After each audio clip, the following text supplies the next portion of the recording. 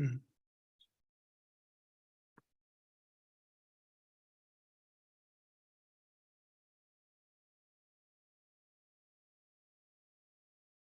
Hey, Sheldon. Hey, how's it going? That's going all right. Awesome. So, I'm broadcasting on YouTube. okay. So here is my YouTube link. Send it to me on Skype. Oh, I just sent it to you here in Zoom. Hey, Sheldon. Yeah. Well, hey, how's it going? That's going all right. So the reason why I didn't want to really do things here is because it's Broadcasting being on recorded. YouTube. Okay. So here is my YouTube link. Send it to me on Skype. Oh, I just sent it to you here in Zoom. Hey, Sheldon. Yeah. Hey, how's it going? The reason why I didn't want to really do things here is because it's being recorded.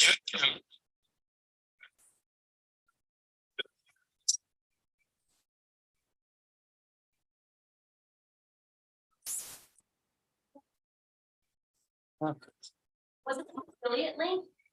That's really loud. You can totally turn that down. The reason why I didn't want to really do things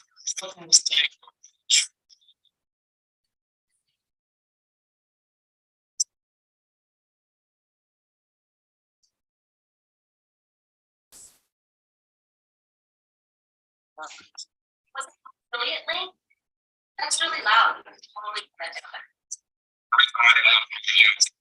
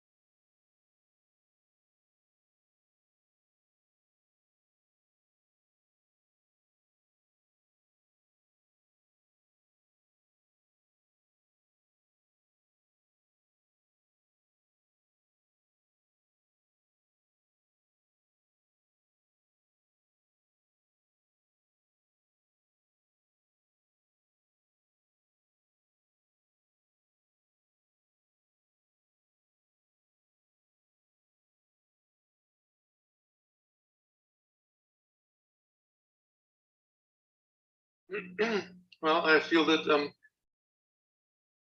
just fine. Okay, so you muted me.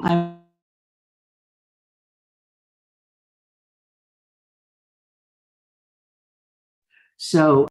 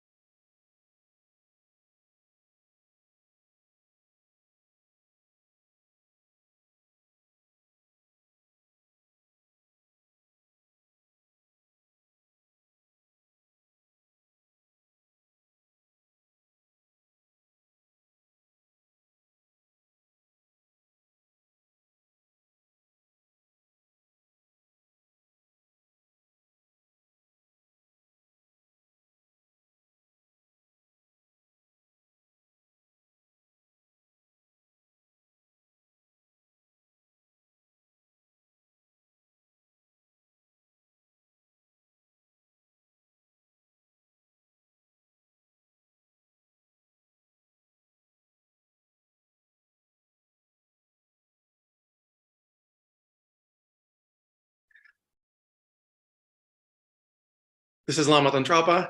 Welcome to World Tai Chi and Qigong Summit. I am thrilled to celebrate World Tai Chi and Qigong Day with you, my friend. This is a fantastic opportunity for all of us, practitioners of Tai Chi, Qigong, and other energy arts, to explore our related practices, learn from each other, and develop the ability to explore deeper our practices. We are going to hear from a number of well-known and also up-and-coming Qigong masters today. Some of them come from different countries. Most of them speak pretty good English. English is my third language, so please forgive me if I am pronouncing something not the way that you used to, but that's also going to be the fact with some of our presenters, so just please be kind to them. We also are going to have panel discussions today. One of them is going to start in just 3 hours, and it's going to be 12 o'clock noon Pacific time, or 3 o'clock on the East Coast, and whatever time zone you're in, that's going to be the first panel discussion on Tai Chi and how to improve the quality of life with the practice of Tai Chi. And the second panel discussion will be on Qigong. Thrilled. And that panel discussion will be happening at 6 p.m. Eastern time, 6 p.m. Pacific time, or 9 p.m. Eastern time. And that is going to be dedicated to Qigong. Now, without any further ado, I want to encourage you to participate in those panels. There are two ways to participate. One is by watching these panel discussions right here where you are watching me right now. And this is going to be the way for most of the folks to consume this experience. For the VIPs, there is another opportunity. You still can watch as the regular participant on this page, but you can also click on the link to our Zoom room.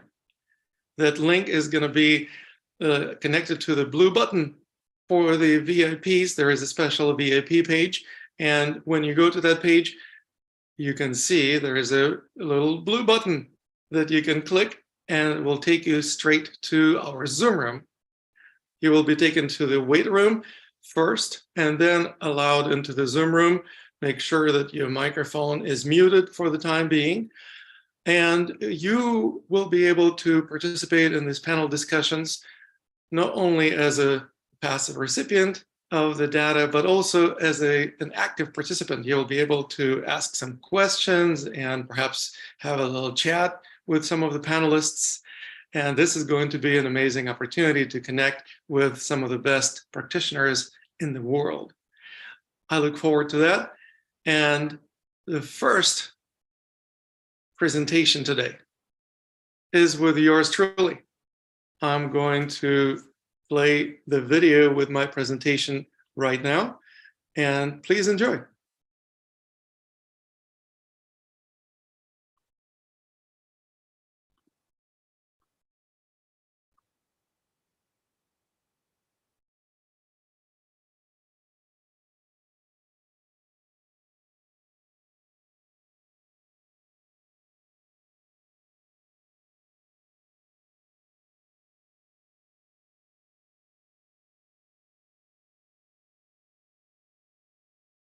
I'm Lama Tantrapa, and I am thrilled to welcome you to the World Tai Chi and Qigong Summit.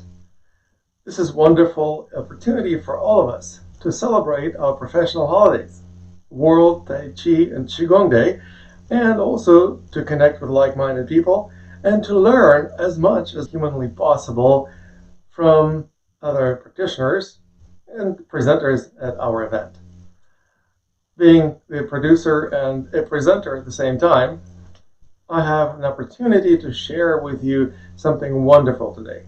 The topic of my presentation is exploration of similarities and distinctions between Tai Chi and Qigong.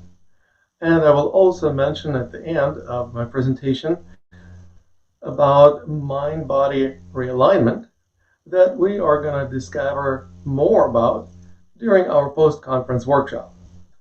That's right. We're going to have another event just a week after today's summit. We're going to have a post-conference workshop during which we'll dive even deeper into the exploration of mind-body connection, integration, and realignment. But today, let's find out first what Tai Chi and Qigong are, the two disciplines that our summit is dedicated to. First of all, the way that Tai Chi and Qigong are pronounced may sound like there's the same Chi in both of the names, but it isn't. So Tai Chi is actually officially supposed to be Tai Chi Chuan, and Qi in the word Tai Chi, it's actually not the same as the word Qi in Qigong. What's the difference? Well, Tai Chi is the ultimate boundary, or in Tibetan tradition of Dzogchen, perhaps we would refer to it as a great perfection. As opposed to Qi and Qigong actually means energy. It can mean life force, or it can be a universal flow of energy. And so these are two distinct words that are pronounced similarly, but spelled with two very different characters in Chinese and in other languages. So let's focus on Tai Chi first. What is it? Traditionally, it developed as an internal martial art. Back then, perhaps there wasn't even a direct distinction between external versus internal arts, but perhaps there were some arts that used a little bit more force, and perhaps they were more linear in their execution. And there were others that were somewhat more circular in the culture of movement, and also used more awareness of how the body works on the inside. So the former are often referred to as external arts, and the latter are often referred to as internal arts. Obviously, the internal arts are not as popular as external. If you look at 100% of martial art practitioners, probably only 10 or fewer percent actually study internal arts. In addition to Tai Chi, there are several other internal arts, mostly coming from China, but also from several other parts of the Asian continent. They include Xini Chuan, Bagua Jian. I would say Aikido can also be included in the family of internal arts. Qidao can be included into it as well, and several other arts that basically focus a bit more, or sometimes a lot more, on the energetics. Now, not all internal arts actually focus that much on energetics. So, for example, Da Chen Chuan, the offshoot of Xinyi that was developed by Wang Shangjai, doesn't really talk about internal energy or qi, but they do a lot of standing meditations, and basically it's a bona fide internal art because they study how the body works and how to use it in the most effective way, and they test it a lot. They actually do a lot of testing through push hands and similar practices. Unfortunately, testing is not a very popular thing to do in the internal arts family of styles. And so a lot of styles don't have that much emphasis on pragmatic applications. And they're filled with flowery forms. And most people, when they think of practicing Tai Chi, that's what comes to their minds, doing some forms. Now, a lot of people told me, you're railing against the traditional forms and styles in a way similar to Bruce Lee used to in the 70s. I'm not against traditional styles. However, I do think that focusing on forms distracts our attention from focusing on the essence of our beloved arts.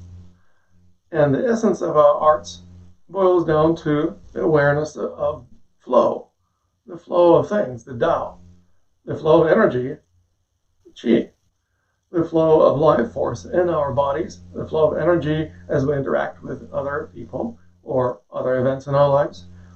Basically, if we don't focus attention on the forms, but instead focus attention on the essence of things, we get the essentials a lot better than the forms. So, if you are really attached to practicing forms, I'm not going to tell you to stop. But my personal humble opinion is that focus means paying attention to one thing at a time. And when you're focusing on the form, you're not focusing on the essence. And that means you are going to miss out on the true essence of the art. You may be quite good at reciting that poem day in and day out, and it may sound beautiful. You may even put it to music and sing it. You may even dance to it. That doesn't make you a proficient user of the language, though. So what we're learning is essentially a new language. What kind of language is that? Well, I refer to it as harmonious culture of movement. Harmonious culture of movement, as the name implies, has certain qualities to it that are distinct from other cultures of movement that may be different. If you go to different parts of the world, you may discover for yourself that there are different cultures of movement. In other words, people move differently. People in Japan move quite differently from people in Latin America. People in Germany move differently than people just a few 100 kilometers away in Italy. People in Russia move differently from people in America, and so on and so forth. There are certainly unique characteristics associated with harmonious culture of movement. I already mentioned one of them, that circular, non-stop quality of motion, rather than linear, start-stop, jerky movements. This is one of the key characteristics of harmonious culture of movement. What else distinguishes harmonious culture of movement from other cultures that are perhaps less harmonious? Integration is an important quality of harmonious culture of movement. In Tai Chi, there is a maxim that if the whole body is not moving, I'm not moving a finger. If I want to move a finger, my whole body is involved. Now, that's what we call whole body power. We use the power of the entire body to animate smaller parts. And we integrate the movements of smaller parts together so that they don't feel compartmentalized or isolated. Instead, they feel integrated and working in concert, in coordination with each other. This coordination obviously allows us to be more functional as human beings. What other characteristics does harmonious culture movement have? Well, for example, we not only integrate and synchronize the actions of different parts of the body and different limbs, but also the movements of the body with the physiological functions. So when we move, we want to also pay attention to how our physiology works. In particular, the aspect of physiology that's easiest to observe, and that is breathing. But generally speaking, it's fair to say that we learn how to synchronize the physical actions and physiological functions, such as breathing, in such a way that they support each other. Another aspect of harmonious culture movement is awareness of our attention. Now, there is a fine line between attention and intention, and that's one of the pet peeves of mine. But what's interesting about it is that where attention goes, energy flows. You can say in Chinese, yi dao, qi dao. In other words, you focus your attention, or some Chinese curmudgeons can say, you bring your intention to something, and thereby the energy begins to flow more abundantly in that particular direction.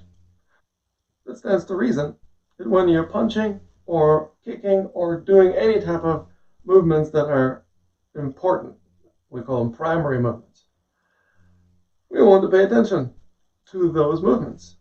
So, for example, if I'm doing repulse the monkey, I actually need to pay attention to the primary movement. I'm not paying attention to the monkey or that I'm repulsing with my hand motion. I am actually paying attention to the primary movement, which is backward pull, pulling backwards, because my center mass is moving in that direction, and that's another definition of primary movement. Primary movement is the movement of the limb that goes in the direction of the center of mass movement. So that stands to reason. Then we also have to kind of understand that there are a lot of misnomers in Tai Chi in terms of naming of different moves. So repulse the monkey is just the most egregious example of that. There are many others. For example, brush the knee stroke. Step and brush the knee. It's unfortunate that, again, the attention is being brought to a secondary movement. We just talked about how primary movement is the movement of the limb that is directed where the center of mass is moving. Well, when you're stepping forward, the center of mass is moving forward. Brushing the knee is not going in that same direction. Now, is there any other part of the body moving forward? But of course, it's the forward push. It's push with the opposite hand. So the opposite hand is actually doing the primary movement, but it's rather odd that the name of this move is named after the secondary movement. So of course, most basic practitioners, beginners, will be confused about the nature of this move, and they will be paying attention to something that they're doing with a hand that's brushing their knees.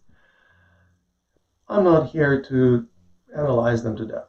What I'm here for is to basically explore what Tai Chi does for you, and also to see what Qigong can do for you.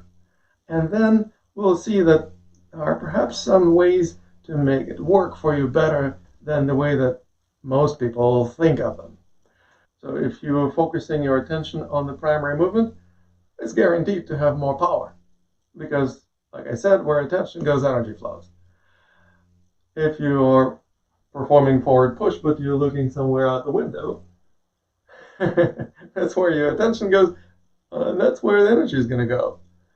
Even if you're paying attention to how some teachers tell their students, pay attention to the tip of the thumb as you're pushing. Well, that's pretty silly, because you're not pushing with the tip of the thumb. The power actually is projected through the La Gong point at the center of the palm. So that's where attention is needed. That's what needs to be also on your center line, not the tip of the thumb. And of course, a lot of people, when they do this push, they're not really paying attention to their hand at all. They're just simply looking somewhere into the distance. I always ask them, so what is it so important out there that you're looking at? It's important to develop awareness of our primary movements, and basically that makes those movements more empowered, more meaningful, and actually more functional. Who wouldn't want that, right? What else characterizes harmonious culture and movement as compared to less harmonious, perhaps, or disharmonious cultures of movement that you can observe people exhibiting pretty much every day? Well, that's actually one of the qualities of harmonious culture and movement, that it also can be integrated into your daily life. You're not just learning how to move well when practicing Tai Chi. I want you to learn how to move like this throughout your life, so that each and every step on earth that you take would be more harmonious. That also means that you need to learn how to develop harmonious state of consciousness, because it's a lot easier to be harmonious in your movement when you are in harmony within, when you have inner peace. Well, that's a really important consideration, but also has a reversal effect as well. The more you move in a harmonious way, the easier it is to maintain harmonious state of consciousness, because you are the way you move. And if you move in a harmonious manner, you are operating in a harmonious way of being, which includes maintaining harmonious state of mind. So believe it or not, we do both. We need to work on the mind and on the body. That's one of the aspects of internal arts as compared to external arts, for example, where they don't often focus as much attention on the mental states associated with the way that they move. I don't want to say that external martial arts are completely oblivious about the mental states. There are many practitioners and masters who actually are quite proficient in understanding and using the states of consciousness that help them achieve what they set out to achieve. So this is going to be one of the fascinating aspects of our mind-body realignment workshop. We also learn a lot of other things in the context of integrating our minds and bodies and realigning them. It's like the two sides of the same coin. The heads perhaps represent the mind, the tails maybe represent the body. So there's two sides of this proverbial coin. Ideally, it would be in alignment. Unfortunately, that's not the case. If you take a coin out of your wallet, there's a high probability that your heads and tails of the coin are not going to be in alignment. Often you see them actually upside down or at some other crooked angles. It's so bizarre that coins get minted like that.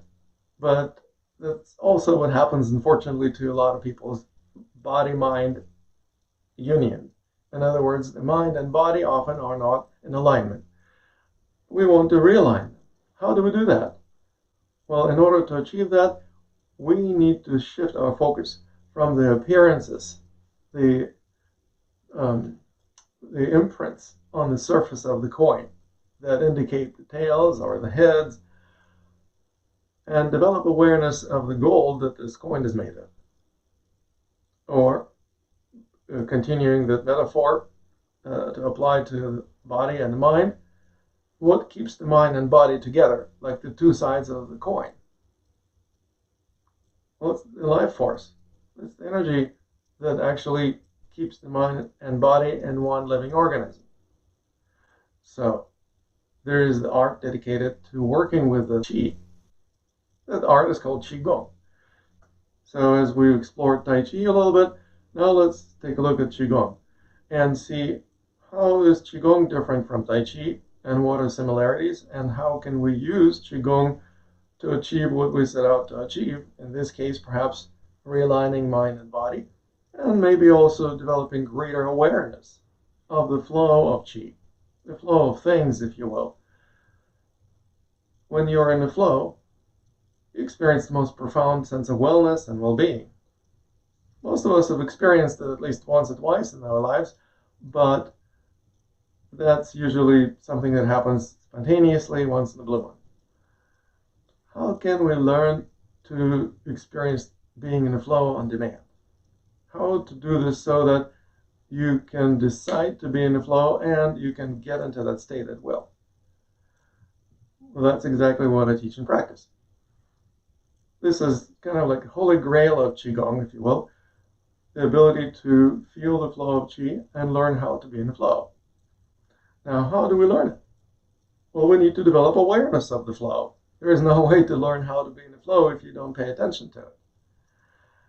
And there is a prerequisite for paying attention to anything, and that is acceptance. In other words, if you don't accept how the flow of energy is flowing, if you think that it's stupid and it's not flowing where it should be, or there is something wrong with it and needs to be fixed, obviously that's an unacceptance or lack of acceptance. And when we don't accept something, obviously we are not in a state of paying attention. We are in a state of trying to fix the problem, or trying to run away from it, or trying to sweep it under the rug and pretend it's not happening. When we develop acceptance of the flow, that also means we stop trying to manipulate it. And by quitting manipulating the flow, I literally mean that we no longer try to fix how the flow flows. The energy always flows following the laws of nature. It can't violate the laws of nature. We just don't know what those laws are in most cases. We know a few, but it's like a little tiny tip of the iceberg, maybe even just scratching the surface of the tip of the iceberg.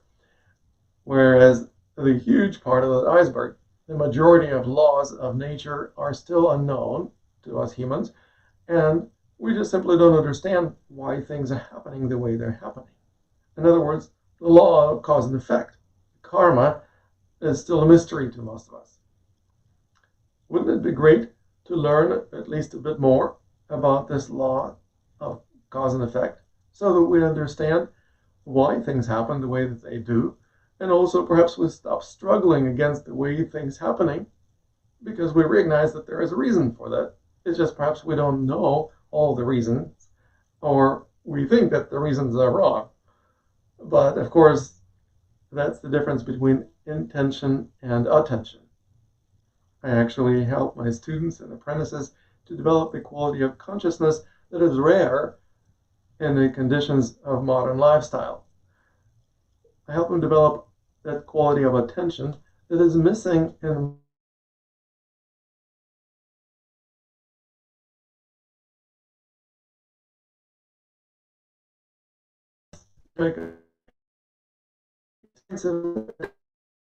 attention part. Most people's attention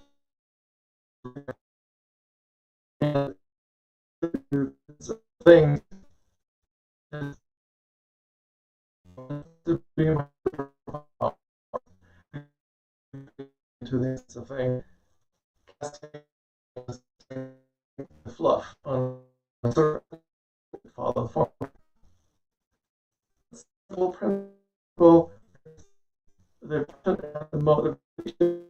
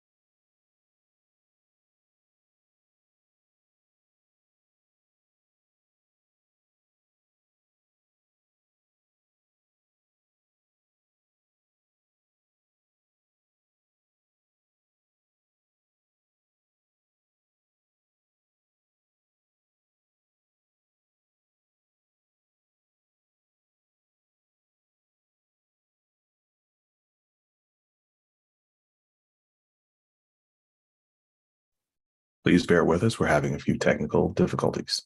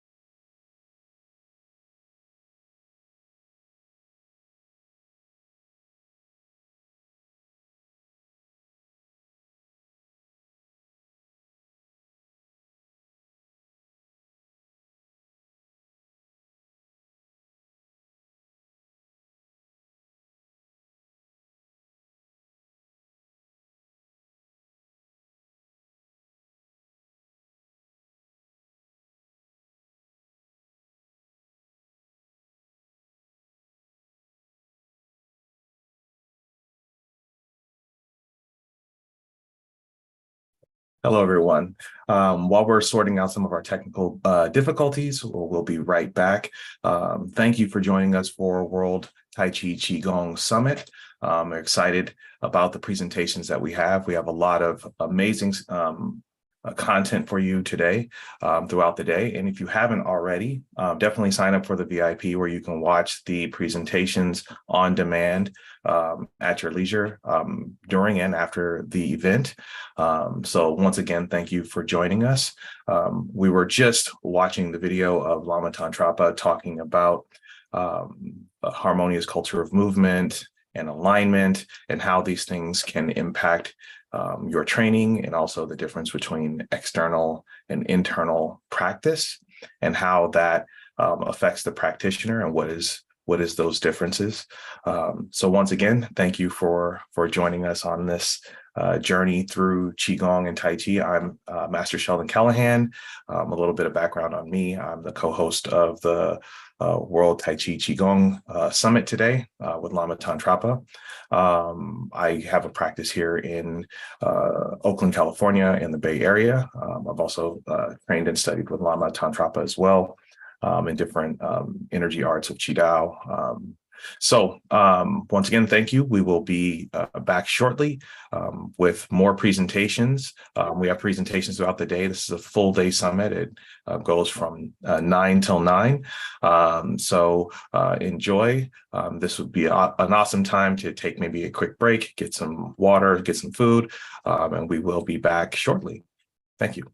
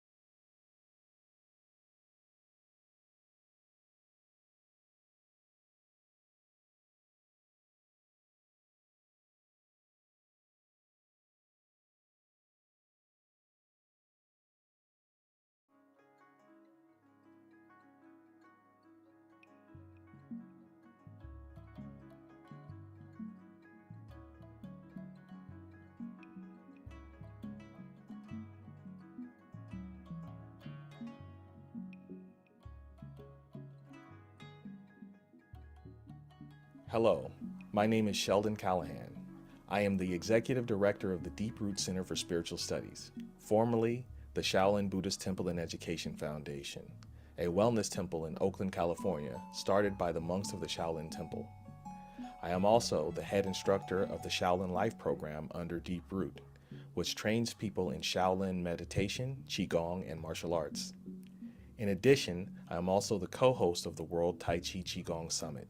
I have trained in Shaolin and martial arts for over 25 years. During my training, I have been under the tutelage of monks and masters from Shaolin, Wudong, and Tibetan traditions in various arts and styles. In our presentation today, we will talk about Chan Wu Yi. It is a concept of mind, body, and spirit unification. Chan Wu Yi galvanizes the work in many traditions, notably Shaolin, Wudong, yogic practices, and countless others. Chan Wu Yi helps balance the practitioner through awareness, self-protection, and healing. Even a military could not exist without an intelligence branch, a warrior/defense branch, and a healing/medical branch. Though this concept is how many arts began and thrived, the idea of this unification has become obscure and fragmented. Chan is the original Chinese word from the Shaolin Temple that is more popularly known as Zen. We can think of Chan as mindfulness, observation, noticing, introspection, or quieting the mind. The Wu is considered the art's martial, self-protective, physical, and rigorous aspect. The Yi is considered the medical, healing, and self-care aspect. Before learning this term, my practice consisted of meditation, martial arts, and healing arts.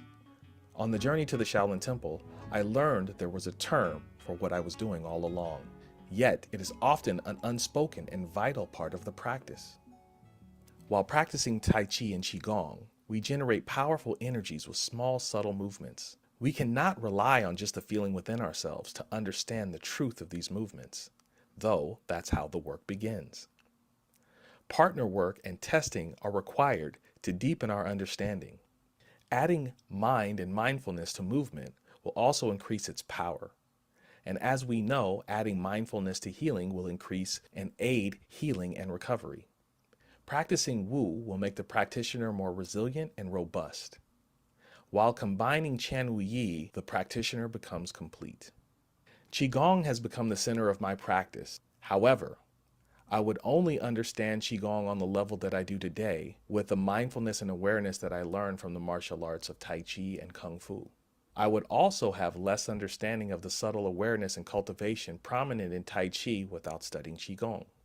Many Chinese medicine students are instructed to practice Qigong to deepen their understanding of energy and keep them healthy while treating others.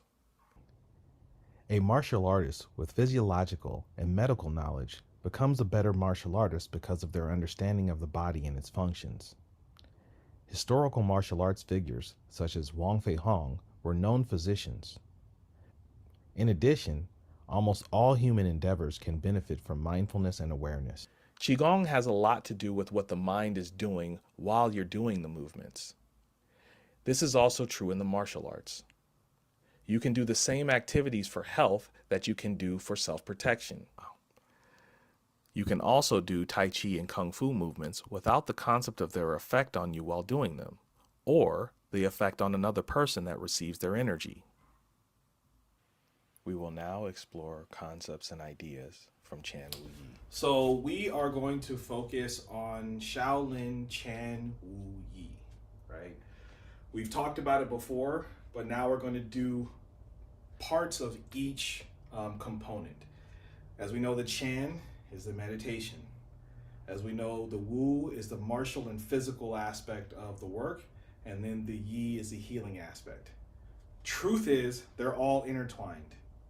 They're not separate, right? As I'm practicing my martial, my mind should be in a Chan or a Zen type of state, right? As I'm practicing my healing, my mind should be in that Chan type of state. Also, as I'm practicing martial movements, I am also affecting my organs, my ligaments, fascia, all the different tissues. So what you're doing depends on what you're thinking about what you're doing, right? So when I'm doing martial arts, it doesn't mean that I'm not coming at it from a healing standpoint. I can switch what I'm doing. So let's just do an example of a yi movement. We're going to go backwards because a lot of times when you see Chinese, it's written from right to left. So it might be confusing when we write it down left to right. So we'll start with the yi. So one movement that we know affects the kidneys is wave hands like clouds. Yeah. So I'm just going to have my arm come out. I'm going to go a little bit past this point, and then I'm going to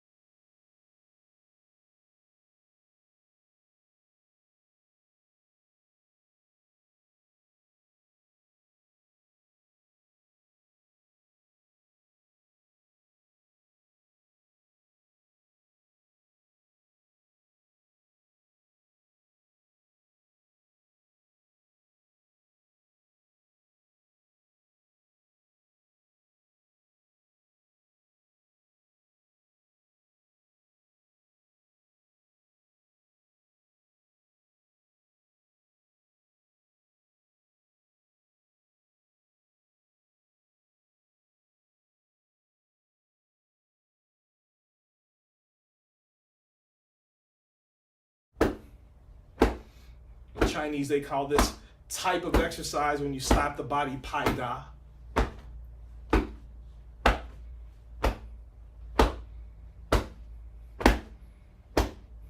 Good. Now we're going to slap the chest.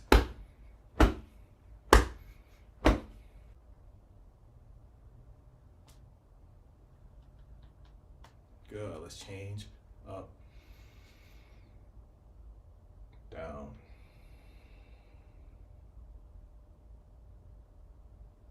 Good. Let's shake it out.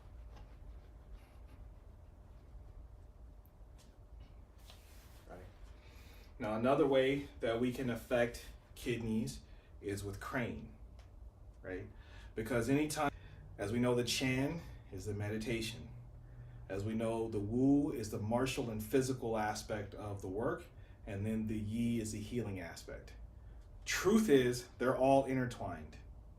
They're not separate, right? As I'm practicing my martial, my mind should be in a Chan or a Zen type of state, right? As I'm practicing my healing, my mind should be in that Chan type of state. Also, as I'm practicing martial movements, I am also affecting my organs, my ligaments, fascia, all the different tissues. So what you're doing depends on what you're thinking about what you're doing, right? So when I'm doing martial arts, it doesn't mean that I'm not coming at it from a healing standpoint. I can switch what I'm doing. So let's just do an example of a yi movement. We're going to go backwards because a lot of times when you see Chinese, it's written from right to left. So it might be confusing when we write it down left to right. So we'll start with the yi. So one movement that we know affects the kidneys is wave hands like clouds. Yeah. So I'm just going to have my arm come out. I'm going to go a little bit past this point, and then I'm going to drop, and I'm going to go past this point. Yeah. So I'm going to go a little bit to the back. And I want you to notice when you feel the engagement in this area here.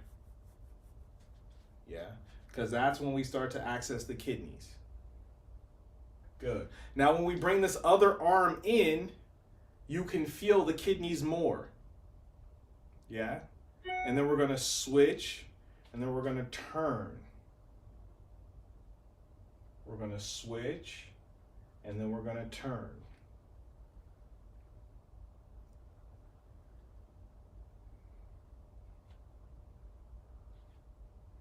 So not only are we getting an exercise of the kidneys, we are also getting an exercise of the spine.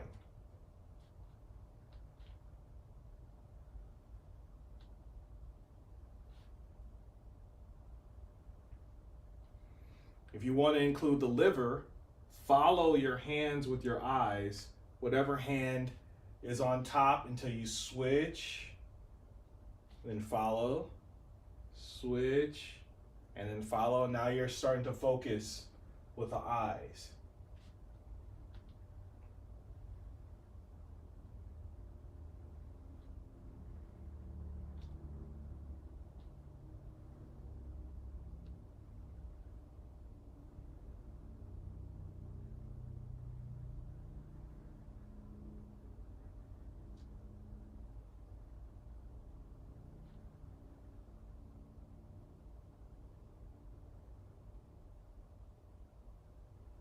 Good, let's bounce.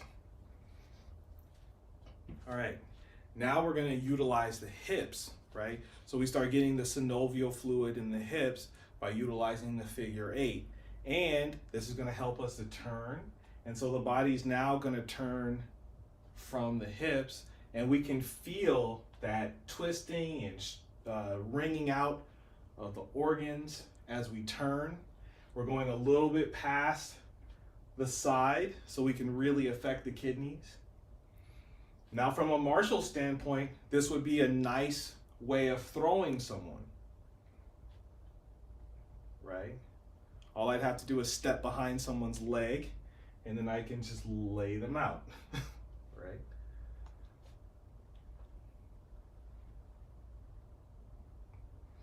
And I'm leading with the elbow. And so now we have a martial component.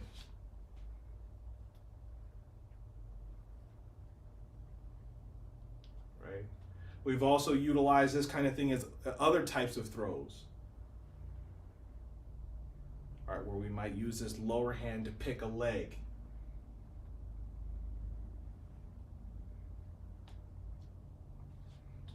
Good. Now with what we did with the eyes, we now start to get into the chin because we're mindful of what our eyes are doing, focusing on the upper hand.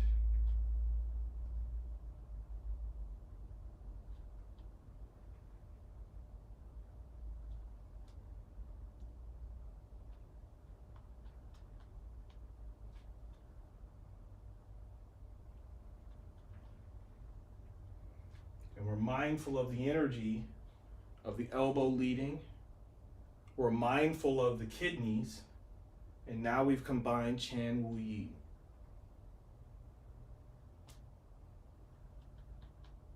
Good, let's change up,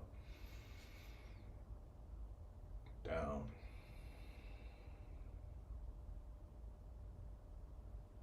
Good, let's shake it out.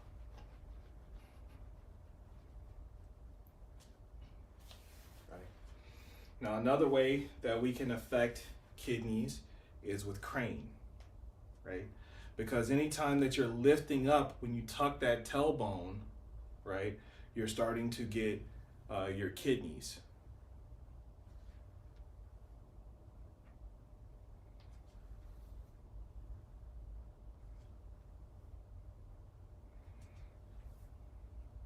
Good, nice. And so now I'm just going to go inside, inside, inside, inside. So now I'm going to do opposite.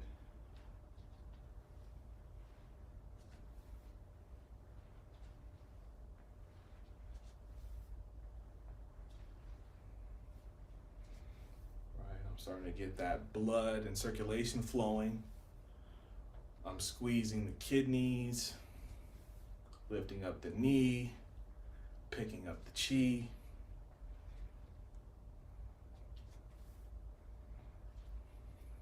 Good.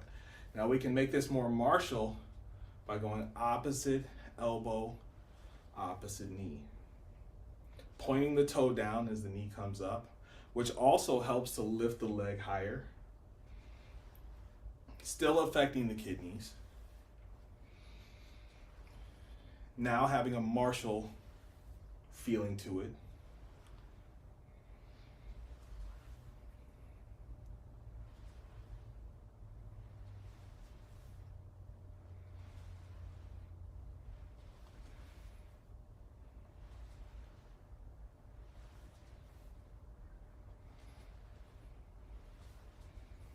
Good. We're going to circle our hips. And then the yi, of course, is almost that kind of trance-like state that we go into when we do repeated movements. Yeah? Good. So now we're going to go up and out, up and out, opening up the hips, bringing synovial fluid to the joints.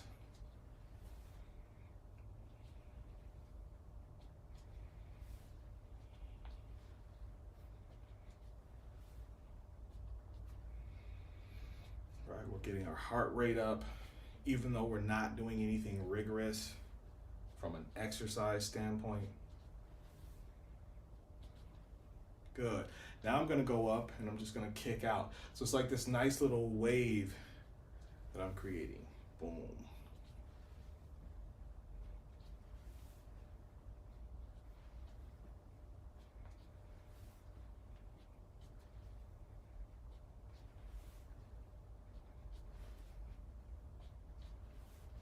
Good. I'm going to circle.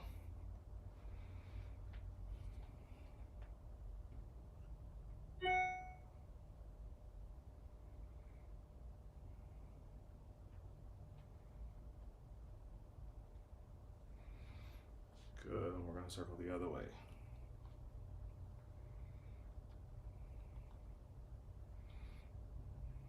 Good. So now one of the things that never gets looked at as martial, but if you put the right intent and understanding in, it can be considered martial, is body drumming, right? Everyone's done body drumming before, right? This kind of stuff, hitting with the open hands, hitting with the closed fist, right?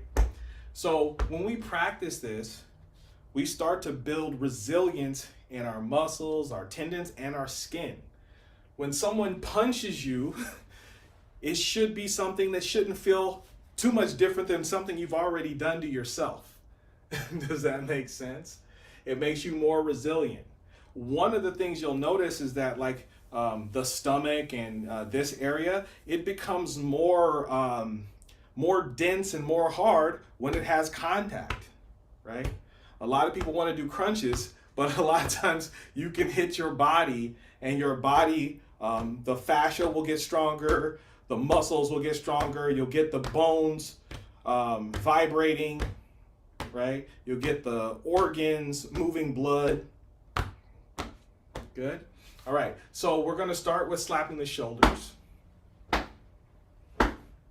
And we're always slapping the kidneys.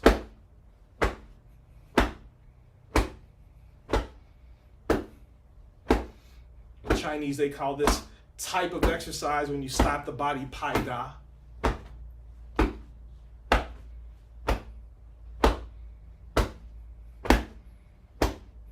Good. Now we're going to slap the chest.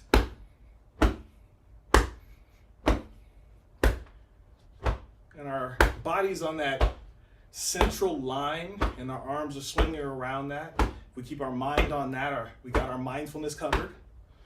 The slapping of the body as a way of getting used to taking strikes and blows is where we can think of ourselves from a martial standpoint. The Wu. And the healing of vibrating the heart, lungs, pericardium. Then we go down to the stomach, liver, spleen, gallbladder, pancreas.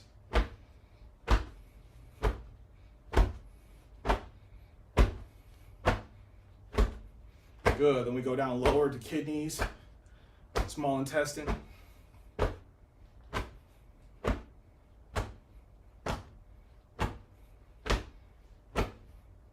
Then we go to the Fu, the large intestine. And we're slapping Mingmen at the same time. So we're doing Dantian in the front, Mingmen in the back.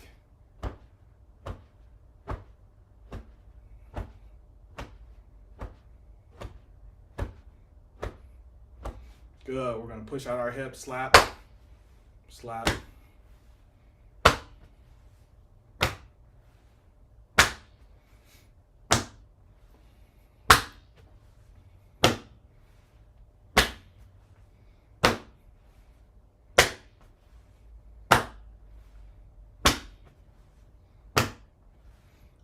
Also, we're learning how to let our hands be like dead weight, right? I'm letting it drop. That makes it stronger than if I try to push my hands down to hit a target, right? From a martial standpoint, this will increase your ability to strike because you use relaxation instead of muscle tension to achieve your goal. Good. Now to the horse, a classic martial arts or kung fu stance. The back of our palm is going to be facing the inside of our thigh, and then slap. Same thing. We're letting it drop. It becomes more intense as you relax. So again, as we're practicing our Qigong, that is our healing, stimulating the femoral artery, we are also getting used to being struck, becoming more resilient.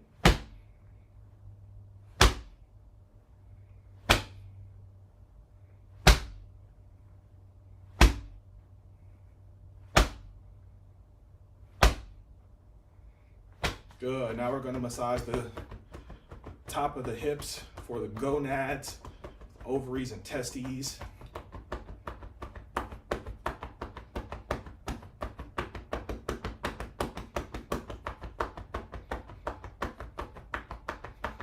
Good. Then we're going to do the chest.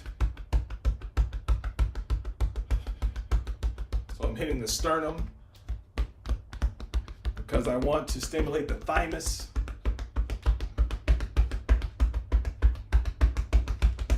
Good, and we're just gonna relax for a second and notice. Now we're going back to really bringing the chan forward.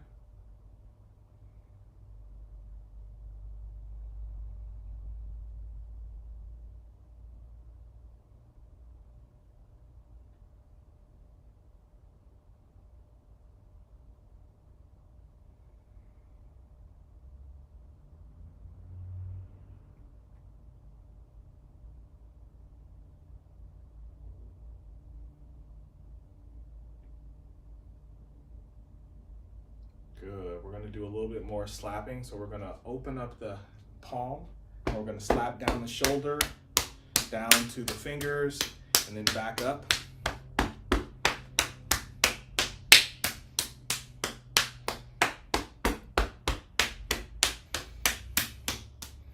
Drawing out toxins. At the same time, getting used to being slapped. Bringing our mind to that aliving, tingling sensation.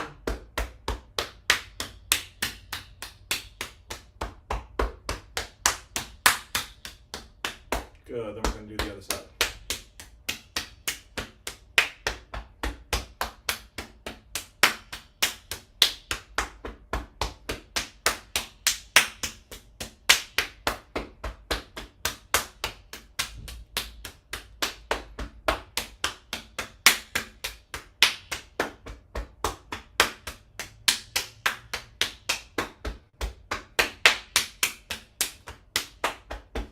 Good, then we're just going to notice.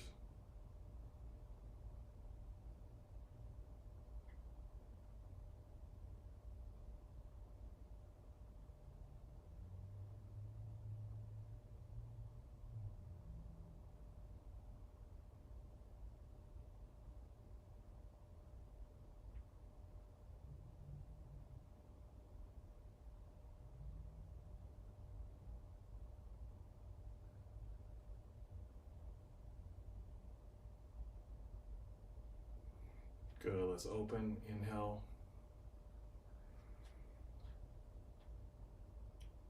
Sink down. Exhale. Swallow.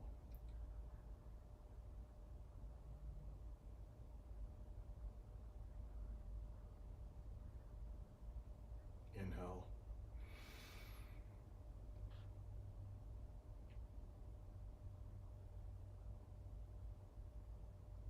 Exhale. Swallow.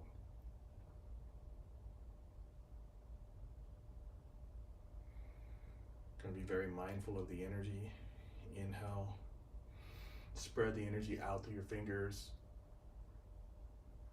We're going to start the descent, sinking down through the elbows. Exhale at the nose. Swallow at the throat. Hands turn over at the lower ribs. Feel the Lao Gong point in the middle of the palms come heavy. Inhale. Spread that energy out through the fingertips.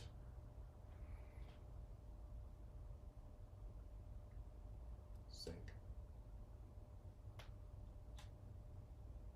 Exhale at the nose. Swallow at the throat. Follow the swallow into the belly. Hands turn over at the lower ribs. Feel the heaviness. And down. Nice. All right. Let's sit down.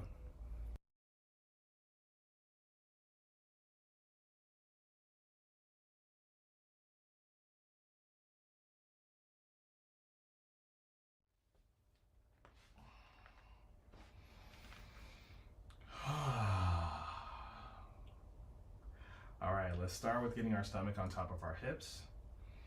Of course, we're probably going to notice tightness in the hips almost immediately after doing all of that work. Just notice it and then breathe into it.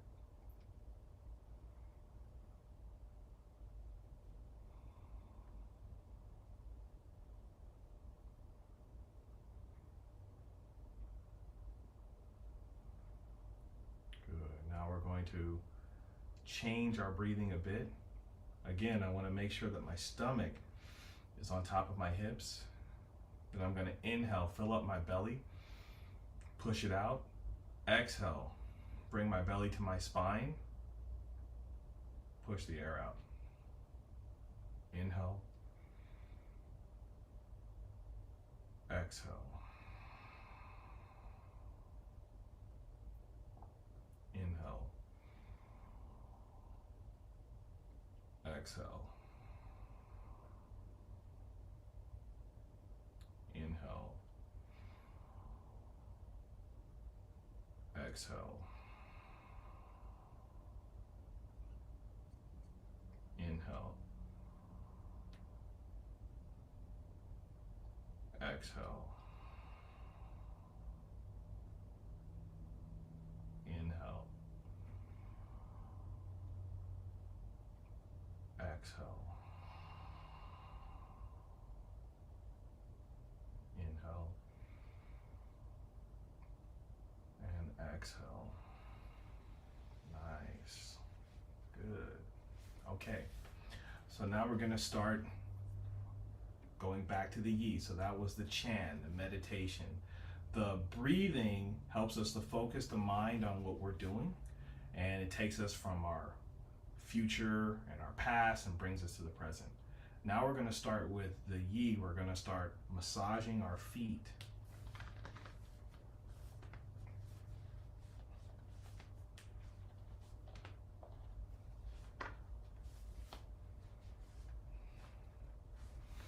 So you want to get underneath the ankle and get the heel, get the inside of the ball of the feet and the toes.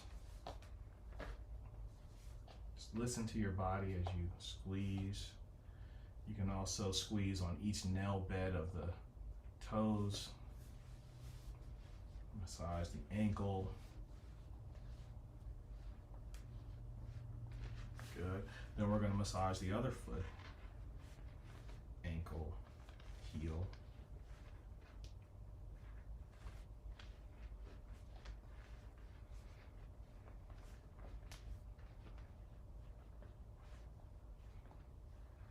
Good. I'm going to open up my arms, open up my legs, and then switch. I'm going to massage again.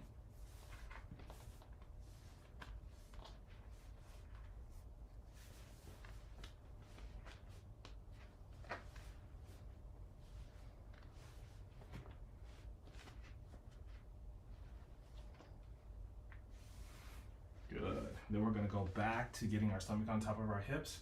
And you may notice a distinct difference in how your hip feels from just massaging your feet.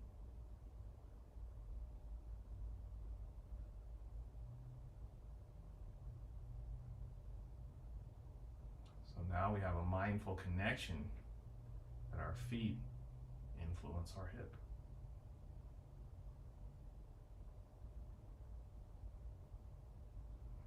Next, we're going to massage the knees.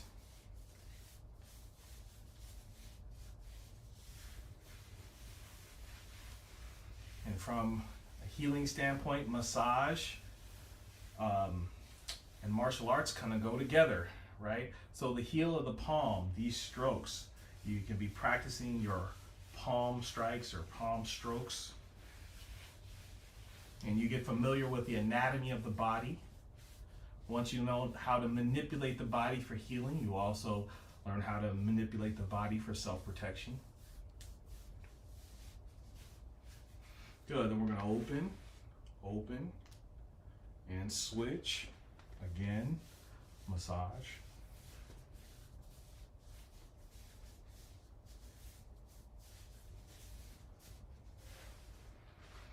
Good, then we're going to get back, stomach on top of the hips. And we're going to notice how our hips feel.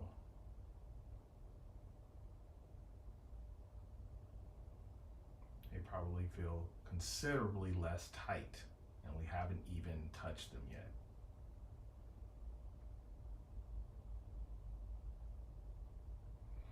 Good. Next, we're going to take the heel of our palm. Once again, something that could be used martially, but we're going to use it to massage in the hip.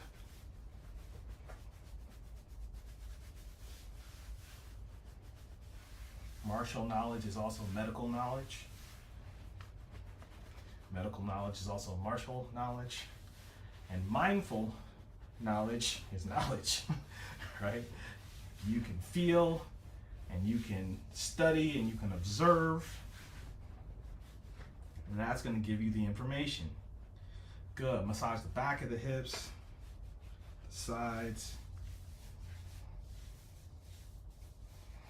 Good. And because when we're sitting in this posture, we're prioritizing one leg over the other, we're going to switch and then get all up in that hip again.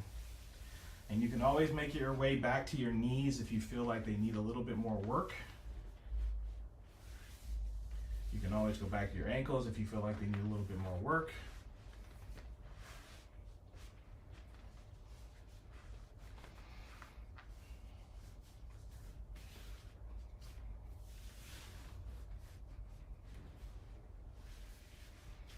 Good. And when we're ready, we're just going to go back to stomach on top of the hips.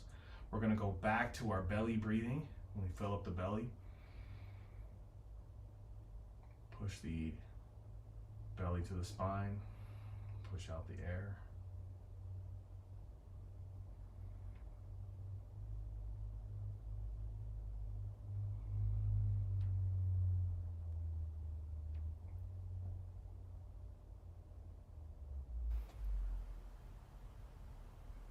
We invite you to slowly come back, noticing the difference that you feel inside of yourself. We thank you for spending this time with us. We look forward to spending more time with you soon.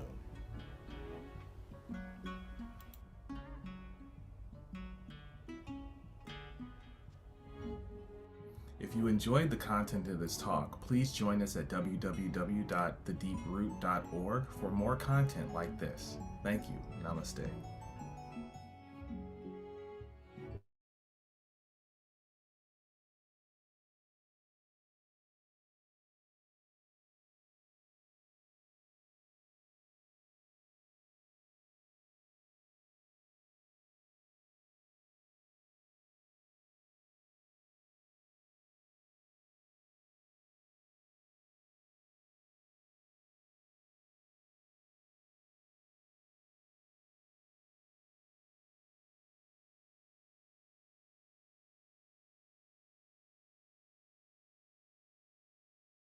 Welcome, welcome everybody.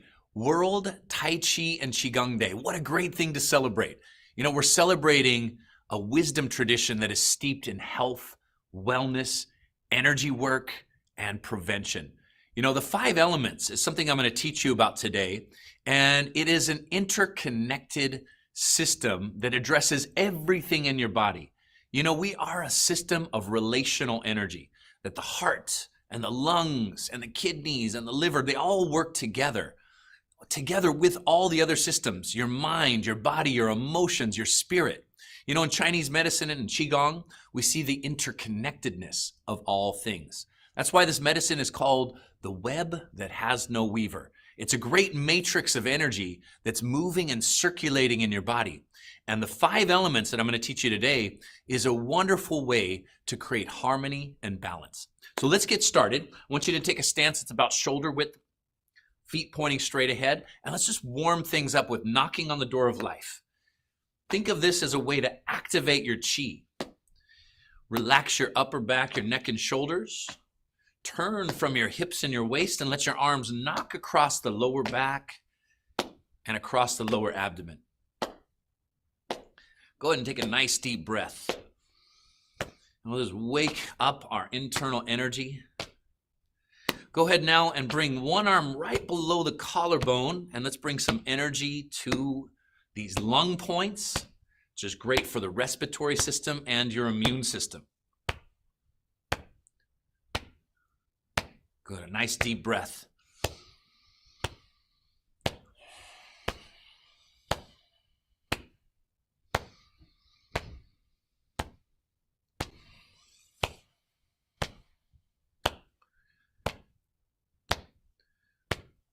And back down.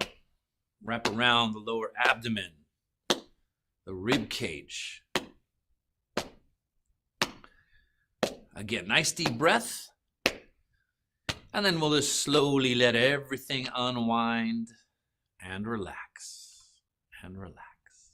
Synchronize breath and movement, spinal cord breathing, hands by your shoulders, knees slightly bent, and inhale, look up. Exhale, round the back, tailbone tucks under, chin to the chest. And inhale, big deep breath. Exhale, round the back, tailbone tucks under, chin to the chest. Inhale. Exhale. And a deep breath. Moving all the joints in the spine. With that deep breathing, again, takes that relaxation into the nervous system a little bit deeper.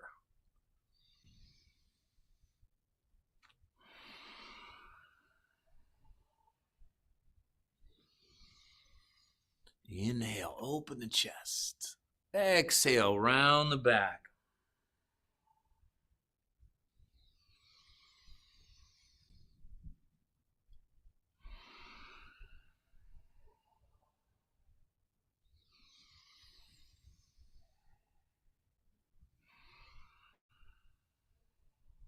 Very good. And relax.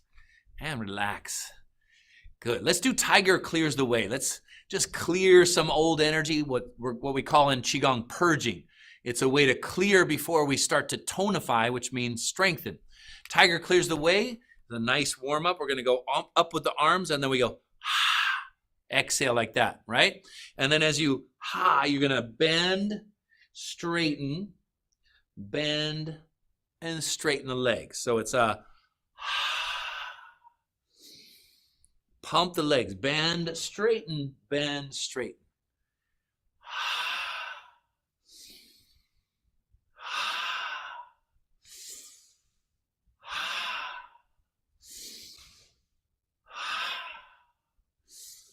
Very good. Pump that energy through the body.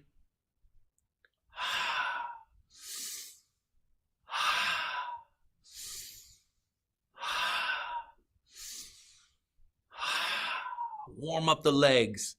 Clear, release old energy.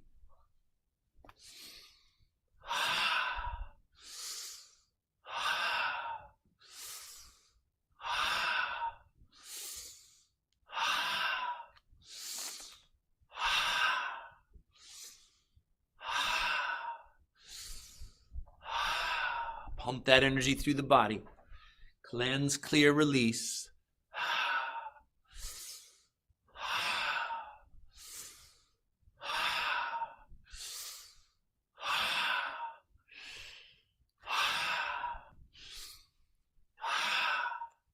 One more time.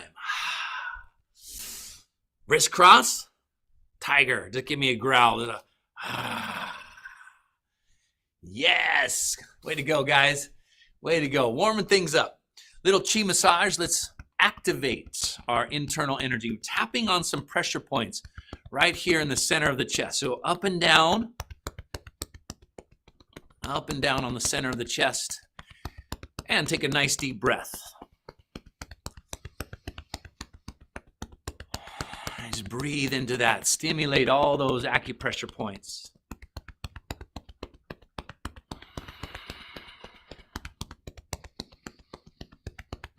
And open the hand. Kind of slapping down the inside of the arm. Slap up the outside of the arm to the neck and shoulders. Slap down the inside of the arm. Slap up the outside to the neck and shoulders. One more time. Say hello to your meridian lines. Wake them up. And back to the center of the chest.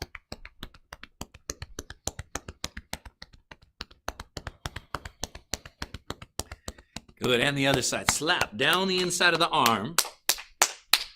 Slap up the outside of the arm to the neck, shoulder area. Down the inside. Up the outside.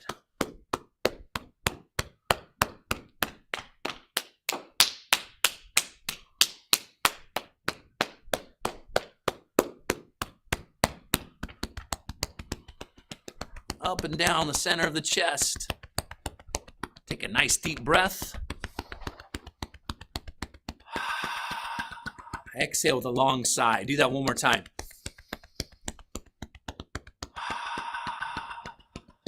Relax. Let's feel the energy in our upper body, chest, arms. Sense the activation of that life force energy.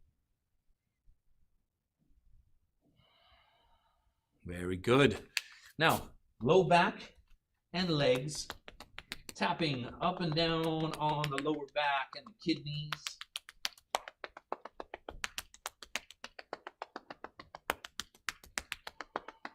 Up and down, low back, kidneys.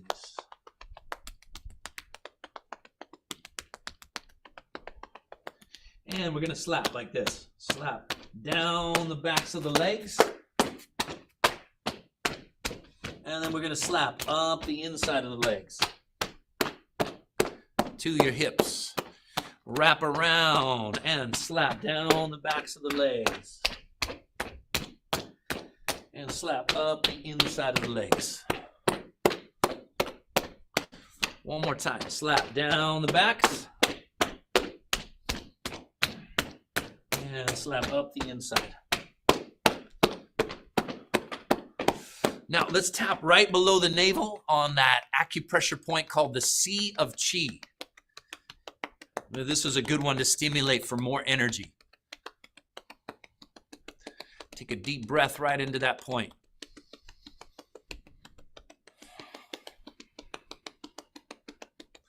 And then hold your hands right here. Feel the energy in your belly, moving through the legs, all the way to the feet.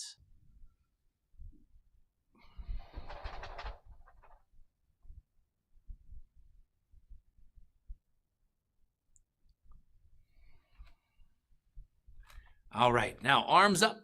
Let's do dragon stretches its tail. Over here to your left.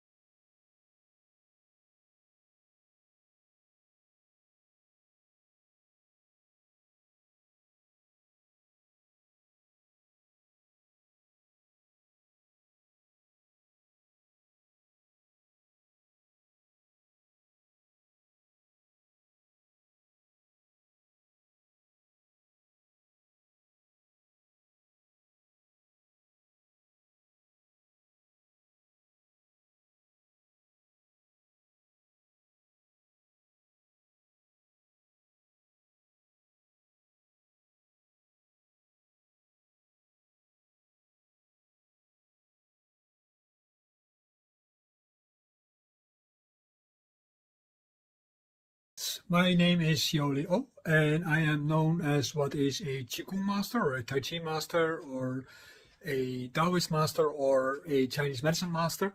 I have become a monk in Wudang Mountains in 1999, and I have been living like a monk with monks and also on myself by myself since that time. And in this lecture, I'm going to talk a little bit about Qigong and Tai Chi Chuan, and what is the foundation of that to help you if you are just starting with these kind of studies, or you're just curious about what I have to tell to my students. My starting point for talking today is an observation that I made at a conference, World Conference of Qigong in, I don't remember which year, but it was the second World Conference in San Francisco, organized by Effie Chow. I have a clinic and I have classes online, and in this program that I offer, I use a lot of this kind of information. I read a lot of these kind of things, study Chinese, read things in German, French, English, so I'm also well versed in what they think in different kind of cultures, and that is very helpful. And as a result of that, I say usually things that you don't hear from other people talking about Qigong or Tai Chi Chuan and so on. I even say different things than what they say in China, and I have good reasons for that. Because of the Cultural Revolution, China changed. We can also be satisfied with what everybody says, but although I'm very much democratically inclined, I'm also an elitist. That means that it is important to investigate things until the bone and not be satisfied with what somebody important says or what everybody says, but to try to find out what things really mean. So I started translating things from Zhang Feng, the Taoist Cloud Cover, several other texts from the past and from the present also, on Chinese medicine and on Kung Fu and on a lot of different kind of things. And they usually say completely different kind of things than what we Westerners say. I would make myself easy as a translator if I would say what everybody else says, but it's just not what it says in the classics. So let's get on with this, and let me give you my introduction to what Qigong is all about and what it could do for you. During the lecture, you can either sit and listen, or you can practice with me. We're going to do a standing opening practice, very simple. If you feel dizzy or anything like that, you feel you lose consciousness, then just go sit. The practice is to learn to be concentrated on both the outer and the inner world at the same time in equal measure. We're starting with the standing in foot wide, so the feet are mixed together and our hands are on the dantian. When we are standing straight, we are standing in the vertical axis of our body from our heel to our crown. I will tell you more details about that in a moment. At the moment when you have a little bit of a sloped body, then by lifting with your attention the base of the skull up, through which you can open the crown, so not hanging on a thread, and then also at the same time behind the heart you can lift up the vertebrae, and then also at the kidney level you can lift up the vertebrae. A lot of amazing things happen that usually people try to fill up with artificial means. At the moment when you lift the skull, in a very basic principle, you hang the bones inside your muscles, and all the bones are hanging down from your intention. Same with the heart, the stone gate it's called, and also the water gate at Mingmen. Automatically, as a result of the weight, your hips fall into the right position, and you have to make sure you stand on your heels and not on your toes or on the middle of your foot. The Yongchen point, bubbling spring, is bubbling because it's open. When you're standing shoulder wide, the hands are standing in a Tai hand form. That is a closed hand form to create a sort of echo room, which is also called a cauldron, around the dantian. And then the civil dantian is in 3 fingers below the umbilicus in the vertical axis, and the Taoist one is behind the umbilicus. This line leads to a point behind the midline of the body that people usually perceive, and it is on the backside, almost in the spinal column. It's part of what is called the 4 kidneys. When you measure 3 or 4 fingers from the front of your belly and you have a big belly, then automatically as a result of that you will miss the point, because then you confuse it easily with the center of gravity. And the center of gravity and the dantian, there are 2 different kind of things. At the moment when you're standing, you're continuously realigning your body because of the way how you shift your weight, and you want to develop a sense of pressure on the floor on your heels, and the counter pressure of that is the foundation for the development of Jing, the coherence of your body. At the moment when you're standing, you keep your tongue to your palate to make sure that the Dumai and the Renmai are connected, and the steam from the Dantian can go up through the Dumai and can sink down to the Renmai. Also the heart and the Dantian and the lungs and the Dantian, they have to harmonize to make sure that the body is functioning properly. So when standing, you pay attention to your channels, you pay attention to your organs, and you pay attention to your Dantian and your posturing. That's a whole lot. Hi dear friends, welcome. My name is Yoli O. That's my Taoist name. My Dutch name is René Goris, and I have been practicing Qigong Tai Chi Chuan since I was 11, and I am turning 60 this year. I have been practicing Qigong at an early age together with yoga and meditation as part of a quest to improve my health. And in that process, I overcome the issues I was born with. And officially, I should have been dead 20 years ago. And that means that I think, anyway, that I survived my own diseases because of the practice of Qigong and Tai Chi Chuan. And I can do things that my doctor always told me I would never be able to do. So I'm very happy with my practice, and I want to also share with you in this talk what I learned over time, and I want to share with you some of my message in that sense. This movie is made in context of the World Qigong and Tai Chi Day for 2023. I have been studying this for a long time, but the time that I start professionally studying this is when I was about 24, 25, after I wanted to learn some form of self-defense because of being attacked by a bunch of cokeheads in Amsterdam where I was living, and nothing really attracted me very much. I always wanted to do martial arts, but because of my disease I was not allowed to do it. I was now living completely isolated from any medical support, so I decided to make my own decisions, and I ended up with Tai Chi Chuan.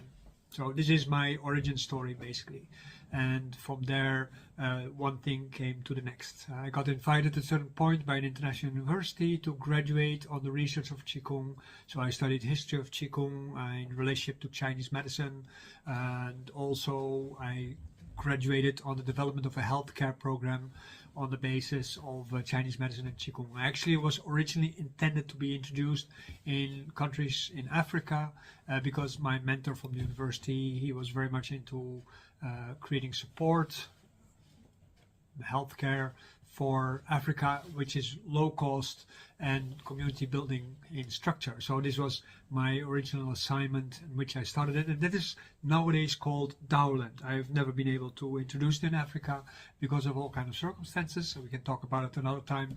It is not very relevant right now.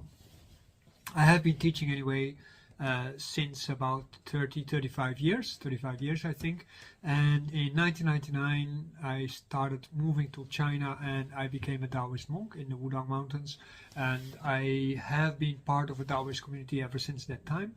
I have been working and studying in different areas, among others in Qingzhen Mountain. I have been working and studying in Baiyangguan in Beijing, and also in monasteries and schools in Wuhan and Sichuan, what's it called, Chengdu, and all kind of other places, just to try to understand the role of Taoism in things like Qigong and meditation.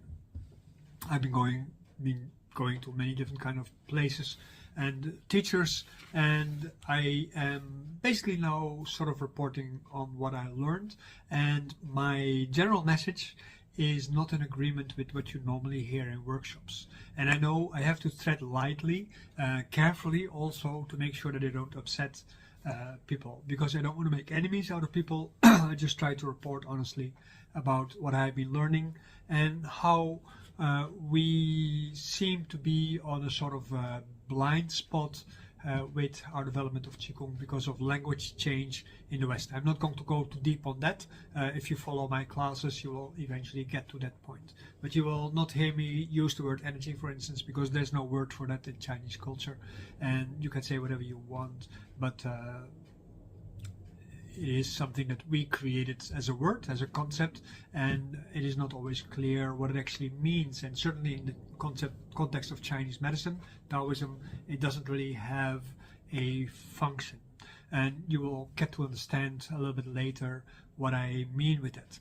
I also will share a few basic practices with that, and I want to say that if you watch this movie as part of the World Tai Chi Day, the VIP customers, they also get free access to the Qigong primer that I wrote, and there's talk in there about Neidan, and there's talk in there about Zhonghu Qigong. That is my main Qigong style that I teach. It's a Taoist style of Qigong, which helps you to develop Jing first, and later on also help you develop your place in the Taoist cosmology, and from where ritualization, meditation, Taoist magical work, I Ching studies, and so on, all originate.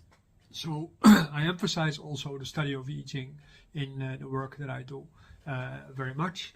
And also in my own translation, I came up with something completely different because I started translating from what my teachers told me and not so much about what other translators have been doing before, because most of these translators have never really studied the I Ching from the perspective of Taoist or Confucian culture. So without further ado, to stop basically with introducing, I have 30 minutes.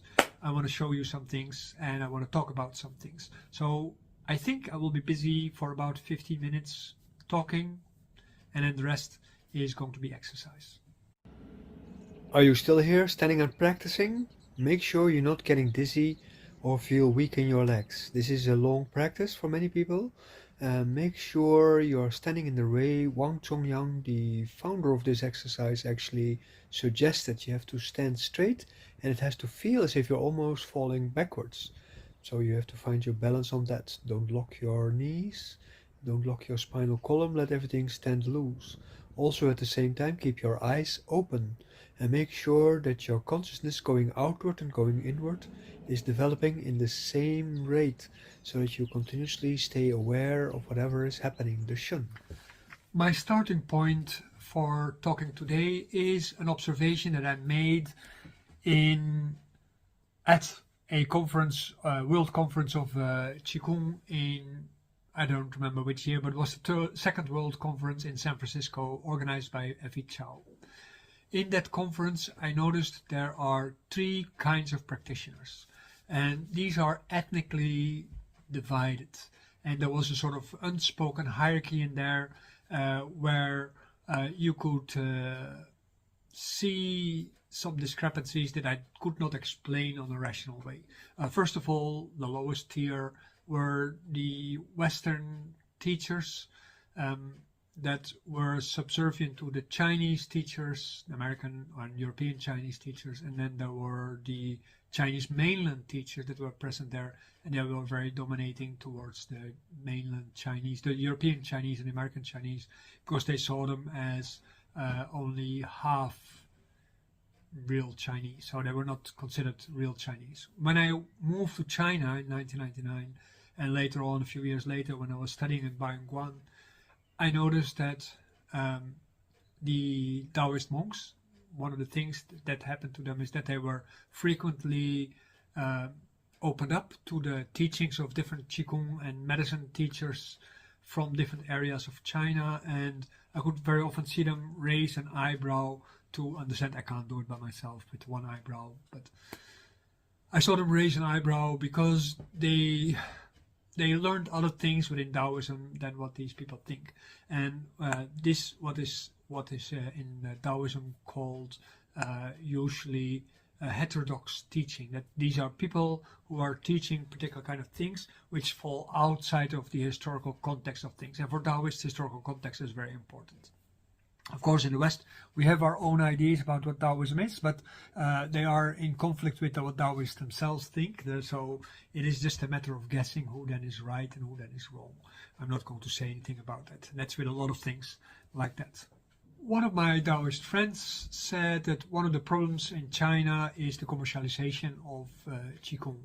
And as a result of that, because of these commercialization processes, people can make a lot of money being a Qigong teacher, and the making of money becomes more important than anything else. Of course, Tai Chi Chuan and Qigong, they're also part of the nationalist movement in China. And that is for us Westerners sometimes confusing, because that means that there is this sort of a barrier where people do not accept that we as Westerners can understand things, so they also don't explain all the things that are really very relevant for that epistemic climate of China. And we have something similar, of course, going on in the West. We have also an epistemic climate which doesn't allow everything to just be known as they are, but we also color our own history. So summarizing, we can say there are a few things that we as learners of Qigong have to come to grips with and to understand. And the first one of that is language. You can't understand something without having a language for it. You can say like, but I have an intuitive feel for what it is, but this intuitive feel is always showing you that you are right. And that means that you are convincing yourself by the feelings that you have.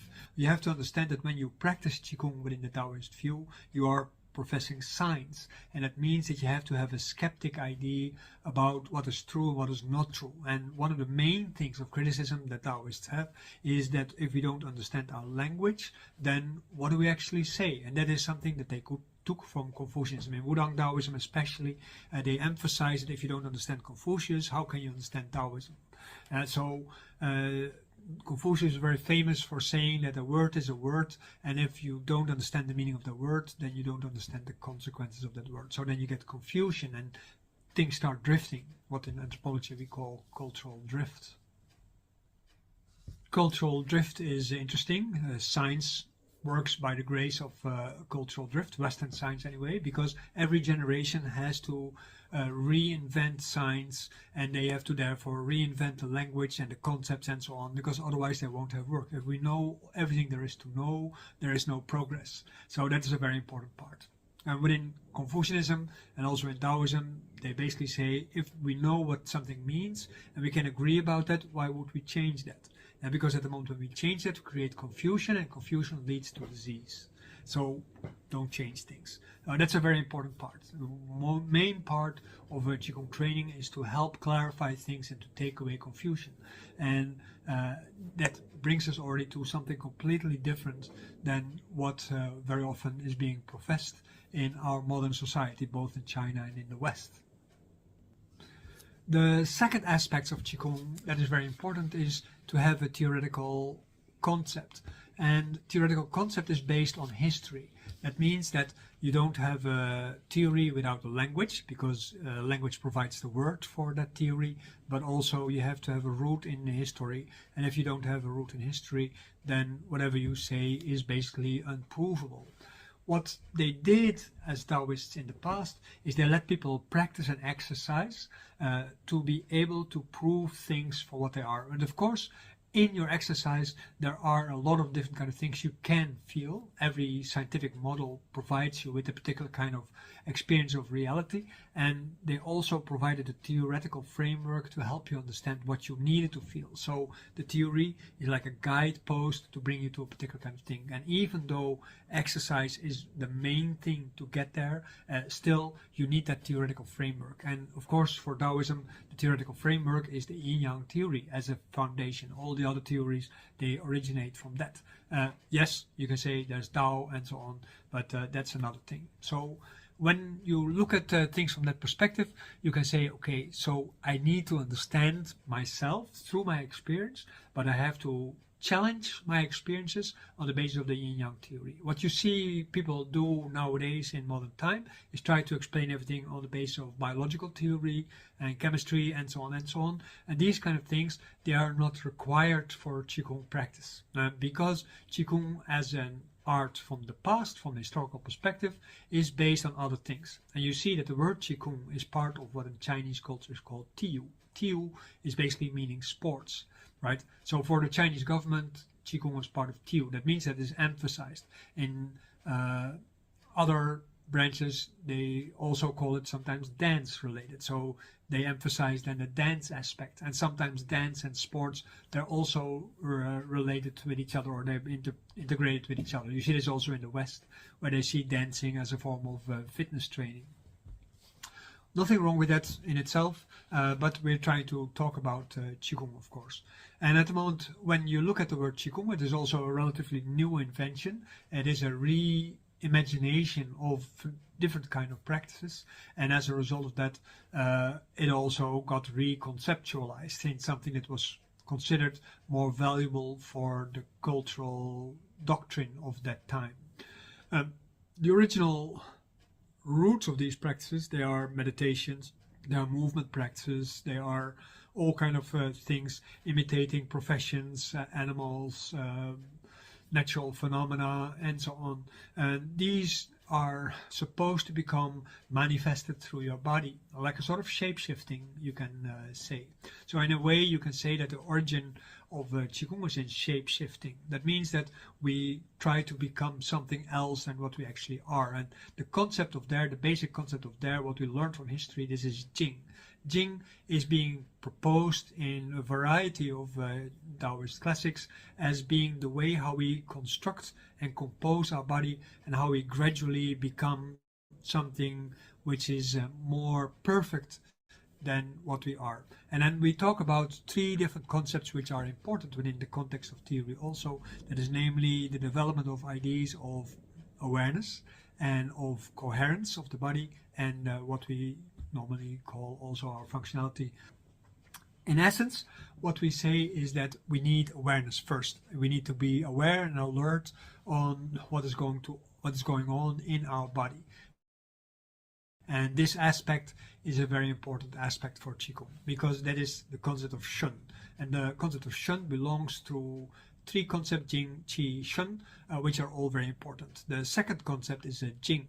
So at the moment when we talk about Shun on the one hand and Jing on the other hand, we talk about the awareness, and then the awareness of the body, of course, and then how the body is being constructed. And that being constructed of the body parts, that is where the Jing comes from. Yes, of course, there's also the potential for the body, but it is also to a large degree a filling in of concept of Western biology into Qigong practice, and that is not necessarily correct. Even though it is valuable at times, it is not necessarily correct. Then at the moment when you look at these things, you can say, okay, when the awareness is able to guide the way how we comport our body, then gradually our body becomes better and better. And in Chinese medicine in general, you can say from Huang Jing and other classics that if the body is perfect, then at that moment automatically we will be considered healthy, and healthy means we're not dying. Yes, and for most people, after we are about 50 years old, we start dying. Let's get back to our exercise for a moment. What we exercise for is to develop the durability of our body.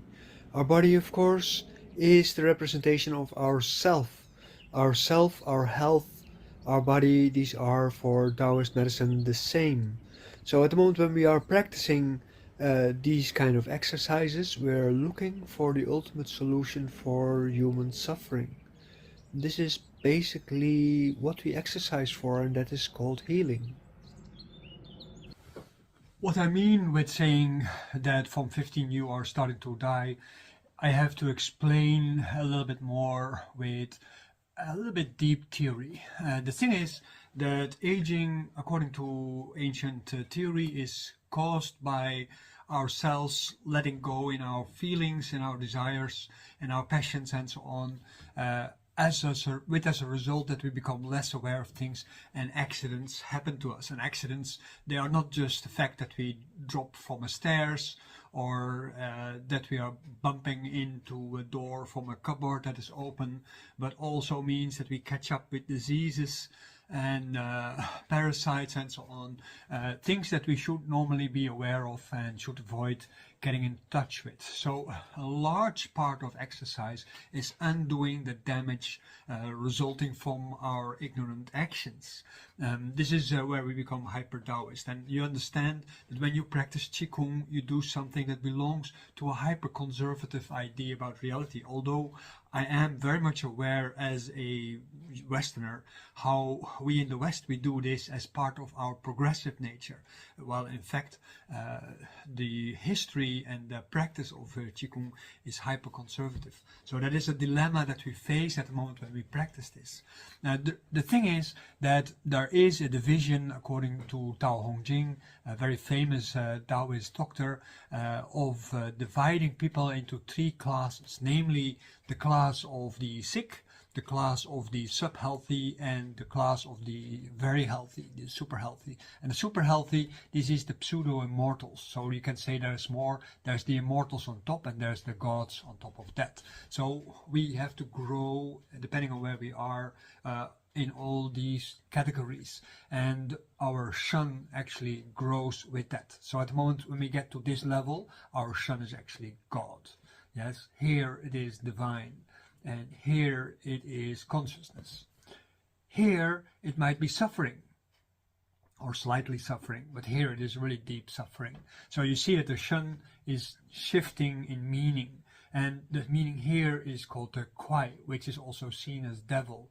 And it means that somebody who is very sick, at that moment his consciousness is based on self-preservation, if you will put it in modern terms, right? So when we practice Qigong, we have to grow from self-preservation all the way to doing service to the world. So this is basically the tasks that we have in life, and this is the progression of a different kind of a Shen. They're all the same character, they're all the same concept. And Kwai, although it is called different, together Kwai Shen, this is the whole range between we grow. So when we are born as a Kwai, because we are very helpless, and we continuously have to blackmail our environment, and by the time that we are 15, we are supposed to be sub-healthy, and that means that we are not completely independent, but we are growing in a particular kind of way. And that means that Qigong practice from an ancient perspective is a means to help us become really grown-ups. If we forget about that part, then at that moment from 15 onward we start freezing in our habits, and gradually we start doing all the things that society thinks we need to feel comfortable about all kinds of things, like making a lot of money, eating nice things, drinking, drugs, trying to sedate us so that we don't feel our suffering, and so forth and so forth. Yeah, so the whole agenda of Qigong in that sense is the most important part of Qigong, and the second part of that is the theoretical framework through which it tries to realize that. So practicing Qigong without studying I Ching and without studying Taoist history and so on is usually considered offbeat, and this you're experimenting, and it is like what it says in the I Ching, you go into the forest without a forester, so of course you get lost. And that doesn't mean that you don't feel good with it, it feels really very great. But from the medical perspective, it is said that if you feel anything inside your body, that means you're not doing very good. So if you feel the energy of your body, that is usually not considered a good sign. When you are practicing properly, you are supposed to not feel anything, because Qi is a signal of functionality, and if your functionality is perfect, there is not going to be any sensation. So there is no really reason to worry, and there's no reason to feel anything. Same when our body is comported properly, that means the Jing is comported properly, then at that moment we are not having any space for problems. So they can't settle inside us, we become impervious to all kinds of problems. So that is the second part. And the Shen, of course, is when our awareness is perfect, and then at that moment we are immediately aware that something is going wrong, and we immediately correct ourselves. So this is basically it. Then a fourth part, which is very important, that is the study of Ling. And that is where we start studying to make the transition from Shen as being super healthy to become an immortal. Because the Shen makes us aware of, or the Ling makes us aware of our interaction with the universe at large. And this is a very important aspect of training. And this is something that is usually skipped by saying, well, the Ling is about the supernatural, and because of the change in language, the change of use of characters, also the original meaning is a little bit hidden, because Ling actually is about the communication between you and the universe and other people. And that is also the work that you do to stay in that communication and to develop that communication. So in that sense, you can say, okay, when you start doing Ling body work, that means that you start using your body as an integration tool for this Ling. You start preparing yourself for immortal life, and then you learn to do out-of-body experiences, communication with gods and spirits and so on. And then you start also understanding a little bit more about the concepts of Chinese medicine. And that is the whole point. And so, for instance, my students, they have to go through this whole program, but they learn Jing Qi Shen, they have to learn all the anatomy and physiology of Taoist medicine, Yin Yang theory, study I Ching intensively, so that they can learn to think Yin Yang theory. Of course, that includes also Wu Xing and all the 12 other theories that are relevant. But most important is that they learn to integrate their awareness with this Ling thing. And Ling is basically the holist integration of all things together. You could call them the how do you call this? The Force in Star Wars. Ling is that what is differentiated in the world so much that it contains reference to everything else in the universe, and that shows sort of a feedback. You can say the future dictates the past, in the sense that it enriches you because of that training, and you start anticipating what you could become. So that means you have returned to your origin, and you can grow further as a spiritual being, so to say. This is the difficult part, because all these things, they take time. When we have all kind of sensations, what Taoism says, we are practicing, we feel immediately something.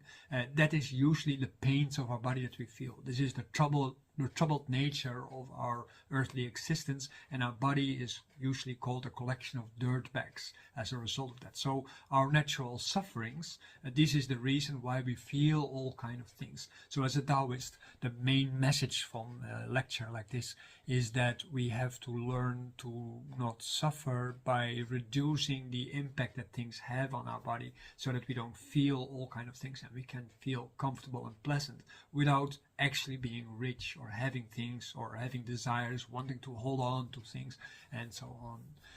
Even our practices have become integrated with our life in such a way that everything becomes practice. So you are busy 24 hours a day practicing to become an immortal. There is only a continuous concentration in life, and there is no allowance for yourself to degrade into the pleasures of life that most people seek for.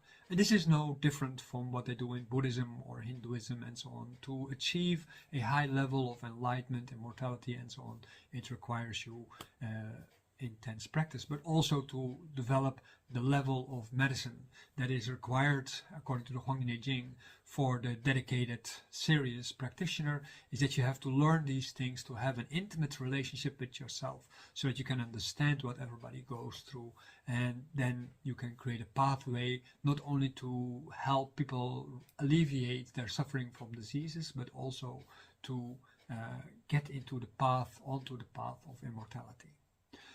So I hope this lecture was very interesting to you. I have larded it with some exercises, and when you have been doing these exercises to practice this while I'm talking, then that would have been really very great, because at the moment when you listen to this and you're at the same time practicing, you actually fulfill the goal of training, namely learning. And that is the main thing of Qigong practice. Every moment has to be experienced as a new moment. So at the moment when you are practicing, that is basically the meaning of the now, is that you have to experience things as if they happened for the first time, but you should never forget your past and you should never forget your future. So you have to continuously work according to plan, and there is no such thing as spontaneity where things just happen as they happen because that's your desire trying to escape from responsibility. No, it is like the spontaneity is that the things happen exactly as they should happen. That means with your future and your past in consideration. Now that we end our practice for today, go stand with your feet back together and return to your origin. Your hands Lao Gong on Dantian. Press slowly inward with a little bit of force, elbows a little bit out to secure the yang into the center. When you feel this is an interesting material, then don't hesitate. Sign up for my courses, of course. I hope you have a lot of fun with all the other speakers in these practices and that you pick up a lot of different kind of things. I am not here necessarily to sell my stuff. I'm a very serious teacher and I don't joke around. I make a lot of jokes though, but that's another thing. Have a very nice day.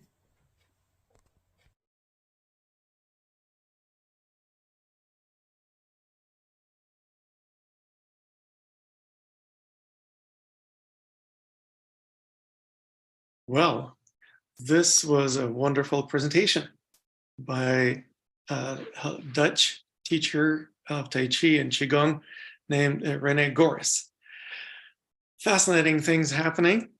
Also, we had some technical challenges, as you might have noticed, and all of the recordings of our presentations are still going to be available to you if you are our VIP participant. So please don't hesitate to sign up and upgrade to the VIP status. If you are a VIP, obviously, you will receive all the recordings and all the panel discussions. Moreover, in just 1 hour, we will have the first panel discussion dedicated to improving the quality of our lives with Tai Chi. And you will be more than welcome to participate as an active participant if you are a VIP. So please don't hesitate to sign up and upgrade to the VIP status now. And now we are going to play our next presentation by Dr. Stanley Ngui of Canada, Toronto, Canada.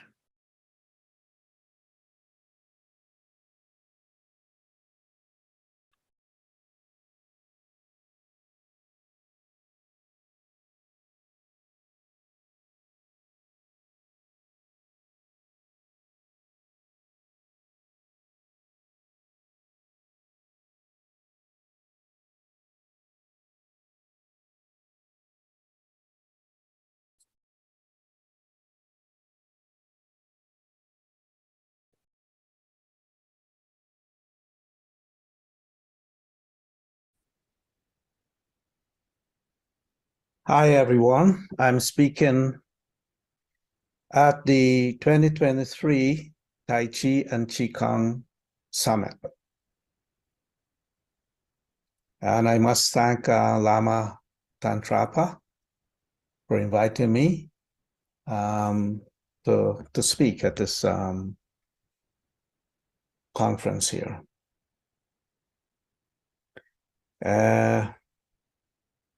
Okay, I hope you enjoy my talk. It is about the evolution of Qigong. And let me share my screen here. Number 2, share. Okay, here we go.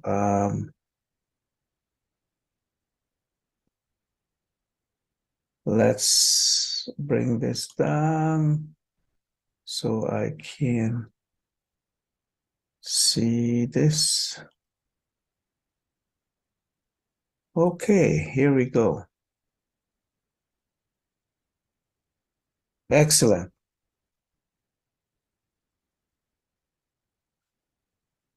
The evolution of Qigong, that's my topic today. And I would be happy to speak about it. Here we go. The agenda. We'll talk about the introduction, the history, evolution, Nai matrix, Nai mind. We'll have a conclusion, and then we'll have a demonstration. Of course, there's an ending. And the total that I have here is 28 minutes. Okay, I'm pretty sure we'll go over that. We'll start with introduction. Since ancient times, humans have recognized that energy played an important part in life. This led to the formation of Qigong. Over the years, Qigong has developed into several categories. And what we're going to be talking about at this conference here is the medical part of it. Okay? And we have to make sure that you don't get left back in this wave, because there's most of the integrative and natural medicine practitioners are using Qigong now as part of their treatment and therapies, okay, and a part of their science. So make sure that we are the one who actually take full advantage of it. Let me talk about the history of my lineage. The Nai lineage started in 1275 BC, and it supported many dynasties throughout the ages. The lineage generation is counted from 1250 AD. This makes me the 23rd generation of the Nai family.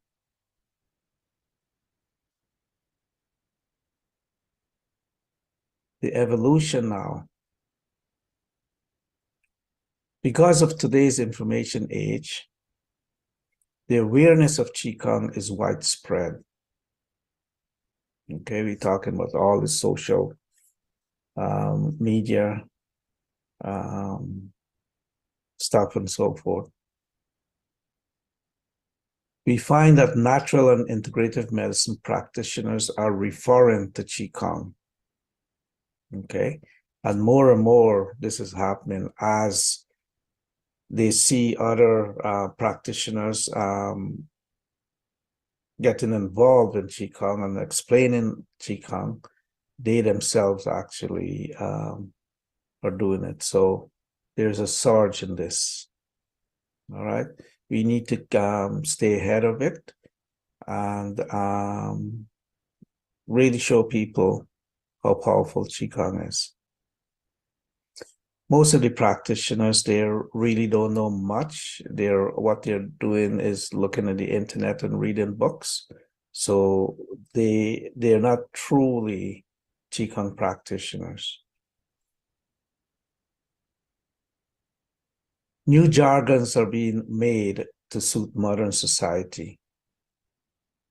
The name quantum physics or quantum mechanics, which is a subject that includes physical and non-physical existences,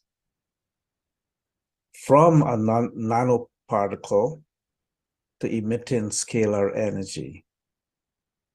Scalar energy, what we're talking about is emitting chi, and you can treat someone remotely. And they're able to do that now through quantum physics.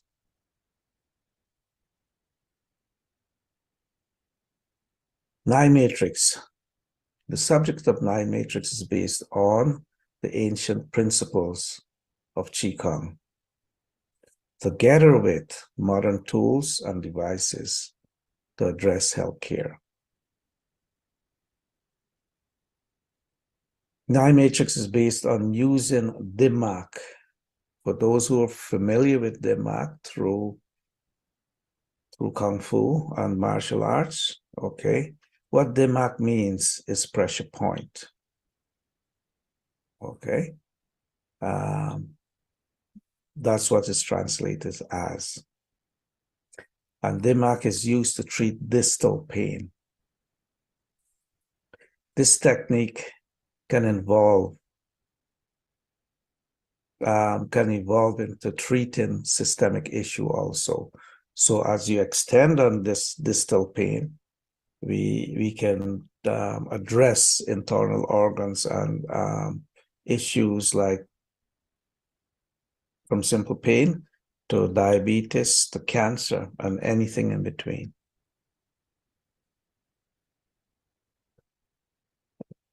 The issue is that it's fairly quick. Okay, the results you can get fairly quickly. This technique is very attractive since it can remove pain instantly and have a profound effect on systemic issues. Specific points on biophoton therapy are the main procedures used in matrix therapy.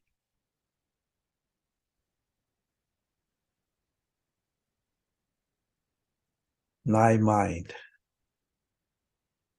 and empirical statement. It says all illnesses start from the mind. So if all illnesses start from the mind, all illness can be addressed by the mind.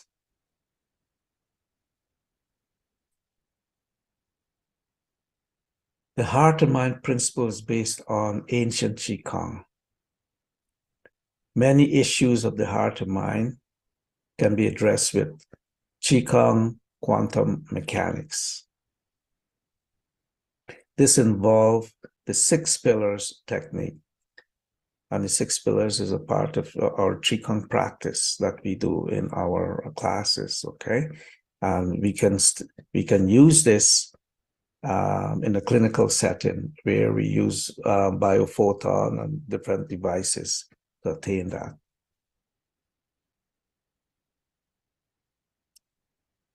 And we use the that 6-pillar technique and specific meridian points from Qigong.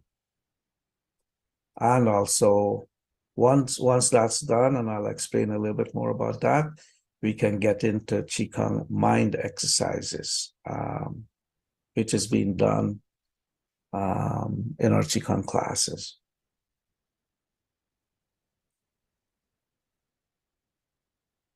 The future frontier of healthcare system. This is the future frontier of healthcare system. Okay. This is like the chi emitted from a master's hand or a Qigong practitioner's hand. It has 2 frequencies in them that actually can destroy and rebuild, destroy any invaders like viruses and so forth.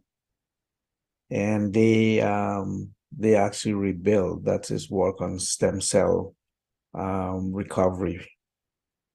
Okay. There's 1 frequency in there that draws any kind of toxins, okay, including viruses and so forth, towards it. That means to the skin, similar to cupping. Okay, there's the last frequency in there. It's what we call homeostasis. It actually brings you back to homeostasis, brings the body back to the natural state or the default state. This middle picture here, this is what we normally, if somebody requests these biophoton lights, right? They can get this one. Okay, this is for the average person to use. This particular one here on the left side is for professional use only. All right, so you can perform the same clinical work at home as a homework or as remote healing healing, which we actually do across the world. We treat people across the world using Zoom. And the picture on the right side is what you can wear. We have a jade necklace that you can wear that houses frequency.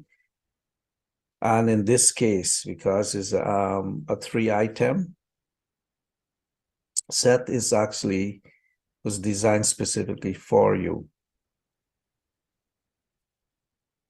Okay, so you can wear this, and it'll help to normalize you to default state or to homeostasis.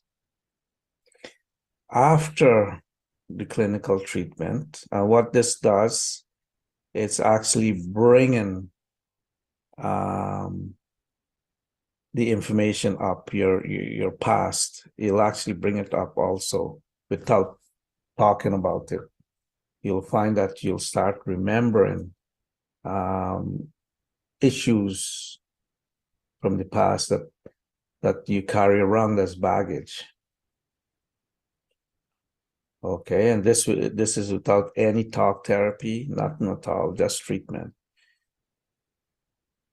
The thing is, it's going to bring it far away from you rather than in front of your face where it overwhelms you. We don't want this to overwhelm you. Okay, when it overwhelms you, like quite a few therapists would do, okay, it's actually a difficult therapy to undergo. We want the information to be far away from you so that you become a spectator to that. And because you become a spectator, it wouldn't bother you as much. And you have, you can actually manipulate that. That means change it to whatever you want, okay, at will. And it's not harsh on you, okay?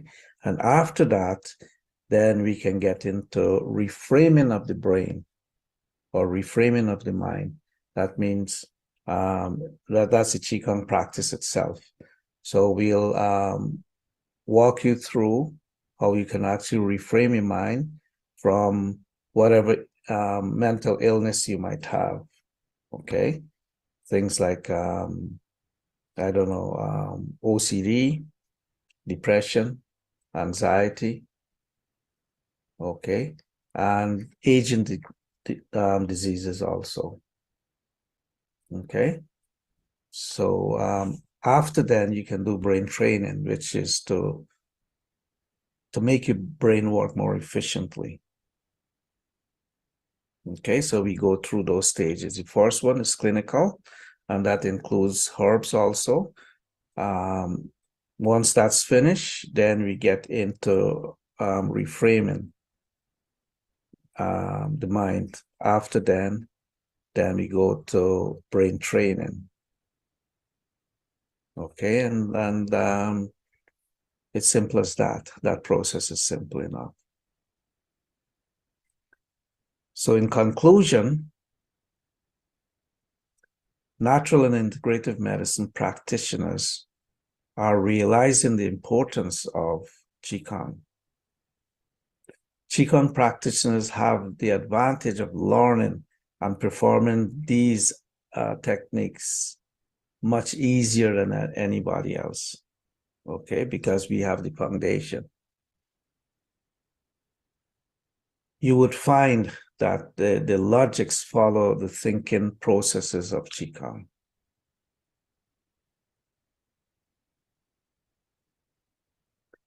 Now we're gonna do this demonstration.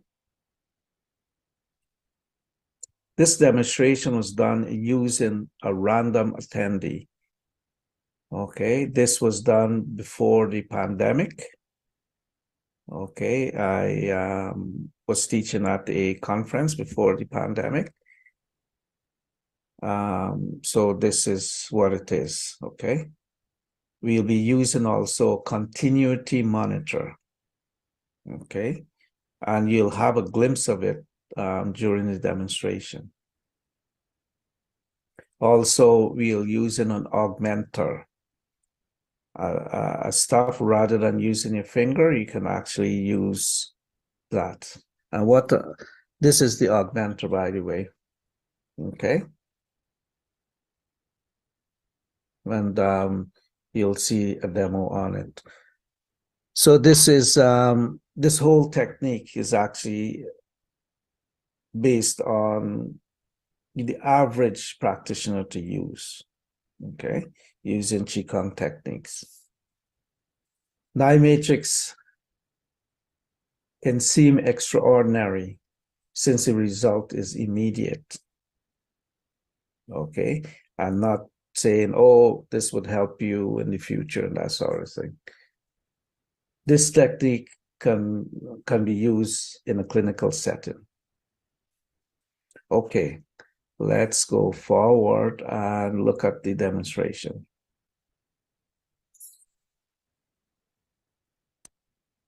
Okay, here we go.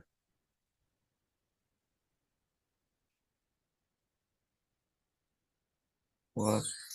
Ups. Okay. How do we move this forward? Why is that?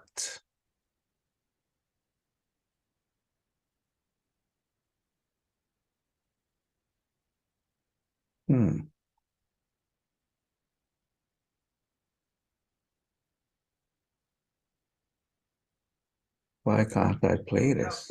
Okay, here we go. You have all these little pages. Tell me what you want me to demonstrate.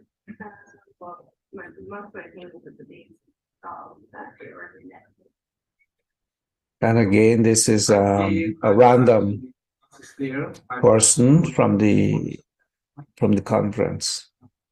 So that I get better results here. Okay, that's what I will do to you in my clinic. But I'm gonna do this alone without doing some of my pre-work. Yeah, we could use that. So this lady is from the East Coast of Canada. Okay, so point out where the pain is exactly. Okay, so what I'll do. That's the continuity monitor that I was using. So you can actually see it has positive and a negative probe. Okay, I'm going to go to the module. So I know where the module is. All right. So I'm actually going to go there first. All right. So it's just beyond there. So I would say the module, we got to turn around this way. Okay. So the module is around this area here. Right? If I go this other place, I might treat something else. I don't want to do that because you get into neck pain. Okay, so I'm actually going to go here, within here. So you hear a little bit of noise. And that's the same as the neuroscience. It's picking up information, it's picking up a signal, right? No different. These modules, and so you'll learn in the course in module 1 of Nine Matrix. So here it is. Let's shove it in. Yes, shove it in. Come on, shove it in. Oh, you put shove it in the wrong way. The other way. Okay, I don't know. That way. Okay, so if I do that now, check the neck. Is there any way you can check the neck to see if the pain is still there? Whatever. Is it gone? Tell the people it's gone. You just don't keep it there. No, this is a demo. I'm not gonna. Okay, so that's it. That's how instant it is. Okay. Yeah, so yes, this is what makes Qigong and our therapy so unique and extraordinary. And I thank you for listening to me, and I thank you for your time.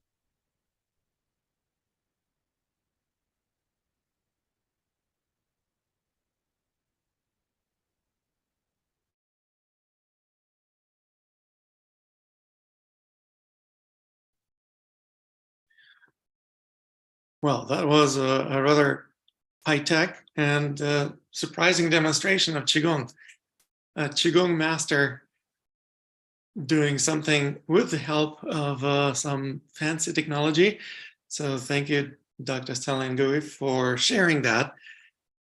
And we are going to move on to our next presenter, who is going to be sharing his practices with us. His name is Jim Weaver, and he's going to be sharing 3 palms and 5 elements Qigong. 5 elements is obviously a popular term and a popular theme in Qigong practices. So we have several Qigong practitioners actually going to be sharing their specific takes on the 5 elements, and I hope that you enjoy them all. So here we go. Jim Weaver is coming up right next.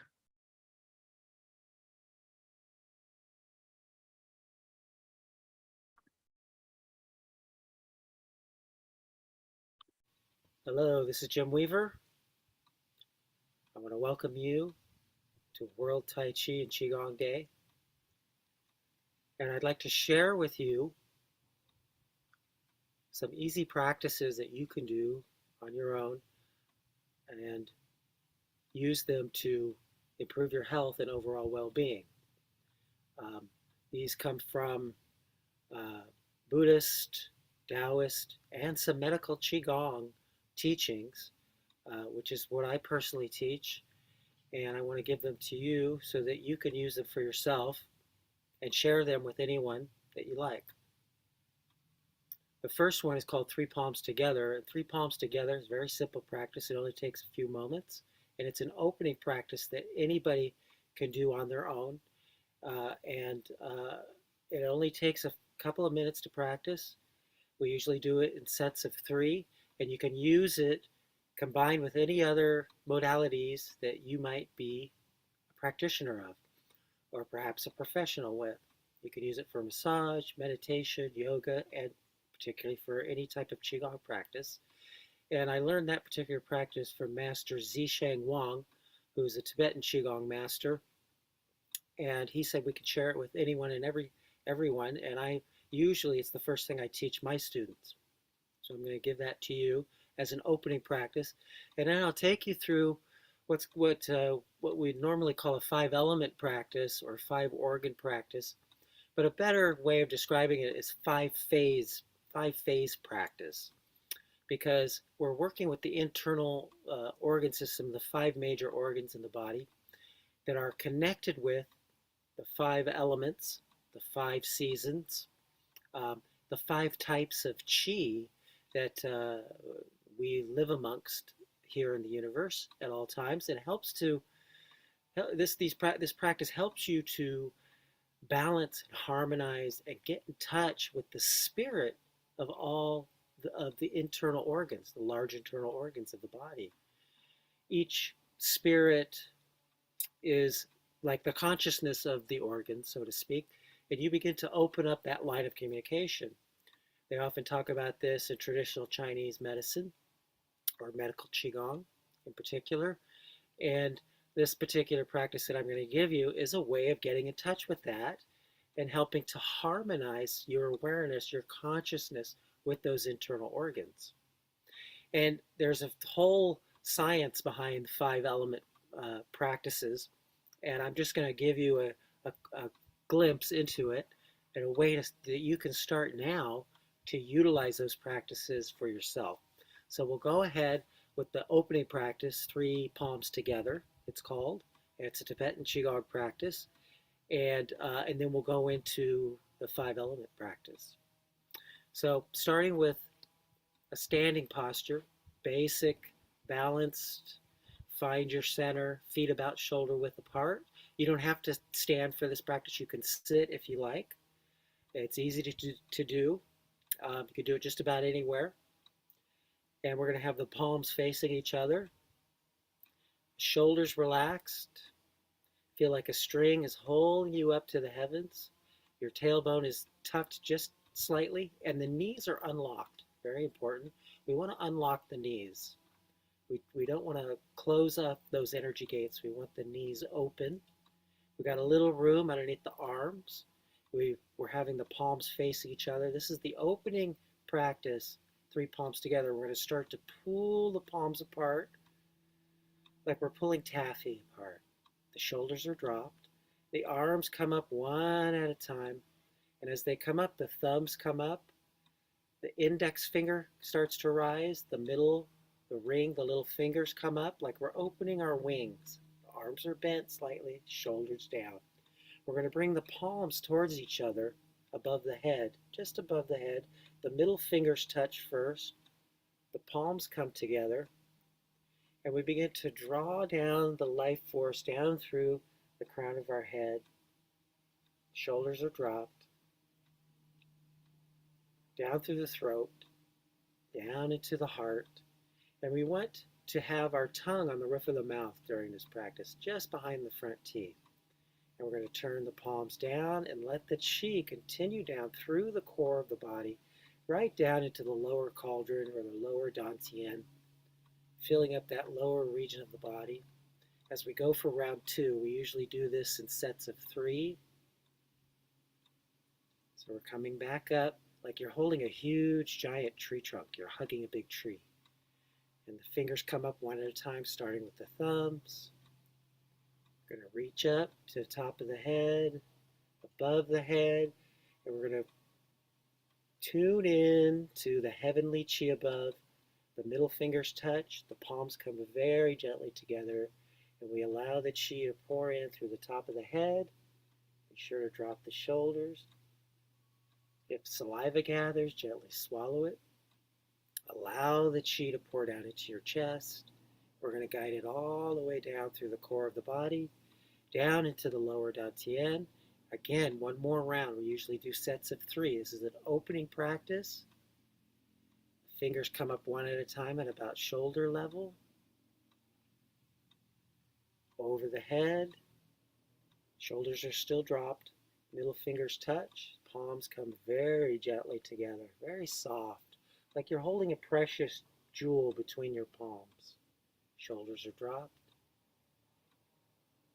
Feel the whole chest area, upper back, the arms. You're going to turn the palms down towards the earth and let the chi descend through the core, down into the lower dantian.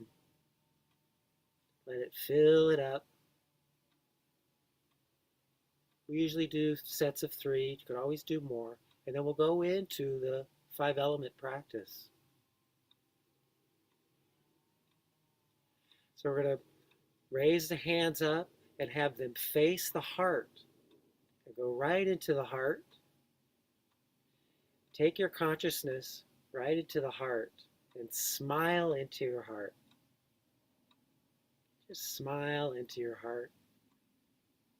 Get in touch in your awareness inside your physical heart and guide your compassion, your energy, your love into your heart. Just guide it in and go right inside the heart and smile. And you could picture, if you like, a beautiful sun shining down upon you on your face, pouring into you, and you can pour that light through your smile down into your heart. And just love your heart. Very, very important to love your heart. Very, very important. Smile and love your heart. Let that light continue to pour into it. And we're going to connect now with the Shen of the heart. The Shen spirit resides in the heart. Thank you, heart. We love you and appreciate you so much. Keep us alive every day. And just picture the blood entering and leaving the heart with every beat. And all those blood cells taking on smiling faces. Yes, see your heart smiling, feel it smiling. Feel it connect with all the blood cells spreading through the body, carrying that light that you're sending it through the whole body, through all the veins and arteries. Place the hands over the heart. And again, feel the warmth in the heart.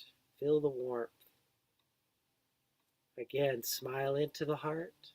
Love your heart. Very, very important. And we're going to see the heart lit up red like a fire within the heart. Feel the warmth. And the flames are spreading through the whole chest. Beautiful red flames. The fiery red fire element. Feel the love in the heart. Thank you, Shen. We appreciate you so much.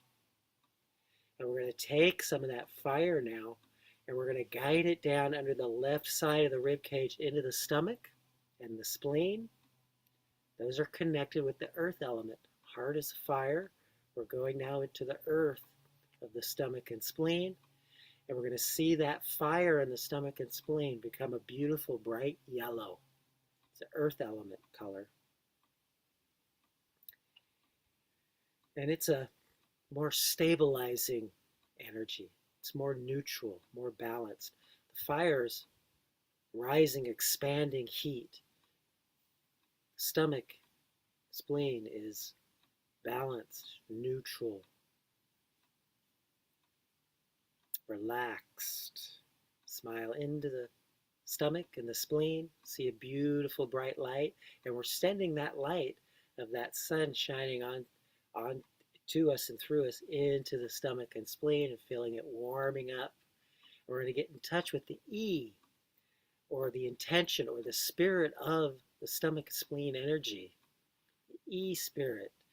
Thank you, E spirit. We love you and appreciate you. Thank you, stomach and spleen. And feel the warmth in the stomach and spleen. And we can take the hands again, and we're just going to guide that light into the stomach and spleen. Feel it with the warmth, appreciation. You might begin to get sensations inside the stomach and spleen. This is all good. And if you feel your saliva gathering in your mouth at this point, that's a good sign. If not, don't worry about it. But if you feel that saliva gathering, you can go ahead and swallow it down. Let it go to the stomach and spleen to help fortify it. And the earth energy, again, more stable, balanced. There's a sense of clarity. The heart is very bright, very upward moving, expansive. Earth energy, solid, grounded, rooted. Connect with the yellow earth in the stomach and spleen. Show your appreciation and love for those organs. Very, very important. And then we're going to take that yellow energy and we're going to bring it right up into the lungs. Fill the lungs up with that yellow energy, and then that yellow energy transforms into beautiful white light, filling up the lungs. Beautiful white metal energy. And the metal energy is more cool, contracting energy. Into the lungs, smile into the lungs. And then bring the hands out and guide that light into the lungs. See all the lung cells smiling back. Thank you, lungs. We love you and appreciate you so much. And we want to show our appreciation and open their communication with the Po spirit in the lungs, the Po. And that's more of a contracted type of energy, more of an inward energy. But the lungs are great shields for the whole body system. You can think of that metal element like a shield, like we're holding a shield, protecting ourselves. The lung energy, smile into the lungs, show your love and appreciation, feel the cool white metal element in the lungs. Feel the appreciation going into all the cells of the lungs. The lungs will respond. They'll show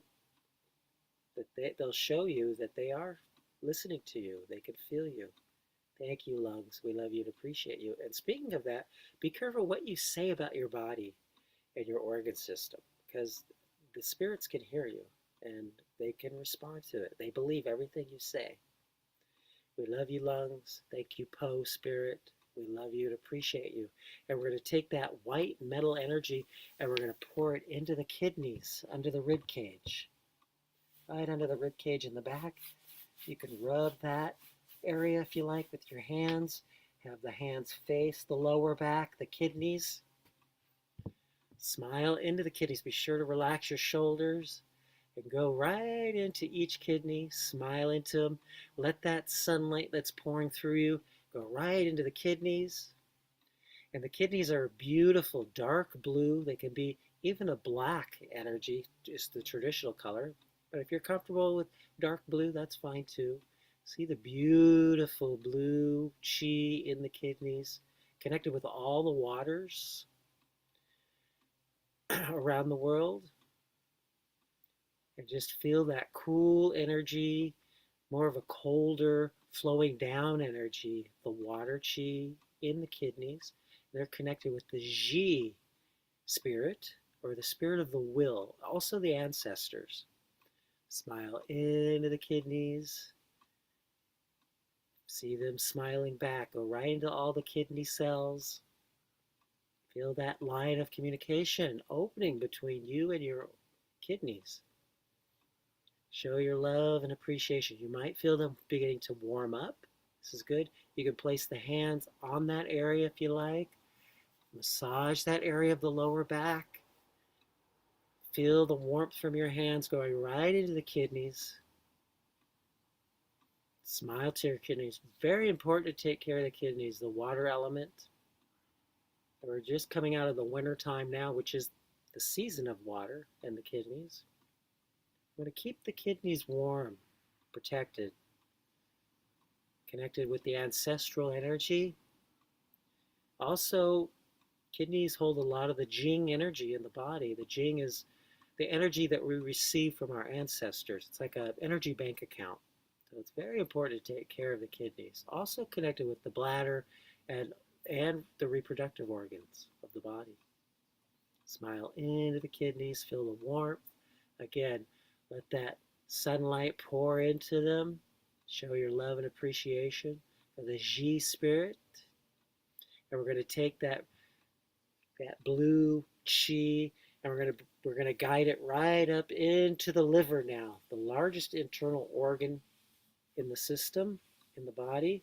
You can massage it right underneath the right side of the rib cage.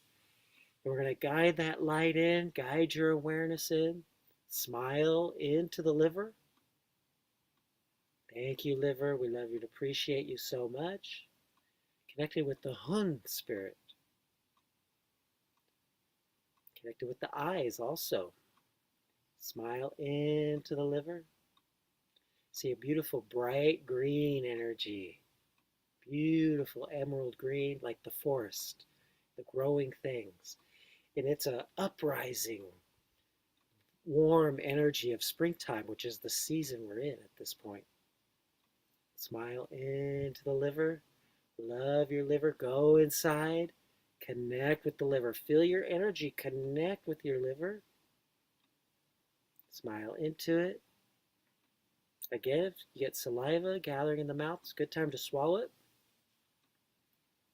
This helps to gather chi. It's one way of gathering chi in your saliva. Saliva absorbs chi very efficiently. And when you're thinking about the green springtime energy of the dragon and the springtime, warm, expansive energy, growing energy, smile into the liver. Thank you, liver. We love you and appreciate you so much. The Hun spirit. Thank you. And we're going to take that green springtime dragon energy of the liver and we're going to bring it right up into the heart. So we're back to the beginning again. We started with the heart and here we are back at the heart. So the wood element of the liver is now going to flow into the fire element of the heart. So we're going to feed that fire, feel that fire, feel the joy, feel the compassion, the love, the happiness of the fire element in the heart. Thank you, Shen Spirit. We love you and appreciate you. We're going to take that fire now and we're going to guide it down into the stomach and spleen. So the fire now dissolves down into ashes and becomes earth. So now we're feeding the earth element, stomach and spleen, bright yellow. We're connecting with the E spirit, the intention spirit of the stomach and spleen. Thank you. The balanced, clarity, neutrality. Thank you, stomach and spleen.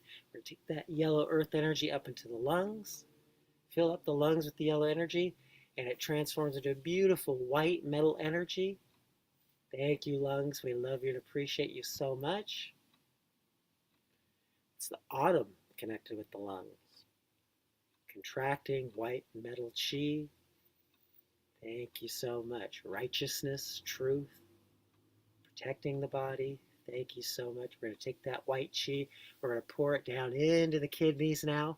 So the metal, so we're feeding the stomach to the earth to the lungs, which becomes metal. The earth becomes a metal element. It condenses into metal. The metal condenses down into the water element. Water condenses out of the mountains. So now we're back to the water. So we're feeding it with the metal element of the lungs into the water element of the kidneys. Smile to the kidneys. Again, tuning into the water, the ancestral energy. Feel the cool waters in the kidneys. Thank you, kidneys. We love you and appreciate you. And we're going to take that water chi now and we're going to bring it into the liver. So we're feeding the wood element with the water element of the kidneys. Thank you, kidneys. We love you and appreciate you. Now we're going to feed the liver. Beautiful wood element. Back to the liver. So we feel that wood element growing within us. And we're going to take that wood element back to the heart, back to the beginning. And we can see how all these 5 elements and the 5 organs work together and they strengthen and help each other to grow and maintain their health and vitality. And there are different cycles that those 5 elements can work in. Some are destructive, some are hindering, some are controlling, and some are generating. We just went through a generating cycle of the 5 elements. So again, fire in the heart feeds earth in the stomach and spleen. The earth in the stomach and spleen feeds the metal in the lungs. The metal feeds the water in the kidneys. The water in the kidneys feeds the liver, or the wood element in the liver. And that's the 5 element cycle, or the 5 phases. And there's a lot that you can do with that, but getting in touch with it is very important for staying healthy and in tune with the seasons, actually. And there are further practices associated with that.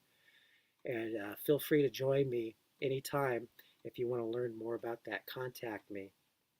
And yeah, I could share those practices with you. Anyway, that's the practice. We could take both hands now, one hand above the other, place them over the navel or below the navel where the dantian is. And we're just going to make a nice circle and just let all those energies gather now in the lower dantian. Just gather them up. And then we can finish with 3 palms together. 3 sets.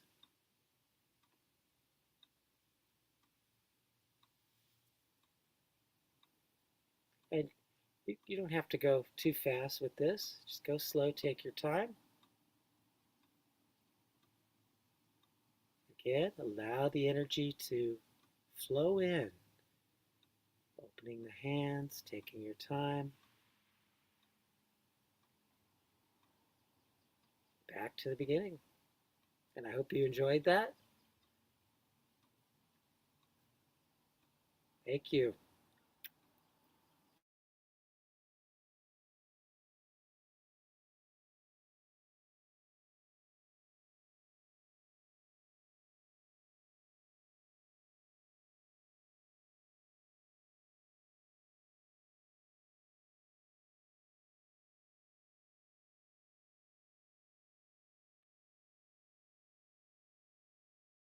Well, that was a nice lesson, a presentation by Jim Weaver. And we are going to take a few minutes to prepare for our first panel discussion dedicated to the practice of Tai Chi as it can be applied to improving the quality of people's lives. Of course, we are going to have a number of panelists who are going to be discussing this, and we already have a few of them in our waiting room. So basically, the way it works is that both the panelists as well as the VIPs are going to end up in the waiting room before they're going to get let into the main Zoom room where everyone can see each other. And that's going to take about 2-3 minutes, maybe 4 minutes before we get that sorted out. And we are actually going to play a short video from our primary sponsor, the Energy Arts TV channel. It's going to be a brand new television channel that's going to be available on all or most of the digital TV networks, anything from Hulu to Vudu, Netflix, Apple TV, Google TV, Samsung TV, and all kinds of other digital TV networks. So please enjoy the word from our primary sponsor.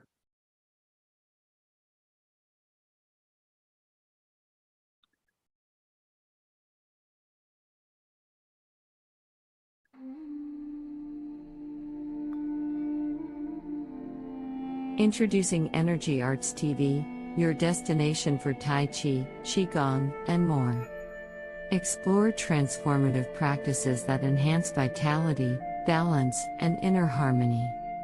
Experience expert instructors guiding graceful movements, breathing techniques, and meditation exercises for holistic wellness. Join us on a journey of self-discovery and empowerment.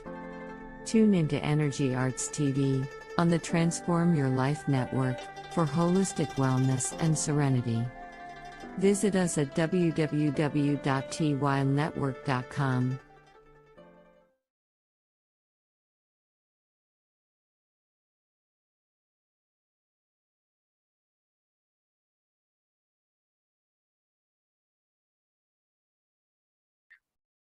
So this is going to be the first ever, at least the first one that I know of, the television program dedicated to the energy arts of Tai Chi and Qigong and related disciplines. This is going to be an amazing opportunity to reach out to millions of people on all those digital TV platforms, and also an amazing opportunity for Qigong teachers and masters to share their knowledge to a much broader audience. So we're going to be launching that channel in a couple of months. Next month in May, we already will make the soft launch. And then in a couple of more months, we will do the big time launch. This is going to be also a fantastic opportunity for our presenters to consider being featured or even having their own shows on our TV channel. So this is going to be an all-around awesome opportunity for everyone. It's a win-win. So now we are going to take one more minute before we get started with our panel discussion. I call for all the panelists. If you're watching this right now live, please join us in our Zoom room. If you don't know how to join us in the Zoom room, just send me an email and I will give you the Zoom link, although we already emailed you the Zoom links. Also, if you are a VIP, we have dozens, maybe more than 100 VIPs now. So please join us for this panel discussion if you feel so inclined. You will be kind of in a background because our panelists will be speaking first, but you will be welcome to come up with questions and essentially add more vitality to our discussions in our panel. I want to welcome Mark Johnson, Teresa Yoon, Sheldon Callahan, and Renee Goris, who have just joined us on this panel. It's wonderful to have you here. I will be leading this panel as a host. Our next panel will be dedicated to using Qigong to improve quality of life. I will be a panelist there, and Sheldon actually will be co-hosting that panel. So feel free to turn the cameras on, unmute your mics, and I will look forward to seeing your pretty faces and discussing with you how Tai Chi can make our lives and our world a better place. So here you are. Mark, good to see you.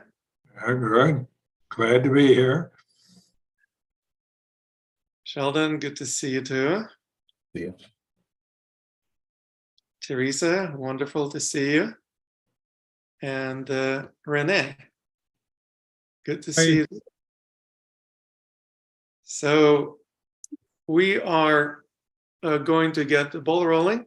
And first of all, just to set the agenda, I want to make a suggestion that we will take about 5 to 6 minutes per presenter to kind of share your personal experience. Perhaps you can also talk a little bit about your case studies or the particular students that you've worked with, making this as an example of how your quality of life or the quality of life of other people get enhanced through the practice of Tai Chi. Now, of course, this is also going to be a discussion, so we will spend the first half an hour or so sharing our specific individual bits, and then after that, we will have kind of a more free-flow discussion for about half an hour between the presenters. And then the last 15 to 20 minutes, we will dedicate to Q&A, inviting the VIPs who are right now in the back of the room, so to speak, to speak up and ask questions. So that's going to be even more free-for-all kind of experience, but I will be making sure that it flows well. So as the leader in our pack, Mark, I would like to give you the first opportunity to share with us how Tai Chi improved the quality of your life, or perhaps lives of those people who you've worked with over the years. Okay, I couldn't hear it too well, so what you just said. I just said, please take it away. I didn't hear you well enough to know what I should be discussing right now. I am just asking you to share how your quality of life or the life of other people that you worked with improved as a result of practicing Tai Chi. Okay. Because I quit the Tai Chi and the other one within about, I would think, 3 years ago, it was because I had been working with my Chinese teacher for 32 years about, how being able to come and go from your body. And after 31 years, it works. And now I'm trying to say, hey, everybody, you all can do it too, And I had his secret book. He only gave one secret book out in all that time, and it was me. And I had to work for 38 years, which I did. And boom, out I came. And I also want to say real quickly, and I'll say a lot more later, I guess. I don't even know if I get to just talk anymore. That's so complicated. Is that you can't die when you're out of your body and you're traveling around and meeting all kinds of different things and coming back and talking to people about it, and it's quite fascinating. And they're getting closer to us, they're coming towards us. Andromeda is coming at us going to smash us flat, in just a couple of million years. So I don't know what to say any more than that I have stumbled onto, and I'm enjoying the power of being able to go and to come and to be and telling other people that you can too, for God's sakes, do it. And a lot of people have done it in the past. My teacher, he was constantly talking to people that they're out there, but not dead, of course. And then they would show, and then we would all listen to him talking to his friend. And that went on for years and years. And my teacher's still there doing that. And now I'm getting as bad as he is, because I just can't wait to blurt it out as quick as I can. Hey, dude, try this. And it's a 300 book of his secret book. And that's it there. And I brought it just in case I ever needed it here. I don't know. Otherwise, if somebody could have said, don't give me that crap, well, I'll just shut up and let him go. But anyway, this is the book, and it's the only one he's ever given anybody. And I did work 38 years, and I did everything every day in the middle. I had to get up in the middle of the night to get the energy a certain way. And then I had to get the energy coming from a different direction. And pretty soon I was just all energy and feeling good. And then we wrecked my airplane. No need to get into that. But anyway, okay, that's all I'm going to say, is that it's a whole possibility for all of the humans in our world here. And there are a lot of them out there already just sitting around, and they're willing to talk to you, but you've got to do your 30 years to get up to them, and then they'll start talking to you and telling you things you didn't know about. And wow, I just feel great because of it. And I had my freaking head knocked off when the airplane crashed, and look at me, it's back to normal. And if I jump up in the air and kick everybody in the face. What does this have to do with Tai Chi? The idea of our panel discussion is to actually talk about Tai Chi. And I know that you have many years of background in that art. Okay. So would you care to tell us a little bit about your Tai Chi experience, or Sure. you talked about the secret book? No, that's all I'll say about it. And yet I thought I was going to be doing that later in the day, that you had some other people, and I was going to kind of be in the back. But I talk about oh God, well, I studied all of them. I've been to China 20 times, and I go into the places where you can't even get into half the time. I knew Chinese at the time. And I met a lot of them, and I learned a lot of new styles and other styles that nobody even knows, and blah, blah, blah. But after, 30 years, I got bored with it. And I went with my teacher. That's why I'm a little different. But I did study everywhere. I was a what do you call it? When you go to a place and you're the guy that's saying, everybody's in this building and they're trying to be against each other. No, not necessarily that, but just look at how good we are.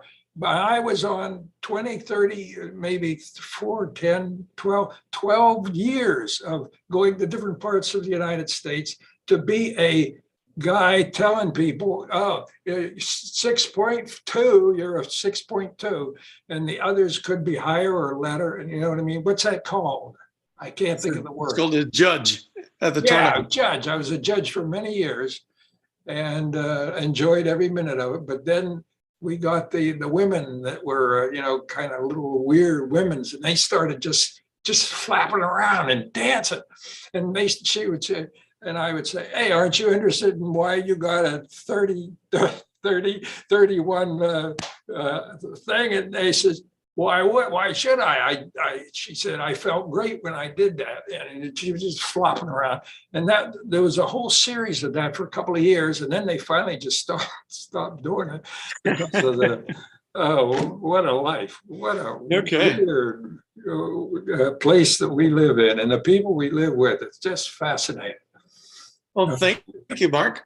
That was fascinating. Now, let's see if we can jump into the next presenter.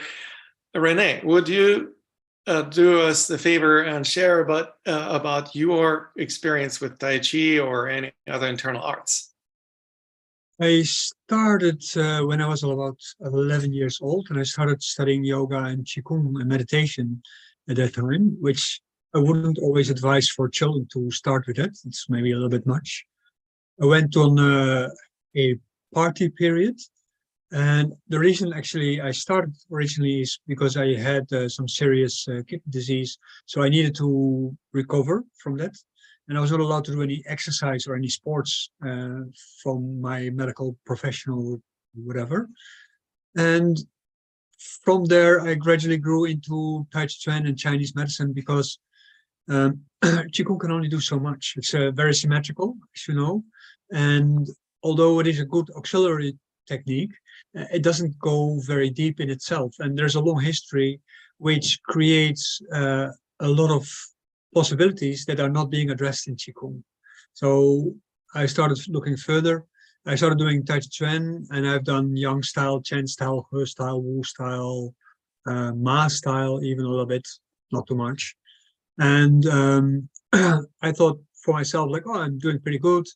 But one of my teachers, he had told me that to complete my training, I had to eventually leave for the Wudang Mountains. He was also from there and from other places. So I went to the Wudang Mountains at a certain point. I lived there for 15 years in Taoist communities in Wudang and other places. I also stayed for a while in the Qingchen Mountains. And I studied a little bit at Sichuan University. I studied at Bayangguan Taoist University. And I had been writing books about Qigong and Tai Chi Chuan and I Ching and so on in the Dutch language. And I came to the embarrassing discovery that nothing that we talk about as Westerners, they talk about in China. And it's not just because in China they have this prohibition on talking about certain kind of things, which everybody always talks about. But within Taoist monasteries and between Taoists, everything is free to talk about because, well, I don't know if you can see here. This is the basic Qigong library for Chinese medicine. It's the Dao Tang, and it has a huge amount of information, and almost everything in there is different than what we learn in the West. And so that is a very interesting thing. It was a big shock, and it really took me a long time to process that. I was at that time studying at the university. I was studying the history of Chinese medicine and Qigong at that time. And I gradually shifted on the advice of my mentor to try to develop a healthcare program based on Chinese medicine. Because, well, there's a lot of countries in the world where there's no real provisions for poor people. So I developed a healthcare system where people could network with each other, but also provide a social network to climb upwards in society and to help people from the upper class to connect with people from a lower class so that things would equalize a little bit. As you know, a lot of difference between wealth in countries doesn't usually lead to a very beneficial way of living together. One of the main things that I learned there, for myself anyway, is that at the moment when you let go of the idea of healing, of the idea of energy, when you let go of the idea of all these kind of precision things that we Westerners actually look for, then at that moment, the real qualities of this kind of training, they come outward. And so I changed as a person. I used to be quite a cynical person. And now I had reasons to be cynical because I learned everything in another way than actually historically was accurate. But actually I became much more pleasant in dealing with people. I became also less strict with my students. So my students, they sometimes complain that I'm too easy with new students compared to the old ones. And the thing is that the more I became Sinified or Taoified, you can say, in my training, the less popular I became. Because at the moment when you really get very serious in these kind of things, a lot of people, they can't follow anymore, because all of a sudden you talk in a language from a different culture. And then all the things that I learned before, these were American and European languages instigated by people like Barbara and Brennan. And they are not necessarily Chinese in origin, even though they influence Chinese culture, because I've seen several books translated from Western languages into Chinese. And so there's definitely a Westernization taking place in Qigong also in China. But the words that we use, like Qi translated for energy, didn't exist in China, for instance. There was no conceptualization of energy in that sense. Electricity, magnetism, and so on, these kind of things, they were there. So going through that shock and transferring that also to the healthcare program that I was developing and communicating that with my students, I started discovering that you get a completely different kind of set of students when you really start to get more in depth about these things.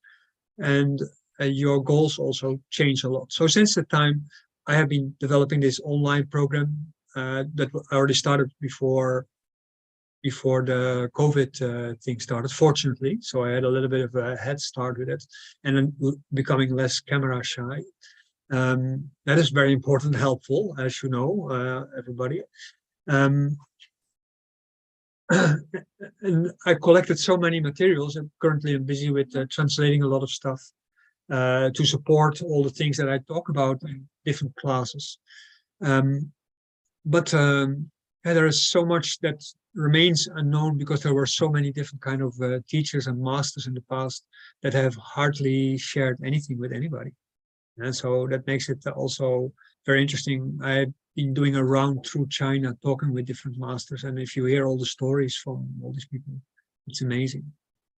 Well, that is a wonderful story of your exploits, so to speak, Rene.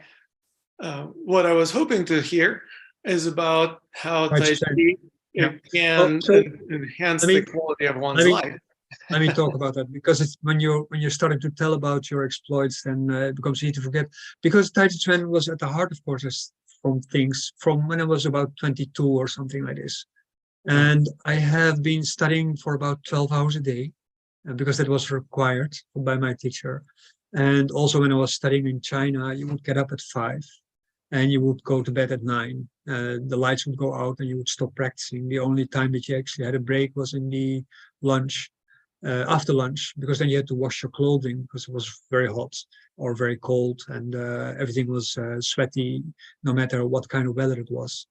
The main thing that I think that I picked up from Tai Chi Chuan is how the body is something completely different than what Western biology describes. And when we talk about channels, when we talk about the Wu Xing, we talk about Yin Yang and so on. These are ways of defining things. Yes, they're not things by themselves.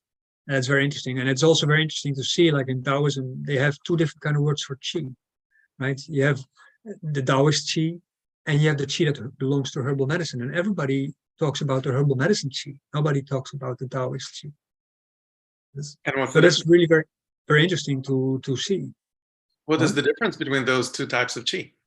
That is actually very helpful information, because the Taoist qi is based on the idea of emptiness and how emptiness affects reality, while the herbal qi is based on aroma, right?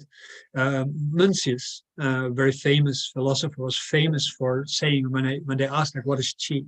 Oh, it's just the smell of things. Yes. And when you go into China and you go cook with people, which is always very nice to do, and they wait with cooking until the qi comes out. And that's the aroma of the food comes out, because then the cooking is ready, right? So then the qi comes out. Yes. And at the moment when you practice Tai Chi Chuan, first of all, it is not qi that you're working with, but you're working with the jing, right? And the jing is something completely different. And people very often, they refer to these kind of things like essences. But at the moment when you're practicing Tai Chi Chuan, you start realizing that what you're building is the structure of your body. So something like Jing is also associated with concepts like Qing and Xing and so on. And a lot of people, they skip these kind of concepts because it is so easy to talk about a limited set of ideas. At the moment when you go wider in these ideas, you see all of a sudden like what an enormous amount of opportunities you have to develop yourself and to free yourself from all the conceptual limitations and the emotional limitations that you have inside yourself, that also allow you to reach out to the world and actually become a meaningful contribution instead of just somebody. Thank you. Well, I really appreciate you sharing that. And also, of course, you have a wealth of knowledge. So hopefully we'll be able to dive deeper into that. But for the moment, I am going to ask Master Teresa Jung to speak up and tell us about your experience and how do you feel Tai Chi would be able to contribute to people's quality of life? Maybe I say a little story, maybe easier. Because I actually came from a very poor health. At 20 years old, I threw up a few cups of blood at the middle of the night, and I was quarantined. Once I went to the hospital and they told me I had tuberculosis. So I had very ill health for the next, from 20 until 38 years old when I met my teacher. You know, when people have a sunny day, they will go out to enjoy the sun. But I would actually think, well, that might give me a migraine if I go out under the sun. Because my body was like that at the time. Hay fever, aches and pain. Anything to think of, I actually have. I would even black out. A very low blood pressure too. So I would say my personal experience is if I actually gonna do Tai Chi first, I would not make it because I'm so weak. And then luckily I met my teacher in 1995. That was when I was 38 years old. And then he is also, besides a Qigong master, he actually a Tai Chi master, and he's crazy. I wouldn't say they were crazy respectfully. And he's so enthusiastic about learning Tai Chi too. And he actually studied all the forms, long and short forms, the Chen, Sun, Wu, Yang, anyone. Because he, you know, in China, there's no TV much or video games. So the master just enjoy learning more stuff, right? So he is actually a master of all the families. So what happened with my journey is he taught like a year of Qigong first to us. And then gradually people asked about Tai Chi, and then my body got stronger and improving after like a couple of years. And then when he brought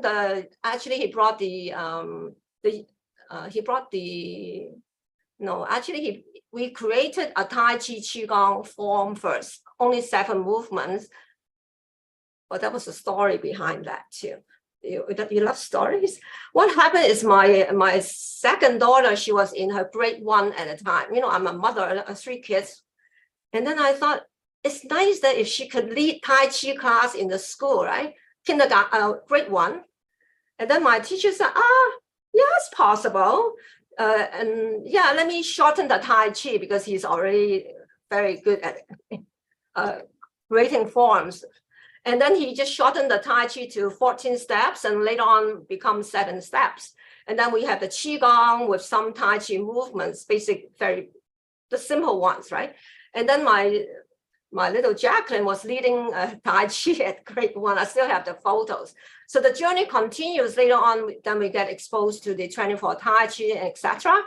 And at that time, I could really appreciate it. I have that energy, I can do it.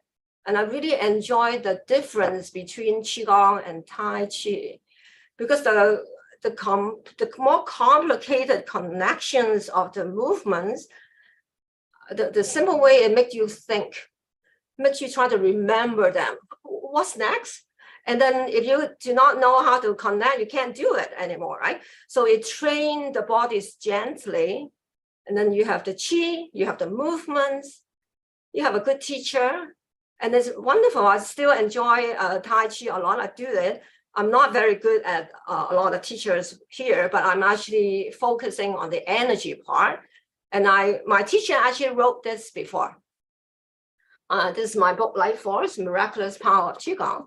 And then he has, he actually wrote a little, like Chinese poem on Qigong, his Qigong. And then the first sentence he actually would say is like this: practice Kung Fu and Tai Chi to build a good Qigong foundation before all the thing he's writing. So Qigong and Tai Chi should always be practiced. And then, isn't that beautiful? Thank you. Very good. Thank you. This was Teresa Yoon, and she is a Qigong master from Canada.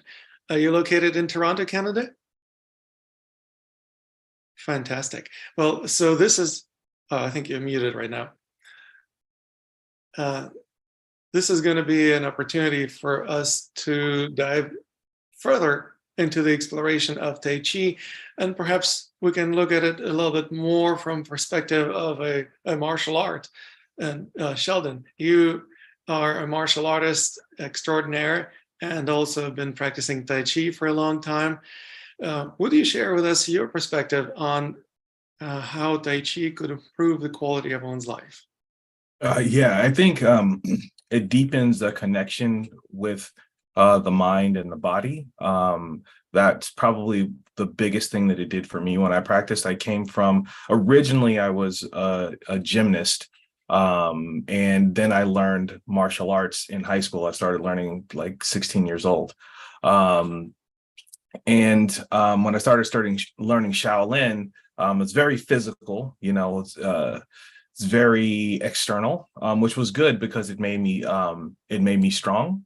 But I think the closest thing to a mind-body connection that I had was the concept of, in gymnastics, if you want to jump high, you have to think up, right? If you want to go back, you have to think back. And so you start to like condition your mind to kind of move your body before you move your body, right? So that was kind of the closest thing that I could relate to Tai Chi at the time. When I started learning from, when I found my Tai Chi teacher, he had to reteach me how to think and how to relate to the world, because the world was very different than what I thought it was, and how much that my mind contributes to how things, for lack of a better word, manifest. So I think that connection translates into more than just thinking of it even from a martial arts standpoint, and even from, just kind of a how you live your life standpoint, that you realize that your mind has a lot to do with outcomes and results, and that you have more facility over things than you think, but you also start to, well, at least myself, I started to let go of the concept of control, and that I only had influence at best. But that influence was actually letting go of the need to control or any of those things, actually resulted in a lot of power as opposed to force, that I was kind of living my life in the world through was force. So, yeah. Wonderful. Well, definitely a powerful way to be when you learn how to experience that kind of empowerment, and at the same time also realize you don't need to control everything, because there is too much complexity to control things. Even things that you think that you want to control often are out of your control, just like today's presentation, for example, when the internet goes out for me. So you just learn how to be in flow, how to roll with punches, how to respond instead of react to the circumstances in life. And basically that creates a different experience of living with much higher quality of life. Now, I really appreciate you sharing that point of view. Now, from point of view of working with students, would you say that people who receive your training also experienced improvement in their qualities of life? Yes, absolutely. That's probably the biggest thing that is noticed, is there's a shift in the person as they practice.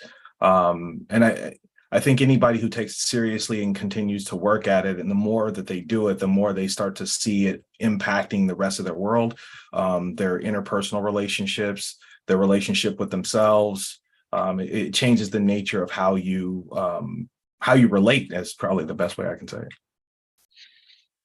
Absolutely. And what's interesting about it is that if I jump into that conversation further, how relaxation actually gives us the power that most people want to find from the studies of martial arts, but often it's not tensing up, it's actually becoming more relaxed. That gives you that which you're hoping to achieve by tensing up. Basically, that's a sign of insanity. If you keep doing something but hoping to get different results, and keep doing the same thing but still hoping to get different results, so that's a sign of insanity. Well, unfortunately, that's how most people live their lives, not just martial artists. A lot of folks basically think that becoming more tense is going to give them the power that they're looking for. And that's essentially the lesson that you're sharing, that helps not only you, but also your students, right? Wonderful. Well, I would love to explore a little bit more of this kind of a cross-pollination of ideas, if you will. We looked at Tai Chi from historical point of view, from spiritual point of view, from martial arts point of view, from health point of view. Now, how can we integrate these perspectives so that actually the same art can be applied to all of these applications? Who would feel like taking this conversation into that direction? If anyone, please feel free to unmute yourself and speak up. Can you reformulate it again? How can you integrate the approaches that we just discussed, the spiritual, the health, the historical, and also martial arts perspectives? How can they come to a more unified way of doing the practices? Would the question be, how can you separate them? Yes, how do you integrate so that the practice becomes integral and also pragmatic? So it's not just we're doing this because some philosophy somewhere in China tells us to do things this way, but we actually do this because it actually improves the quality of our lives, improves our personal development, spiritual development, health, and ability to protect ourselves or kick somebody's ass. Can I start? Yeah, okay. My experience is that at the moment when you start learning Qigong or Tai Chi Chuan, either one of them, you're firstly confronted with the capacities of your body. So if your body is not strong, and you have a good teacher, they will first teach you how to become stronger. In Taoist training, they divide your training in levels, sort of. You don't get a diploma like now you have that level, but you have a level for the very sick, the weak, you can say, the physically weak or socially weak or emotionally weak. And then you gradually go to what you can say like the average level. Like most people, they are like between 40 and 80% neither good nor bad. Yes, that's what we call sub-health. And then you go towards the super healthy, so to say, right? And the super healthy are the ones that actually are aspiring to become an immortal. And so they try to integrate themselves so much with the reality around them that they automatically also have to do more and more intense training, right? At the moment when you can task your body with more, you also, like in Buddhism they do this different, and in Taoism they do this different. You prepare yourself for the moment of death, which is a very complicated time. So on a spiritual level, you know that at the moment when you are practicing and you can do more, you are better prepared for the end of your life, right? There's no direct medical benefit from practicing, but there's indirectly, you have a better health. And you're stronger, you're more vital, you understand how your body is coordinated, how the different organs function, how your consciousness works, how you reach out to, well, depending on what you train for, the spirit world or the people around you in society, or animals or plants, or just whatever you focus yourself towards, or all of these fields at the same time. and you realize that you can't do without the original language of things, because this is where all the historical teachings are in. So you have to go back to the origin of meanings. You can't rely on our modern meanings, yes, because then it's basically like reinventing things. You can invent a car, but you can't invent the consequences. No, you can't understand the consequences of the car after 100 years, right? And it's the same like what we now see with AI. You see that people create all these artificial intelligence kind of programs. We don't know what in 50 years the consequences are. Yes, but if you look at historical perspectives, you've seen that, oh, okay, over 1,000 or 2,000 years time, people generally had a good benefit. They didn't have the communication space to share that with other people. Now we have that, so that's a benefit. Yes.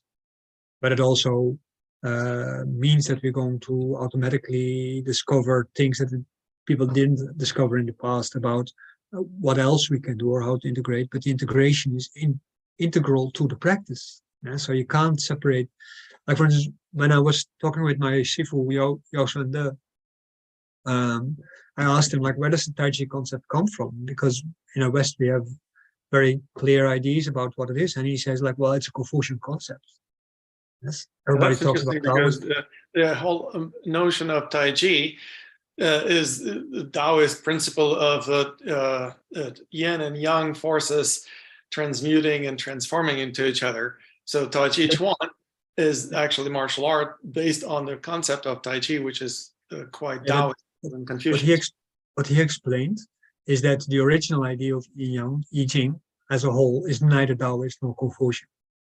Right, so the theory is neither Tai Chi, neither Taoist nor Confucian. But under the influence of Confucianism, we had the development of Neo-Taoism in the late Song Ming Dynasty, and these came up with the ideas from Confucianism about Tai Chi Chuan, for instance, as an art, and the way how they show this in the Yin Yang fish, Yin Yang tool. This is a Ming Dynasty, Song Dynasty invention, development. And before that time, they had an idea representing heaven, where you see the Beiji polar area, which is empty in the sky, and you had the Big Dipper and Draco and the Small Dipper, and these were the Yin Yang symbols, where all the stars come, and the stars, they reach out to the horizon, and then they shape the Earth from that direction. So the Earth is then coming from within that direction, and is created from what is dropping from heaven, and then it's creating the Earth. And that was a completely different kind of idea. This Yin Yang idea was more differentiated than what we nowadays do within the Yin Yang theory, and the way how we see that in Tai Chi Chuan as a whole. So for me, the big surprise was when I was doing this in Wudang, my Sifu said, you can forget about all the Yin Yang things, because if your heart is not empty, you can't create Tai Chi. Because Tai Chi comes from Wuji. Yes, and that's the emptiness of the sky. So this is not a fish symbol, but it is a circle from where things emanate. Or like, when you have like these flags, with when the wind comes up and they turn around, but then with the heart, not an axis, but empty, which is what Lao Tzu talks about. Yes. So the original ideas, they create a completely different kind of perspective on Tai Chi. And then your Tai Chi Chuan moves also become very different. So I thought it was very interesting, because that changed my whole perspective, and also automatically made clear that all these things like martial arts, that's also your lifestyle at the same time. So the way how you, like what Sheldon also a little bit touched upon, the way how you use your martial arts, it's also the way how you deal with things in life as in general. Sometimes you're a bit more young, so you're a bit more outgoing, but sometimes you're more in, and you're more inward directed. But you should not forget that yin is also heart, right? Yang can also be heart at the same time. And so these kind of things you learn basically by becoming sensitive enough to know how to do. Yeah, there is also, of course, a lot of confusion that people experience when they think of yin and yang as forces or aspects of the force. They think that like one is positive force, the other one is negative. And then in their minds, positive equates to good and negative equates to bad. And so then there is the whole dualistic way of looking at things instead of actually integral way of looking at things. So there is definitely a lot of confusion that happens as a result of people's misunderstanding of the concept of Tai Chi. Now, we can have a whole day conversation about the philosophy of it, but perhaps we can explore other perspectives. Thank you very much, Renee. Would anyone else like to contribute to this discussion about the origin of Tai Chi and also the meaning and how to integrate the different philosophical, spiritual, martial, therapeutic, and other aspects? You're muted, Teresa. Okay, maybe I can say something. My teacher is very much into research in China. He actually got into the talent bank of Qigong, and he also founded the martial arts society in the province, the southern China. So the way he actually see the Tai Chi is, he would tell me, Tai Chi, oh, good for low blood pressure. Oh, really? He just tell me that's his research. Good for that. And the next day he would say, oh, good for digestive issues. So at least that he would tell me, I just pick it up. Okay, do that. That's right. But I would say if we actually look at the Tai Chi, the gentleness, shifting the weight, prevent us falling down for seniors, help us to realize Alzheimer is about losing focus. Is it nice to practice Tai Chi with all the complicated steps? So we train our mind to be more alert sooner and not worrying about 70, 80, losing that, right? And then I think it was really big contribution to do Tai Chi because of the gentleness of the joints, and also really the grace, the gracefulness about how you move your arms. It's so beautiful, really. And then when you complete the form from beginning to the end, you really have a satisfaction. I did it all.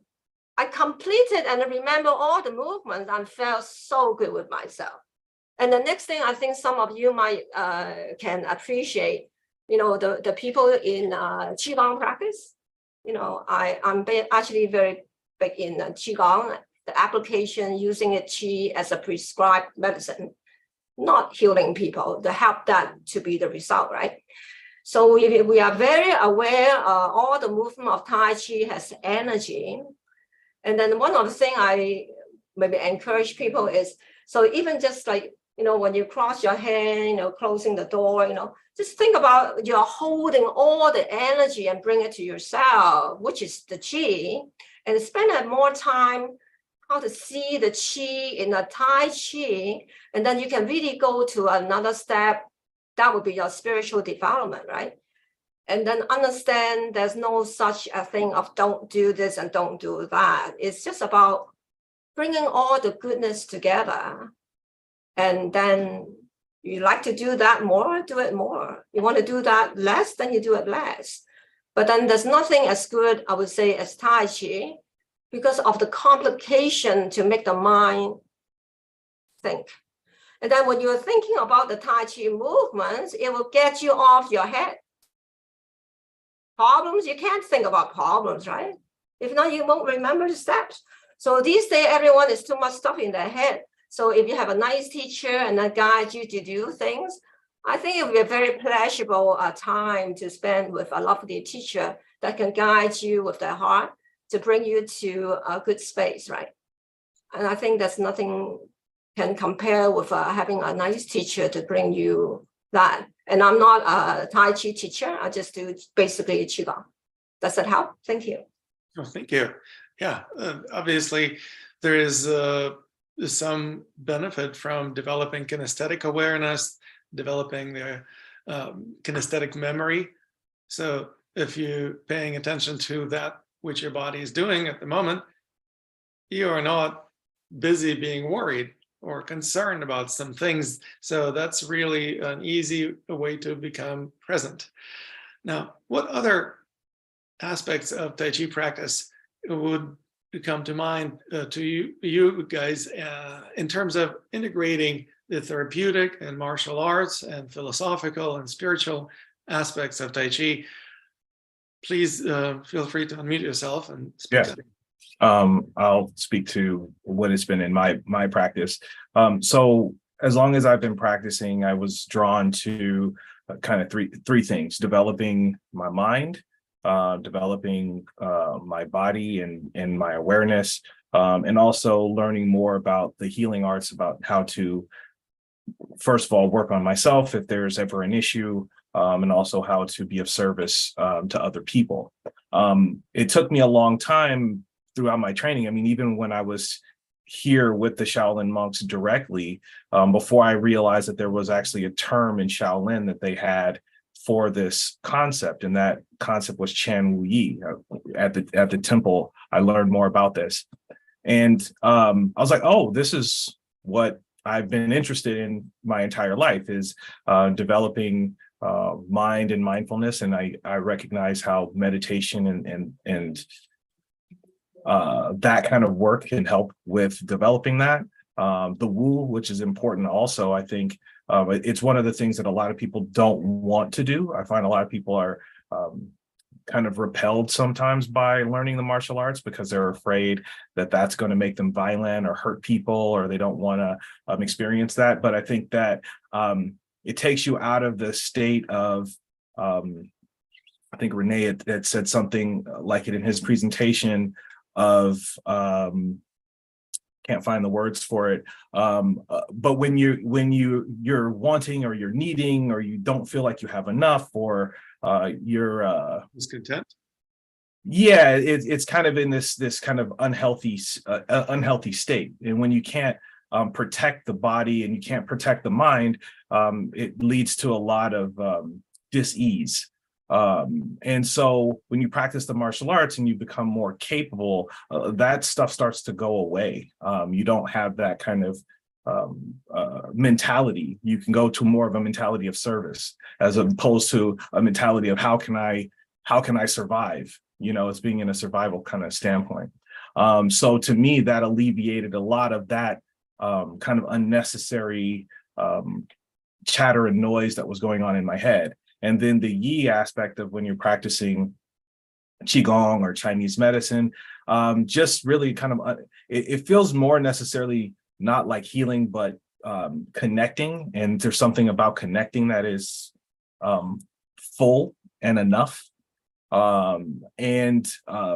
Those three things for me have been really helpful to guide my practice. And since just having the words for it, or having a term for it, has made it a lot easier, because now I don't feel like I'm just shooting in the dark trying to figure things out. I feel like there's kind of like a guiding principle of understanding with what I've been drawn to my whole life.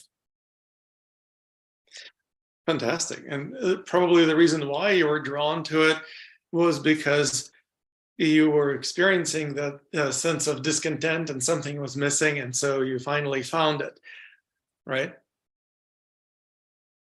That's correct, yes. Awesome. Well, that's a pretty direct way to improve one's quality of life.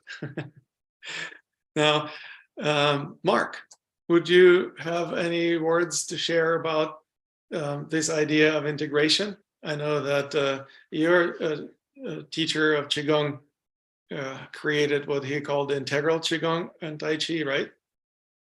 What does integral mean in this case? You're muted. You're muted, Mark.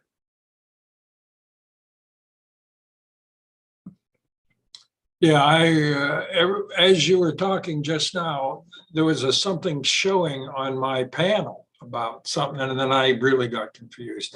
But I understood a little bit to you ask about how we can improve certain things. Is that it? How do we integrate? As far as I understand, Master Ni teaches integral Qigong and Tai Chi, right? Mm-hmm. Well, what does integral mean in this case? It probably means there is some kind of integration of different aspects, different qualities. Would you share with us a bit more about that? What does the integration look like? Right. I was born with it. You know, I hate to say this all the time, you know, how wonderful I am, but I grew up where I never cried in my life. I don't even know how to do it. And my parents said, "Oh, we watch him break out of his thing, and he goes out into the." In other words, nothing could hurt me, and nothing but good came every day. And you've seen I was out, helping this guy and this guy and this guy and this. So I know it isn't what you're asking for.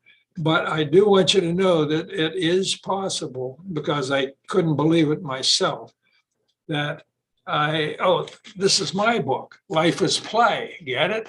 I almost forgot about this. That's my book, Life is Play, from my teacher. Live compassionately, intuitively, spontaneously, and miracles will happen. In other words, I never had to do anything because whatever I would get a little thing, I think I want to do this, bam, that night or somewhere or somehow it would be there. Someone would call me or something. Isn't that weird? And I'm the only person I know that had that. And I'd like to see some more, darn it, because this whole book, everybody that reads my book said, "Wow, we never heard of anything like that in our lives, that you're a spoiled brat." And that's true.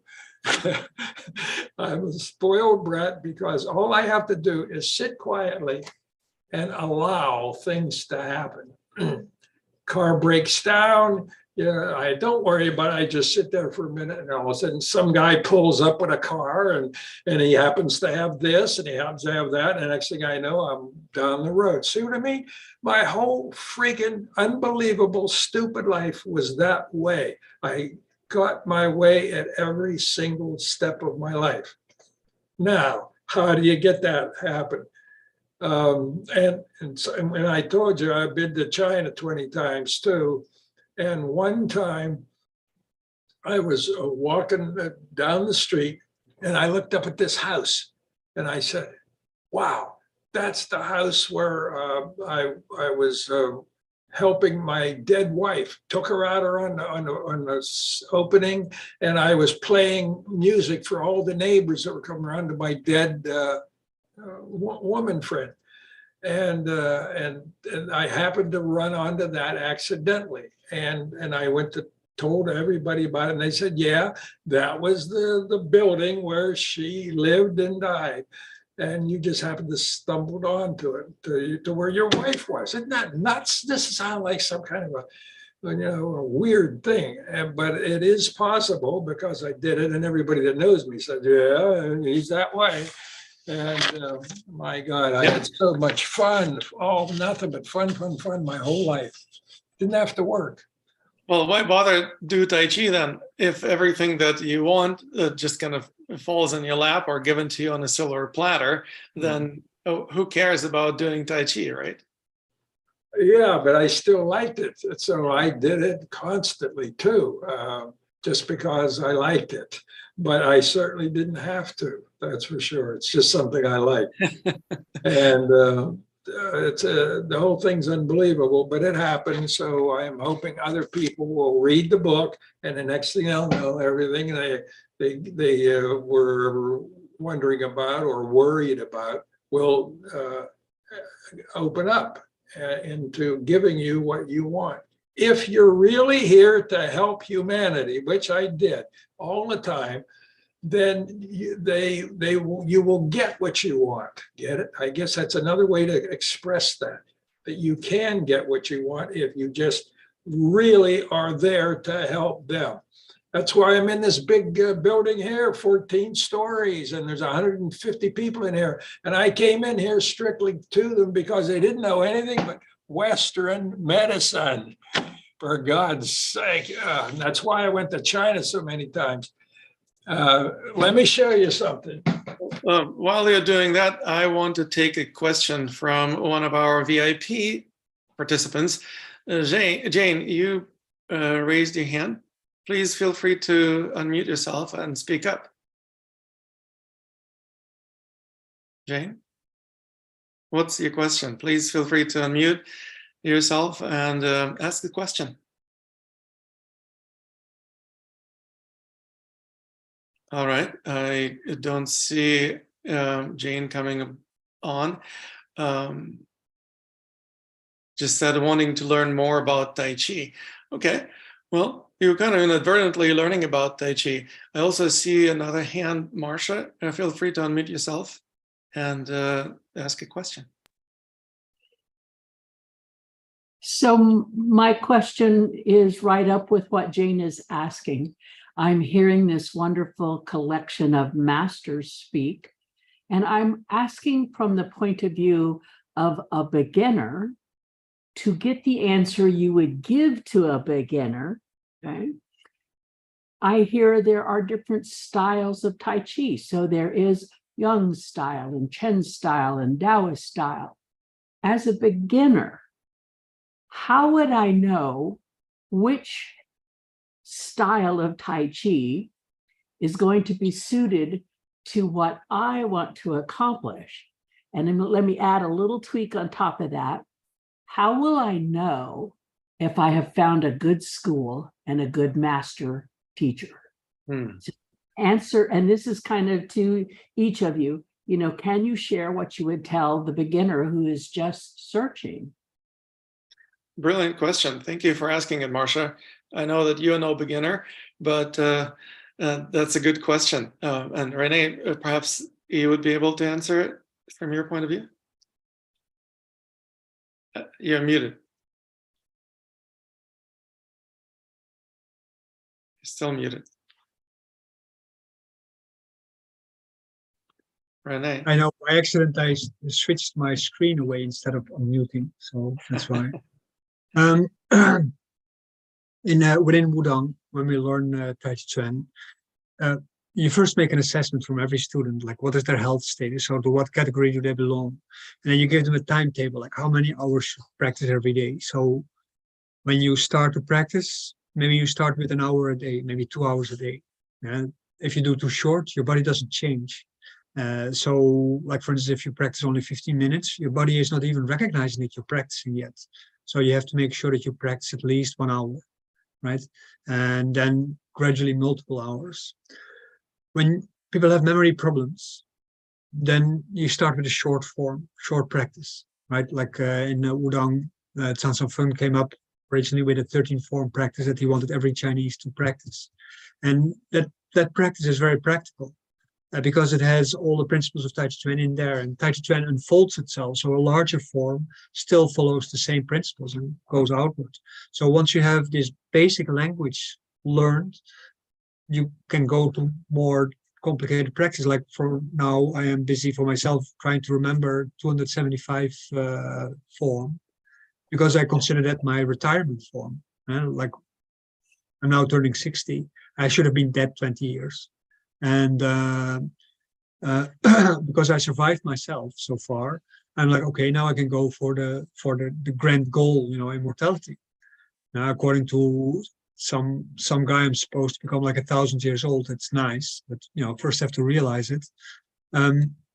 But your physical quality allows you to explore, to go further than you did before. So you have to continuously strive to expand your horizons and not get stuck on one form, or not even one style maybe, because I started with Yang style and stuff like this. But in Wudang, I found so many more styles and methods that allowed me to experiment also with different ways of movement. So you kind of touched on it there, but as asking again from a beginner's point of view, I don't know any about all that stuff that I'm going to learn once I choose. How would I choose? Because if I Google and say, I want to learn Tai Chi, I'm going to get somebody that's teaching Yang, somebody that's teaching this, somebody's teaching that. As a beginner, how would I decide which style or school would be right for me? Because they've got to be different, or they wouldn't have different names. Right? It isn't that difficult, because you have to just start somewhere, right? Yeah. And at the moment when you start somewhere, you start asking questions. So you have to make sure that as a student, you're never satisfied. Like for instance, I did it because I'm by nature a pacifist, but I also felt like, I need to be able to do something that doesn't violate my pacifist principles. So Yes. it has to be peaceful. But what I learned in my beginning styles of Tai Chi Chuan was completely useless for martial arts, right? So very gradually, you get fed with it. I had to do a lot of street fighting when I was a kid, so I know a little bit about fighting, and that's also developed my pacifism. So that defined my questions, part of my questions, and my health, and being able to defend myself. But for everybody, you have your own set of questions, and you have to start somewhere, and you have to always think that your teacher is an idiot. Yes. Yeah. Yeah. Thank you so much. I think that's really nice. Renee, what you said is so beautiful. I like to add is as a woman, you are a woman, we follow our feeling, right? We go shopping, we look at something, we don't plan to buy, and then we go and buy it, right? So I would say when you're looking for your teacher, follow the same instinct. Just go and try a class or two, really.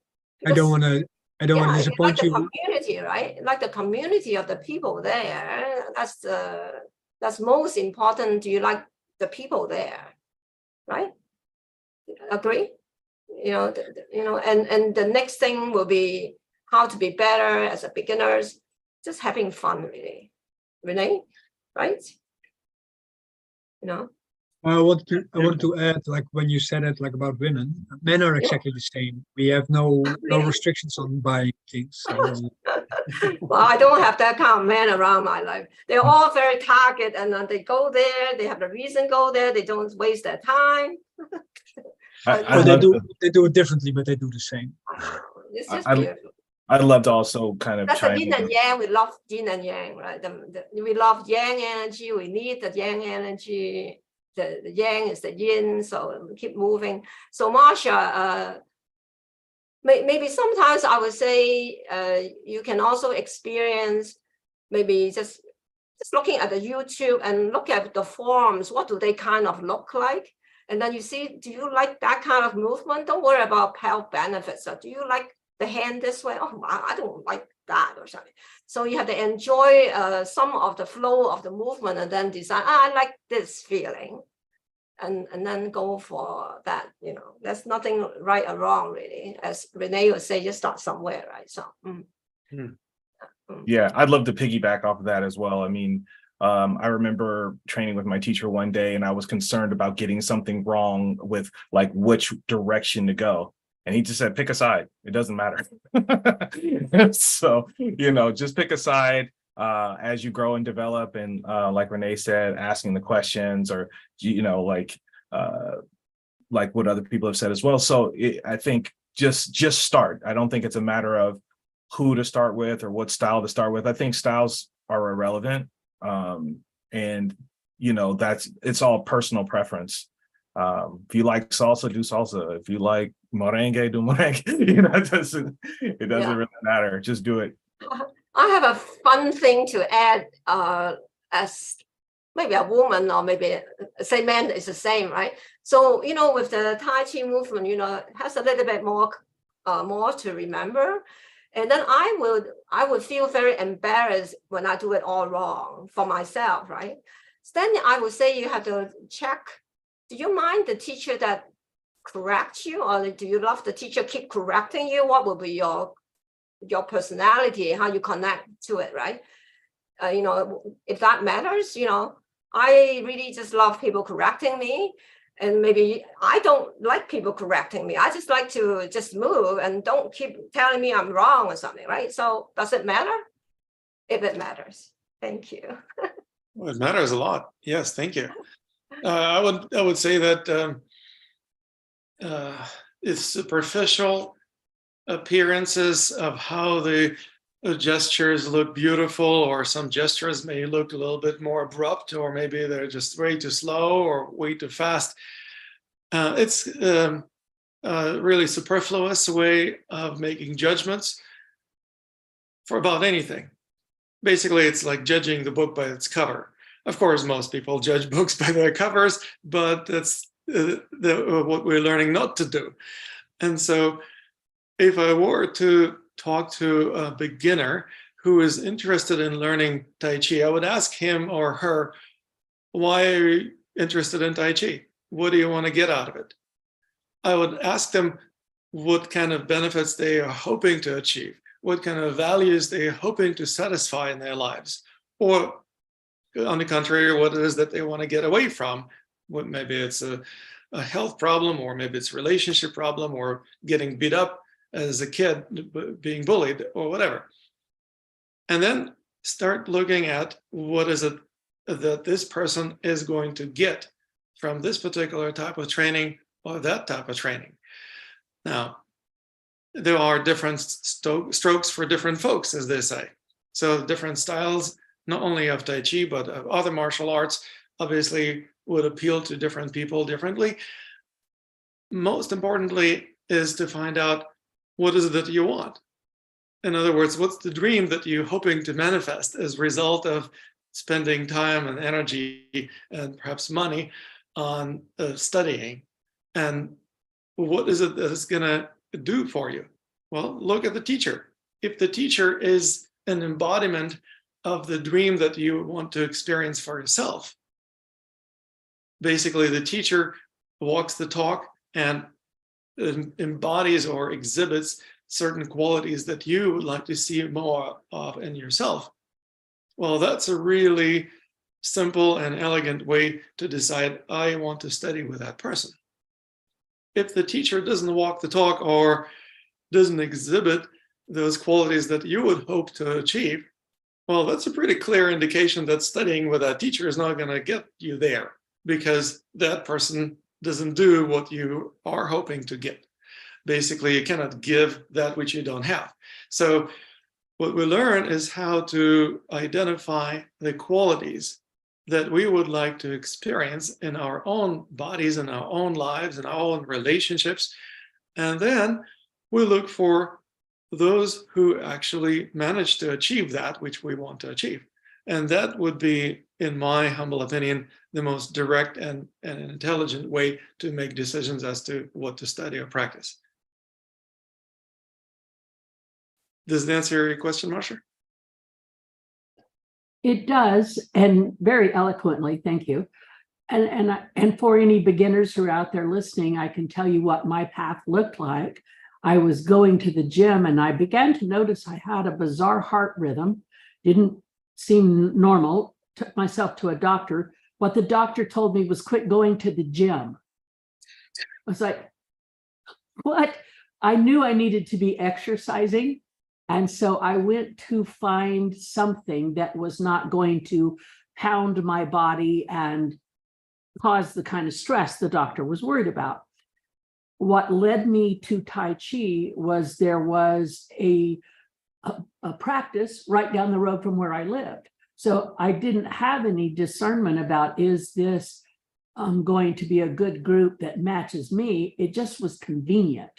And I knew I could go do some gentle exercise there. So that might be what makes the decision for somebody, is convenience. And until they've been there for a year or two, they might then learn, oh, there was better practices that might have served my purpose had I begun in this other location. So, it's my own personal story. I stayed there until I was actually teaching a class, myself. So I did get benefit from it. But I also quickly began to realize the style I was studying and the people I was studying with had its limitations, not bad or wrong, just had its limitations. And where I wanted to go was outside of that box. And the rest of my life didn't match up with staying there. So I moved on to other things. And I'm sure that would be true with any student, but just trying to give the new student a guide to say, know your reasons why, and have some thought process about choosing, because there's going to be a lot of opportunities, a lot of options, and you want to begin in a place that is best suited for what you want to produce as a result, so that was the purpose of my question. That was a good question, and it sparked quite a nice discussion. Thank you, Marsha.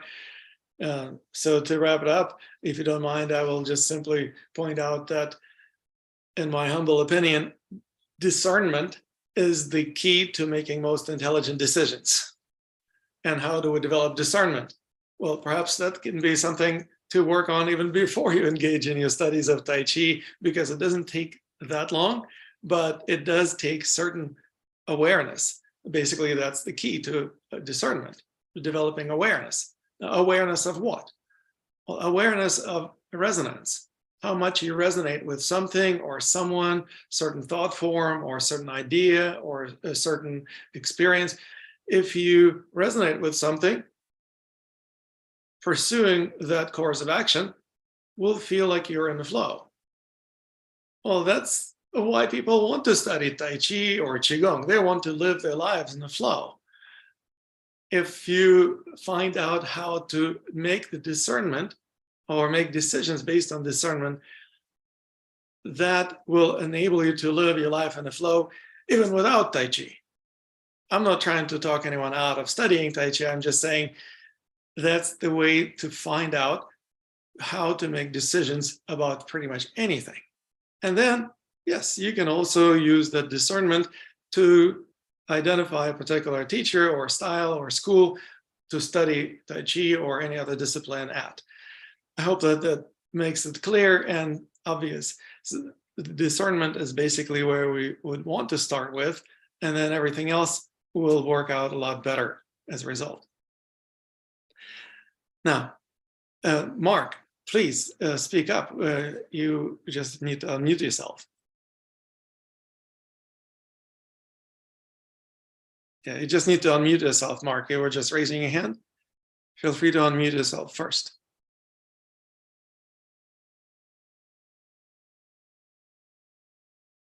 Oh, okay. There you go. Is that all right now? You can hear me? Yep, loud and clear. I wanted to show why I left Western medicine for Chinese, for darn good reasons. Have you all read this? Can you read that yourself for them? I love to laugh, by the way. So read that, and you'll end up dying of laughter if you are interested. This is why someone gave up on Western medicine. See? Okay. You can read it to them as the idea. I want, I'd like them to hear that because it's funny as heck, isn't it? Let's laugh a little. I take metformin for diabetes caused by hydrochloroquine, and I can't see anything else. Oh. I take for the high blood pressure, I got from the Ambien. I take for insomnia caused by Xanax. I take for anxiety. I got from Will Burton. I take for chronic pain that I got from Lipitor. I take because I have high cholesterol, because a healthy diet and exercise are just too inconvenient. There. Isn't that a great thing to wear around all day long? I do it. I wear it practically every day. Great. Oh, and it's the damn truth is the problem. Yes. Oh, God. Awesome. All right. Well, any other questions, folks, before we wrap up our panel discussion? Any other suggestions or perhaps comeback for any of the panelists? Yeah, I'm coming. If there are no questions or comebacks, then I want to thank you, everyone, for taking your time to participate in this panel. I want to thank all the panelists as well as the VIPs attending this panel. And of course, it will all get recorded and you will be able to access it later. So I look forward to our continuation of the World Tai Chi and Qigong Summit. We will continue in about 15 minutes. So we're taking a brief 15-minute break and we'll be back with more. Until then. Thank you for everything you do, Lama, and everyone in the panel. It's really an honor to be here. Thank you. It's my pleasure. Thank you, everyone. Yes, everybody. Thank you.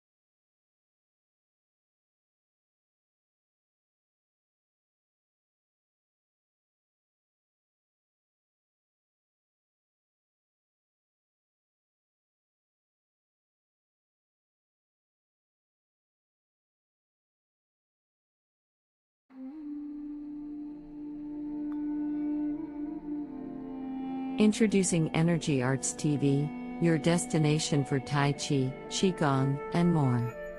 Explore transformative practices that enhance vitality, balance, and inner harmony. Experience expert instructors guiding graceful movements, breathing techniques, and meditation exercises for holistic wellness. Join us on a journey of self-discovery and empowerment. Tune into Energy Arts TV on the Transform Your Life Network for holistic wellness and serenity. Visit us at www.tynetwork.com.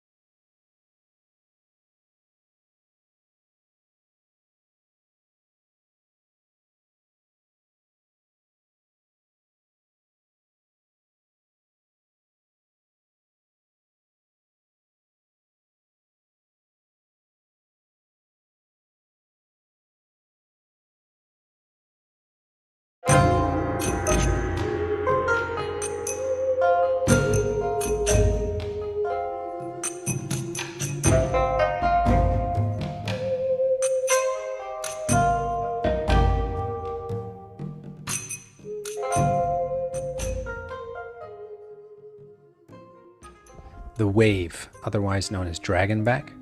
So you will step out, feet shoulder width apart, put the hands over the dantian, and as if you're sitting in a chair, and you're going to roll up through the spine. And so the pelvis is going to go back as if you're going to sit down in a chair. So you're sitting back, the chest is relaxing, and you are sinking down. Next, you roll the pelvis forward, thrusting it forward. And here you're going to send a ripple up through the spine. So it's going to go up, so pushing up through the chest, opening the chest. And then your chest is going to be open to the max, and your pelvis is thrust forward. And then you're going to go and sit in a chair again, like you're sitting in a chair. Sit but not sit, and rolling up. So you're going to try to feel this movement to continuous and soft. Continuous and soft. So exhale down as you go down, and breathe in as you come up through the chest. So breathing in as you thrust your pelvis forward till you open your chest to the max, and then begin to breathe out as you sink down.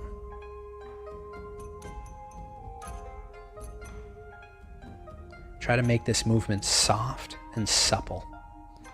You could put your hand on your chest and on your lower dantian and try to feel the hands meet as you bring it forward. This will help you get a feeling of how the upper body and the lower body move. So you get this complete massage on the kidneys, on the intestines, and really softening the back.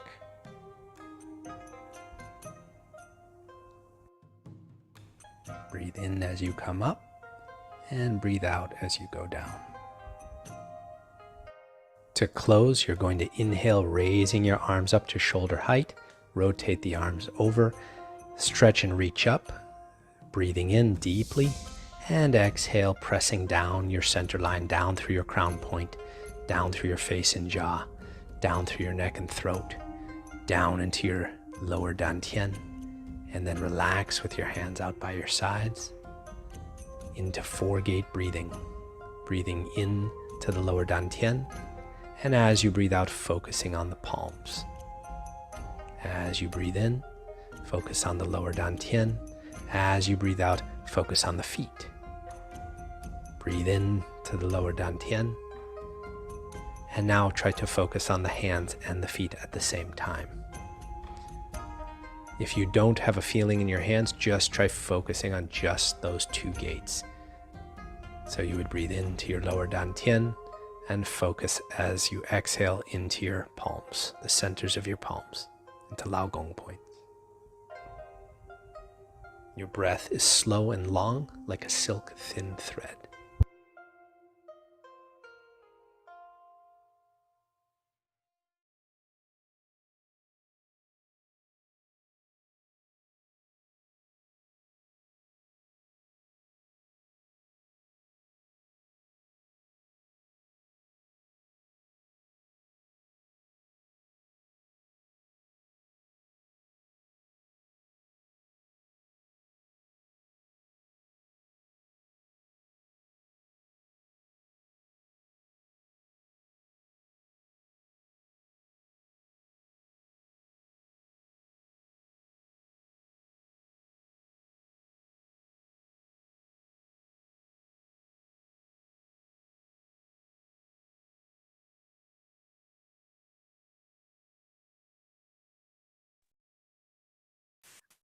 Right, we're back to our presentations. After a little break, after a panel discussion, we are going to continue the flow of our presentations with Adam Holtai, who is going to talk about the connections between Qigong and Tibetan Buddhism. So I'm going to play his presentation now. Please enjoy.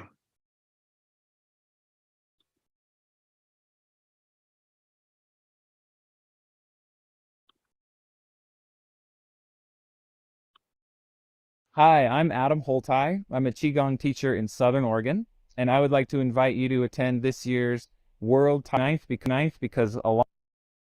Hi, I'm Adam Holtai. I'm a Qigong teacher in Southern Oregon, and I would like to invite you to attend this year's World Tai Chi and Qigong Day on April 20.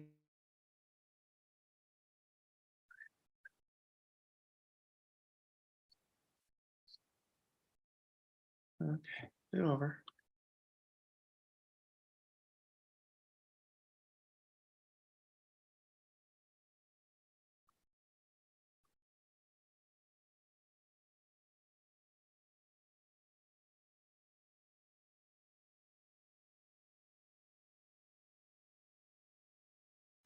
Hi, I'm Adam Holtai. I am the founder of Three Phase Qigong, and I've authored a book called The Quadrant and Three Phases, which outlines the principles and practices of Three Phase Qigong. And I have an upcoming book called Qigong for the Five Elements, as well as an online course related to the material in that book. It's called Five Elements, Affirmations, and Qigong.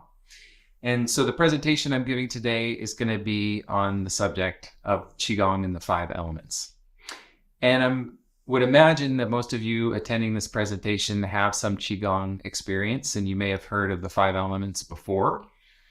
And just in Qigong in general, there are specific correlations that are used most often for the five elements in the practice of five element Qigong. But it always starts with the internal organs or the meridians associated with those internal organs. So that's where I started in my practice of five element Qigong, was gaining an understanding of the internal organ anatomy and the major internal organs that associate with each element and the meridian channels. So we'll back up a little bit to what the five elements are if you're unaware.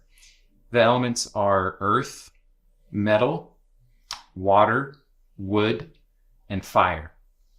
And since they correspond to all of the major internal organs, they correspond to the yin, primarily the yin organs. Each element corresponds to a yin and a yang internal organ. But the ones that are generally worked on are the yin organs, which are the spleen, the lungs, the kidneys, the liver, and the heart.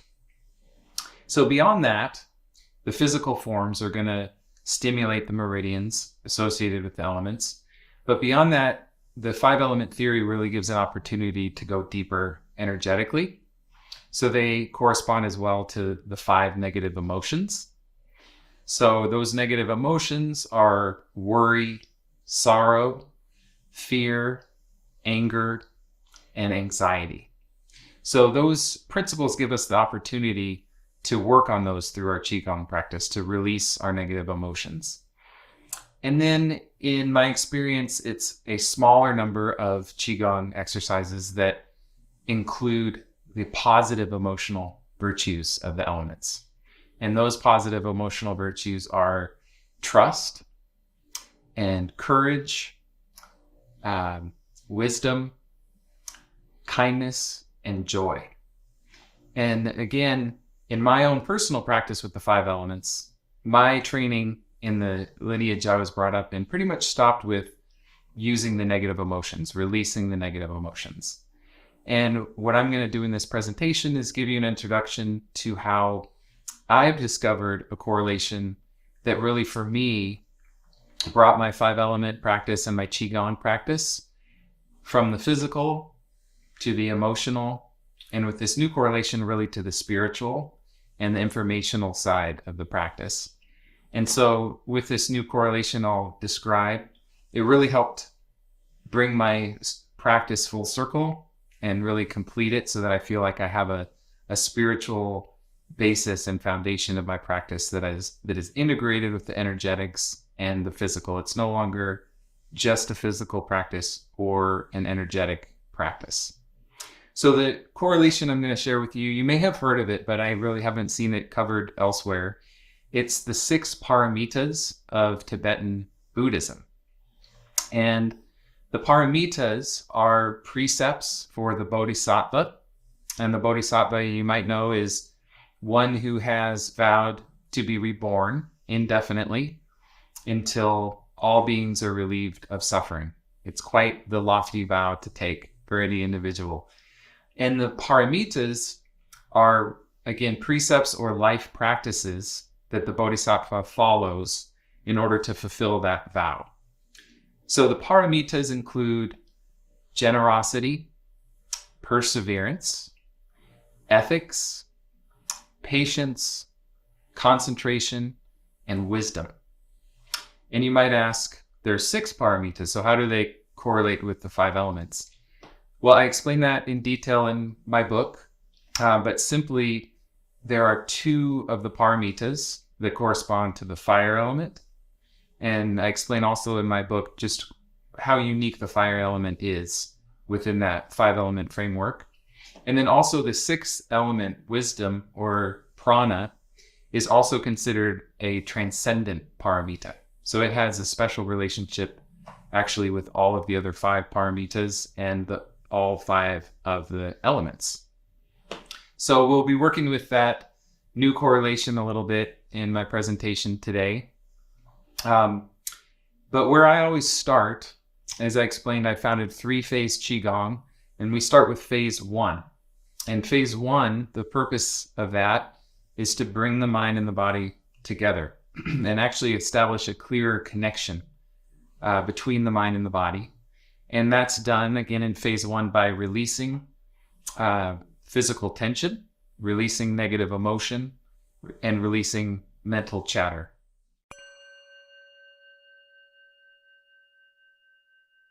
So we're going to practice now the first affirmation, and this is called releasing negative emotions. And when you're practicing this one, I recommend that you make yourself as comfortable as possible. Remember, we're simplifying the exercise, so you're not going to need to be moving your body in any coordinated fashion. But if you're comfortable sitting, you can sit, or if standing is more comfortable for you, then you can stand.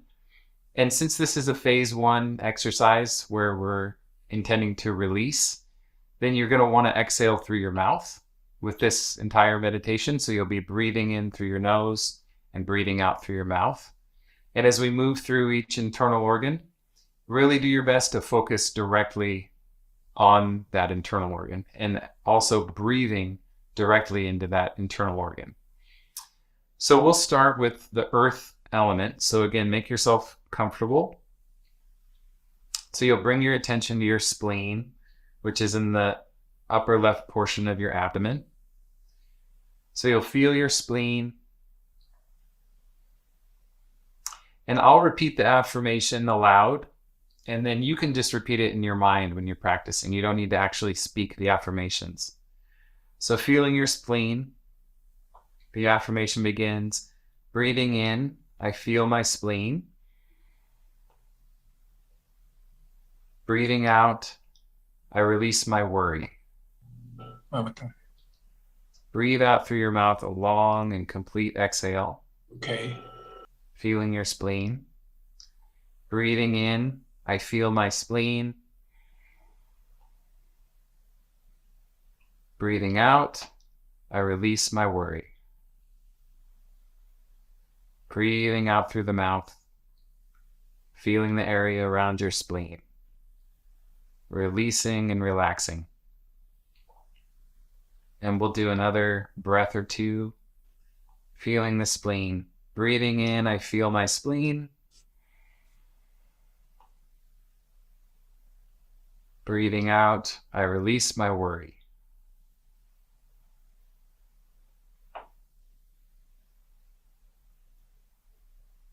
Releasing and relaxing the spleen.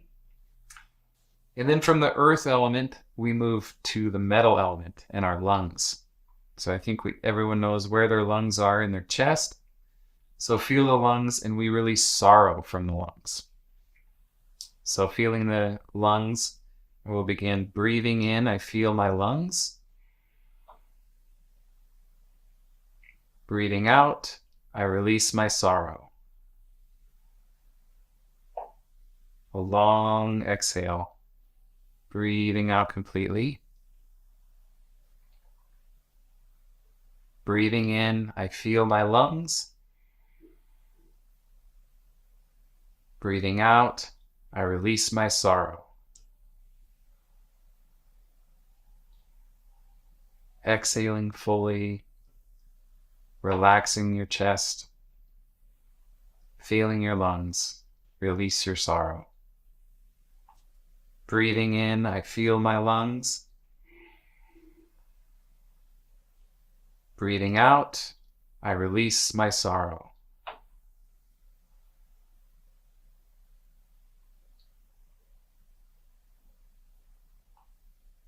So we're doing each affirmation for 3 breaths, but when you practice this on your own, you can practice for as many breaths as feels good and appropriate.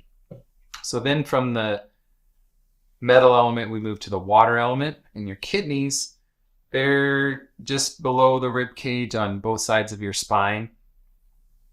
And we feel the kidneys and we release fear from our kidneys. So tuning into the kidneys, breathing in, I feel my kidneys. Breathing out, I release my fear.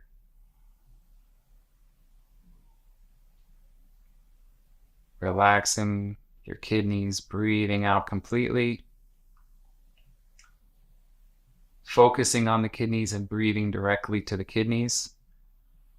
Breathing in, I feel my kidneys. Breathing out, I release my fear.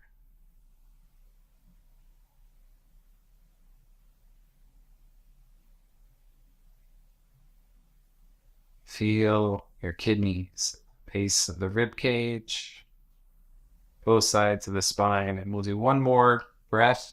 Breathing in, I feel my kidneys. Breathing out, I release my fear. Breathing out through the mouth.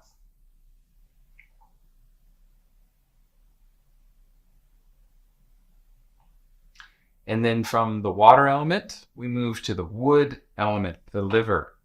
It's your biggest internal organ in the upper right part of your abdomen. And we hold our anger in the liver. So we'll focus there on the liver. And then beginning, breathing in, I feel my liver. Breathing out, I release my anger.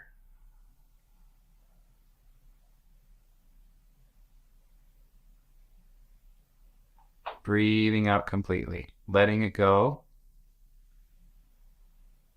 Breathing in, I feel my liver. Breathing out, I release my anger.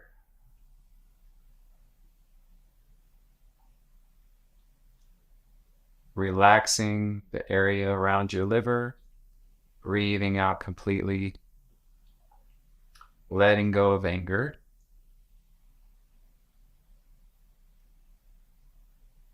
And one more time. Breathing in, I feel my liver. Breathing out, I release my anger.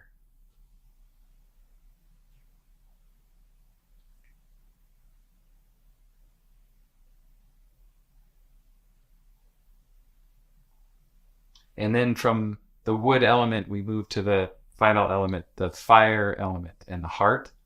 So we know where the heart is there in your chest. So focus there on your heart. And we release anxiety from the heart. So feel your heart, feel your chest. Breathing in, I feel my heart. Breathing out, I release my anxiety. Breathing out, releasing anxiety, relaxing your chest. Breathing out completely. Feeling your heart and breathing directly into your heart. Breathing in, I feel my heart.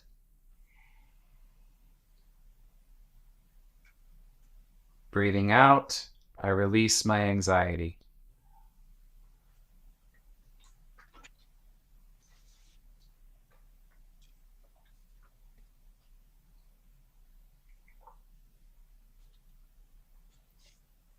And one more time, feeling your heart.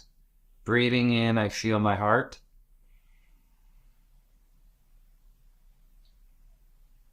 Breathing out, I release my anxiety.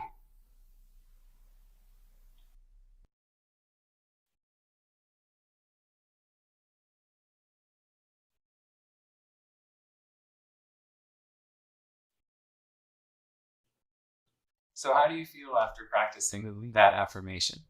I really recommend when you're practicing the 5-element affirmations that you have a pen and a paper just to jot down your thoughts and the emotions and the physical sensations that you felt as you practiced. A lot of the times as you're feeling one particular internal organ, you might feel physical sensation there. You might have memories come up. You might just have, for example, with the earth element, you might have things you're worrying about come up, and you can process through those very efficiently. And that particular affirmation is one that I practice every day. And I found such a profound benefit from practicing that. So I highly recommend doing that cycle from beginning to end, finishing with the fire element to release anxiety, and going deeper and deeper into that particular affirmation. I feel like that's one that just in and of itself has so much benefit. So after phase 1, after we've done that releasing, the next step is phase 2. And in phase 2, we accumulate pure vitality, pure energy, pure emotion. So we use the emotional virtues that I spoke about earlier. And so the affirmation that we're going to practice next has in the first line, we'll use the healing color associated with each element. And again, we'll work with the internal organs. So we'll draw our attention to the internal organ, bring in the healing color of that internal organ. And then on the second line, as we exhale, we'll focus on the positive emotional virtue for that element. So let's go try that out and we'll see how you like it.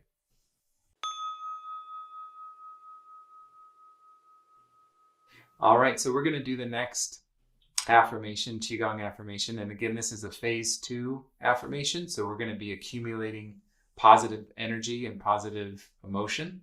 So for this one, since we are accumulating, the breathing is a little different. You're going to close your mouth and touch your tongue to the roof of your mouth. And we do that in Qigong when our focus is keeping the energy internal and accumulating energy. So we'll move through the internal organs again in the similar way. And the first line of the affirmation uses the healing color of the element. So you'll focus on the internal organ and then use your imagination and visualize that light filling the internal organ. And then as we breathe out, we'll imagine the positive emotional virtue for that element filling that internal organ. So again, you can lie down to make yourself comfortable if you'd like, or sitting or standing, whichever is comfortable. And we'll start again with the earth element and the spleen in the upper left side of your abdomen. So feel your breathing calm down first. Again, the mouth closed and the tongue touching the roof of your mouth. Feel the spleen. And we'll begin. Breathing in, yellow light fills my spleen. Breathing out, I trust.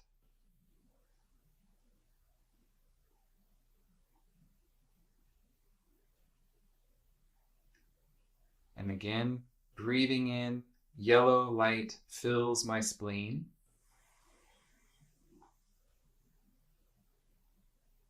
Breathing out, I trust.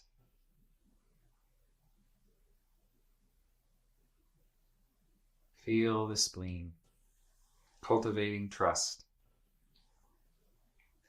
And then one more breath. Breathing in, yellow light fills my spleen. Breathing out, I trust.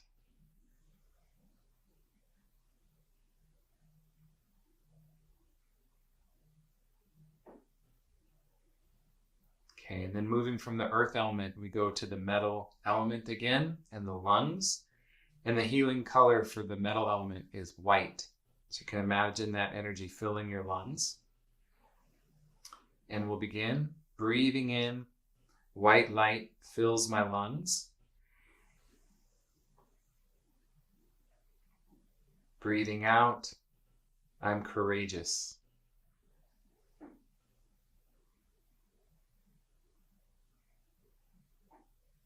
Feel your lungs. And again, breathing in, white light fills my lungs.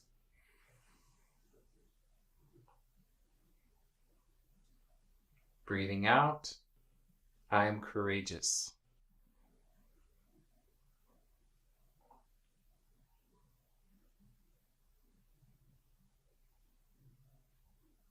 And one more time, feel the lungs. Breathing in, I feel my lungs, and they fill with white light. Breathing out, I'm courageous.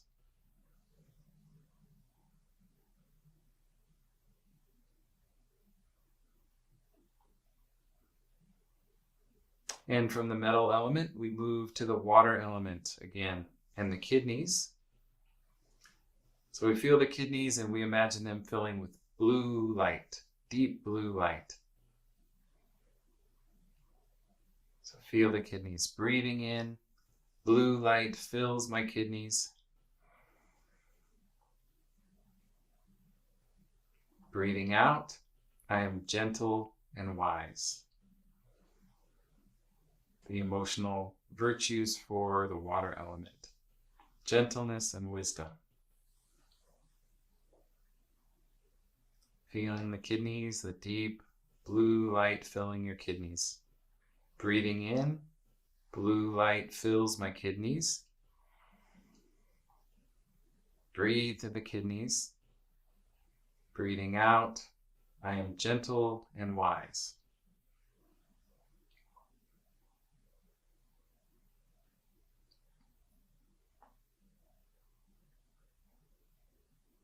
And one more time, feel the kidneys, the deep blue light. Breathing in, I feel my kidneys. Breathing out, I am gentle and wise.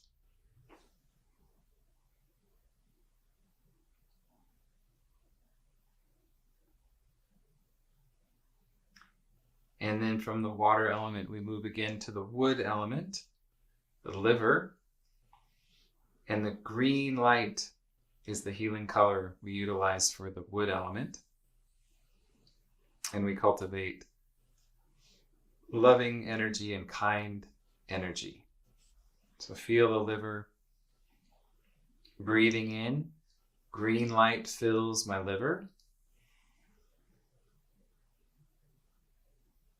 Breathing out, I am loving and kind.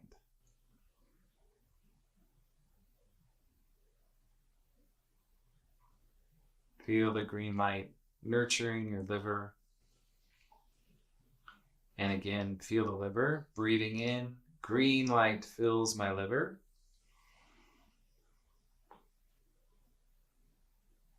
Breathing out, I am loving and kind.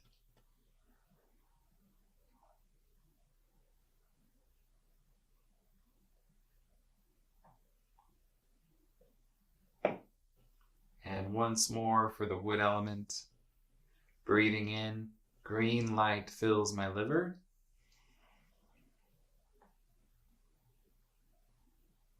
Breathing out, I am loving and kind.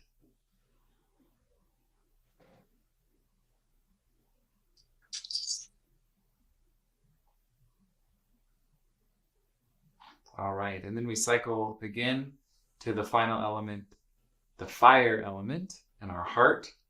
And there we fill our heart with red light. So feeling your heart. And we develop compassion in our heart. Breathing in, red light fills my heart.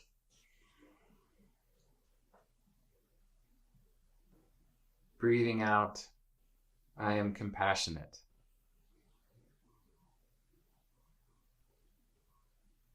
Feel your heart, feel your chest, red light. And again, breathing in, red light fills my heart. Breathing out, I am compassionate.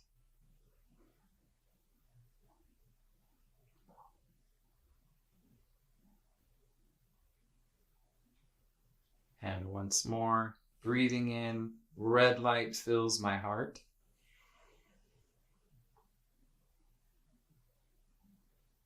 Breathing out, I am compassionate.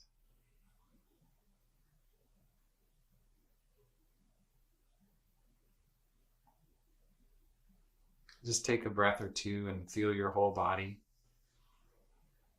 And feel your natural breathing in and out. And that will conclude our second affirmation cycle for the 5 elements. So those are the 2 affirmation cycles that I wanted to share with you in this presentation. And the last piece that I'll share is one of the 5 element Qigong forms. But before I do that, I just wanted to emphasize again the purpose of the Qigong affirmations and why it's so important to simplify your practice so that you can ingrain the principles of the emotional virtues, of the healing colors, of the paramitas into your consciousness and build that foundation informationally speaking and in your spirit. You can bring those principles into your body, because when we practice the forms, that's really where we shift into the phase 3 of Qigong. Once we bring our attention to the movement and we already have all those principles ingrained in our mind and in our energy, then when we do the movement, they come up very naturally and they integrate. And that's what phase 3 is about, is circulation, integration, and optimization. So let's go ahead and practice one of the 5 element Qigong forms. And I'll explain as we practice the general structure and the principles behind each form.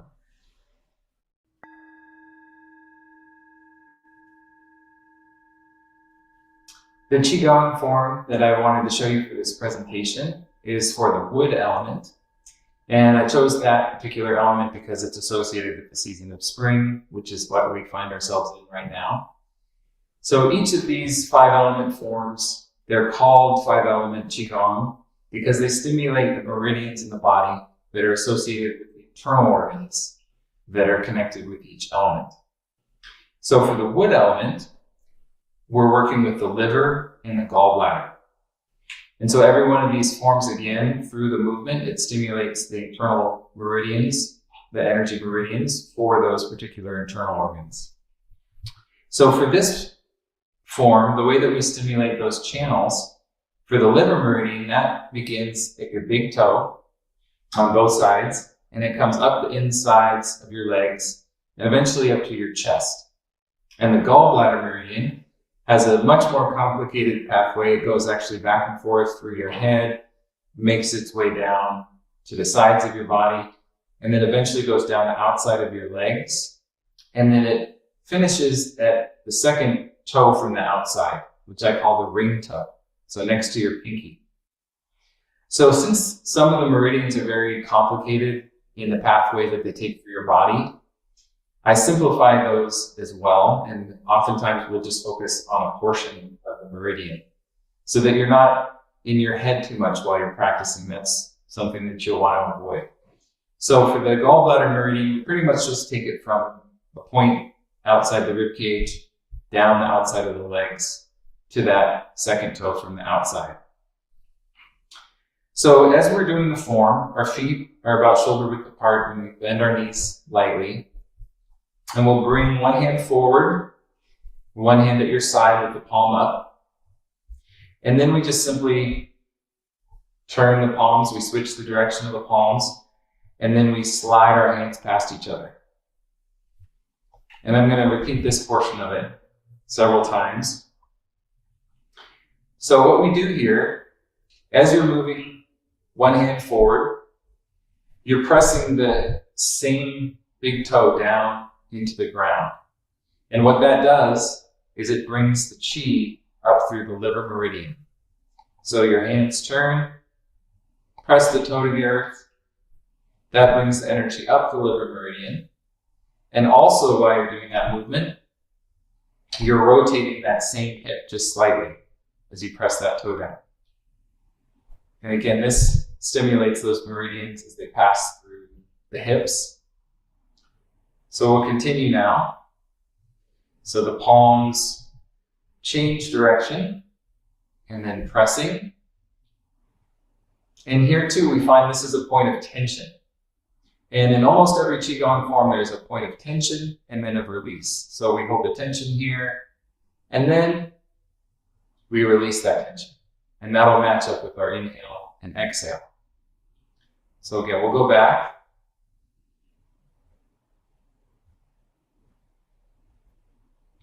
Tension, and then release. And this is when the qi flows down the gallbladder meridian. So it came up this side, and then down the gallbladder meridian on that side. And then that's also, again, where we'll match the breathing. So we breathe in here, inhale, and then breathe out. Breathe in, and breathe out. Inhale, exhale, breathe in, and breathe out. And you just breathe naturally, so your body just follows the rhythm of your natural breathing.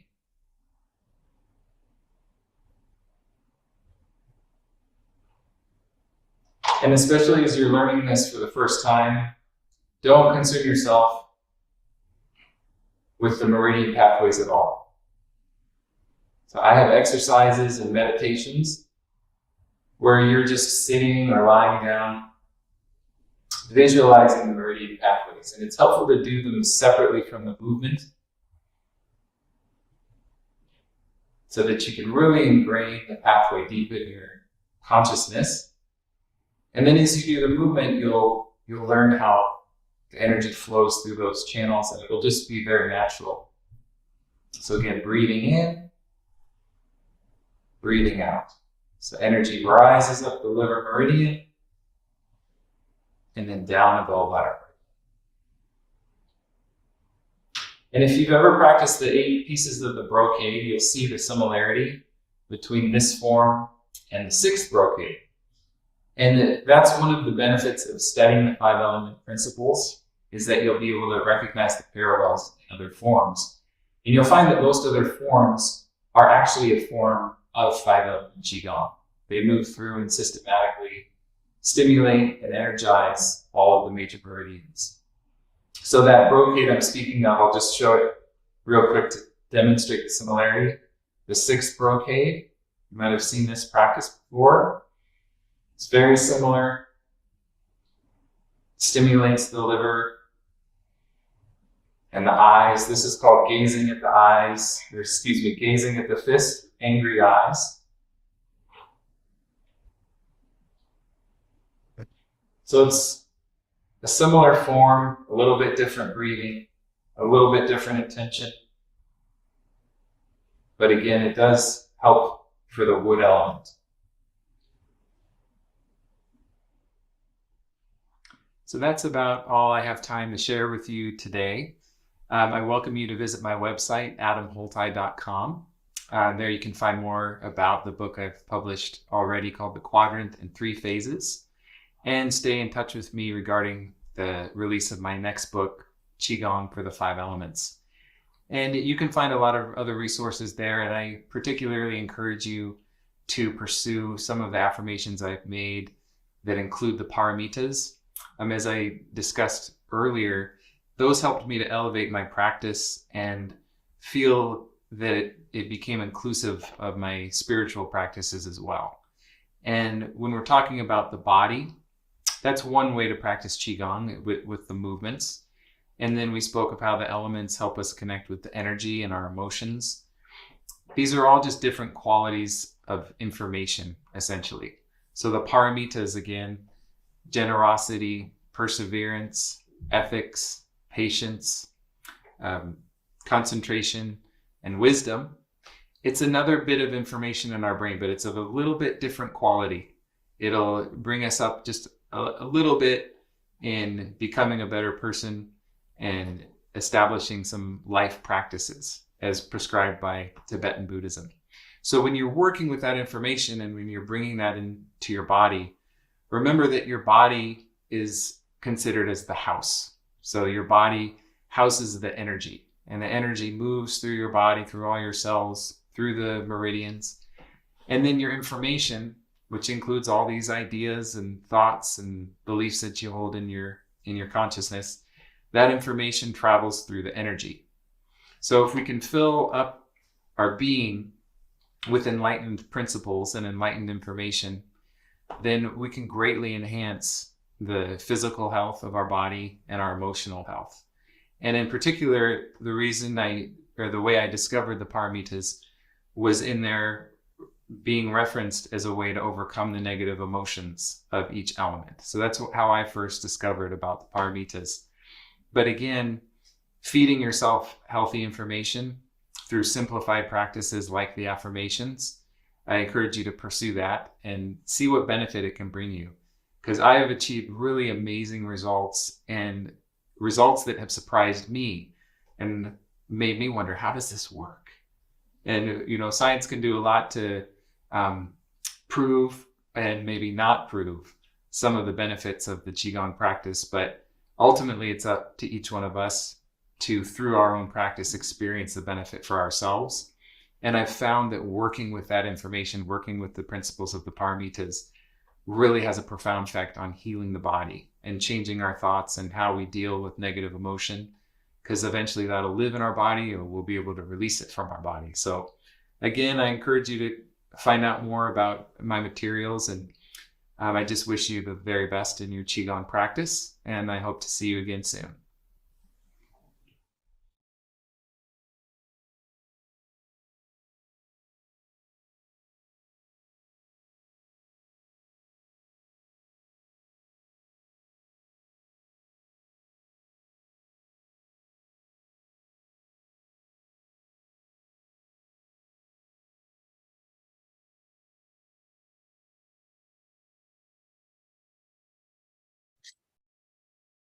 It was a lovely presentation by Adam Haltai, who just shared with us about the connections between the Qigong practice and Tibetan Buddhism. And now we are going to move on to our next presenter, Master Kathy Mu, who is going to share with us her unique set of practices for health, happiness, and prosperity.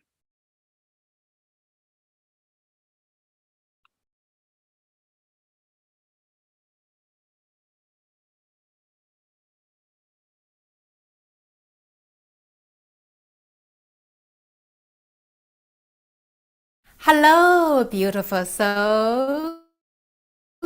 Kathy Mu here, a Qigong master from the Thriving Foundation. Thank you, Lama, Masha, and the entire team for organizing this important online summit. I'd like to start off by sharing a few easy, simple, yet powerful Qigong practices, followed by a short lecture on how to simultaneously heal yourself physically, emotionally, mentally, spiritually, and even financially. Why is this important? Because many people say they are simply too busy to have the time to work on healing the body, then the mind, then the heart, then the soul, and also their money issues, one at a time, separately. As a result, many people give it up. The truth is, each of the most important 8 areas of our life is closely interconnected. If we approach our healing holistically by mastering the qi, we can save a lot of time, stress, anxiety, and frustration, and achieve our life goals effectively and efficiently. My life mission is to save you time, money, energy, help you avoid costly mistakes, and share with you time-honored, powerful practices to better your health, wealth, and overall well-being. I am a huge advocate of being effective and efficient with our practices. We are all busy people with a lot of personal and professional responsibilities, aren't we? Since you are here, I'm sure you already know the many amazing benefits of practicing Qigong. If you can't afford to spend 30 minutes or longer every day practicing Qigong, you don't have to give it up. Let's demystify Qigong. I have created some short Qigong practices that you can easily incorporate into your busy life without necessarily having to block a lot of time or even get into a quiet, meditative Qigong state. Whenever you have a minute or two, you can do a short Qigong practice for a specific healing purpose, safely and effectively. Some of them can even be done while you are doing something else at no additional time, which I will elaborate a little later. First, I'm going to share with you a powerful Qigong practice called Good Morning Thriving Qigong, which you can do within a few minutes in the morning. I know there are days when you may not even have a few minutes. No problem.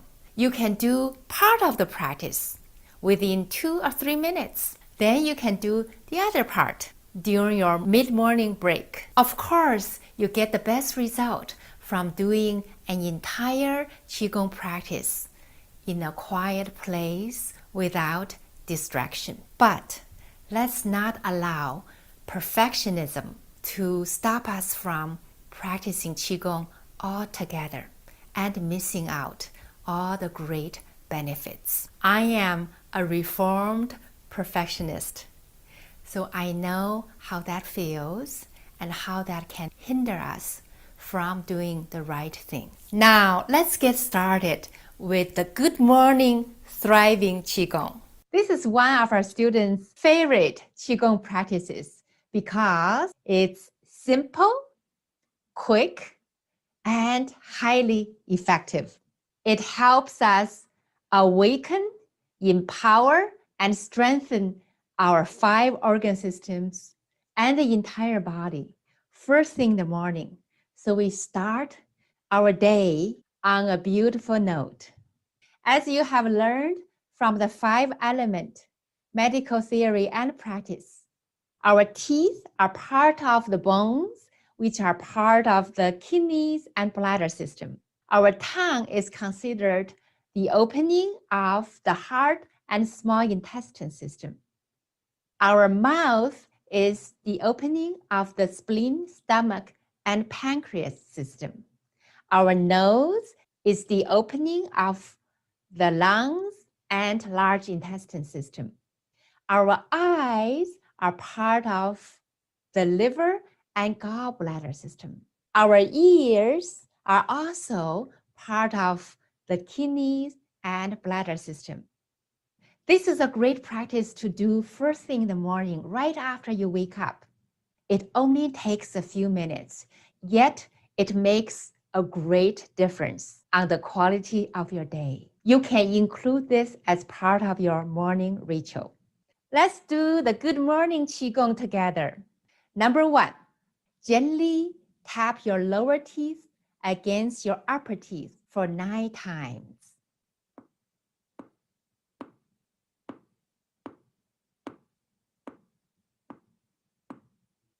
Number 2, move your tongue in your mouth. First, move your tongue around the outer side of your teeth in circular movements for 9 times in each direction. It doesn't matter which direction you do first. Just make sure you do both directions. Let's begin.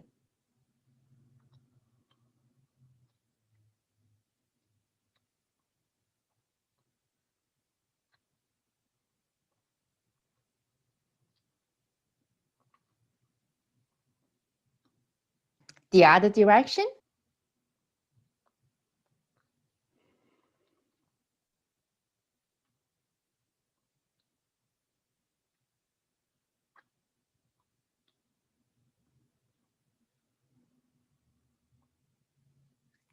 Okay, a lot of saliva is being secreted in the mouth. Just slowly swallow it and mentally send it to your lower dantian.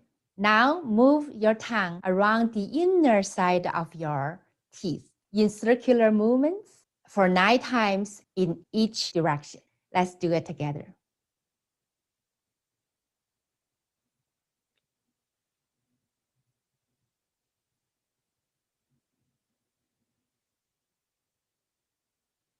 Okay, the other direction now.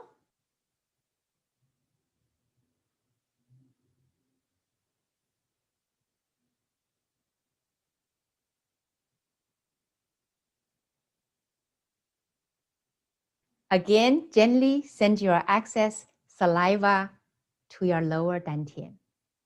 Number 3, place your index fingers on your yin xiang acupuncture points next to your nostrils and massage them for 9 times.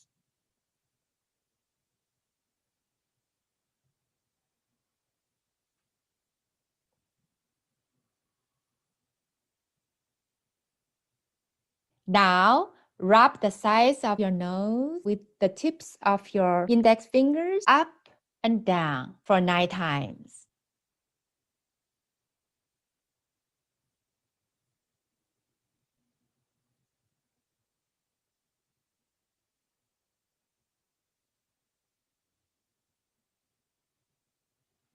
Okay, number 4, working on the eyes. I'm going to use a finger to help you practice, okay? First left, right, 9 times. 1, 2, 3, 4, 5, 6, 7, 8, 9. Now, up and down 9 times. Up, down, up, down, up, down, up, down, up, down, up, down, up, down, up, down, up, down. Now, circular movements. So just follow your fingertips. 1, 2, 3, 4, 5, 6, 7, 8, 9. Now the other direction. 1, 2, 3, 4, 5, 6, 7, 8, 9. Now, number 5, working on the ears. Place your index fingers right behind your ears and the middle fingers right in front of your ears and massage both sides of the ears up and down for 9 times. 1, 2, 3, 4, 5, 6, 7, 8, 9. That's it. After doing the Good Morning Qigong, you have enhanced all of your senses. In addition, you have awakened, empowered, and strengthened your 5 organ systems and your entire body. Now you are ready for a beautiful and blessed day. Remember, Qigong is a lot more than movements, meditation, special ways to breathe, or exercises. It's a way of life, a conscious way of life, an awakened way of life.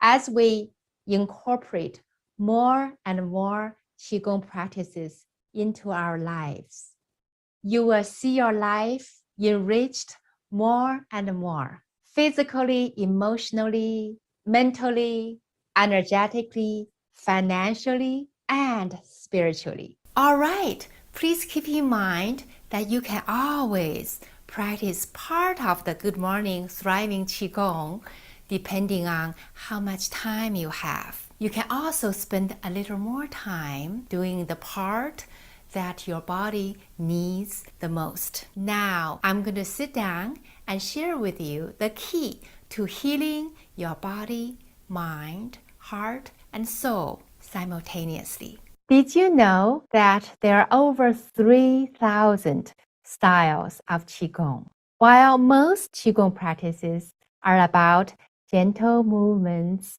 and breathing, the most powerful Qigong lineages incorporate the body, mind, heart, and soul into their Qigong practices so the masters can heal others and the practitioners can heal themselves physically, mentally, emotionally, and spiritually simultaneously.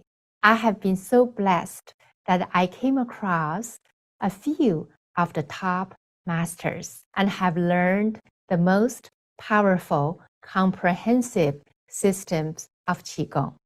I was chosen to be the Qigong master in 2010 and have been serving the community as a Qigong master and teaching powerful Qigong practices, helping a lot of people who need support with their healing for vibrant health, ageless beauty, total happiness, and true abundance.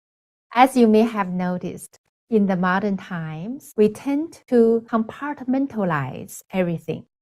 And oftentimes, we can take good care of some of the important areas of life, but not all of them. Most of us are constantly juggling among career, love relationship, family, finance, health, spiritual growth, and contribution to society. For example, if we work really hard at our career and become successful financially, we may ignore our health, spiritual growth, relationships, or other important areas of life. A lot of people don't even pay attention to their health until they are diagnosed with a serious disease. I'm here to share with you a very important message, which is you can have it all at the same time by practicing a powerful, comprehensive system of Qigong.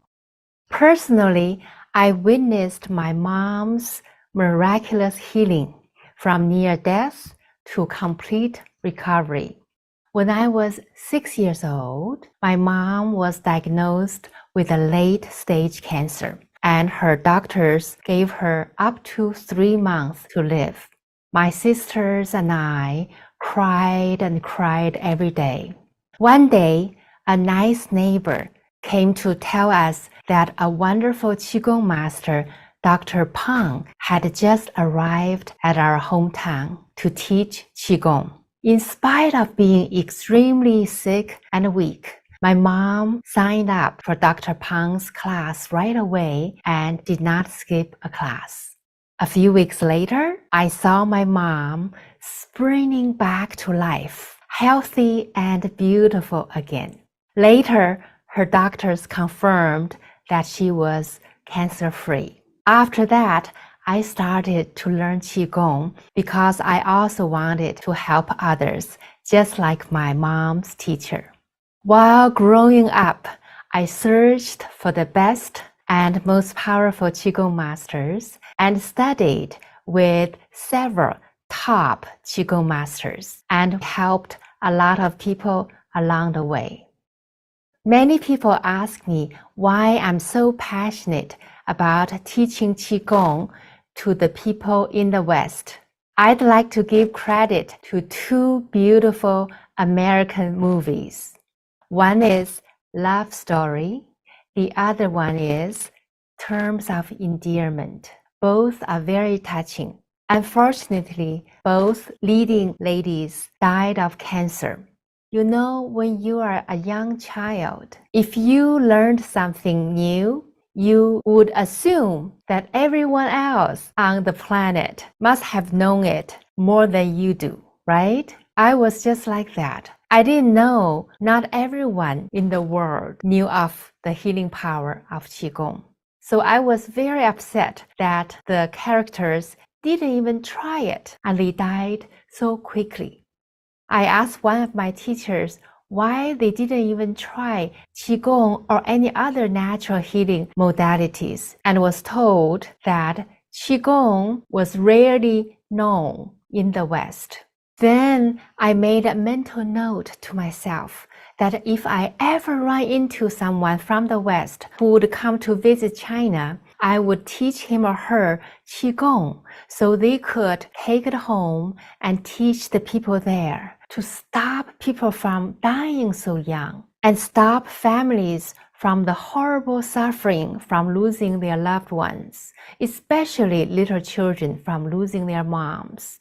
It turned out that the universe had a better plan for me. Long story short, out of the blue, I was offered a full scholarship to come to the United States for higher education. I went on and had a successful career as a CPA and financial advisor. Then in 2008, I came across another Qigong grandmaster who had helped millions of people with their healing. And I became a very enthusiastic volunteer instructor for his school. Then, in October 2010, my teacher surprised me by announcing in public that I had passed all the tests to qualify for the next Qigong master. He went back to Asia, and I took on the responsibilities of a master, including teaching, healing, and running the organization, which is now in the name of the Thriving Foundation. Thanks to the internet, my classes and programs are also available online. We have wonderful students from almost all continents on the planet. From my work experience as a CPA and financial advisor, I have learned the practical knowledge about money. As a Qigong master, I understand how the energy of money really works. With the knowledge and wisdom that I have acquired from both sides, I have been teaching the principle of abundance and the energy of money from energetic, spiritual, and practical perspectives. In addition to teaching how to heal the body physically, emotionally, mentally, and spiritually. We have a lot of testimonials on our website from students who restored vibrant health and attracted more abundance and prosperity. As you may know, traditional Chinese medicine views the human body, mind, and soul holistically.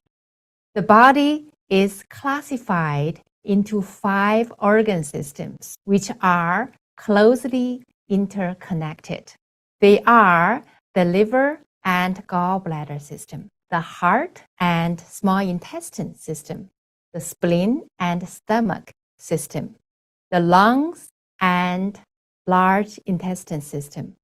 Last but not least, the kidneys and bladder system. Everything is classified into one of the 5 systems. For example, your tendons are part of your liver and gallbladder system. Your blood is part of your heart and small intestine system. The condition of your skin is a reflection of the health of your lungs and large intestine. Therefore, if you want to have beautiful and glowing skin, work on the health of your lungs and large intestine. You're welcome to learn our thriving Qigong for the lungs and large intestine system, which can help your skin become naturally clear, fresh, and beautiful. This way, we can truly actualize beauty from inside out. If the energy in your kidneys is weak or polluted, you will lose vitality, which will negatively affect your sexual energy and reproductive capability. Hair is a reflection of the health of your kidneys and bladder system. If you want to have healthy and beautiful hair, work on your kidneys and bladder. You can learn our thriving Qigong for the kidneys and bladder system. Emotionally, a weak or unhealthy kidneys and bladder system can lead to fear and lack of confidence. Conversely, fear can damage your kidneys and bladder system, which includes all of your reproductive organs. If you're jealous of others, it's not simply a personality trait. It indicates your heart needs healing. Don't worry, nothing will be left out. I'm going to share with you an example of how one Qigong, our thriving Qigong for healing the liver and gallbladder system, heals the body, mind, heart, and soul simultaneously. For physical health, the benefits of our thriving Qigong for healing the liver and gallbladder system include more effective liver and gallbladder, better vision and flexibility, enhanced ability to eliminate toxins, stronger ability to digest fatty foods, healthier tendons, ligaments, small muscles, and nerves. For physical beauty, we see stronger and more lustrous nails, brighter and more beautiful eyes. For the heart and mind, that is, for our mental and emotional health, after practicing thriving Qigong for healing the liver and gallbladder system, we'll have less anger, frustration, stress, and irritability. Students often notice greater adaptability with equanimity, increased clarity in judgment and decision-making. Many practitioners say they have become more open to kindness and forgiveness, and they have become more decisive and assertive. Interestingly, a lot of our students and practitioners have become more passionate, driven, and creative. What's more amazing is that they are able to plan and grow strategically now. When we get angry easily, that means our liver and gallbladder system needs cleansing and healing. When we have no passion or drive, that means the qi in our liver and gallbladder system is very weak. Being unable to forgive is not just a personality issue, it's a health issue. So from now on, if you see someone who gets angry easily or cannot forgive, offer them your compassion rather than judgment. And if appropriate, gently share with them that they may need to check out their liver and gallbladder system. Now, spiritually, according to the Taoist text, the soul is comprised of three components: the Ling, the Hun, and the Po. The Ling resides in the heart, the Hun in the liver, and the Po in the lungs. For the Hun in the liver, there are three parts. They are Yuan Shen, Yin Shen, and Yang Shen. Therefore, when you are cleansing and healing your liver, you're also cleansing and healing a very important part of your soul. Furthermore, there is a corresponding planet associated with each system. For the liver and gallbladder system, it is planet Jupiter. When we practice the thriving Qigong for the liver and gallbladder system. We connect mentally and energetically to planet Jupiter. And we invoke the light beings from Jupiter to help us with healing our liver and gallbladder system. The healing color is vibrant green. Now, in addition to healing ourselves and other human beings, we always keep Mother Earth in our hearts while doing the practice. For this particular practice, we are also healing the collective plants on Earth. We call this a greater self practice. So it's never just about our own bodies. Likewise, our thriving Qigong for the other organ systems heal the corresponding parts of the body, mind, heart, and soul simultaneously, and the corresponding collective elements. Another example is a powerful Qigong practice that I learned from a grandmaster of a different lineage. It was the most efficient Qigong practice that helped people melt away unwanted fat and lose weight without excessive exercises, drastic change of diet, feeling hungry, or craving. It became a sensation in China. It was scientifically researched by medical researchers at the top university in China called Tsinghua University. It was used and testified by a lot of public figures, including the #1 anchor woman in China. Soon, it was promoted by the National Public Health Department. If you want to take charge of your body weight for good, the best way is to work on your body, mind, heart, and soul simultaneously. What we work on with the mind is stop overthinking. For the heart, it is worry. When we overthink too much and worry a lot, we end up with an overweight problem and other digestive issues. About 2/3 of Americans are overweight or even obese. It is a serious health problem that may lead to fatal health issues, not to mention its impact on people's confidence and self-esteem. The spiritual connection that we use when we heal overweight problems is that we connect with the ascended Grandmaster Shi Songzi. The corresponding planet in the cosmos is planet Saturn, and the element is Earth. Once you learn this practice, you will never worry about your weight problem. Even if you overeat a little bit here and there during the holidays, especially, or on a cruise, you can practice this particular Qigong and get rid of the unwanted fat and turn it to muscles very quickly. At the same time, the longevity genes within your body are awakened and activated. The reason that I haven't taught this practice in the US is that this is a practice I learned from the grandmaster of a different lineage. However, I have been called and guided to teach this practice now because it is much needed and will help a lot of people heal this health crisis.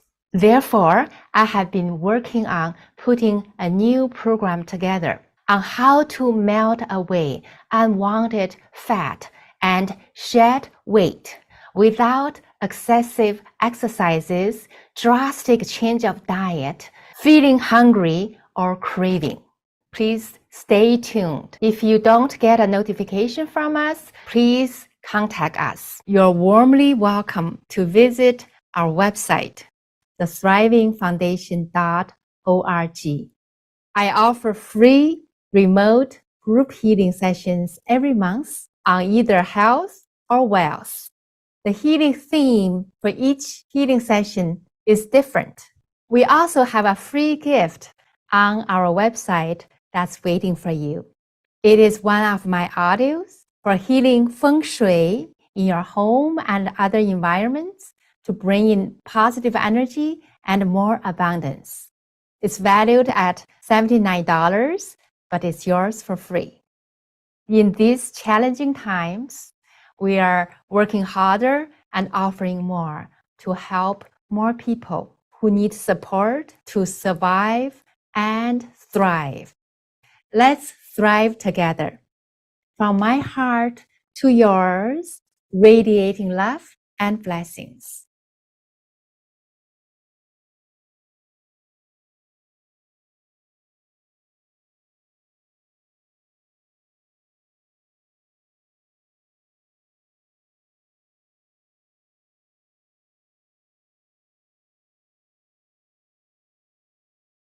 Well, that was a beautiful presentation by Kathy Moo about using Qigong for improving eyes and health and all kinds of other issues that we may experience.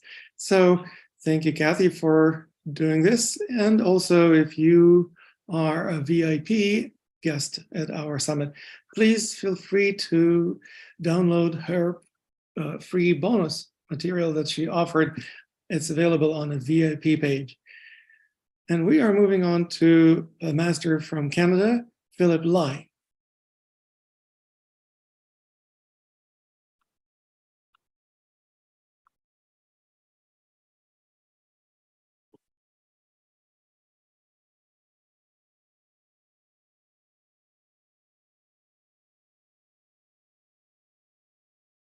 Hi, I'm a Philip Tai Fu Lai. My name Tai Fu, it means big tiger, you know. My father is a Kung Fu master and herbal medicine master as well.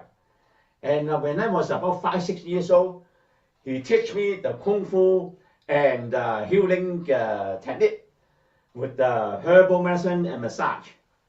So that when I grew up, I loved those skills to do the Kung Fu and also do the healing. And then after that, I learned Tai Chi, Qi Kong, and massage, and I go deep in the learn all those techniques. And also after that, I also learned the such a feng shui, and I put all together, you know, to integrate all those techniques into we call the Philip Lai Qi Kong. Okay, so next I will show you some easy to learn but effective exercises to calm your mind, relax your entire body, and release stress.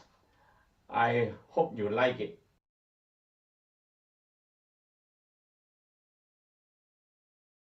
So what I would like you to do is to learn how to calm our mind. I show you the simple method. You can use your thumb, massage our index fingers. And then when you do the massaging, we just use the breathing at the same time. Breathe in and breathe out naturally, calmly, relaxingly. And let our mind reach to the state of peace and harmony. And sometimes our mind has something get into our mind, our past experience or something bothering you before they come in. So you just acknowledge it and then let it go. And then you can use the breath. Inhale, feel the good qi, feel the heavenly qi to our mind, to strengthening our mind, and then our mind have the good wisdom. And then when you exhale, visualize the energy expand, energy field expand, aura expand, and then let this momentum to expel all the unwanted feeling, release and relax, and then feel good. So just simple. You use a thumb, massage my index finger, half circle inhale, half circle exhale. So why we do like that? Do you know that all our fingers and our palm reflects to our whole body? When we do this one, we are massage our whole body, and also with our intention to guiding our massage to different part of our body. And right now we want to calm our mind, so we can use this massage exercise to massage our brain, to let our brain feel calm, feel relaxed, and let things go with the flow, and let things so-called expel all the unwanted feeling, and then use it to cleansing our thought. Okay, so we can do together. So you can use the thumb gently, relaxingly massage our index fingers. Half circle inhale, half circle exhale. Okay, we do 4 times. Inhale, exhale, and drop your shoulder, drop your hand. You can make sure you feel comfortable. Okay, continue. Inhale, exhale, and activate your inner smile. Breathing with happiness. Continue. Inhale, exhale. One more time. Half circle inhale, half circle exhale. Don't forget to smile. Okay? So now we're working with the visualization, with the energy. So when we inhale, feel the energy into our brain. Use the energy strengthening our brain muscle. And then to use the energy to improve my wisdom. And then when we exhale, visualize the energy field expand and wanted to release. Our thought is getting cleansing. Okay, so we do again. Inhale, feel the energy to our brain, and use the energy to strengthening our brain and make our brain feel good. And use the energy to make us strengthening our wisdom. Okay, and then we feel relaxed and release. Continue, breathe in, feel the good chi in, strengthening my mind. And we exhale, energy field expand, and water chi release, and our thought getting cleansing. Okay, so we do 4 more times. Inhale, feel the good chi strengthening our brain. And we exhale, energy field expand, and water chi release, and then we got our mind getting cleansing. Feel good and feel peaceful and harmony. Okay? So you can do anytime you want. When I talk, I do all the time because it can help me to calm my mind down, make me feel less nervous. You know, everybody will feel nervous in front of the people talking, right? But I can use this method to calm my mind, relax my body, you know, and let the thing go with the flow. Okay?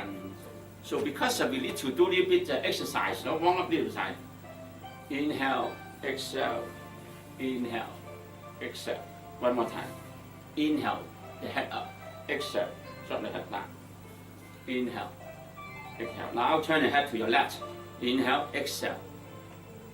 Inhale, exhale. Gently, relaxingly, calmly, naturally. That's the Qigong. Inhale, exhale, inhale, exhale, and smile. So now we're going to do the rotation, rotate our head. Drop the head and then rotate, inhale. Drop the head to the shoulder and rotate to the front. Other side, inhale. Exhale, inhale. Exhale, in, out, in, out. Okay, so we feel comfortable. So we do a little bit of warm up, do the side stretch, drop your head to your left shoulder, arch to the left. Inhale, up. Exhale, arch to the other side. People like the visualization, and visualize, inhale, feel the body, strengthening the body with the energy from our top of head, crown, and the pulse. When you exhale, visualize energy field expand and water chi release, blockage open and feel good. Inhale, shaping the body, shaping the head, feel the body with energy, strengthen the body with energy. Drop the head to your right shoulder, arch to the right, exhale.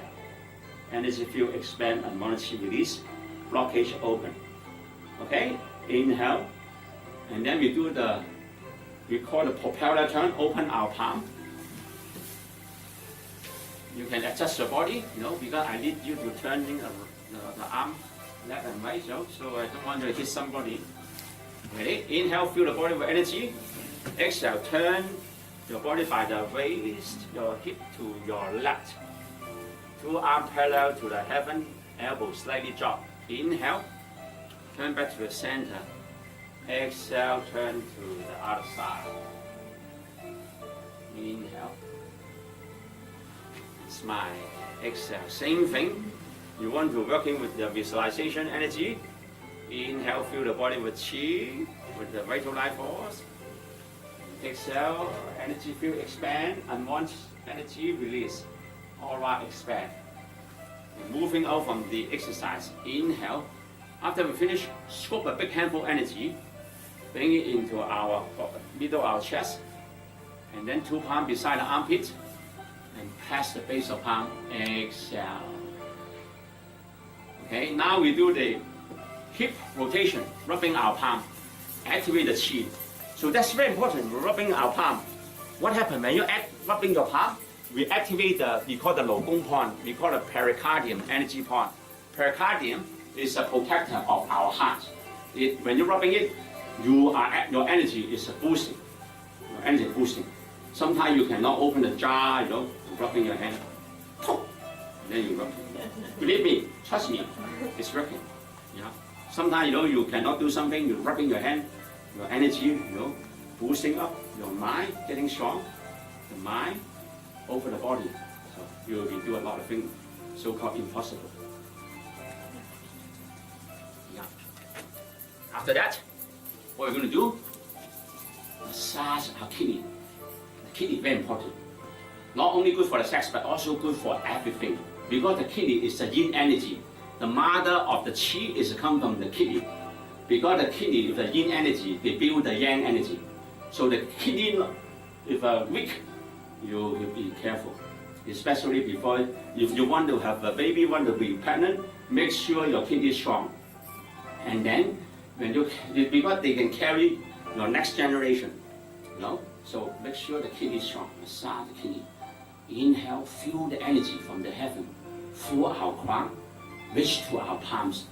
When we exhale, send the energy to our kidney, strengthening our kidney.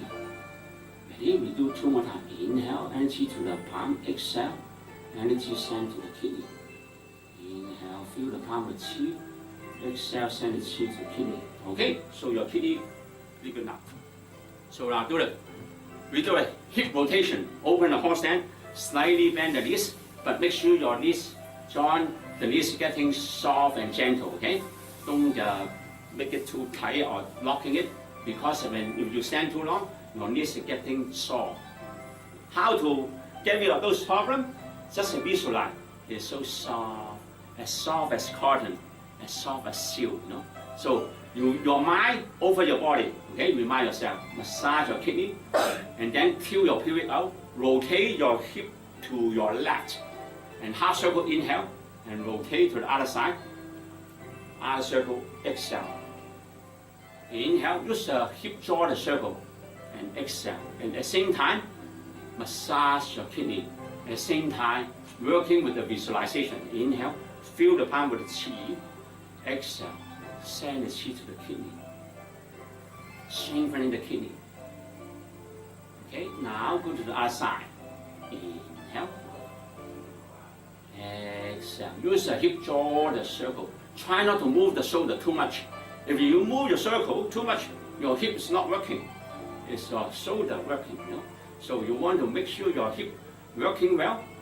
So use the hip rotate your body, guiding your body to move. Okay?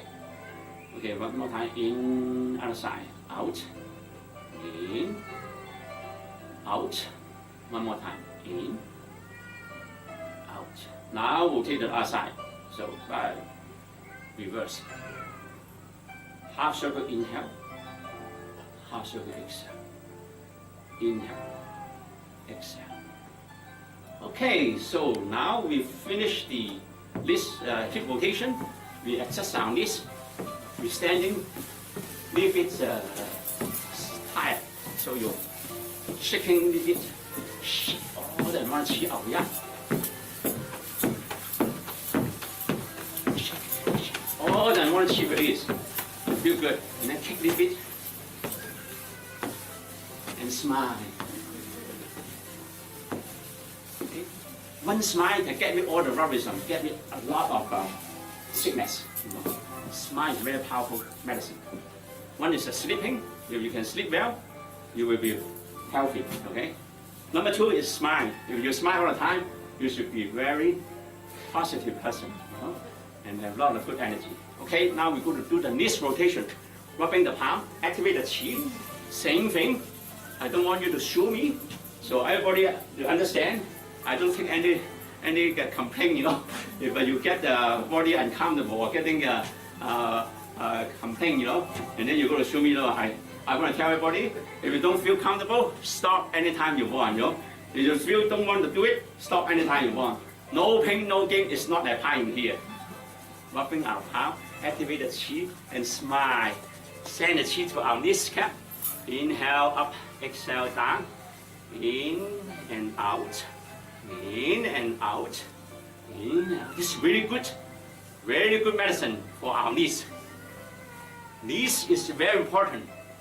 The people get old because our knees. If our knees not working well, people don't want to move.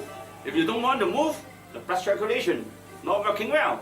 All the sickness will become to your body and your mind. So the knees is very important. So what you want to, I want to show you how to fix your knees and activate the knees. Use the, at the same time, right now I use the fingertips, rubbing the bones around the knees.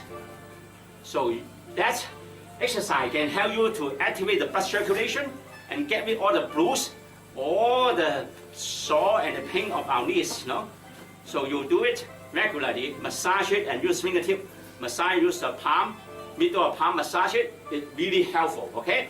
Now after we warm up our knees, we do the wrist rotation. So when you saw me, you watch me to do it first, you know, it's very easy and simple. Just like this, when the knees turn, inhale up, exhale down to rotate to the left, turn to the right, and then to the left, right and left. Okay, so this is the right hand side, right? You rotate to the right. Inhale, exhale, inhale, exhale. Watching your posture. If you don't feel comfortable, don't bend too low. Okay. Just if you don't feel comfortable, just do like this. Fine. That's okay too, you know. Or you can just do like this. That's fine, you know. But if you tell me, I'm very flexible, I can do like this. Stand whole day, no problem. You can do it, you know. You can do that way, okay? But do your own pace. Exhale, inhale, exhale, inhale. Inhale, feel the palm of energy. Exhale, send the chi to the next cap. In, out. Okay, now we rotate to the other side. Before we rotate this side, this time we rotate to the right. Inhale, exhale, inhale, exhale, inhale, exhale. Do it gently, relaxingly. Sometimes do a little bit fast, sometimes do a little bit slow. Just listen to your heart. Do your own pace. I am the Tai Chi, Qi Kong, and Kung Fu master. And also, I'm a certified naturopath therapist with the specialize in the energy healing, massage, acupressure, and also feng shui. And when I do the Qigong, I like to go with the traditional principle, and technique. As you know that Qigong as mean the vital energy and life force, and also we try to cultivate and make use of those vital energy and life force for our health and also and our energy. Okay, so now next thing I would like to show you is how to activate the energy. Okay, cultivate the energy, universal energy, the energy of the wood, energy of the earth, energy of the fire. You know, there's fire element. There's many energy around us. You use the method of Qigong to cultivate the energy. Okay, now we go do some activate the energy. Bring our hand in front of our chest, rubbing it. When rubbing it, you can sense the palm. When we touching each other, they are activate and generate the energy. You know that the physics, right? When the two fingers rubbing together, touching together, they have activate, generate the energy, the electricity. So you can visualize the palm with the energy, activate the energy, and then activate the brilliant bright light. You can visualize your palm with the brilliant bright light energy ball lighting up in our palm. And then we slowly moving out our palm. When we exhale, when we breathe out, we move the hand out. When we breathe in, move the hand in. When we can do 6 times. Breathe out. Breathe in. 1.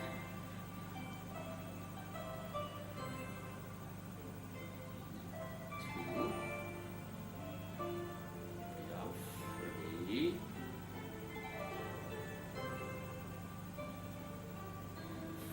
4.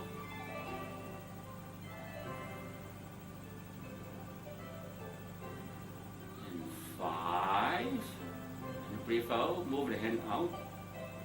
Inhale, move the hand in. And 6. So you can apply it for the martial art, or for the healing, or for the feng shui, or use even though the acupressure, they all from the Qigong, okay? And the foundation of the Qigong, they are also ask us to calm our mind, relax our entire body, and let things go with the flow. And when we do the exercise and the breathing, always with the rhythm, and then also train you with the good patient. So that is the Qigong. And when I do the Qigong, and also I develop a simple, easy, and safe technique, and also effective technique, to help people to take charge of their health, happiness, and also their destiny, The point I want to tell you, our life always up and down. And then sometimes our mind cannot control by ourselves, So we have some kind of a method to calm our mind, relax ourselves, and let things go with the flow, and also train ourselves think positive. That's we have many disciplines like yoga, like different kind of praying, or some kind of belief, But today I introduce you is a Qigong. And also I say Qigong, but actually I do many things. I do yoga before, I do Tai Chi, I do the Chinese medicine, I do the acupressure, massage therapist, and also I do a lot of mind training. So and then I put everything into one. So that's my Philip lifestyle, So how I do that, I just use our intention, working with the breath, and working with the stretching, So just, I think most of the Qigong, they work with it, So I will demonstrate some technique, So first of all, I will want to demonstrate how to relax and how to get rid all the negative energy, okay? So when we start to breathe, we just breathe in with your nose, breathe out either by your nose or your mouth to cultivate the good energy. And then use good energy, expel all the negative energy out and make you feel good and strong. Okay, so what we can do, breathe in, feel the universal energy, vital life force, light up and empower our entire body. And breathe out, you visualize the brilliant, bright light, joy, happiness, radiate your entire body, mind, and spirit. And then feel good and smile, right? So we do again, breathe in, bring the universal energy, light up and empower our entire body. And when we breathe out, you visualize the happiness, joy, and positive energy light up and radiate our entire body and feel good. And also we can working with the exercise. When you do breathe in, bring the energy, empower your entire body. And then when you breathe out, we do a little bit stretching. Breathe out, stretch, and get rid all the negative energy out. And then hug yourself. Feel so good and so happy. And that is so simple, you know. So whenever you're getting a lot of tension, a lot of frustration, madness, you just breathe in, breathe out, settle your chi, and then breathe in, feel the universal energy, life force to our entire body when you breathe in. And then when you breathe out, do the stretching. You can laugh and smile. Ha ha ha ha ha ha ha ha. And then you hug yourself. Feel so good, so good. And make some sound. And then make yourself reach to the happiness, joy, and peaceful harmony. Okay? So, and also we have some exercise we call the beauty and healthy massage. Okay, so the exercise we working with the massage and then working our crown and our eyes, you know, the bones of our eyes, you know, and the temple and your forehead. And even though we have a lot of acupressure point around our face, you know, so that's really good to activate our energy, you know, to refresh our mind and help us to focus and make our mind getting peaceful and harmony. Okay, so we're working with the we call it beauty and healthy massage. Rubbing your palm, activate the chi. Visualize billion by light energy ball light up in your palm. You can feel the heat, and then you can visualize the light. And then when your palm moving out, you visualize the billions by light up our entire body. And when you breathe in, energy ball contract. And then when energy ball contract, and then the energy ball, you feel your palm tingling, and then breathe out, energy ball expand, light up your entire body. Breathe in, you move the palm in, and you feel the energy ball contract. And after that, you do a few times, and then you place your palm on the top, on the front of the face, the crescent, slightly pressing on the bone of your eye. And when you breathe in, fill your palm with the energy. When you breathe out, send the chi to your eyes. And also you can feel the energy to your fingers to send the chi. When you breathe out, send the chi to your brain. Yeah. Breathe in, fill your palm and fingers with the energy and light. And breathe out, send the energy and light to your brain and your eyes to improve your eyesight and your wisdom. Okay, and then after that, you use the crescent of palm, slightly press the bone on top of the eyes and rotate your palm clockwise. I use a mirror image. How should it be in? How should it be out? Yeah, something like that. And then counterclockwise. Breathe in, breathe out, breathe in, breathe out. And then massage your forehead, temple, face, and your ears. And then repeat. Breathe in, middle fingers moving along the bridge of your nose. Breathe out, massage your forehead, temple, face, and your ears. And then you can do a few times. Yeah, it's really good to refresh your mind. Next, I would ask you to do the whole body massage. Activate the chi. Breathe in, breathe out, breathe in, breathe out. And then whole body massage. Breathe in and breathe out. In and out as you want. The crown line massage, skull massage, your J pillow massage, the big piece of muscle just on the base of our skull. And then move down a bit, there's a rupee muscle, there's a little bit small pieces of muscle after the big piece of muscle. And I call them the Ruby muscle, and then shoulder blade massage, and then neck massage, and then full thyroid thymus massage, and then your middle dentin and solar plexus massage, and then your tummy massage.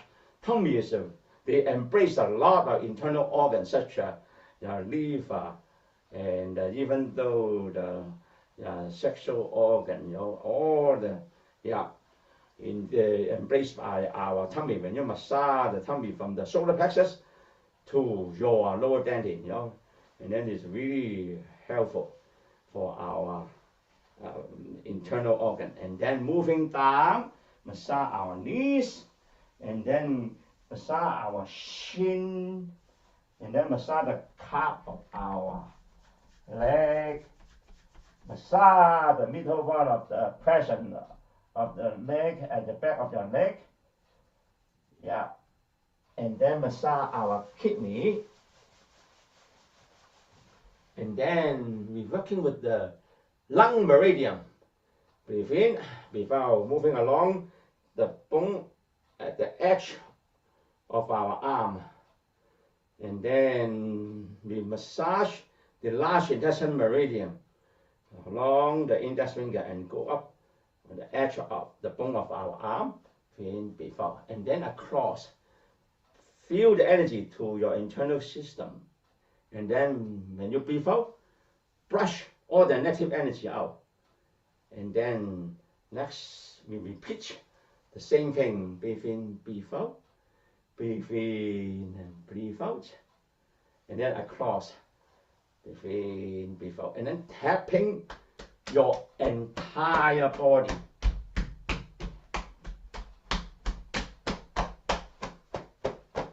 Do it again. Tapping your lung channel, large intestine channel or meridian, and then across.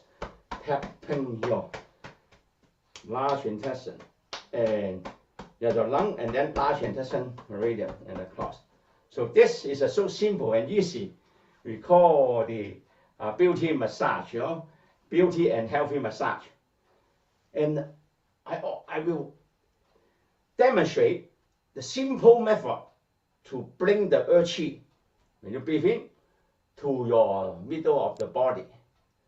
And then when you breathe out, open your arm, and then use some momentum, expel all the negative energy out and smile.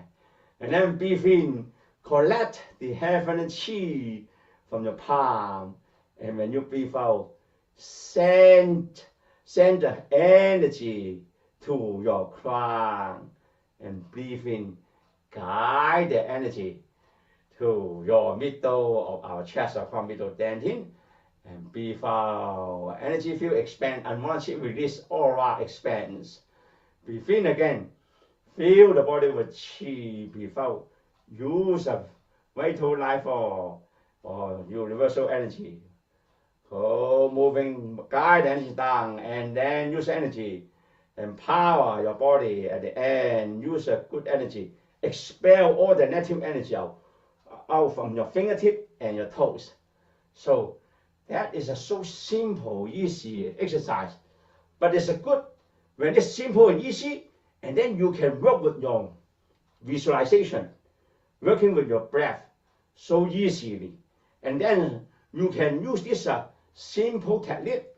And important is working our, we call it intention. So you train your intention with the cultivate the energy and make use the energy and use it to empower your health and also to improve your happiness. That is a Qigong, okay? So thank you everybody for watching my presentation and demonstration. I hope you enjoy it. You are welcome to take my training, in which I will teach you the details of how to use the intention, breath, stretching, meditation to cultivate the vital life force to take charge of your happiness, health, and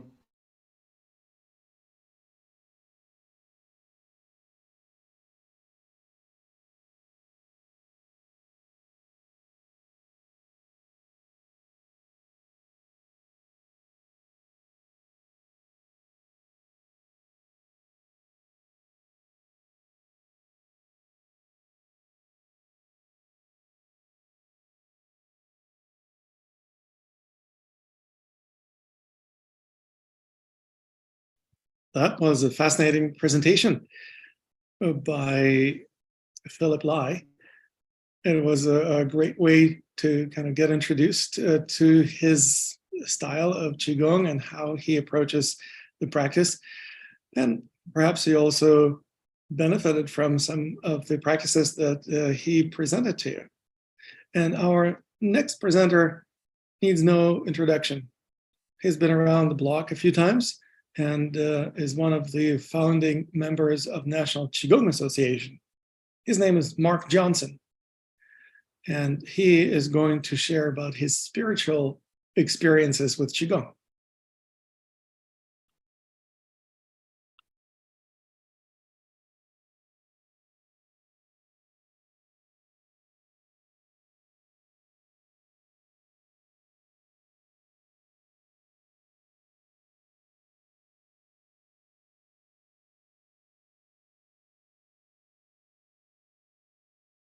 Okay, anyway, I'm glad to meet you, and I'm looking forward to seeing you again. I want to show you something that I learned in China and brought it into the States. Now, a lot of people in the States are doing it. And that is where I see people breathing horribly wrong. You know, have you ever walked up to somebody going like that? It's all over the place. And next thing I know, they're dead too. So I'm trying to, you know, come on, folks, just learn to breathe correctly, and you won't have to go through all that. And there are three steps to it, and it's very powerful. And I've been giving it out for 20 years, and a lot of people have thanked me for it. Thank goodness. But anyway. Here's what the idea is for doing it this way. And that is a lot of stuff that happens in people's lives is still down here, way below the navel.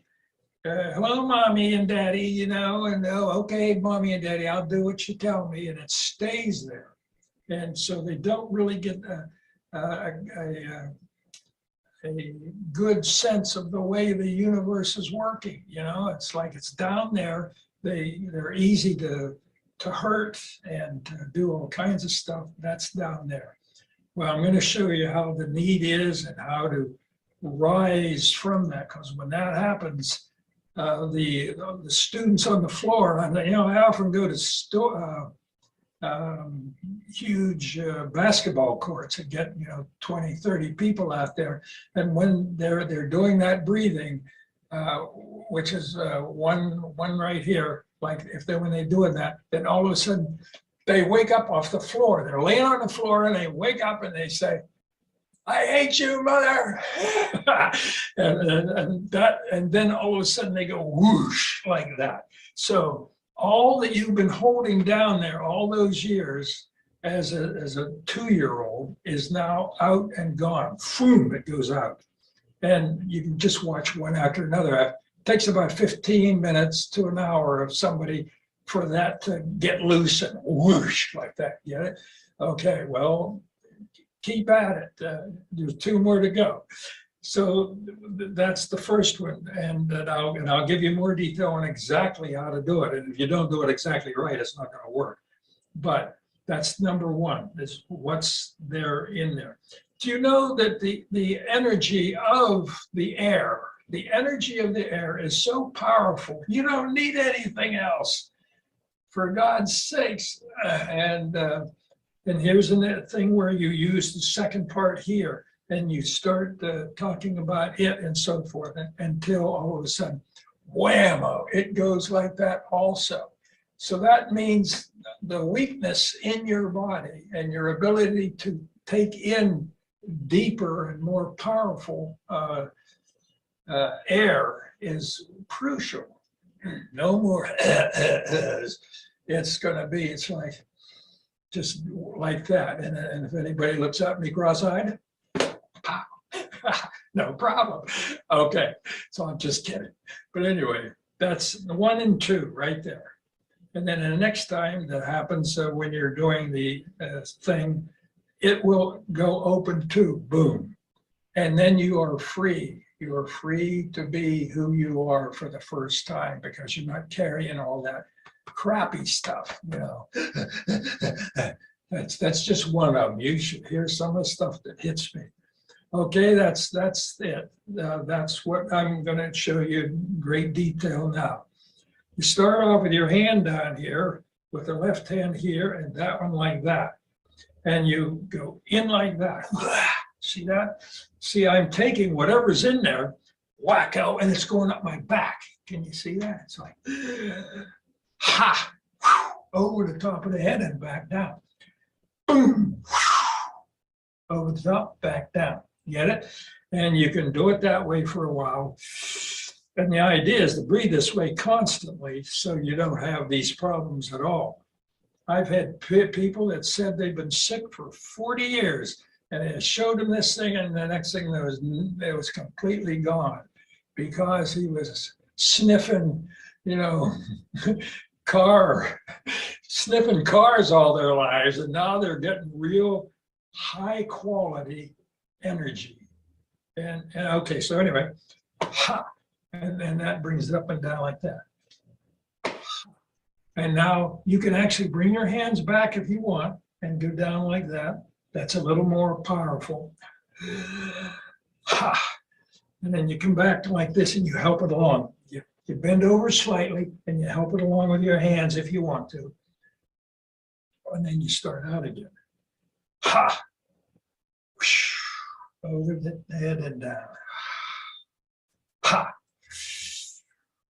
Ha. And then all of a sudden it's like, whoom, bam. And I've seen people, you know, have that thing laying down and standing up. And then they looked out and they said, that tree's talking to me. It's like, well, then talk to him. You know, it's like he's not fooling around with, you know, 60 years of, you know, with no real power in their bodies. And yeah, I've heard them say that, all kinds of other things, guys leaving and not being seen for a couple of weeks. And he said, wow, I was just stayed in bed for a couple of weeks because I was a different person, you know. So it just brings in power, energy, power, and you won't get sick. I guarantee it. Boom. And you sink. Boom. Up we go and down the front. Just breathe that way all the time. Now you don't need to walk in and out of the feed store by doing that. Where's my food? Where's my food? Yeah, that looks pretty good. Just do it for about 45 minutes and see what happens. And it completely changed your life. You'll be fearless. I mean, it's like you start over. It's like you're starting over in life. Given all of life back to you. It's like, oh, I get so many letters from so many people that thank me for that. And I want everybody to know that it's possible that they could get to this. It came out of China. You know, I told you it came to China 20 times, but one of those 20 times I was going down the street and I said, hey, that's what's his name? The guy that's the most revealed man in China. And you know what? I recognized the doorknob. And I said, this is where I lived in, you know, for my life. And in the Chinese books, they show pictures of him coming out with making noise of a noisemaker, but it was love. His wife died, and he brought her out on the lawn and sat there and beat on it.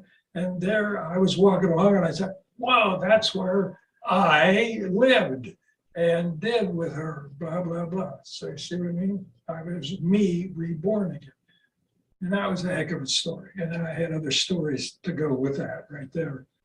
But there's so much oneness and wonderfulness, and I want to see everybody the same way as me, happy all the time. Don't worry about a damn thing. And I didn't. When we hit that building, it was unbelievable. We did to that building, smashed the building in a little bit. And I flew through the window and I went up into a tree. Well, the guy that really caused the problem, he only got a little cut under his arm and he walked away with that, one of them.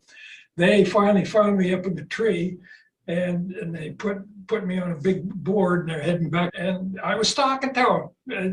You know, they were taking pictures and they sent it to me eventually of, there I was, you know, with no head on over here, and I'm talking to him. Now be careful, you know, my head hurts. It's like, I gotta be nuts to have done that. Well, it happened. Okay, and when I came out of it, it was only a couple of weeks till I was teaching normally again, and having a good time, In addition to that, this is something I learned in China that and nobody believes me, but that's their problem. If you're walking along like this, going like this, oh God, this thing's been killing me for weeks, you know, this shoulder of mine, turn my head back and it makes my neck sore and everything. If you don't rub it like that, and you go over here and rub this one, this one goes away. Isn't that fascinating? The Chinese are so far ahead of us, I could scream.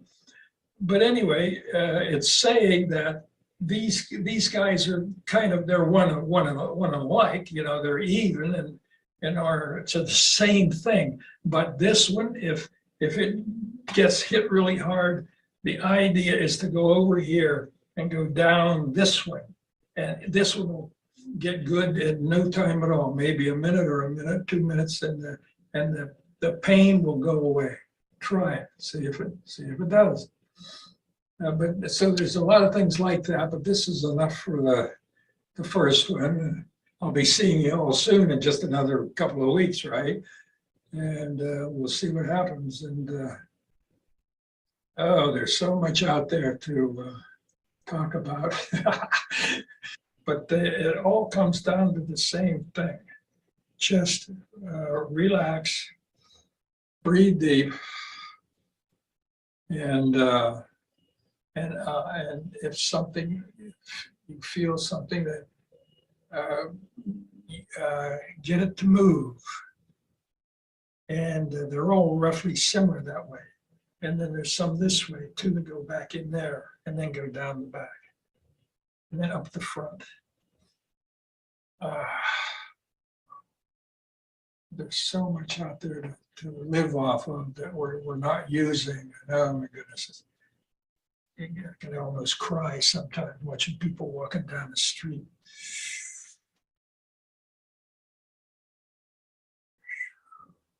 Okay, there's that. And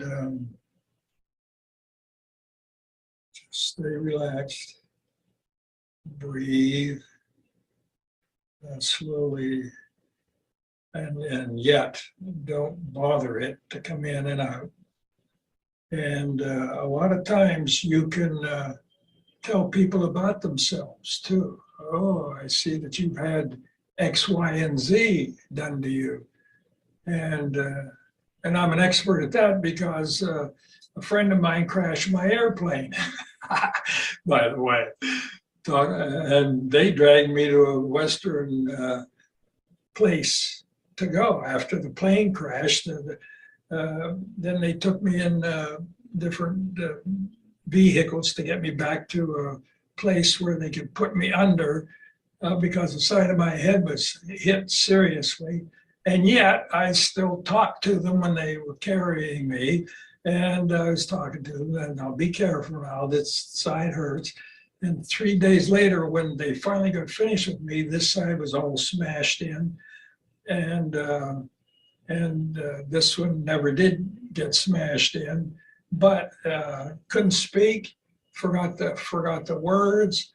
And even once in a while too, if I don't eat right or if I'm in a hurry and I don't eat right, I can still feel that one little piece right in the side of my head.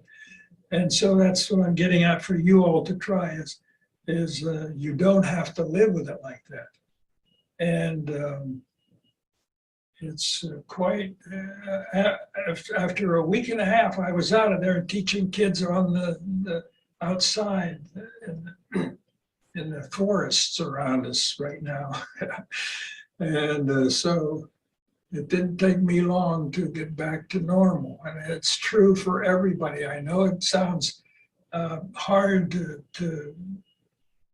say that, yes, there's nothing you can't get rid of by the use of that and the use of what's already in here, that this has become that. And so I'm teaching people how I got myself within 2 weeks of a big cut right there, and it's practically back to normal. And the why suffer is my attitude. Do this stuff. And if you have something that hurts or something like that, work with it. Let the power go through it, no matter what it is. Yeah, I remember doing this for a lady. Yeah. And 10 minutes later, she was done. There wasn't any more to talk to her about. She said she had bad grip, had no grip. And boy, she got tougher than a little Tai Chi person. Okay. Yeah, you got the general idea there. You're pretty good at this. Just stick with the power that is around you and the love that's around you. It's there too. People aren't getting used to that either. And one time I had a lady staying with me, and she said, "Hey, I gotta go now, but I'll leave this food for you." And I said, "Don't bother. I don't like it." And she said, "Yes, everybody says this is the greatest food you can have when you're, coming out of something." I said, "Oh, all right." And I got up out of my bed, heading towards her, and all of a sudden I was picked up and slammed into the wall. That's him. That's my teacher. And he did that to me. One day I had about 50 people from all over the world. He told me, "Mark, you could go down there in Florida and take on these 20 people from around the world and then come back." Okay, so I got in there. This is a great story. So I got in there and I said, "Okay, everybody, let's get together. This is my friend who's going to help me." And I flew down from here to wherever the heck I was. And we were just about to start, and the telephone rang in the place where people sit and watch basketball games. What do you call that? Teachers? Yeah, so there was like 15 of us here, and everybody said, "Well, how could there be a thing sitting underneath that?" I said, "I don't know. Somebody go over there and grab it and tell me what's going on." So this lady went over and she walked up the stairs, and I heard her pick it up and say, "Oh, yes. Oh, okay. Okay, we'll tell everybody. We'll tell everybody. Okay, goodbye." She said, "That was Master Nee, and he says he never wants to see me again for the rest of his life." They started crying, and I started laughing. I said, "That's what the Chinese do. They test you. See what I mean? And to see if you fall apart. He has failed. Get it? So he wanted to know if he has failed me by saying, 'I never want to see you again.' And he hasn't. I haven't had the nerve to go down and say hello. I think he's 90, 94, 95 now. And I didn't bother going back. But lots of times he'll come in when there's a problem, and wham, pushes me in the other direction. So that's a loving person, is the way I look at it. But those people started crying. I said, "Stop crying." I said, "How can you do that? I don't feel anything." It was a stupid thing she was eating. And so there was that story of eating and getting kicked out of the whole place. Never to go back and see him again.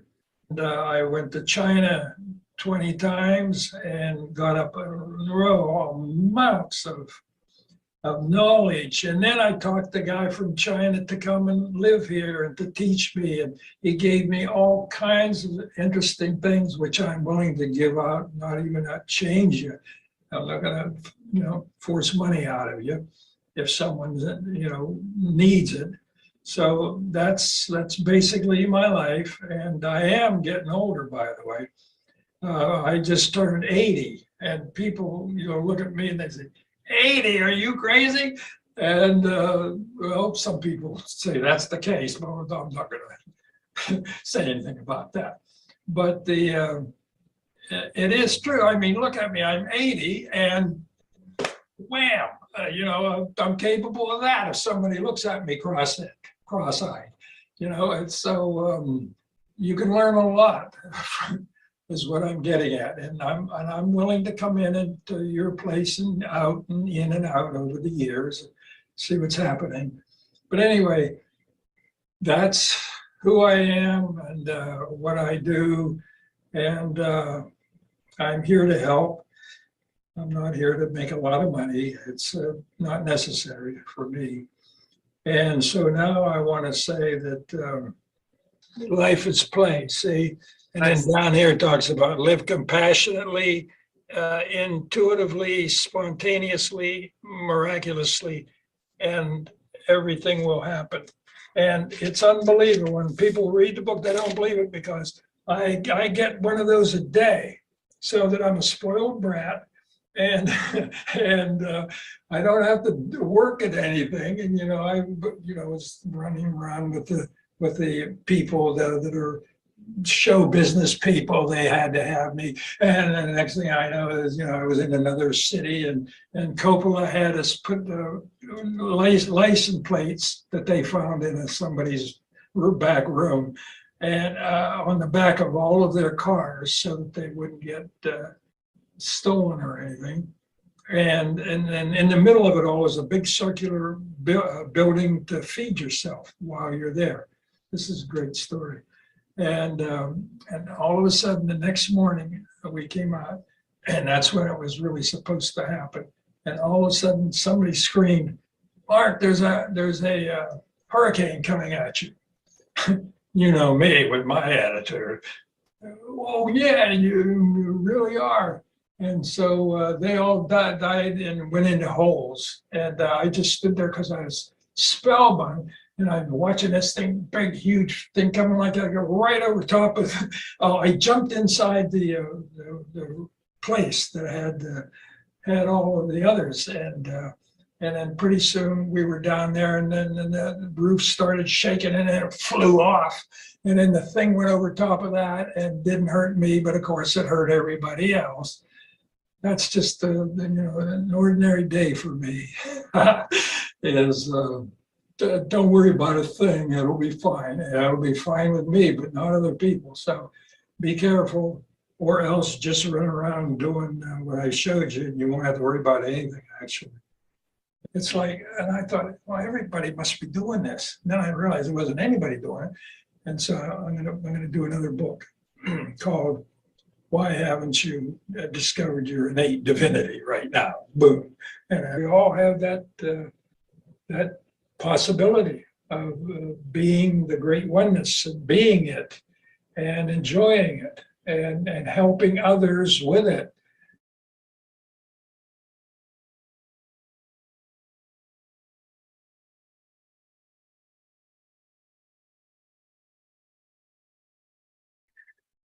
Well, that was Mark Johnson, and that was fascinating, as always.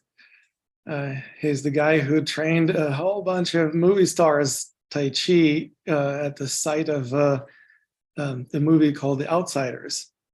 Tom Cruise studied with him, Patrick Swayze, Ralph Macchio, Nicolas Cage, and a few other really well-known movie stars, Rob Lowe. So obviously, we are moving on to our next presenter, who is hailing from Australia. His name is David Robinson, and he is an acupuncturist and a Qigong grandmaster.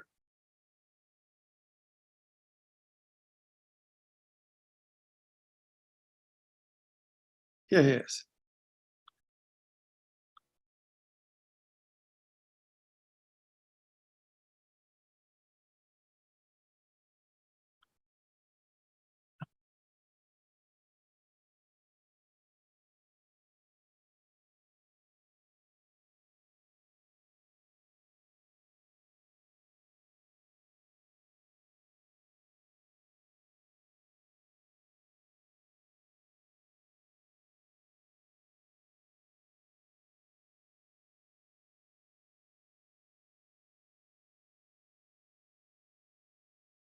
Hello, my name is David. I'm an acupuncturist and Qigong Grandmaster in Australia, and I'd like to welcome you to this presentation and the 2023 Tai Chi and Qigong Summit. My presentation today is using Qigong to restore health and overcome an autoimmune disease which I personally experienced quite recently. I'm going to talk about my journey from the bit over the last 2 years, from a time where I was in very good health and everything seemed to be very good. I went to my GP as a regular checkup and he asked me to do a blood test. I was feeling a little tired, not overly tired by any stretch. And I'd also started to increase weight and I wasn't quite sure why. I did the blood test and he phoned me. He's a friend of mine, this GP, and he said, I think you need to come in and just have a chat about some of the results we got. And I went in and saw him and he said, look, I'm really concerned about your kidney function. And he said, I can't explain why, but it's a very low reading. And he said, I've made an appointment for you to go and see a specialist. And I thought, oh, okay.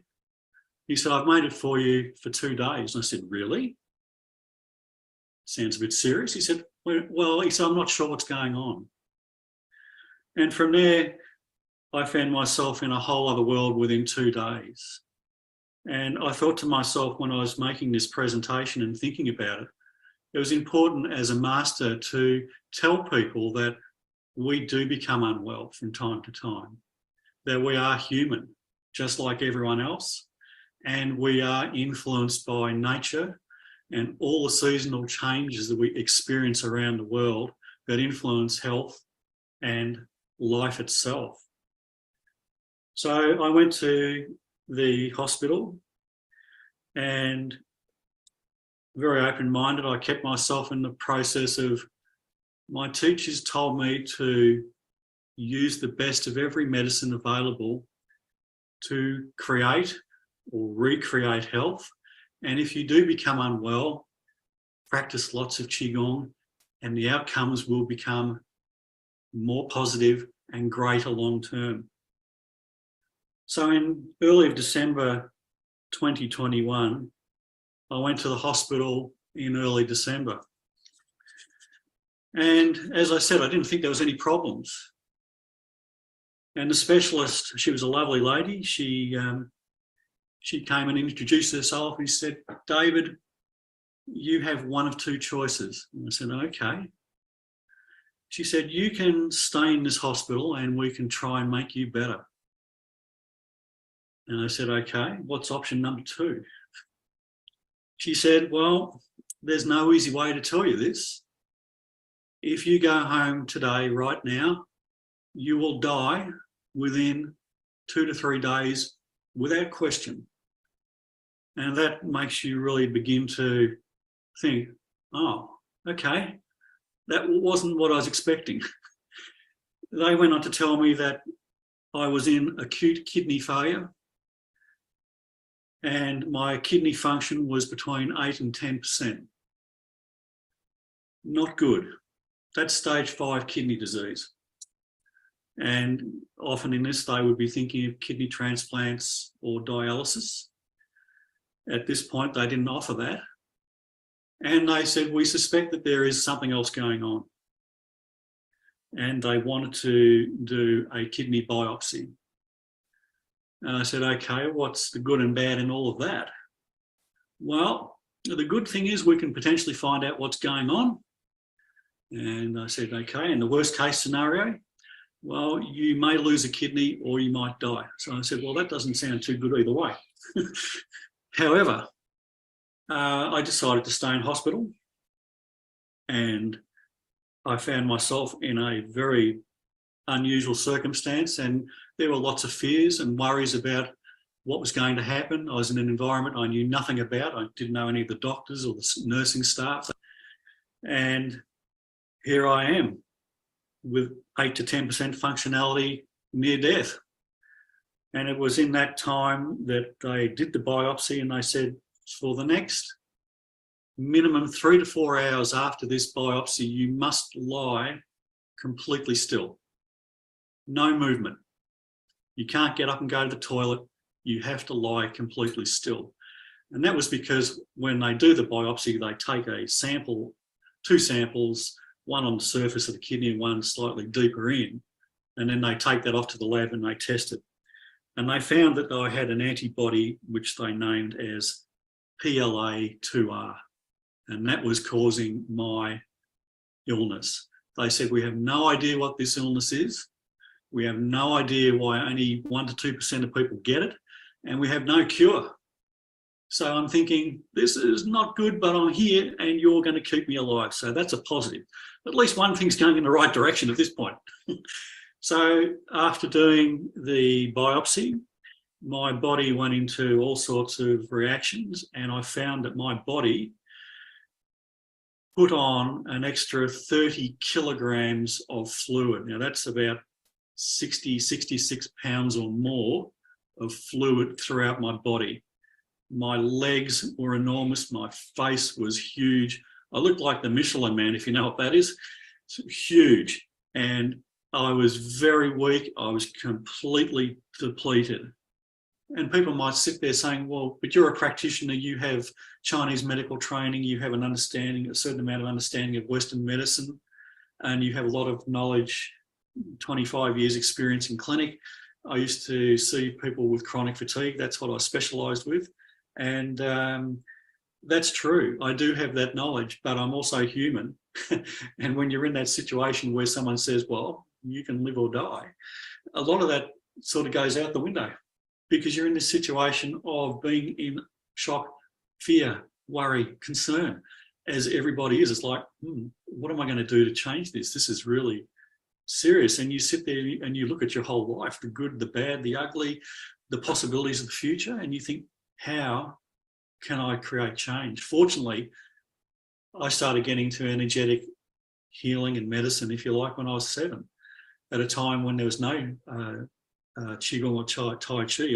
I was learning yoga at that point, Hatha yoga, and I eventually went into Iyengar yoga. But at that point in time, my mother was very concerned because I have dyslexia and very anxious and all sorts of things. But I was teaching yoga when I was 12 under the guidance of my teacher back then. And by the time I was 16, I was really teaching. And that's when I was at school. So working with energetics was not new to me, but Qigong changed my life completely with the master who I had. And he was quite unwell. He's now in his 90s, but he's been in remission from cancer for probably the last 50 years. Yeah, he does Guoling Qigong, the walking Qigong. He knew Professor Feng Li Da very well, and he was part of the founding members of the World Academic Society of Medical Qigong.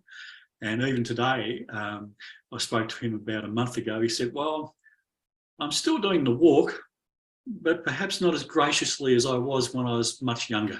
And I said, I'm quite sure that you're doing it very graciously. And your chi is just so out there. And, you know, I'm still like a little grasshopper climbing the steps to achieve what you've got. And that's being very polite to him and respecting him, because his knowledge is so good. And it's the same with my teachers in China.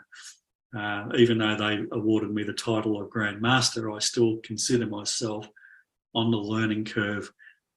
There's so much to learn, so much to understand, so much to give people. And I've been very privileged to do that over the last 30 years or so with Qigong, especially. It's been a privilege to teach. And as my teachers call me, a pioneer. They said there aren't many people in the West who are home dads and practitioners who teach Qigong. And my teachers in China found it quite strange that I was a home dad as well. And looking after children, but also working in a clinic and teaching Qigong. They thought it was extraordinary. And that's been part of my journey as well, that I had to create health to consider my family. It's not necessarily about how many different sets of Qigong you know, or trying to find someone that says my Qigong's bigger and better than yours, or all those sorts of things. When you find a good teacher and you have a good rapport and you gel with them, something just feels right. Perfecting a meditation or a movement can be a lifelong experience. There are masters I know who only do one particular style of Qigong, nothing else. And that says to me, well, you can learn one thing. You could say to someone, sit with your hands on Dantian, because students always want to know what's the most, I want to get to the advanced levels and let's get to it now. And you think, okay, I'll give you something to sit with, put your hands on Dantian. Close your eyes and put the tip of the tongue against your top palate and just become aware of your body. That can be the most simple beginner's level Qigong, but it can be the most advanced Qigong as well, because it's about turning your life from being complex to some form of simplicity. And all my teachers say that to me, try and turn your life from being complex and overwhelming to calmness and flow. Connect with the Qi, let it guide you. And that takes time and persistence. Even when I was in the hospital, you know, there were days I was just so weak, I thought, oh, I just can't be bothered. I'm just so tired, I just want to sleep. And then I'm thinking, but I'm sleeping 20 hours a day, at least. And that's not good. That's not going to help. So I would actually have to say to myself, what would you say to your students or as a practitioner in clinic? So I had to put myself in that mode of saying, you're a master, you've trained for a long time, you have the skills and the knowledge, let's just do it, even for 5 minutes. And if you fall asleep, doesn't matter, you've done 5 minutes. And that's my outlook, is to say to people, there's always hope if you acknowledge that you are unwell. And then you take the next step to say, I really want to get better. And I'm prepared to change my life. I'm prepared to do anything, particularly when someone says to you, well, you're going to live or die, and you've got 3 days to maybe make that decision. You think, I can do this. And I'm not quite ready to go, thank you, Mr. Universe. I want to be here and help people. And that's how I looked at the future, persisting, making myself available to give people my understanding, my knowledge, my training and skills to hopefully help them in some way. I've come across masters who have said, oh, I'm always in good health. I know some masters who are not, and some have passed away. And when I hear that, I think, no, there's a conception, as I said at the start, that people put teachers and masters on pedestals because we try to live a very healthy lifestyle, and all of a sudden you're unwell, so therefore it's not working. No, that's not right. Something in the universe, or something in my life's journey, or from the universe, however you want to view it, has said, this is what you've got to work with. As often people say, everything we come across is an opportunity to potentially learn something, whether we like it or not. I'm in this situation where I'm now recreating good health. Now, I'm thankful that today the doctors are unable to find my illness. My kidney function is now at 40%. They can't explain exactly how the illness has disappeared. I'm still carrying roughly 3 kilograms, maybe 6 pounds of fluid still in my stomach area mostly. And they've said that that will only disappear if the kidney function improves further. And they said, we don't know if that's going to happen. And I said, well, that's the mystery, isn't it? We don't know a lot of things. But I said, I have tools and skills that might actually help. In terms of Chinese medicine, I diagnosed myself with a huge kidney qi and jing deficiency, and the stomach spleen qi had become extremely weak, which is why there was lots of edema in the body in one sense. And I was extremely tired. My tongue and pulse indicated that as well. And I thought, what can I do to begin recovery? I found myself that I was on prescribed 13 medications in hospital. Up until that point in time, I'd never taken, well, very few medications at any time. Maybe an antibiotic if I had really bad flu once every 5 or 6 years. But apart from that, there was nothing really untoward going on. And when you find yourself, you're on anti-organ rejection medicines, anti-cancer type medicines, diuretics, things for blood pressure, antibiotics and all sorts of other combinations of medicines, you're really thinking, I'm about to start rattling like a pill bottle. And you think, okay, this is part of the healing that is going to help me. But what could I do for 3 to 4 hours minimum lying still? And that's where I started practicing Qigong. Because the doctor came in and she knew I was distressed and she said, just breathe and relax. And it was, you're in that moment where you don't think like that when you're in that situation. You just had a biopsy and you're lying there and you're thinking, I could die here or I'm going to live. And when she came in and said, she just put her hand on me and said, just relax and breathe, you're going to be fine. And that triggered a whole moment in me that said, absolutely. What did you do on the first tour of Qigong to China and Tibet? We learned how to do skin breathing. We learned how to meditate for 5 or 6 hours because there wasn't enough oxygen and sleeping was almost impossible. You did fall asleep, but you learned how to breathe and be consciously awake while you were sort of sleeping, which is part of sleeping Qigong. And then I thought, the heart master, he taught us to place the right hand on the center of the chest and the left hand with the fleshy part of the thumb going onto the navel. And you can do this sitting down or lying down, and the tip of the tongue resting against the top palate. At that point, I was able to get the buzzer in the hospital bed, and I asked the nurses, can you bring me two more pillows, please? And they sort of looked at me like, what do you want those for? I said, can you pop one under my right elbow and one under my left? Because it's very hard to hold this position when you're lying down. So I thought, I've got to make this easy. So I said, thank you very much. And they went off and did their business. And I went to get onto my business, which was beginning to heal. And I lay there for about 5 hours, my eyes closed, listening to what's going on around me. And I remember with the heart meditation that the imagery was very simple. As the blood flows through the heart, you imagine every cell being young, healthy, smiling, happy. And if you do that for long periods, your body will take on that energy and every cell in your body will change in time. And I knew this because of a past patient who had leukemia and had a full blood transfusion. And they were very concerned about her, and I told her to do this in the hospital. Just imagine your body young and healthy.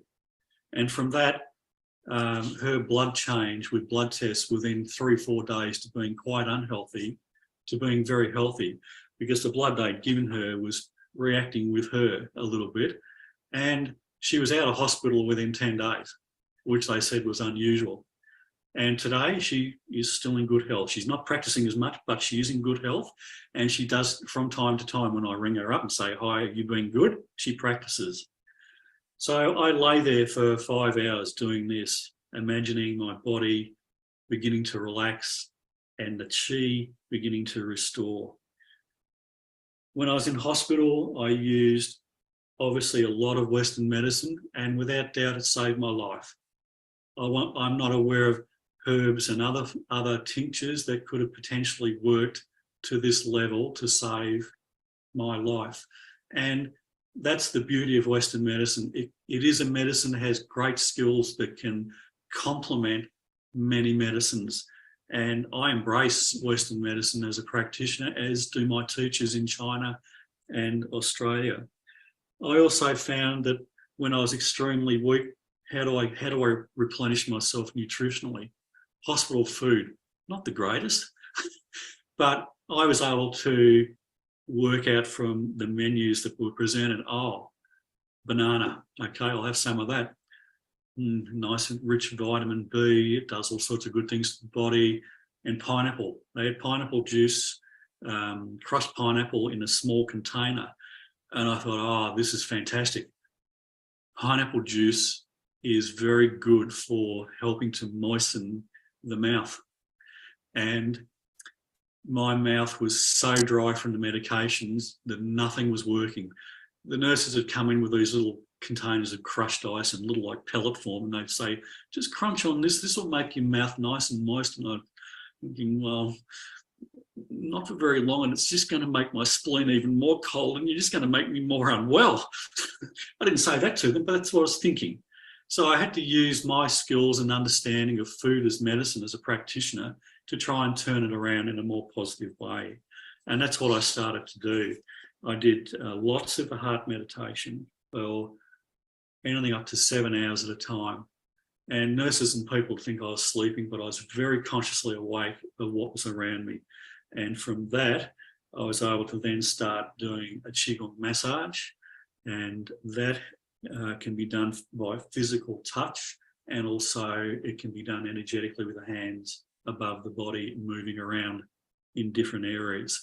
That combination was able to create change.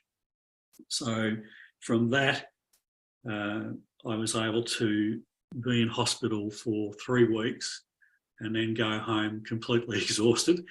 And today, everything has changed.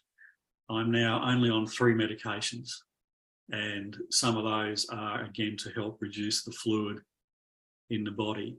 And that's okay. I don't have a problem with that, or as people sort of say, oh, but you know, the side effects, what about them? And my attitude to that is, you look at the medicine in a positive way, it'll give you a positive result. If you get caught up with all the side effects, that's what you're going to be thinking about and drawing into the body. This medicine is designed to help me, and that's how I look at it. I expanded my food repertoire to, with my knowledge, of course, to work with what I needed. So when I got home, and I am today, I use a lot of food as medicine. I lost all my balance. I lost all my muscle tone. I couldn't actually stand and do very much Qigong initially, which is why I did lots of heart meditation, lots of sleeping Qigong, because initially in hospital, I was sleeping 20 to 22 hours a day. I'm now sleeping as a normal person, we'll say between 6 and 8, 9 hours a day. And if I get tired, I just say to people, I'm sorry, I'm going away for an hour. And I have my cat nap, as I call it. Some people call it a power nap. And I do sleeping Qigong with the hands like this. I'll sit and breathe. And it can be as simple as just being aware of, when I breathe in, I connect to nature and the universe to bring in healing energy. And when I breathe out, my body relaxes and releases the sickness. And I might do that for 15 minutes. And then the breathing aspect, or my thoughts, change to, when I breathe in, I connect to nature and the universe. And that energy is then being stored at lower dantian. And then as I breathe out, I just say, let the body store and relax the chi. And that's been my healing process up until now. So life changed enormously for me. I had to stop and have stopped working for now as an acupuncturist because my immunity is too low to be around too many people. And that's okay because I've gone very deeply back into teaching Qigong, and that is my aim at the moment, to work more deeply and help people who are very unwell to say, yes, you can use Qigong. You can use food as medicine. If you see people like myself, you can create change. These practices are ancient. They do have benefits.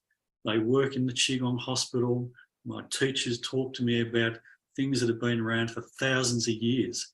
And that knowledge is so invaluable today because many people are disconnected so much from nature.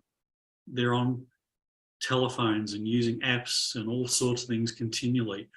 And as I taught my children, we all need time away from technology.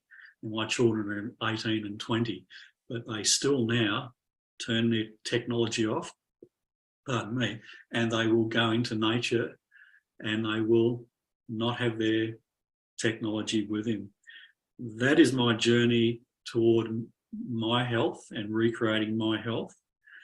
I hope you have enjoyed listening to my presentation, and I hope it inspires you to seek out Qigong practices, teachers and masters that can help you anywhere in the world, including myself. I would like to thank everyone for listening, and I look forward to hearing from those interested in making contact with me. I would also like to thank Lama for allowing me to present this information at this beautiful seminar, and I hope everyone enjoys and gets something from what I've presented. Thank you very much.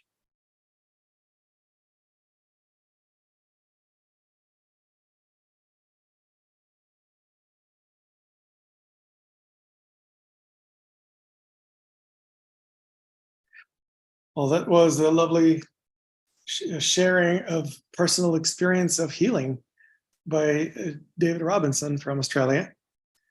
Not many Qigong masters, as he pointed out, are willing to admit that they have some challenges, that they may have health problems themselves, but there is also authenticity in what he had to say. So I just want to commend him on that.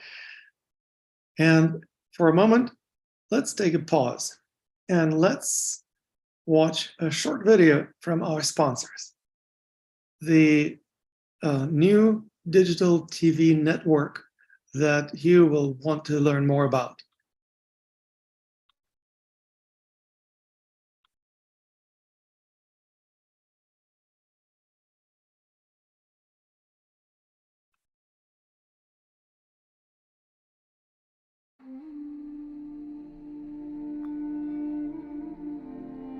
Introducing Energy Arts TV, your destination for Tai Chi, Qigong, and more. Explore transformative practices that enhance vitality, balance, and inner harmony. Experience expert instructors guiding graceful movements, breathing techniques, and meditation exercises for holistic wellness. Join us on a journey of self-discovery and empowerment. Tune into Energy Arts TV on the Transform Your Life Network for holistic wellness and serenity. Visit us at www.tynetwork.com.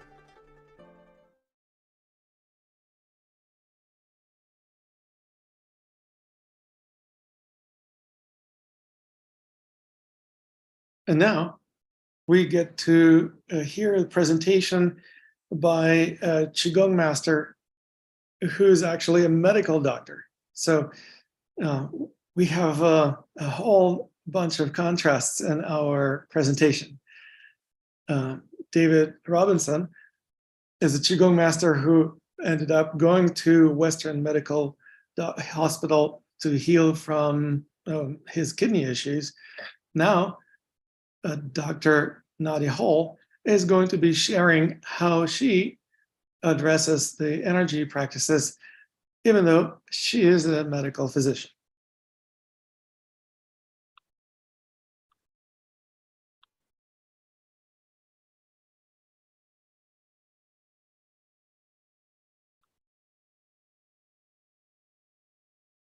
Aloha.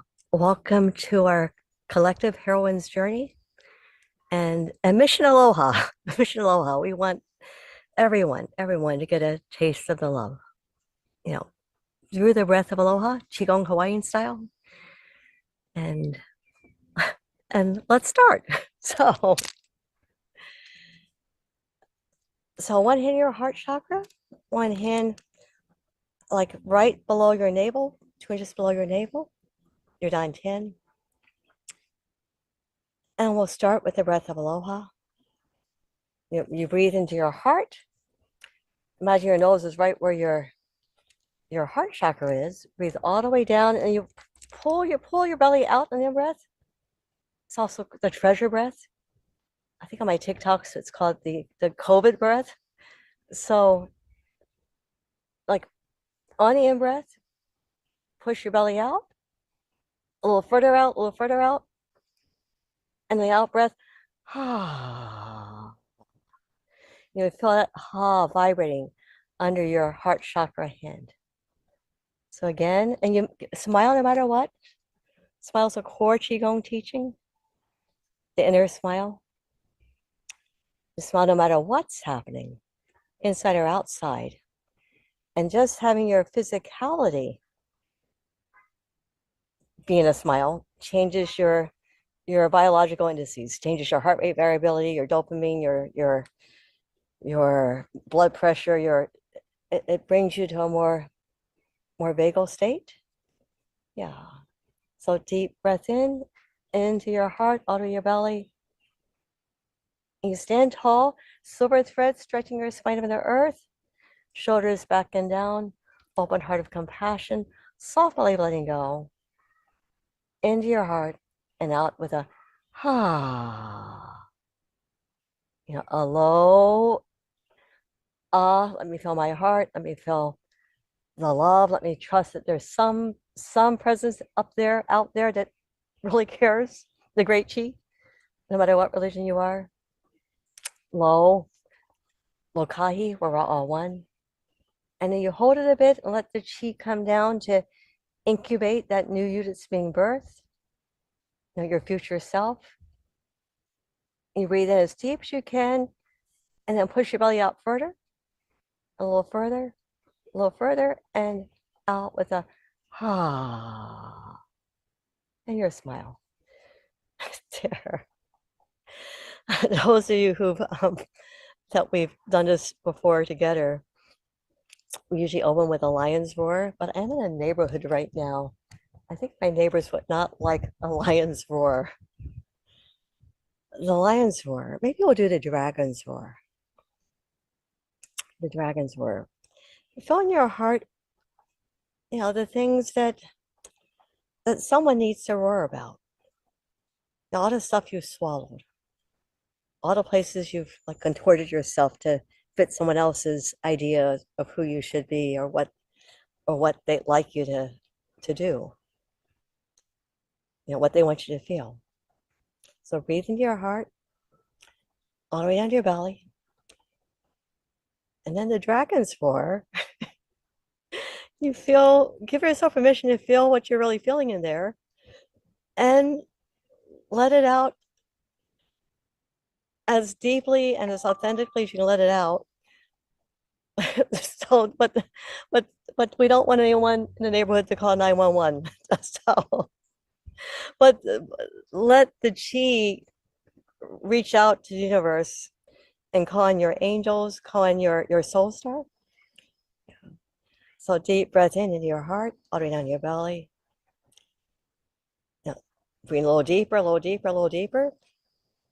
Let it expand your lungs. Let that chi melt whatever's got to be melted in your belly and love and nourish that new you that's being birthed. And then the dragon's roar.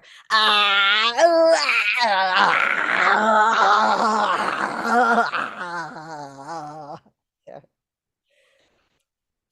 So, we usually do. Oh, a crow just crowed. Perfect timing. So we usually do this at least 3 or 4 times. You do it for yourself.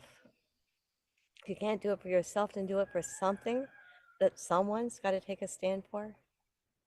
It might be, God, the mental illness and the abuse rate and the domestic violence and the suicide rate, and like all that went up, shot up during the pandemic.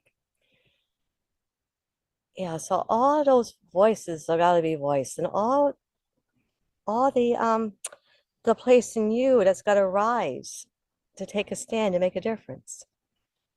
Yeah. So deep breath in, deep breath out, into your heart, out of your belly, and you push your belly out a little bit more, a little bit more, a little bit more. Now breathe in deeper, and out with a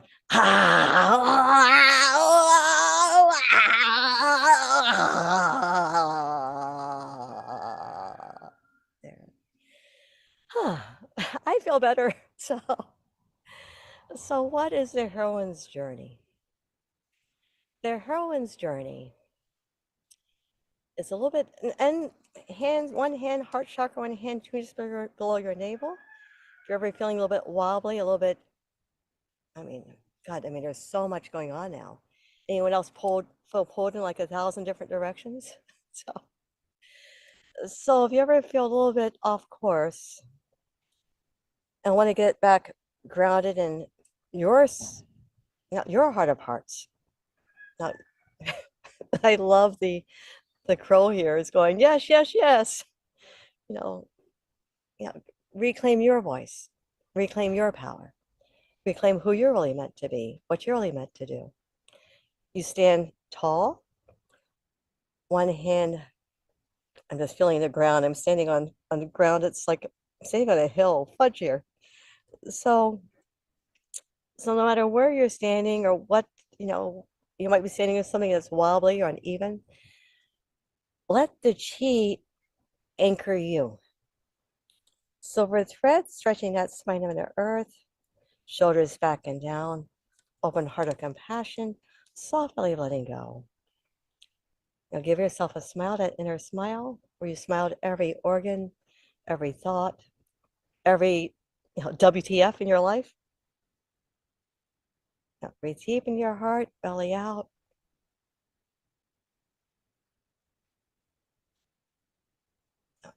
Breathe a little bit more, breathe a little bit deeper.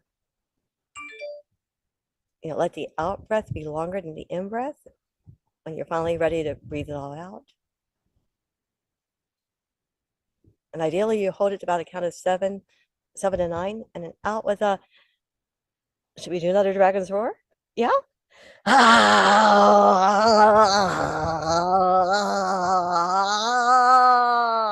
You feel it vibrating under your hand.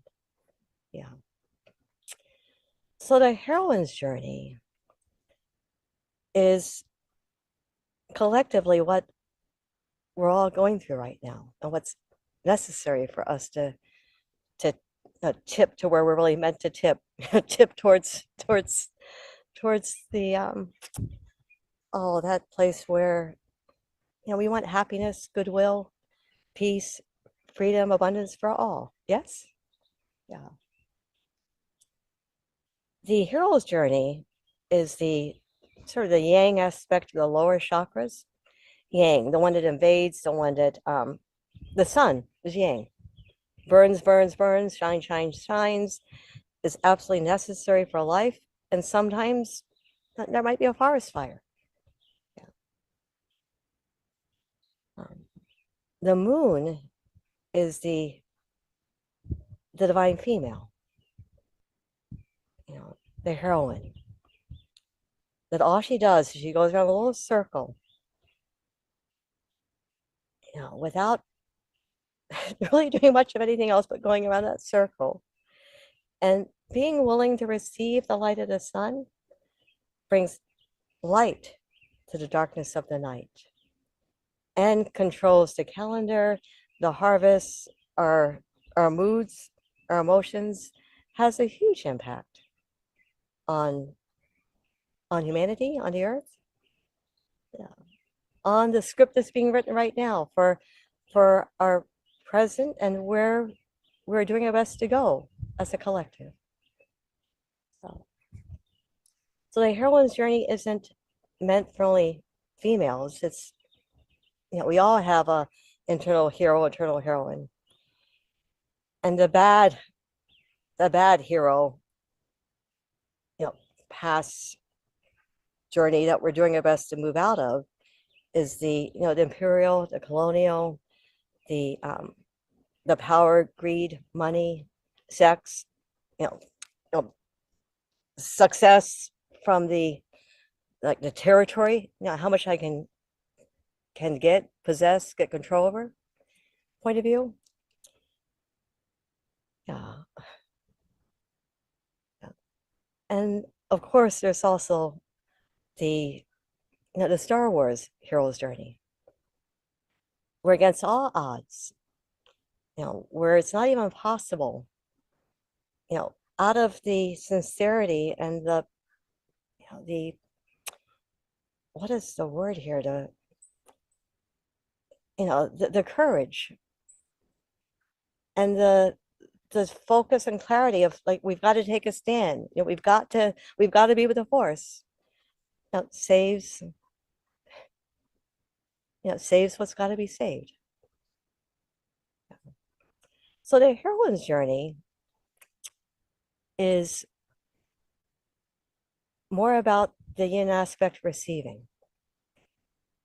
We're in Hawaii. There's what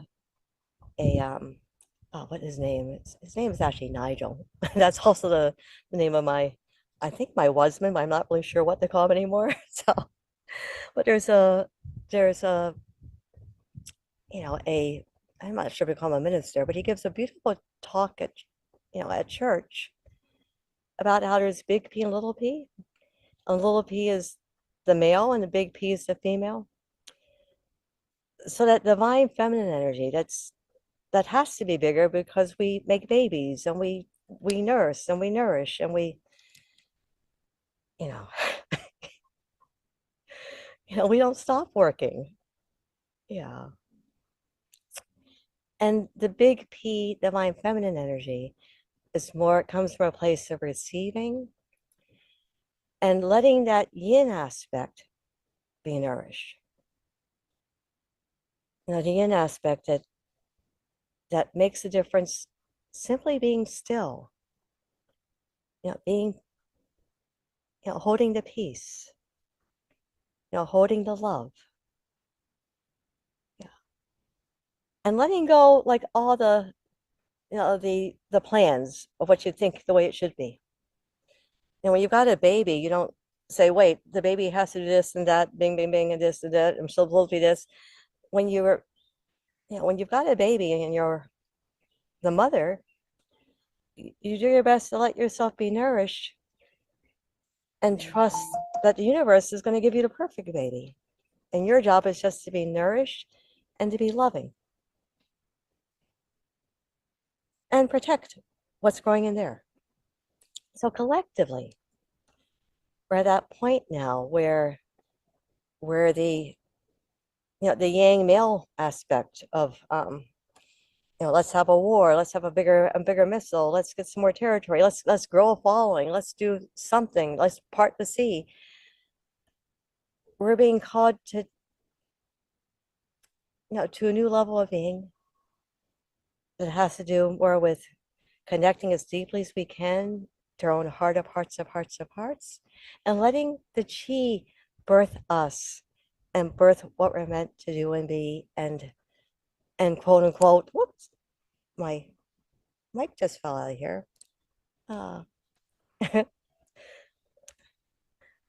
Quote unquote, make happen. Yeah. So deep breath in, deep breath out. And it's a little uncomfortable because what's locked up in there is personal collective trauma, personal collective hurts, betrayals, personal collective disappointments. And there's not much you can really, you can't order yourself to make it go away, but you can let yourself be loved through it And the other piece is you move your body and you breathe to help it move out of your physical, out of your DNA, out of your physicality. So we're at 2:15, about, I don't know what time it is for you guys, wherever you are. We're about halfway through. How about some exercises? Okay? Yeah. So deep breath in, deep breath out. Silver thread stretching your spine, heaven to earth. Shoulders back and down, open heart of compassion, soft belly letting go. Now breathe deep into your heart, all the way to your belly. And the first exercise we'll do is one, thanks to Dr. Chow, and also thanks to Daisy Lee. Dr. Chow, the grandmaster, that this conference is actually in part, oh, not in part, like anyone does Qigong, you got to thank Dr. Chow. She's the one who brought it to the West. Yeah. So feel in your heart what your heart's really asking for. Beneath what you think it's asking for. Give yourself a smile. Stand tall. Stand tall, with dignity and some pride of who you are and what you've been through.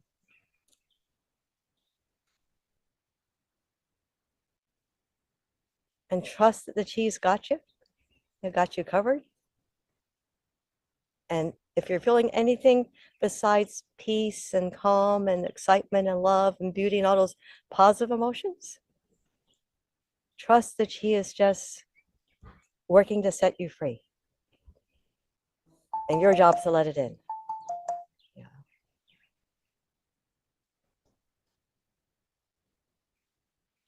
So deep breath in, deep breath out. Then a prayer.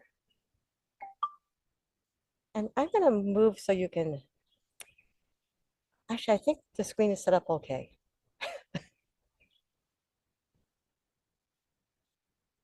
Now feel what your heart's really asking for, and then feel what you're carrying. And you offer everything you're carrying up to the heavens. I'm going to bend down so you can see my arms here, but you stay standing tall. And you hitch to your soul star. And cross-culturally, we each, I, everyone has a soul star. It's fascinating. It's in the Hawaiian culture, the culture of the Mideast, also in Qigong. Jimmy Cricket, when you wish upon a star, that star is your soul star. And this star, totally loves you, cares about you, wants only the best for you, just wants to give to you, knows everything about you. And you hitch to it, and you stand tall, and feel it just billowing over you. Sort of like a mother's skirt. And then you palms to the heavens, you let yourself receive and stand tall here. You go up on your toes. You can't see my toes, but you can see me going whoop, whoop, whoop, whoop, there. And then you extend your chi to the universe. Fill your boundaries. And I'm actually, I think what's tilted is the camera. I think I'm standing on a hill, actually. So, well, it should be, I'll attempt to make it look horizontal there. And at shoulder height, you go back down your heels, let everything go, and come back. Always return to your heart. Yeah. So again, go in your heart, what your heart's really asking for. Hitch to your soul star. Palms to the heavens, let yourself receive. Stand up on your toes as tall as you can. And there. And then extend your chi to the universe. Establish your boundaries. At shoulder height, come back down to your heels. Let everything go. And return to you, and always close with your heart. Then an exercise from like a different tradition. Well, actually, maybe we'll do the Taurus right now. So the Taurus. Deep breath in, deep breath out. But what your heart's asking for. One hand your heart chakra, one hand 2 inches below your navel. Breathe way deep in. And let your hands just rest at your sides. And we're gonna like swing off your back, all that you've been carrying your back, all that someone's put on your back that no longer serves you. We're gonna go 1, 2, 3, 4, 5, 6, 7. Then you bend down, let it go. And when you curl up first, hips, lower back, mid back, upper back, neck, and head. And then we're gonna activate the conception vessel. So front to back, 1, 2, 3, 4, 5, 6, 7. Oops, fudge here. Here. And then you support your Mingmen, the gates to the heavens, get to our dreams coming true. Bend your knees, drop back your head, your throat. Yeah. Open your heart to the heavens. Your belly.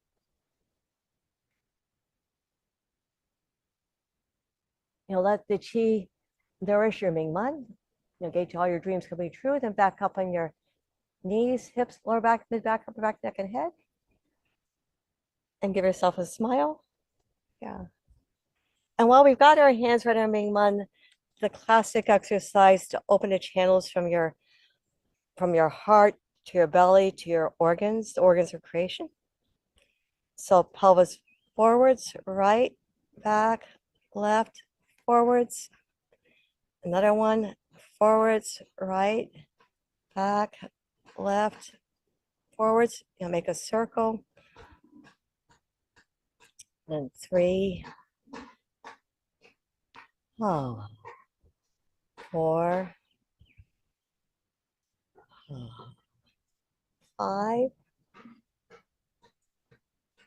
6, 7, 8, and counterclockwise forwards, left, back, right, and 2, 3, 4, 5, 6,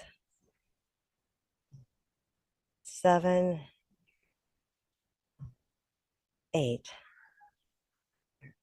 I think we're running out of time. Fudge. I'd like to share with you real quickly the old man, old woman by the sea. So one hand heart chakra, one hand like right beneath your, 2 inches below your navel, your dantian. Yeah, feel what your heart's really asking for. Now deep breath in, deep breath out. Then come to your horse's stand. And you're going to curl down. And you're going to look for that perfect pearl that's going to make life beautiful. Be the magic bullet for all your dreams coming true. So you curl down, head, neck, upper back, mid back, lower back, crown and ground before you. And you look for that pearl, you go, shh, shh, shh, shh, shh, shh. We least expect you find that pearl. You're so happy. You go, These 2 fingers together, you realize it was just a reflection of the moon. Let everything go. So you just return home to you. Oh.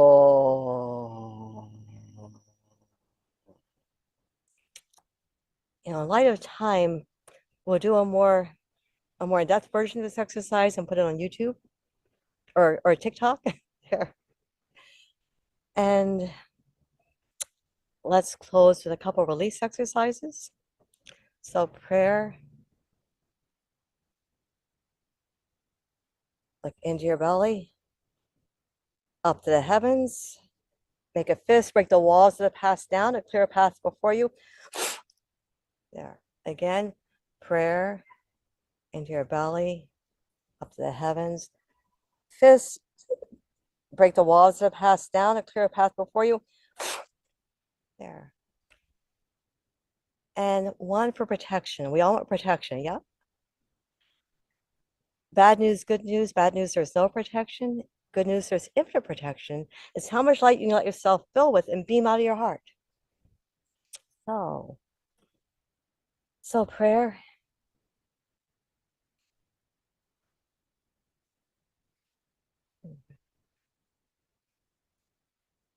Into your belly, up to the heavens. And this time, you open your heart and open your throat. You open your being to the heavens. Let yourself receive.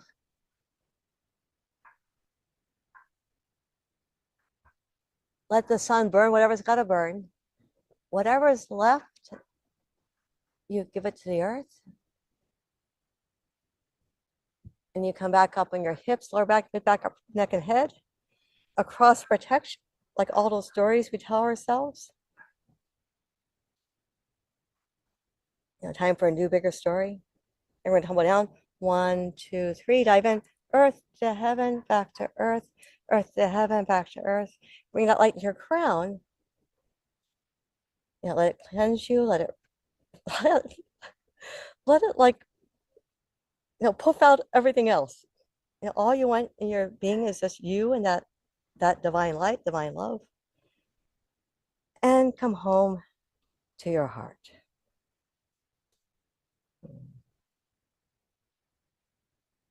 And now that we're home, we celebrate. We go, hello, base, love you, base. Hello, belly, love you, belly. Hello, heart, love you, heart. Hello, voice, love you, voice. Hello, crown, love you, crown. Always close to your heart. Hello, heart, love you, heart. Hello, body, thumb, side, pinky, side, front, back. Other side, thumb, side, pinky, side, front, back. Legs, outside, inside, front, back.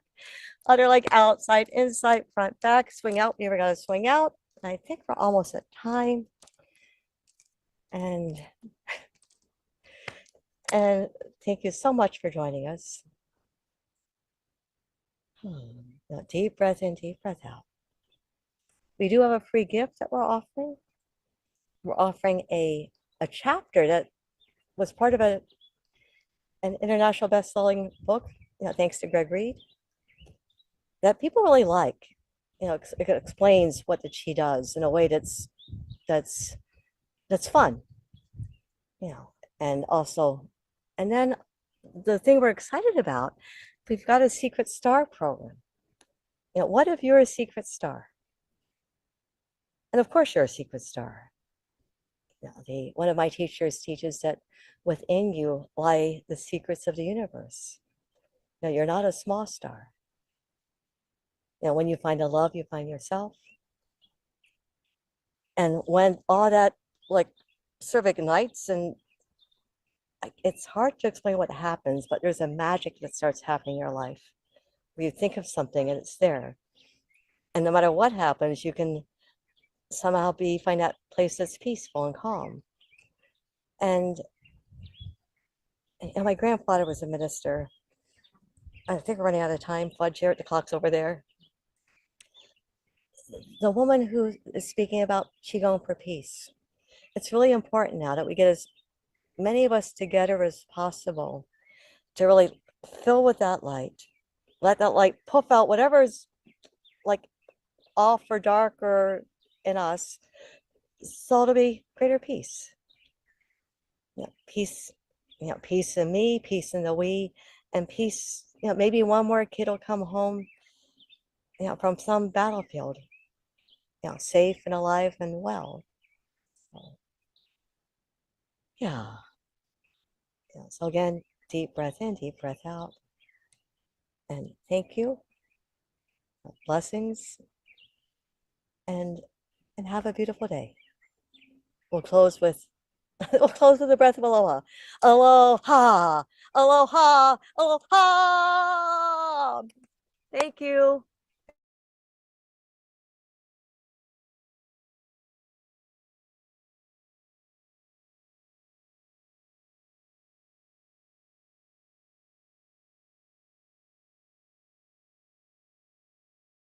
Well, Dr. Nadia Hall is always entertaining and very enlightening.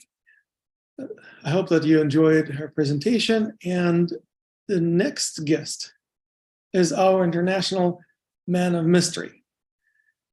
His name is Tivia Phang, and he resides in Vietnam. And as a Taoist priest or monk, I'm not even sure what he is, he refuses to get his images taken, whether by photograph or by video. So believe it or not, we are not going to have his face in his video presentation. However, he will still get a whole bunch of wonderful information and training from him. Please enjoy.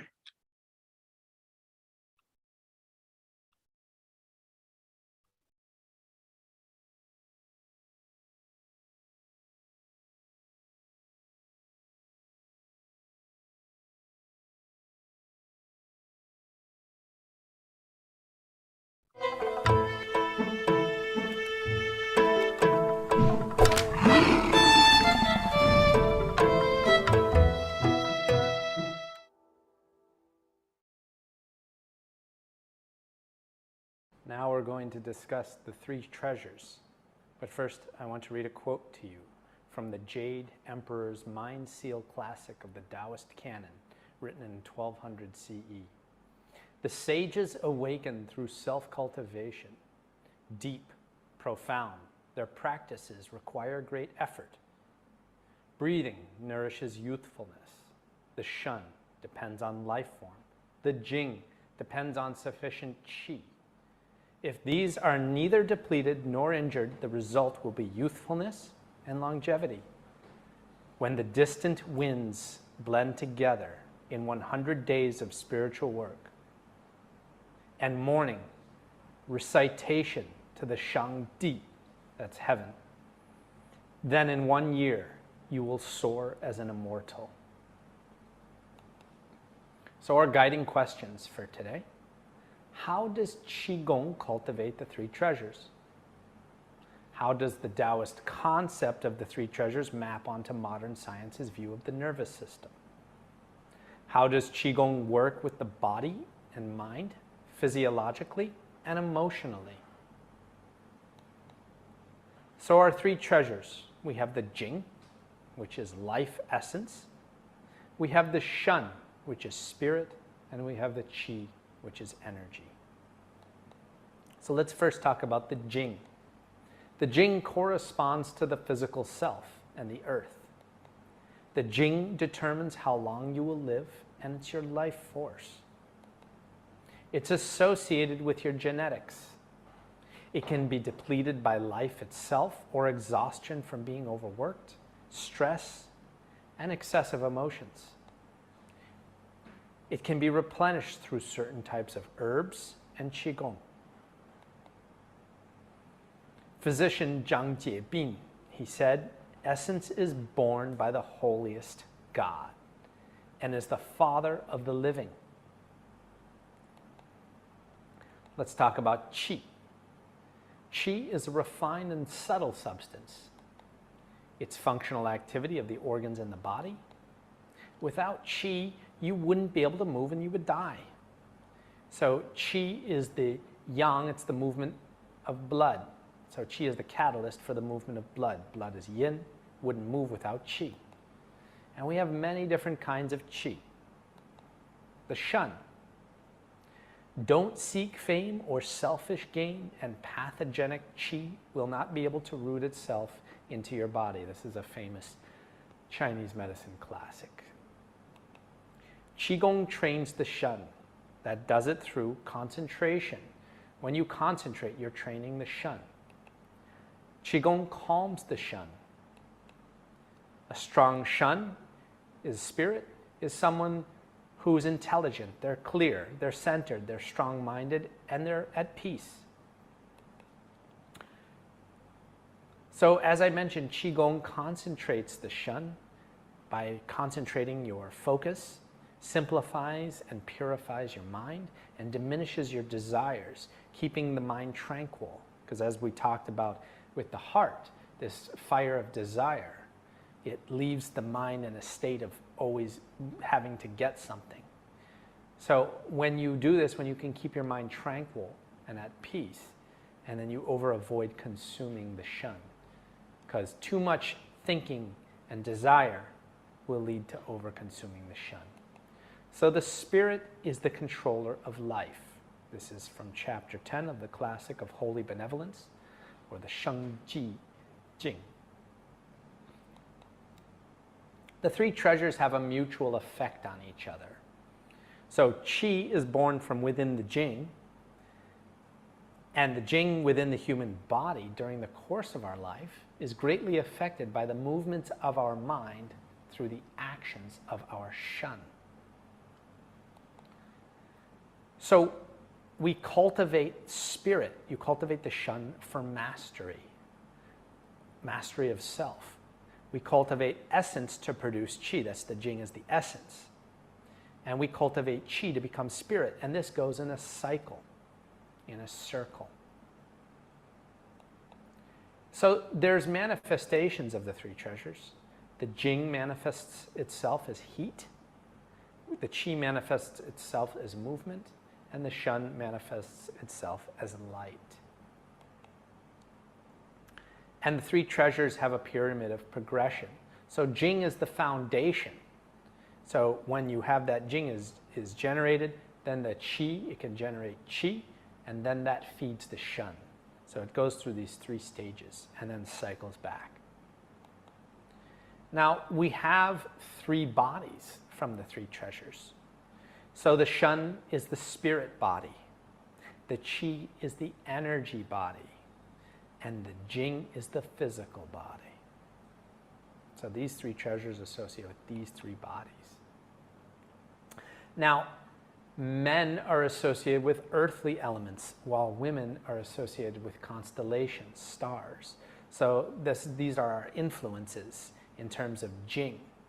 So a lot of women are more influenced by the moon cycles, and this makes sense when we think of this theory, where they say man is strong and grounded, while the women are connected to the stars. So these patterns are reflected in gender-specific innate nature and rooted in the anchor of the male and female Jing. So now we understand about these three treasures. We have to understand about the causes of illness. So we have three major causes of illness from a Chinese medicine perspective. These are environmental factors, excessive emotional stress built up over a period of time, bad habits such as lack of movement, overeating, and more. So let's look at environmental factors. We have pollution. We have food toxins, especially nowadays. We have pollution all over the world. We have toxins in our food through pesticides and fertilizers. We have heavy metals as a result. And I actually had heavy metal poisoning when I lived in China from too much heavy metals. And a lot of people have heavy metals and don't even realize it. So no matter what you do, no matter how much health you're trying to preserve, if you are consuming toxins, it's going to bring illness. Now, excessive emotional buildup. So too much desire, those emotions associated with the five elements, too much anger, too much worry, too much fear, too much grief. This, if it builds up over time, it can lead to illness. That's why we need to rid ourselves of it. That's why it's a core part of medical Qigong. Now, bad habits, going to sleep late is a bad habit that can bring illness. I had a friend who was in our class once, and he came in and he said, I'm doing everything. I'm taking Chinese medicine, I'm doing Qigong, and I'm still sick. And my master said, okay, so what's your job? He said, well, I'm a security guard. I said, okay, so what shift do you work? You work night shift? He says, yes, but I get 8 hours of sleep a day, He said, okay, well, what time are you going to bed? He says, well, I'm going to bed by 8 in the morning. He said, yeah, but you're up all night, and that's the time your organs need to rejuvenate. So it doesn't matter how much Qigong or Chinese medicine you eat, it's not going to work. You're going to be taking 2 steps back. You're lucky if you can maintain homeostasis at that point. So you need to sleep early. Not enough sleep is another cause of illness. Now, how much sleep do you need? There's different theories on that. Some people say 5.5 hours. Some people say 8.5 hours. Some people say it depends on you, on your constitution. Excessive work can bring illness. Incorrect diet, not having the right diet. Now, I'm not here to teach you diet because I'm not a dietitian, but you must eat healthy. Lack of exercise, lack of movement. So when we have lack of movement, the blood becomes sticky. It pools. The blood pools. Loss of circulation to the organs and stagnation builds. Remember that classic of difficulties I read you, that quote about the accumulation of this residue. So each one of these things you might say, okay, I might eat some donuts, I might go to bed late sometimes, but it's not a big deal. I'm not going to die. I'm not going to get cancer from that. Yeah, well, you probably won't right from that. But I call this the death by 1,000 cuts. So you do all these different things. You have toxins in your food. You have excessive work. You go to bed late. You wake up at an odd hour. You have excessive emotions. Now, any one of these things in isolation, no, probably won't kill you. But all these things combined create a deadly mix, which is a death by 1,000 cuts. So you have 4 major killers. You have cancer, which in the United States, 41% of people who die of cancer. Heart disease is 23%. Diabetes, 26%. And Alzheimer's is 10%. This is massive. So I like this quote from Steve Jobs. Not that he is somebody I idolize, but he is someone who reached the pinnacle of business success but failed in longevity. So we can take this advice from him before he died. He says, you can employ someone to drive the car for you, make money for you, but you cannot have someone to bear the sickness for you. So no matter how good you are at these things, you cannot outsource your sickness, is the theme. So you must take responsibility for your own health. So Lui Zijian, he said, do not allow blockages in the spirit and body to persist. So now that we understand the causes of illness, the major causes of illness and the 3 treasures, let's understand the nervous system and emotions and how that ties in. Well, the parasympathetic system and the sympathetic system. So the parasympathetic nervous system promotes a rest and digest, feed and breed, while the sympathetic nervous system promotes a fight or flight response, a freeze and disassociate. So you might say, oh, well, the sympathetic nervous system, I don't want that. Actually, it can be a good thing. You want to have a balance of the 2. But in this day and age, people are living chronically in a sympathetic state. So in the sympathetic state, think about it. What do most people do? They get up, maybe even get up late. You have a buzzer waking you up so that, boom, you're already tapping into the sympathetic state. And then you have to rush, eat breakfast real quick, or even if you have time at all, then you jump in the car or on your motorbike and then you race to work, and maybe you're late, then you're stressed driving to work, so now you're in the sympathetic state again. You get to work and now you've got a deadline, the boss is angry, drink a cup of coffee, now you're in the sympathetic state even deeper.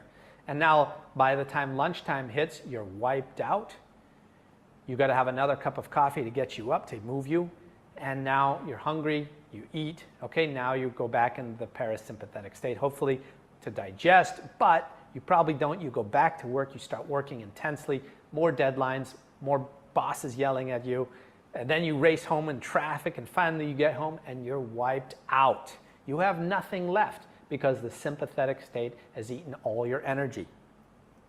So you sit back, you crack open a bottle of beer, you eat a pizza, and you've got nothing left, and you sit on the couch and watch TV to try to tap into the parasympathetic state. But you watch a horror movie or an action flick, and now you're back in the sympathetic state all over again, and you can't sleep because you're looking at your phone before bed.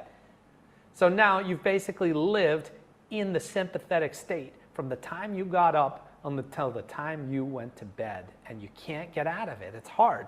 It's hard to tap into the parasympathetic state, and now you have sleep problems, which exacerbates the sympathetic state even worse. So chronically living in the sympathetic state, we increase the brain wave frequency. We go to a beta wave.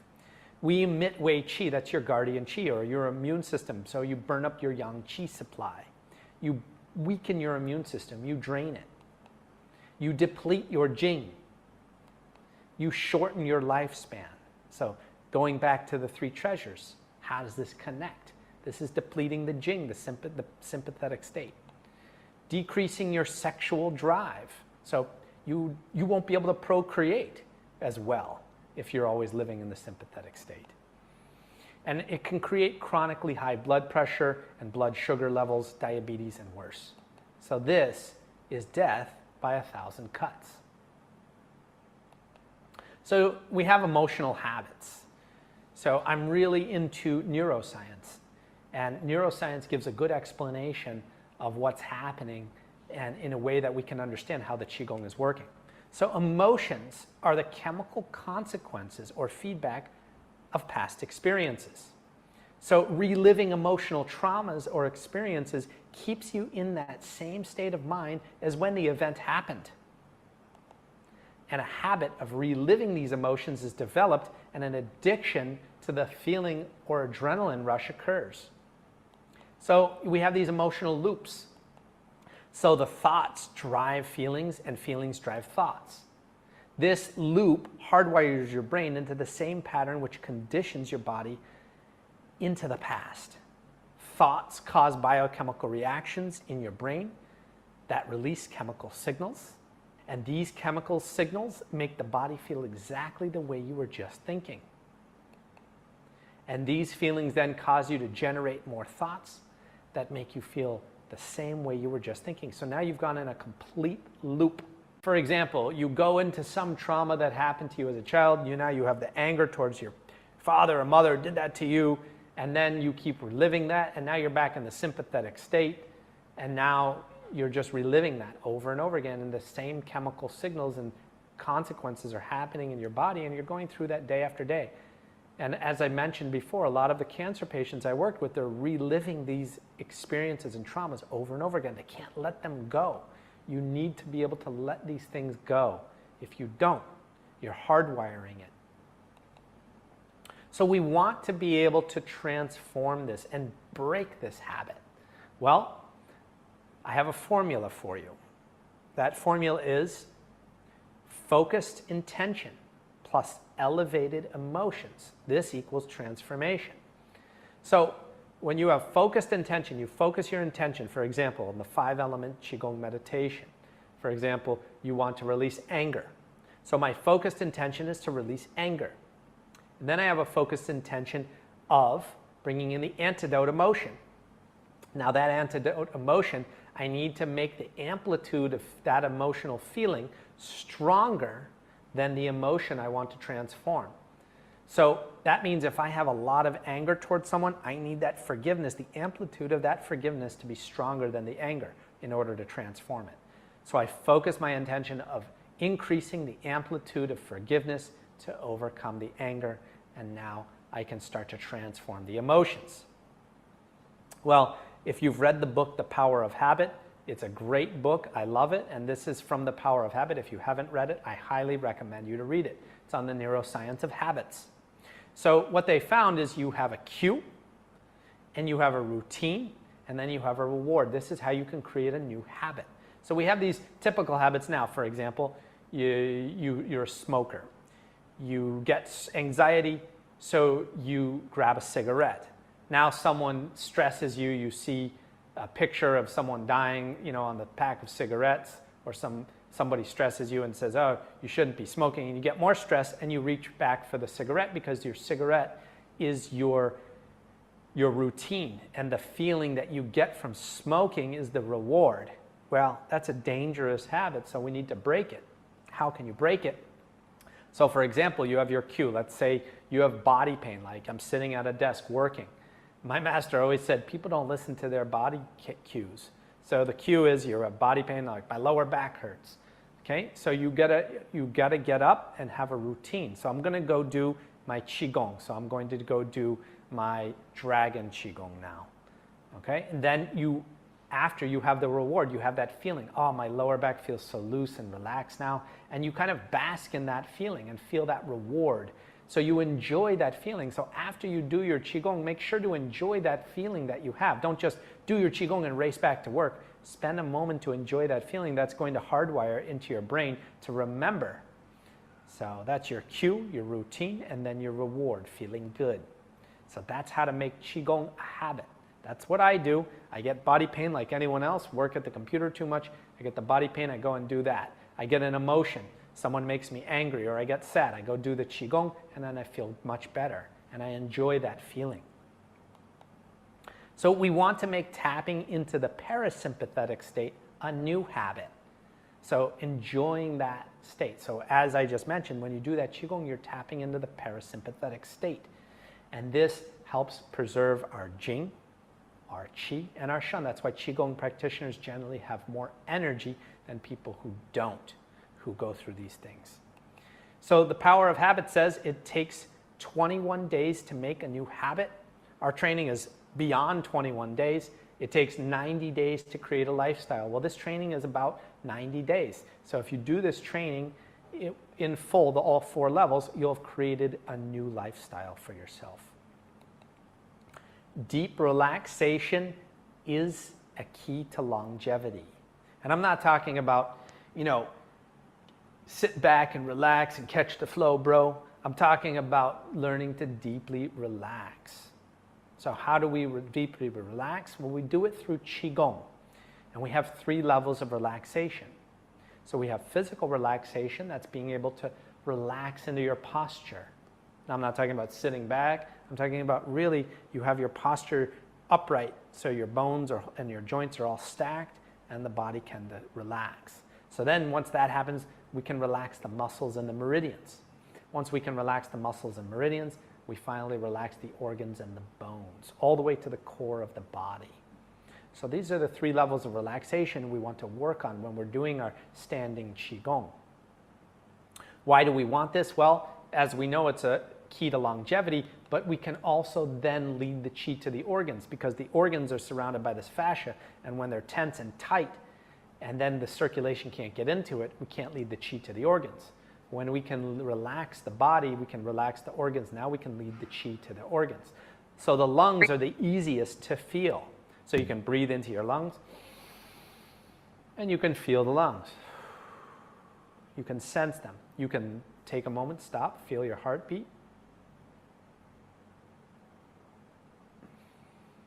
Now, the next is more difficult to feel. It's the kidneys, but they're filled with fluid, so they're easier to feel than the liver and spleen. So if you try to breathe into your lower back, you can try to feel it. Feel your kidneys. Many of you cannot. When you do the qigong, when you do dragon qigong, try to feel your kidneys. Now, the liver and spleen are more difficult to feel because they're not filled with fluid. Well, you have blood in the liver, but it's different than the kidneys. So with the liver, it's easier to feel because it's bigger than the spleen. So you try to feel your liver next, and then finally your spleen. Feeling the spleen could take time. You would feel it mostly in snake, especially as you crouch down. Now we lead the qi to the organs from the top down to allow the qi to sink. So when you're doing your Jianzhuang, you're going to relax the heart, relax the lungs, relax the liver, relax the spleen, and finally the kidneys. How do you do this? With a breath to each one. So for example, I'm relaxing the heart. I'm going to breathe into the heart. And now as I relax, exhale, I relax and feel the heart melting. I breathe into the lungs. As I exhale, I feel the lungs melting, relaxing. And then continue down to the liver. Relaxing the spleen. And finally, the kidneys. So when you breathe into that organ area, that brings the circulation. So our guiding questions: how does Qigong cultivate the three treasures? And how does Qigong work with the body and mind physiologically and emotionally?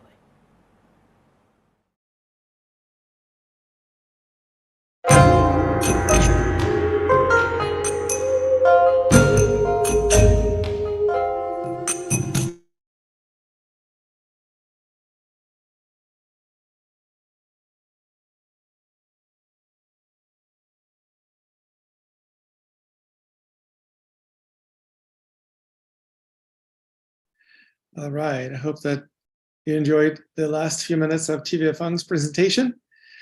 Welcome to the Tai Chi focused panel discussion. We're going to be exploring, sorry, it's Qigong focused panel discussion, I take it back. And we're going to be exploring the ways to improve the quality of life of ourselves, each other, and other people with the help of energy arts. So I just want to welcome everyone here. There is Sheldon Callahan, Marisa Cranfield, Jim Weaver, John Munro, Adam Haltai, Philip Lai, Teresa Young, David Robinson, David Kuhn, Nadia Hall, and Mark Johnson, and Marcia Adams, and a few of the VIP members of our event. So thank you everyone for being here. It's a larger crowd, so we are going to change slightly the pattern in which we organize this particular panel. Since there are twice as many people in this panel, we're just going to keep the time to a reasonable length of time for each person. Let's say 5 minutes per person to introduce themselves and to share your thoughts on what you think would be the best way to improve the quality of people around you and in our society with the help of Qigong practice.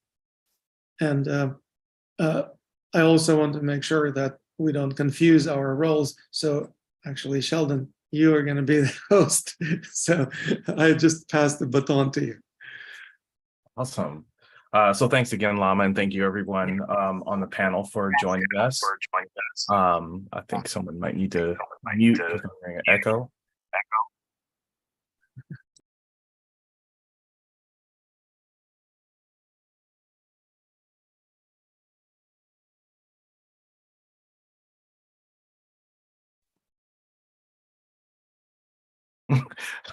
I got muted. I'm back. So once again, thank you for everyone for joining. I'm going to go down the line of our guests so that you can express your experiences with Qigong, how it's impacted you personally, and then also how it impacts people that practice Qigong. So I will start with Marisa. You can tell us a little bit about yourself, your story, and your journey through Qigong. Oh, mute. I think you need to unmute yourself. Okay. Hi, everybody. I'm happy to be here. Thank you, Sheldon. Yeah, so a little bit about me, my journey, and the question that you're asking about how we can use Qigong to help benefit the world and integrate it into the world. I started Qigong over 20 years ago in China. I was a student at Zhejiang Dashui in Hangzhou. And I was studying comparative religion, so we got offered to take Tai Chi classes with the international students. And one day, nobody showed up to class except for me. So it was just me and the Tai Chi Chuan teacher. And he said, well, since nobody's here today, would you like to learn Qigong? And I had heard of it, but never done it. So I was like, sure. So he said, okay, let's go to the forest. And I was like, whoa, okay. So we walked into the forest, gorgeous botanical gardens behind the university. And he had me stand in Zhanjiang. Hi, everybody. People that practice Qigong. So I will. Is everything okay? Yes, continue. Sorry. Some people are joining and they're not muted. No problem. So I was standing he told me to stand in Zhanzhuang and stand like a tree. And then he told me to connect to this tree and align my posture to heaven and earth, ground into the earth with roots, and breathe with the tree and connect to the tree.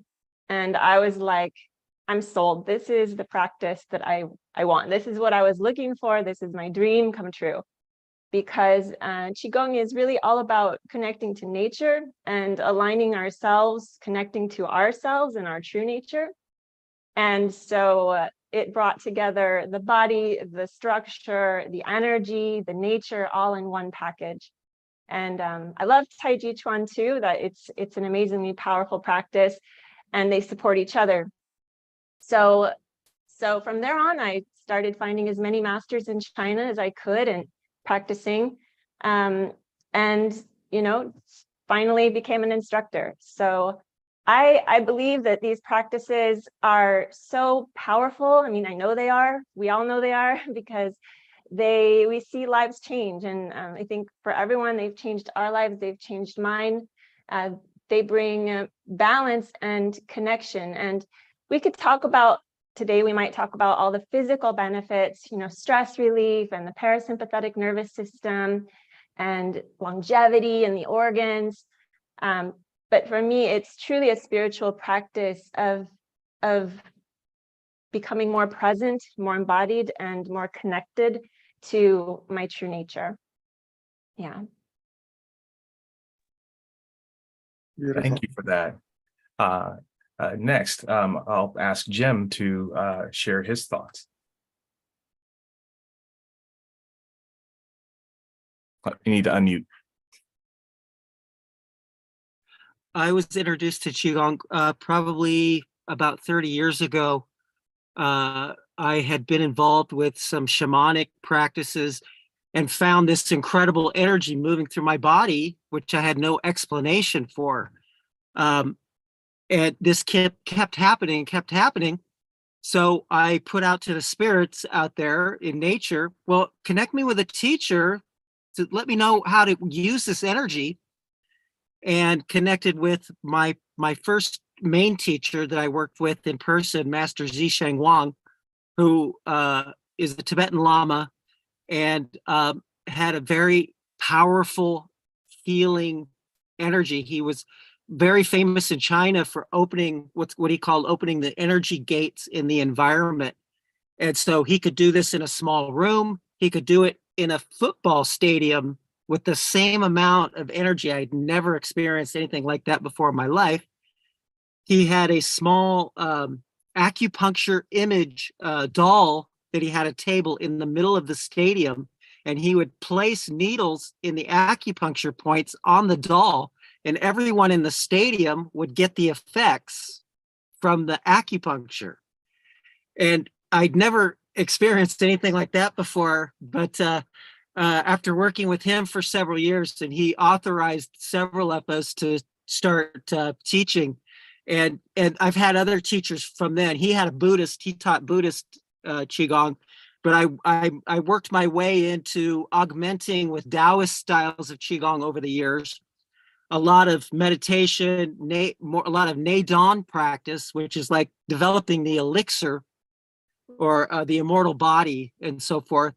And was able over the past 25 years or so to integrate some of the Buddhist principles and styles into a healing Qigong, also with medical Qigong also. I like to use a lot of different modalities that work well with particular people on an individual basis.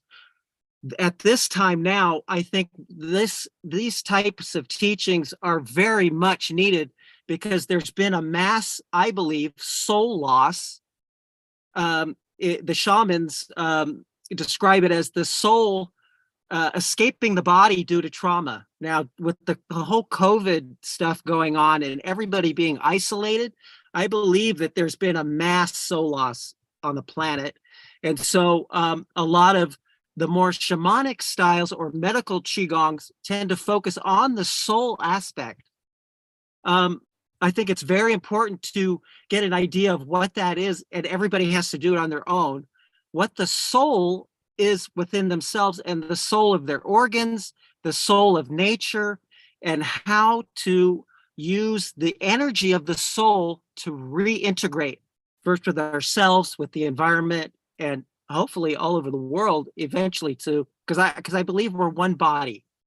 And that if we can reconnect, get our soul energy together, we can help everybody else do that also and help to heal the planet. And so I really appreciate everybody coming here and putting their voice out there to spread all these wonderful teachings and wisdom. And I really am happy to be here today. Thank you. And that's my particular story. Thank you. Next, I'd like to ask Adam to share as well from his perspective. All right. Thank you for holding this event. I think this is absolutely a huge step in the right direction. But I'll start with my story. I was in college when I think I was 19 or 20 and just was having I guess you could call it a midlife crisis at 19 or 20, and was experiencing really horrible social anxiety. I couldn't really function, and I was on the verge of picking up the phone and calling a psychiatrist or a psychotherapist, or exploring other means to deal with it. And fortunately, I found a meditation practice, and then a qigong practice, a tai chi practice, but eventually settled on qigong. And I eventually settled on a teacher when I was in a class and she placed her hand behind my back, and I could feel the energy flow from her hand through my back and into my dantian. And I'm glad that you asked this question, because I feel like that's a really pivotal point when we're considering how do we spread this practice. And really the thing that turned me on to it was the energy. And it seemed supernatural to me, the sensations that I'd felt in my body that way. And I just was thinking, I need to learn more about this. This is something that's so unfamiliar and so new and so profound. And so in my practice, in thinking about how I can really spread the word, I'm actually at a Body, Mind, Spirit Expo right now in Portland.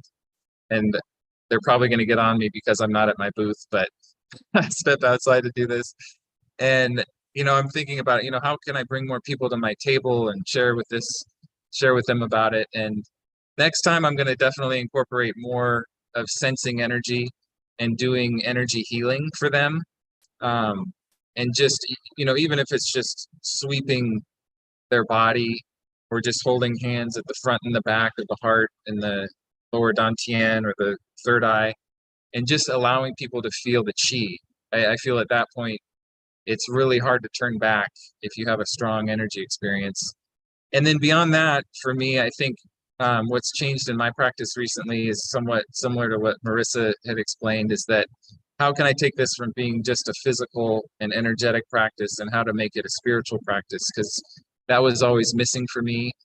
And I found that actually in Buddhism, and I'm sure it reaches across every religion and philosophy, but in exploring the paramitas of Tibetan Buddhism and their tie with the 5 elements, that's really helped me understand how our information, what I consider our spiritual body, our thoughts, our ideas, things like generosity, perseverance, concentration, and wisdom, how we can use those to affect the body and physical healing. Because a lot of people just think we can heal the body through manipulation or even through energy, but we can heal it through information as well.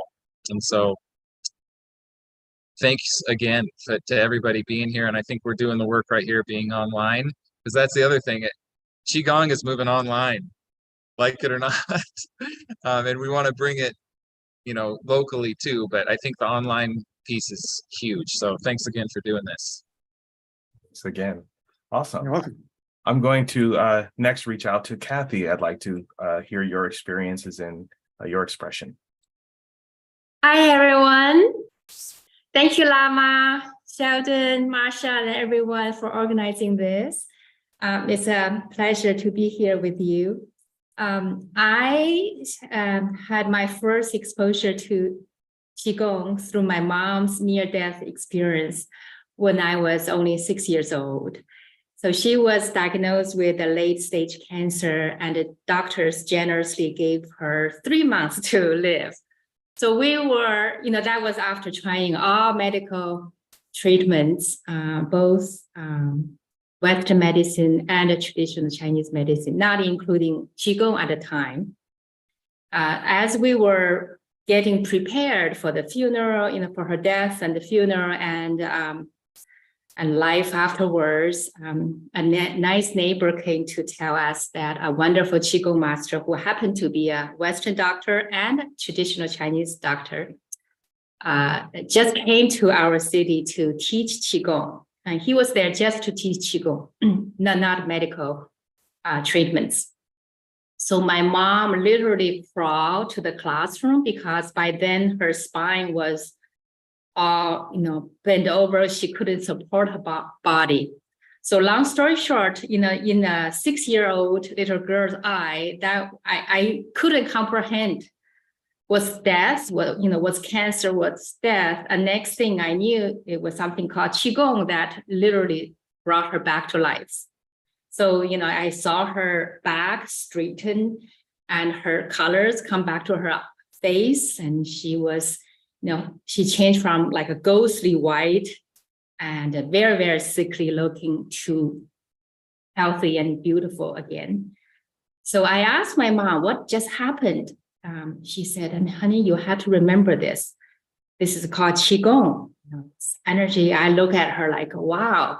So I also had a thought watching her being so sick. I thought maybe I have that gene too, maybe I will get the same cancer.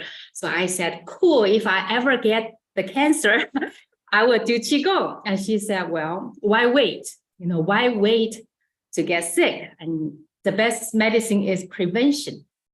And plus, you always love to help people. You might, be able to help people like my teacher has been doing.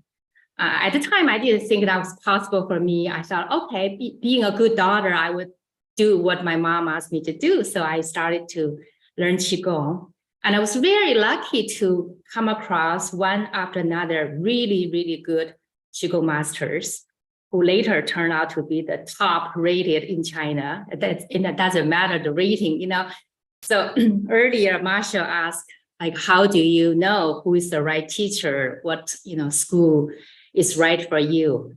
My answer would be your intuition. Trust your intuition and trust what you resonate with. I don't believe in number one, number two, this one is better than the other, but what resonates, with you, right? I always, was pretty good intuitively in recognizing which master is the one I should study with. Sometimes I could get really stubborn. Like the adults will push me to study with this powerful master. I go, no, I don't want to study with him. And then I will recognize the ones with beautiful, pure heart, a lot of kindness and compassion, and a lot of power too. So I have been very, very lucky studying one after another. So never, thought this would be my job per se, but I did really have a strong intention to teach the Westerners after watching the movies in terms of endearment and love story. I couldn't believe that people just died so quickly without trying anything, I'm glad, I was offered full scholarship without applying for. I was just, at a job interview, and I was offered this opportunity to come to the United States to, study from a field.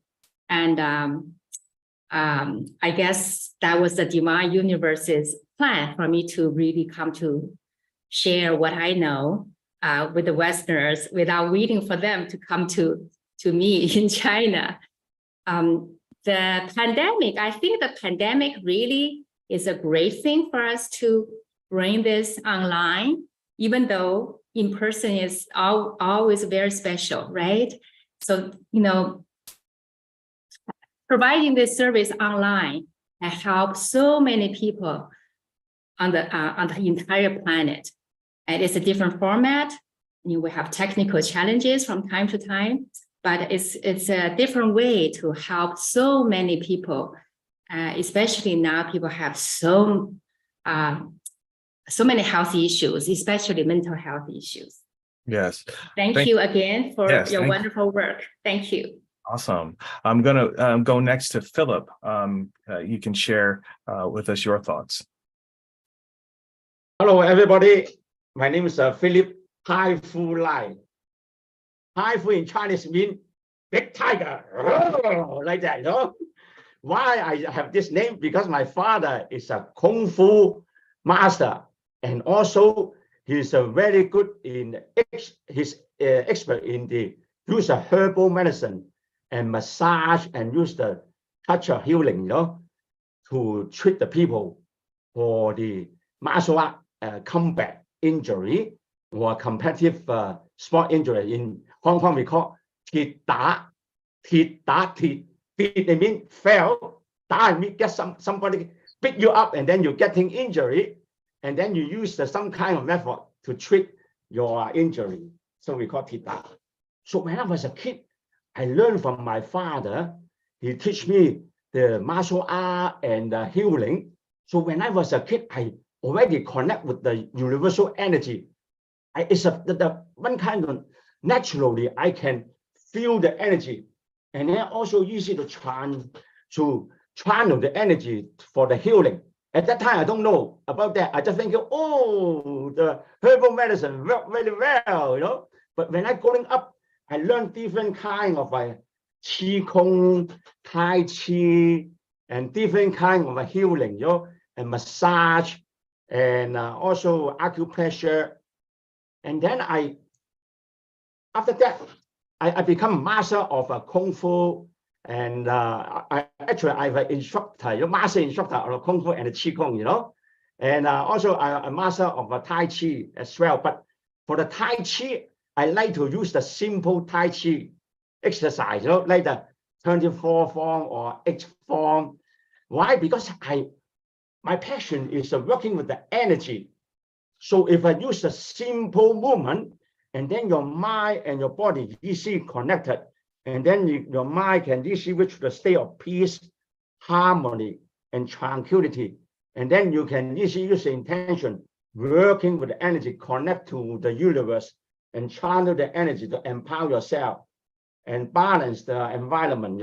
So that is what I like to do. When I come to Canada, I get a hay fever, and then I try to treat with the different all kind of thing, even though you use a Western medicine, Chinese medicine, it doesn't work. And then finally, I sit down, I meditate. Why I don't use all my knowledge to treat myself? And after that, I use the Qi Kong and herbal medicine, and also working with the mind, and then I treat myself, and then I getting a good experience to how to treat the hay fever. And after that, I have a lot of experience to treat the people with the 11 days in coma.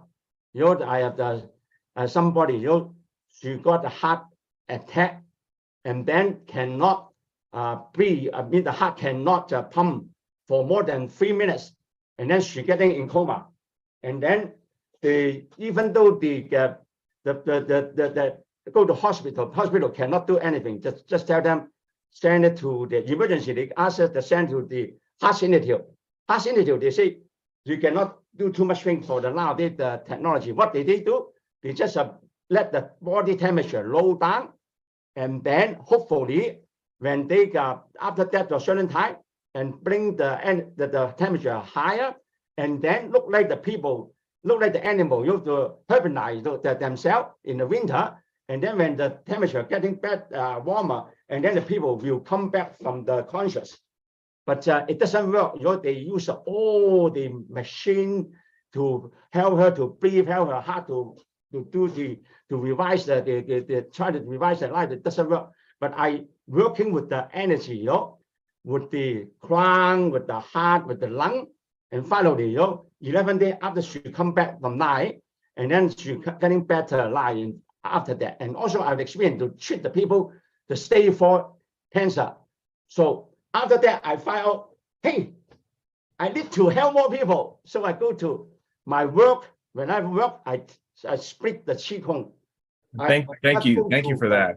We're gonna keep moving because we want to make sure that all the panelists get to talk. Yeah, but thank you very much. So I want to thank you, Sheldon, and all the people organize and promote the World Tai Chi and Qigong Day. It's a very beautiful thing because you can help many people all over the world to get the benefit from the Qigong and the Tai Chi. Thank you very much. All the best. I love you. All right. And next, David, I'd like for you to share with you as well. David Robinson. David Robinson, yes.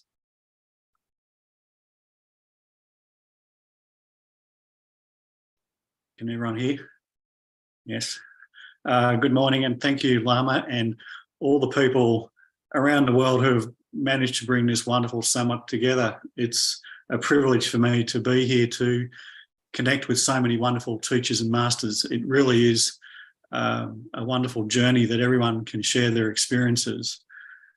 My first awareness to energy was when I was about 7 years of age. I have dyslexia, and I suffered enormously from stress and anxiety going to school. And I was teaching yoga by the time I was 12 under the guidance of my teacher at that time. And I went to a healthy living show in Melbourne, Australia, and there was a Qigong Grand Master there, and I was watching his presentation. And there were probably 50 to 100 people listening to my teacher at that time, and he kept on eyeballing me in the crowd. And I was sort of not too sure about that. I was quite young, and this was in the early 1980s. And later on, I disappeared in the crowd and went to his little stall, like someone else presenting, and he got away from his booth. And he said, I apologise for staring at you, because all the people in the crowd started turning around to look at me. And he said, you're a very gifted person. I said, we're all gifted. And he said, no, you're very different. And he said, I'd very much like to get to know you. And we had a chat for a while, and I disappeared from the show. And about a week later, he turned up in a shop. And I was working in that shop selling crystals and books. And he said, there's a reason we must be meeting. And I said, well, you tell me. And he said, you're very gifted. I told you that a week ago. I said, yes. And I said, we're all gifted to learn about energy. And it was from there he invited me to become an apprentice. He said, I've got a class on Tuesday and Monday. He said, that's probably a bit soon. Come on Tuesday, and if you're there, your journey begins. And if not, you take a different route. I turned up to his class on a Tuesday evening at 6 p.m. And he was very happy to see me, of course. And he said, I want to introduce you to my students. These students know all the set of the movement we're going to teach today.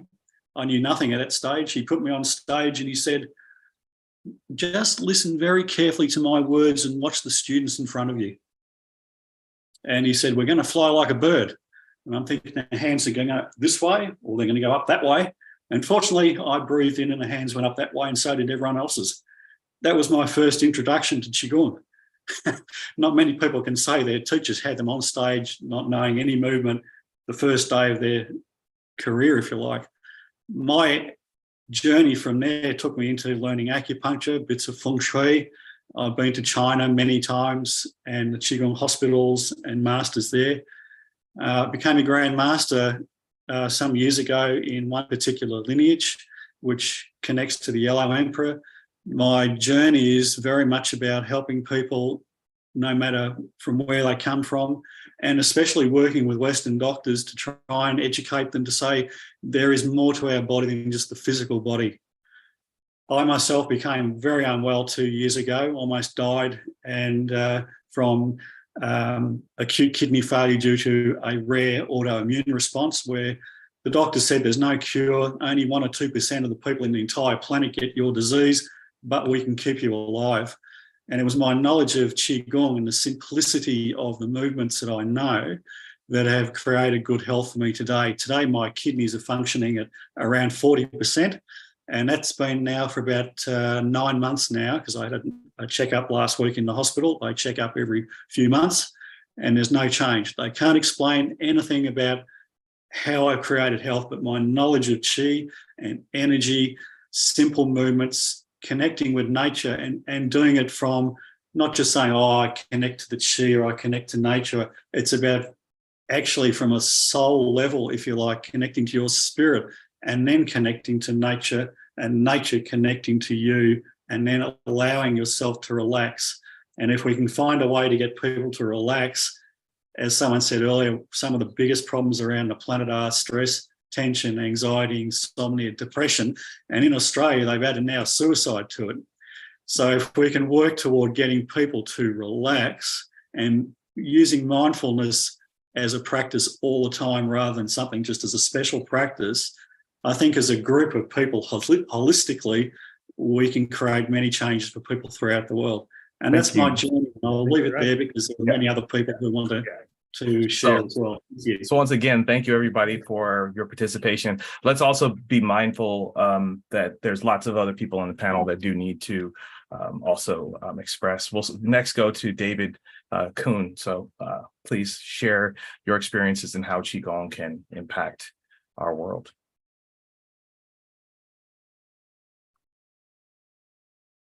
You're muted, David. There you go. Again, how about now? Good. All right. Greetings, everybody. Power of 2 or more are here, so it's awesome. I'll just pause and breathe into that for a moment. There's a lot of energy here. It's fantastic. What can I say briefly? 12 years old. I'm on a hayride. I get run over. We're jumping in and out of this trailer. It's on Halloween. The trailer catches my right leg, runs over the whole right side of my body.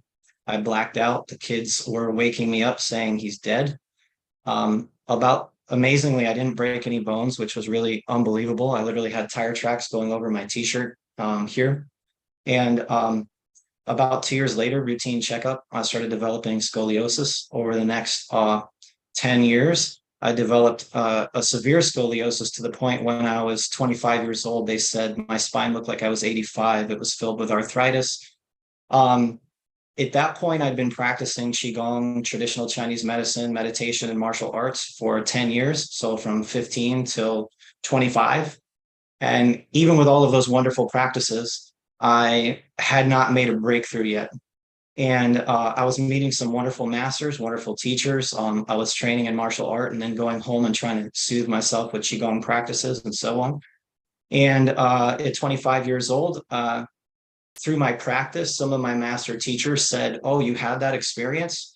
I said, "Yes, I had that experience." They said, "Oh, you need to go see this master." So I kind of did that type of thing. And at approximately 25 years old, I had an experience during a medical Qigong treatment where actually, the first one was actually an acupuncture treatment. So I've been experiencing medical Qigong, chiropractic, massage, meditation, martial art practice, all of this.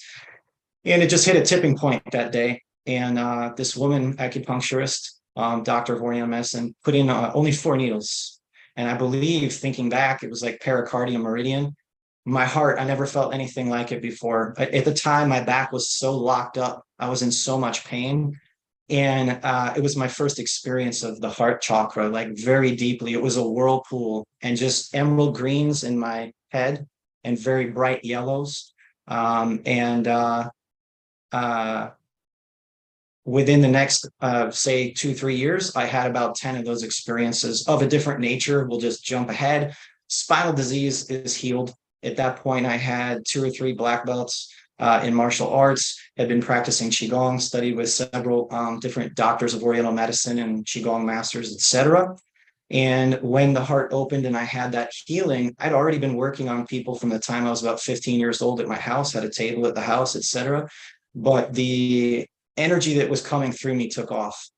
And since that time, I have not ceased I am a practitioner at heart. You can catch me any day of the week, and I am practicing. I'm practicing on the way to practice. I'm practicing after practice. I'm staying up in the middle of the night and I'm practicing. So for me, that's what I bring to the world. I'm not here to be anybody else's master or something. I tell people that all the time. I consider myself my own master, but I bring practice to the table. Awesome. Thank you. All right, next we're going to go to John.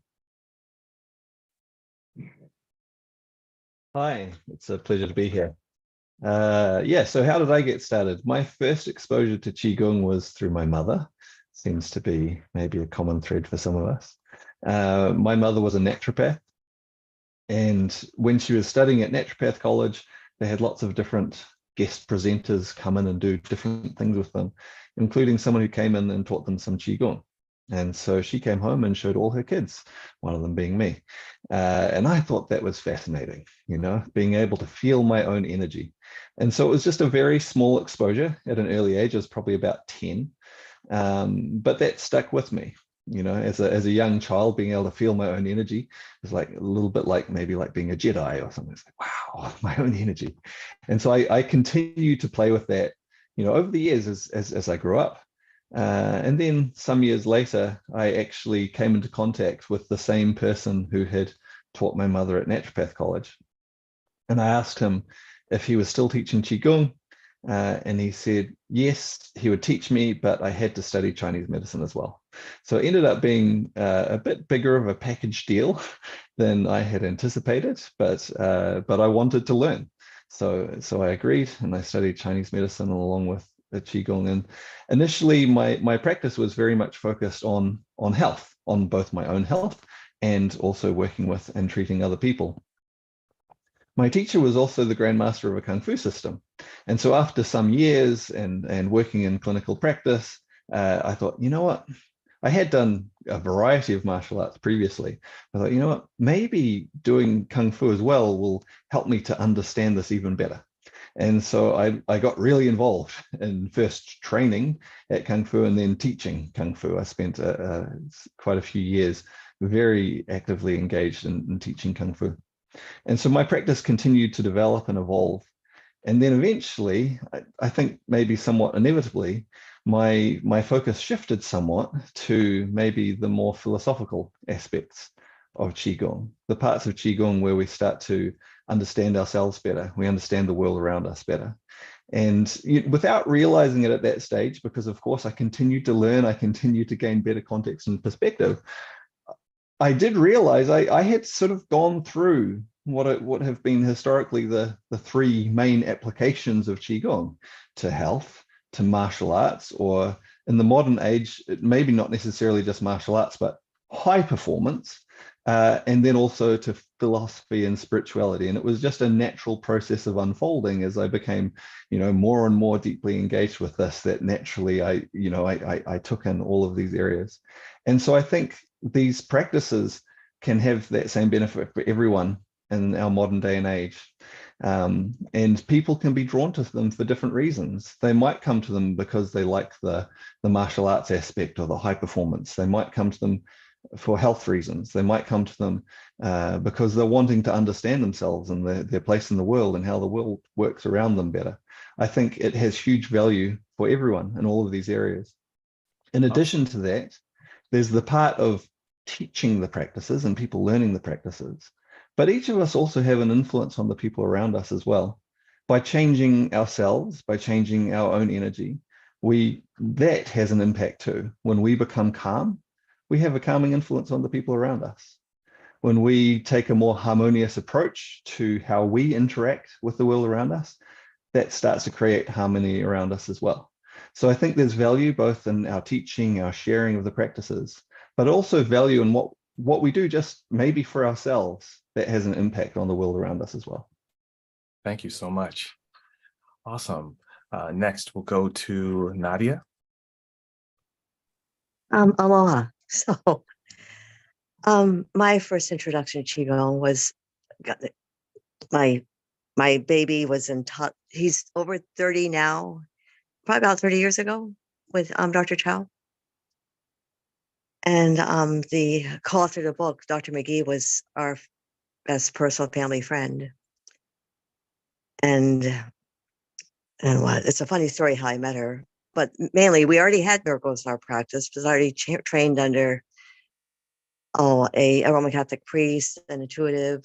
I'd already done also cruel hand acupuncture, so we already had, we had a pretty. We were used to miracles already, but Qigong took it to a whole different level. Qi in it's like the code word for the Holy Spirit.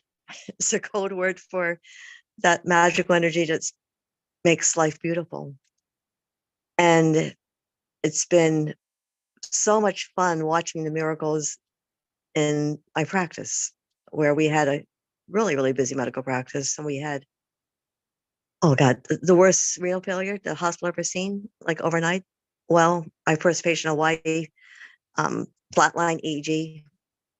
I myself, Dr. Murray gave me a diagnosis of metastatic aggressive cancer in Rome right after I got off the stage teaching.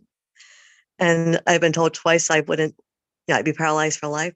So I've had to use it in my own practice for me and also with patients. And it's been really fun teaching it, where we've had a second grader.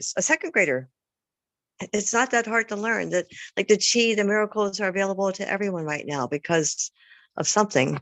We've had a second grader successfully treat his mother, his classmates. And the reason I really do this work even is, I alluded to it in my little presentation there. One of my mentors, colleagues, he was in the studies where enough people practicing TM in a war. God, they didn't publish all the numbers. So one of the Middle Eastern wars, with enough people practicing a meditation like Qigong, going really deeply, the battlefield death rate dropped by 95%. So thank you so much, Sheldon, Lama, Masha, for bringing us together. So together we can collectively, clean whatever we got to clean ourselves, so we can each just walking around, let the Qi have more Qi funnel. I think we actually shift the black box in Princeton this day. And I can't remember which year it was, but the needle moved. So the more we can move the needle, it makes a difference. And just moving it in yourself, I've had relationships totally shift with no psychobabble, psychotherapy interaction, just me shifting or working with a couple or working with people. They shift, and the sister that I haven't talked to in 25 years calls, and it's okay. So peace on earth, goodwill towards men, and thank you so much. Thank you. Yeah. Mission aloha. May everyone have a touch of aloha, the aloha breath, Qi. So thank you. And before we allow our other guests to speak, I want to also ask Master Teresa Young to speak as well.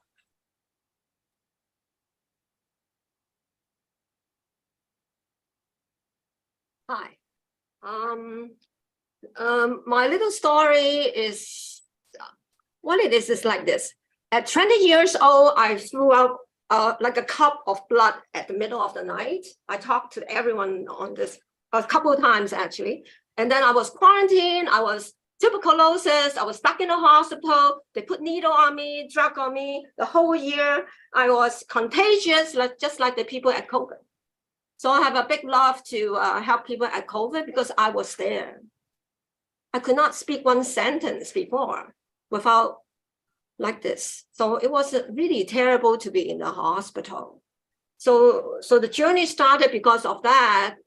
My immunity went so down. And when I was 38 years old, from 20 years old, I went to all the Chinese doctors to fix myself. It helped, but I always still get sick every month.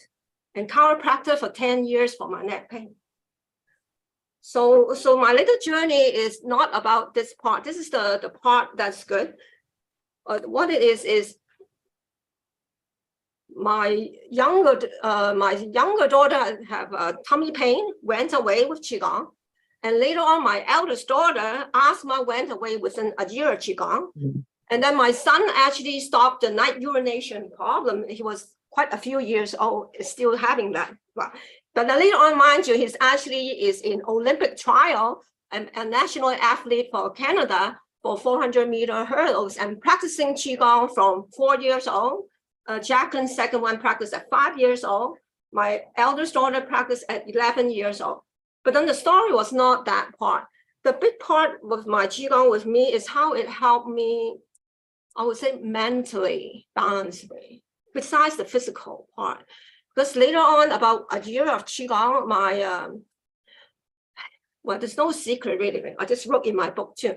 My husband gambled and he lost all the money we had. My big house has to go, my car has to go, and I left with 3 young children to raise, and they were only 5, 6, and 11. It was really sad, really.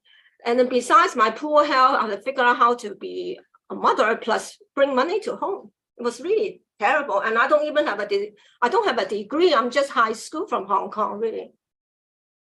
So, and my dear teacher just offered me to do Qigong to the public. And my first thing, can Qigong actually bring money to the table?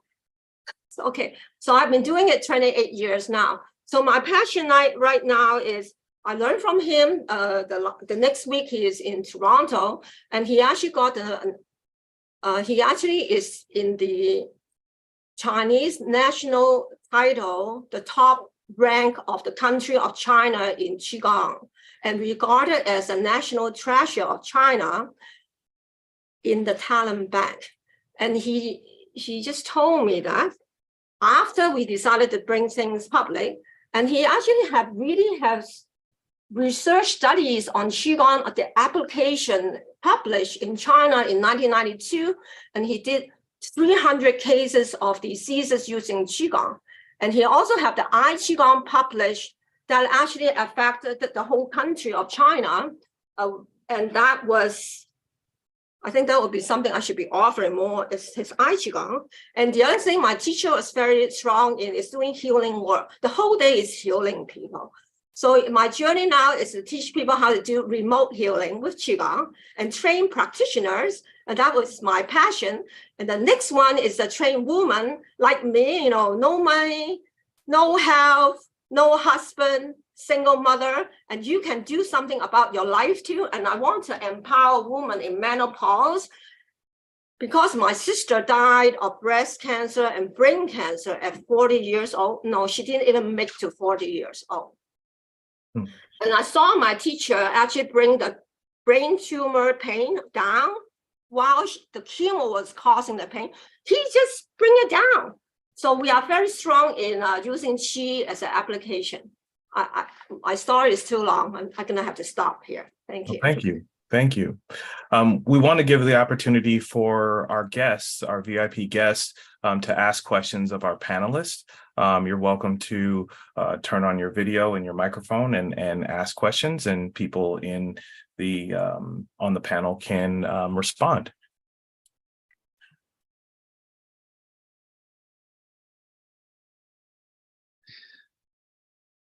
And if we don't have any direct ones, I have further questions I can ask myself. So I'll give a little bit of time for people to come on. And also you can put your questions in the chat as well. How about this? If somebody has a question, please raise your hand. See, I'm raising my hand and Zoom actually is raising the hand for me. I'm not even touching the screen or buttons. So, oh, that's cool. There you go. Patricia. Technology. It doesn't work with me. Okay. While we're waiting for questions, there's one question I would like to ask the panel as well. Is how do you incorporate the mind-body connection into your practice, and how do you teach your students to cultivate this connection? Good question. Also, I see Patricia raised her hand, but maybe that's going to be her next question. So I'm happy to talk about this part. I'm actually with the Qigong practice and keep practicing, and then I have developed remote sensing ability. I look at people, I see the aura, I see the energy moving, the block and all that. So I was just say that if people keep doing the Qigong, meditate in the Qigong, also keep practicing it diligently, and then gradually they will just develop whatever senses you're supposed to develop. It's about using the Qi. If people, do you agree? Just have to use them. Awesome. Everyone can develop. And Marissa, you look like you were about to respond as well.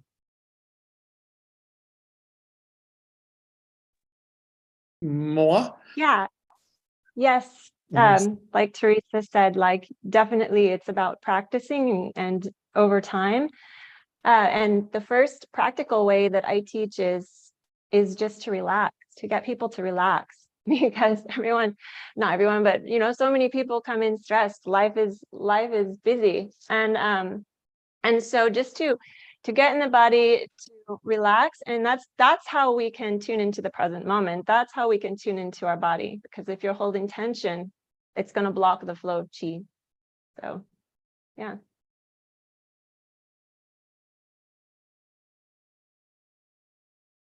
Sheldon, you Jim. Yeah, I find that a lot of people don't even realize that they're holding their breath, and that their whole diaphragm is locked up between their diaphragm and their pelvis. And so just getting them to put their feet on the ground, and be aware that they're touching the ground, and then move down into the lower dantian area, and to get in touch with the breath. And you can watch their whole body start to unlock over time, step by step, kind of like a melting process. And this is what I've experienced. And then people can have emotions begin to move through their body, because they don't even realize how locked up they are over time. And so that's what I find can help, depending. I mean, it's all completely individual depending on what's going on for them. But I found that to be a great way to be present and to start that process of making that energetic connection with the body and so forth, and the mind also. Awesome. Thank you. We have a question from Teresa that came up.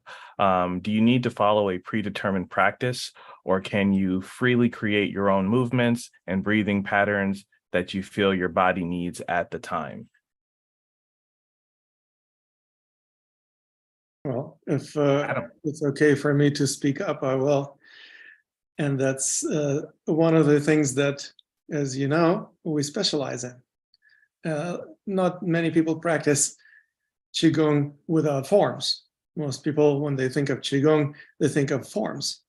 But there are no forms in my practice. I practice Qidao, also known as Tibetan Shamanic Qigong. And there are no forms or premeditated routine of movement that you have to do. There are certain techniques, there are certain principles. And what we do is we go through the exploration of the principles and how they apply to your body, so that you can benefit the most from applying those principles. And of course, what works for one person doesn't always necessarily work the same for another person. So that also opens up the opportunity for people to experience greater authenticity in the practice. So I would say the short version of my answer to Patricia's question is, it is not necessary to follow forms. Now, of course, there are probably going to be different opinions on this among our esteemed panelists, but that's my answer. Thank you. And Adam, you had your hand raised as well. Yeah, actually, I wanted to go back to that first question, because I've been, as a teacher, just going back in my personal practice to feeling the energy between the hands. And, being at the expo again, that's like a good beginner point. But I think oftentimes I'll think of as a beginner exercise as something that's not profound. But in fact, for me, feeling the palms and the energy in the palms has a direct opening of the heart. And so I've just been getting back to that more and more personally, to bring the mind to the body. And, with that as well, just once you make that connection and getting to the second question, from there it can go anywhere. But I think just simply establishing that mind-body connection first, and then let the chi flow where it may. So, and Nadia, I think I see you have your hand raised as well. No, you got to unmute.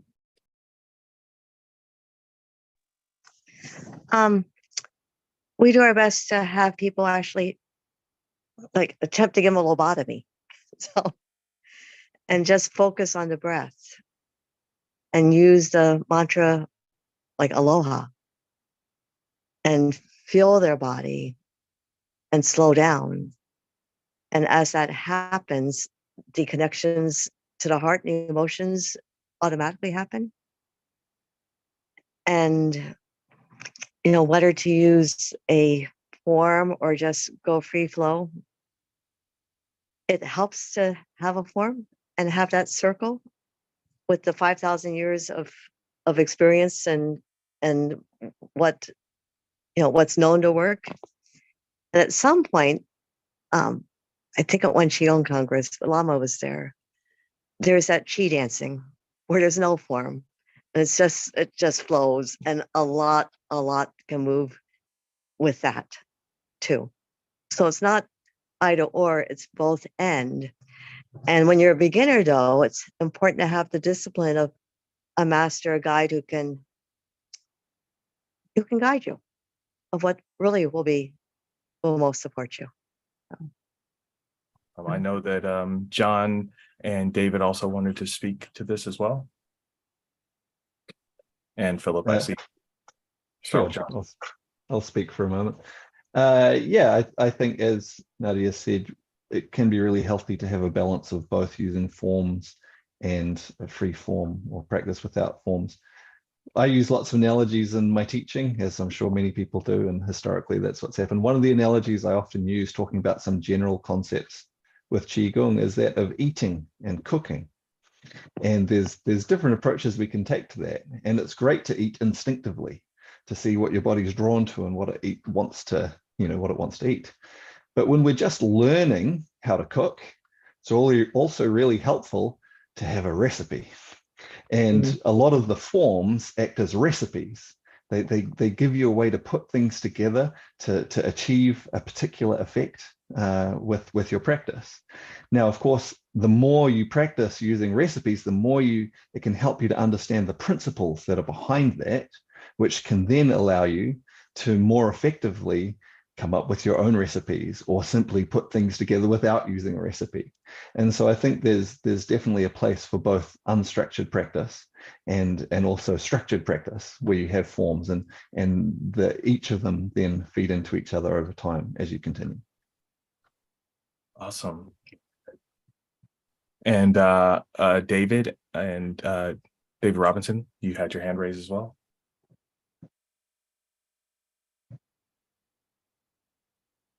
I think it was Philip who actually had his hand raised. But yeah, it was him too as well. Okay, can I talk?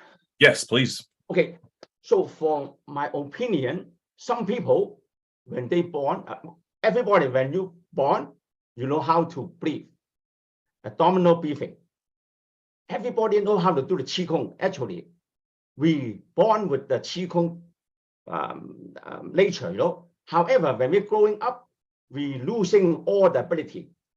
It depends on the people. If the people, they can keep their technique, you know, the natural way, they will lose their own way to do the Qigong, you know.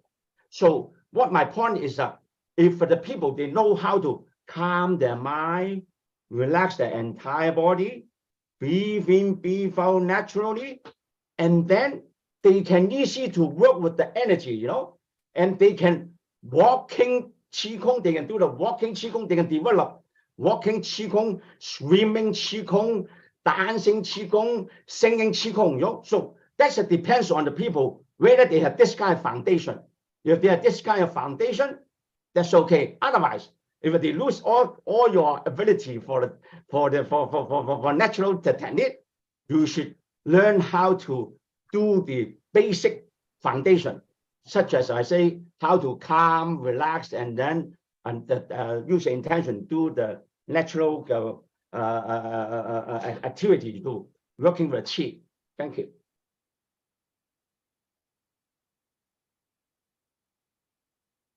And David, did you still want to address that?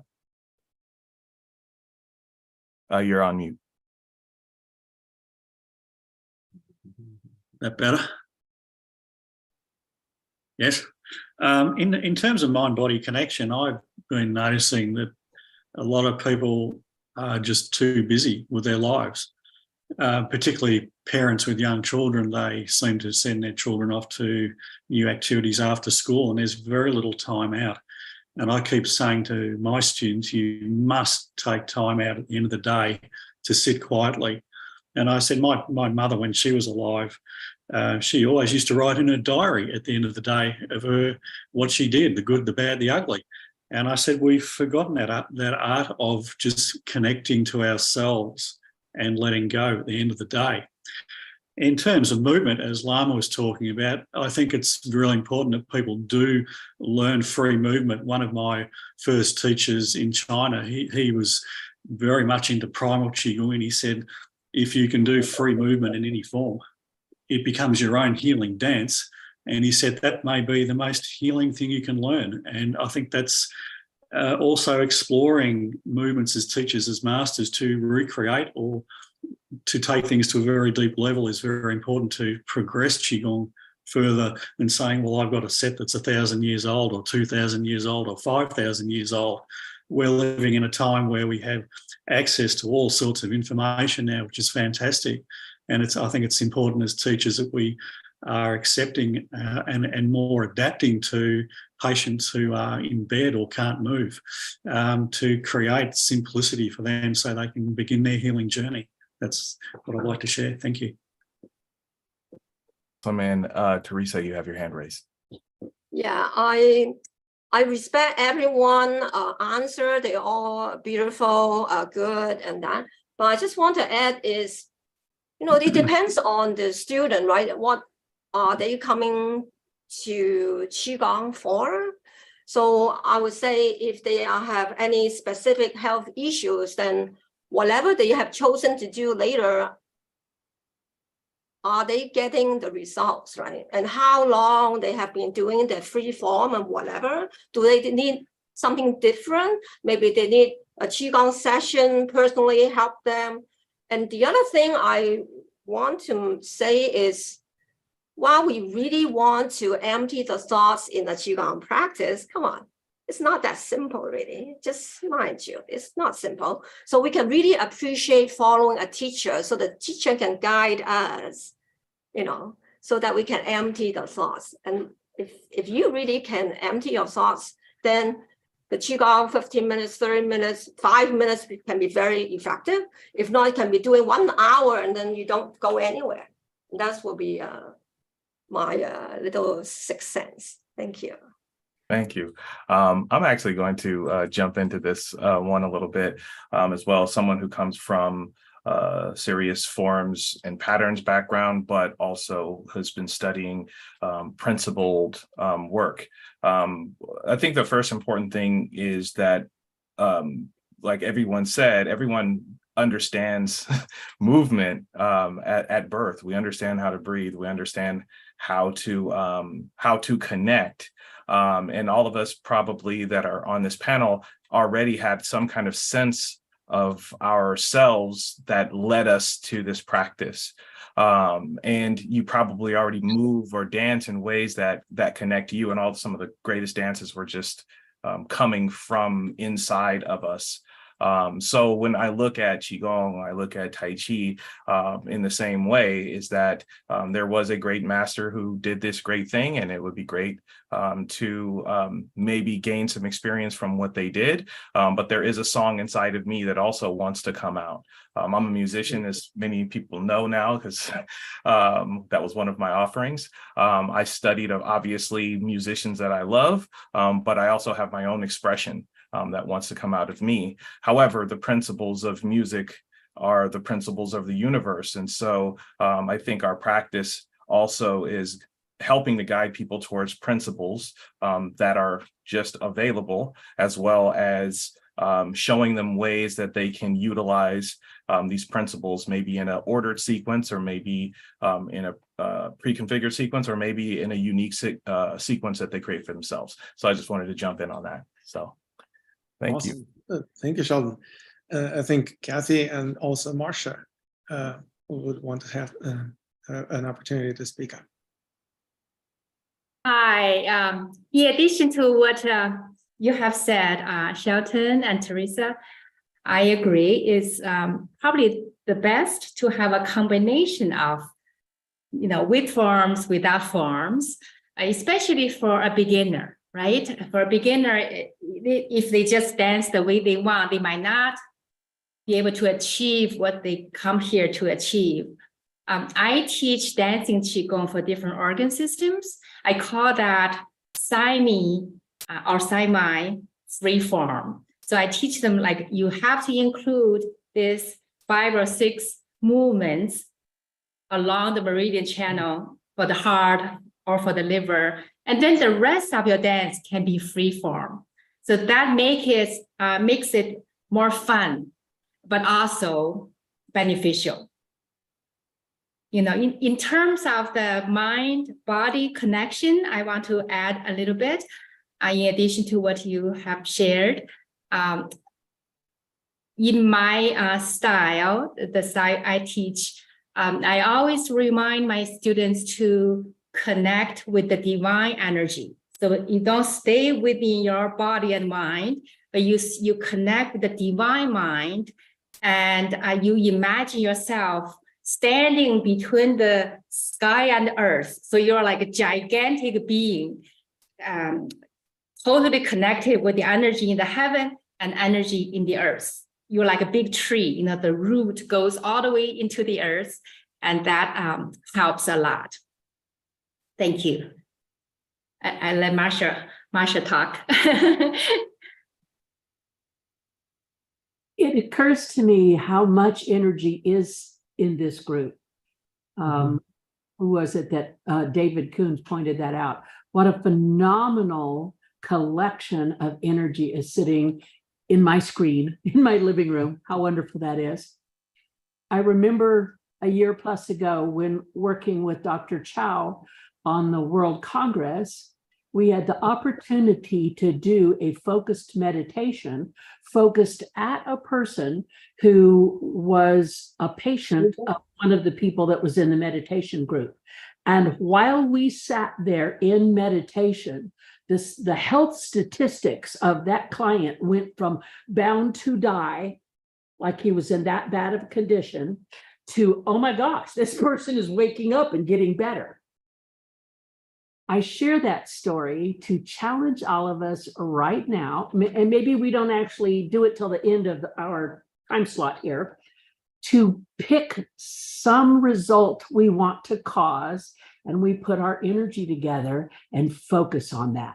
It could be something as simple as, let's see the stock market hit the highest point it has in whatever period of time before the end of the week, or let's hear someone at the top of the government use the phrase Tai Chi and Qigong before the end of the week, like something that is just like would not ordinarily we would think to make happen.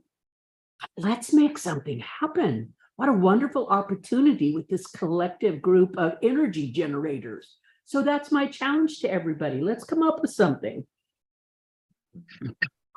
Thank you, Marcia. That was awesome. Yeah, it's really good. If I may make a suggestion on exactly this topic, is this.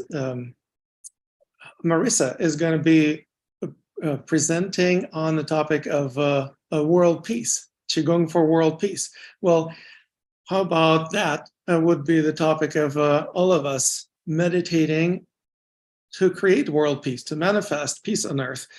We've been talking about it for decades, right?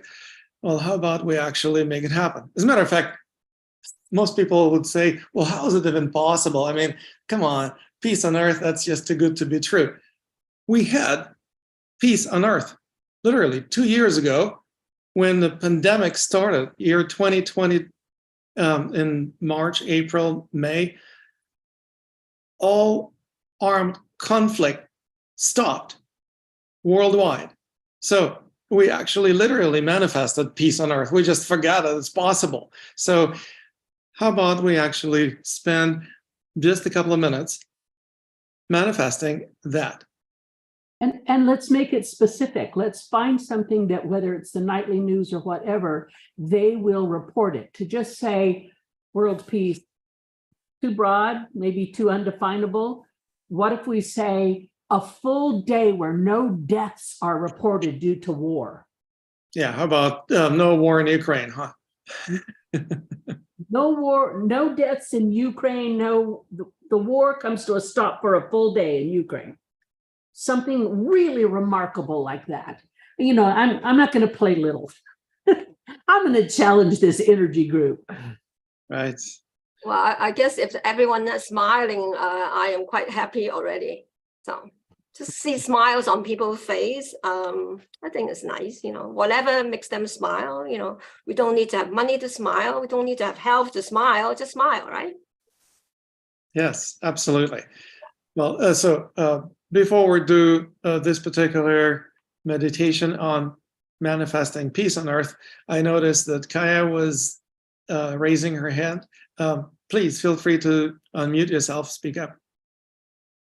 I still can't unlock my video. I'm getting a message that says that the host has disabled my video. It's all right. So, I will but that's undo that okay. for you. I apologize. Yeah. If we're going to do a co-consciousness, coordinated consciousness, a deep wish, a sending of energy, I would request that. There are many Canadian citizens right now who are stranded in Sudan, and to be that specific, to see some of the from other countries as well, that the evacuations out of Sudan could be increased and become available to as evidence of what we do in a news situation. That's just my suggestion. And How about not just evacuations, but actually ceasefire? Because that's what we call peace, right? Well, that's what would be called for before the evacuations could happen, because the airports are not safe. Right? Thank you. Yeah.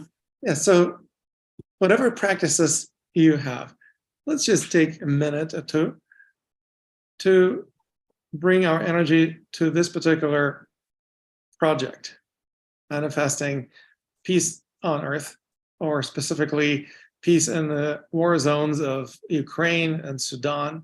Perhaps there are some other war zones I don't know about.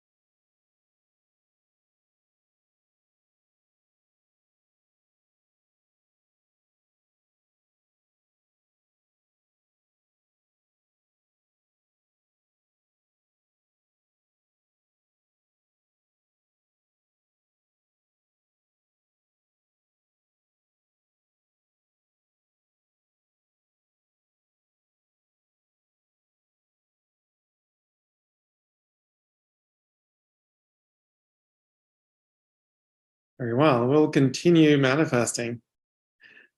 We don't have to stop, but we will wrap up our panel discussion. Before we do that, Sheldon, would you want to say anything or do anything as the panel organizer or a facilitator? Yes, I mean, I just want to first thank this group and this panel for sharing your experiences and your life with people that are starting their journey on Qigong, people that have been in their journey for a long time, people that are teachers, people that are students. Thank you for giving your time and your energy to this work. We really appreciate your efforts, and we all wish you well and want to thank you for joining us on this journey into Tai Chi and Qigong on this auspicious day of World Tai Chi Qigong Day. So thank you. Indeed, and thank you, Sheldon, for facilitating this discussion today. Thank you, Lama. Thank you. Thank you. And we are going to continue with Marissa's Qigong for World Peace. So thank you, Marissa, for bringing that presentation into our fold. That's a wonderful idea. Can I say something? Please go ahead. Lama? Okay, for your me, every day off. I do the online teaching, and every class when I finish the class, I always say thank you everybody, and I wish everybody good health and good chi, and I pay respect everybody of you and all the living things, and also I pay for the world peace and promote unconditional love, and I hope everybody will follow suit, with my suggestion. Thank you. Yeah, Philip and I, we know each other. He's really passionate in his teachings and really a lovely teacher. So thank you.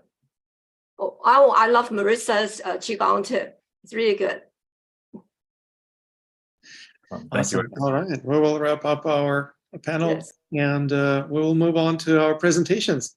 There's going to be more presentations to watch, and it's going to probably last longer than we anticipated.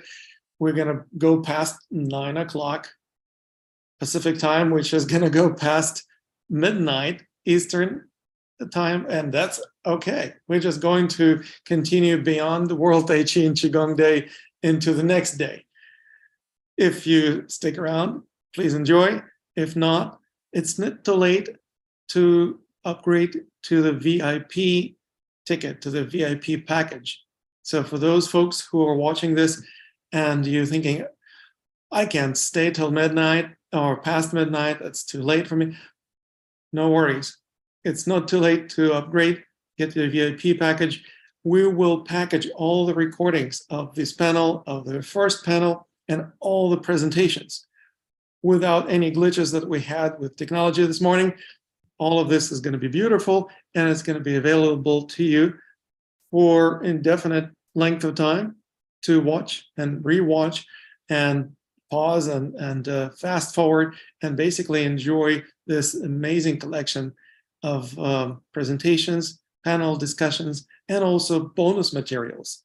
There are tremendous bonuses that are offered by many of our presenters, and some of them are available to the VIPs only. So that is also a really good reason to upgrade to the VIP status.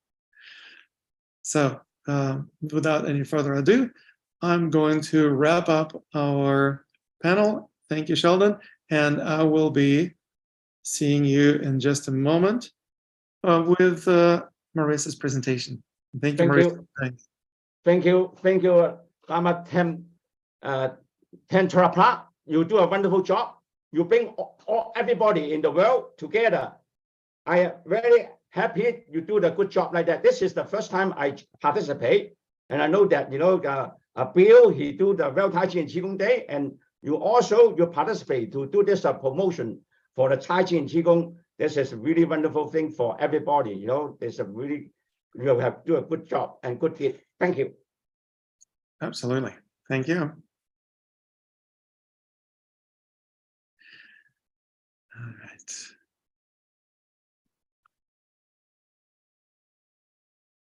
I just wanted to say thank you, Lama, to all the presenters for this wonderful experience. This is my first time presenting at the summit and my third time in using Zoom. So the technology level went up. I'd like to also ask any of the masters who might like to keep in contact with me via email or Zoom or whatever to please do so. I think the connections should expand far beyond just the Tai Chi Qigong Summit today. And I thank everybody for listening and allowing me to present. Thank you, Lama. Absolutely. Thank you. Welcome.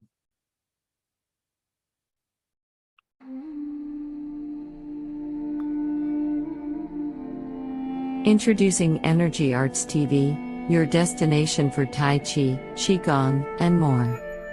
Explore transformative practices that enhance vitality, balance, and inner harmony. Experience expert instructors guiding graceful movements, breathing techniques, and meditation exercises for holistic wellness. Join us on a journey of self-discovery and empowerment. Tune into Energy Arts TV on the Transform Your Life Network for holistic wellness and serenity. Visit us at www.tynetwork.com.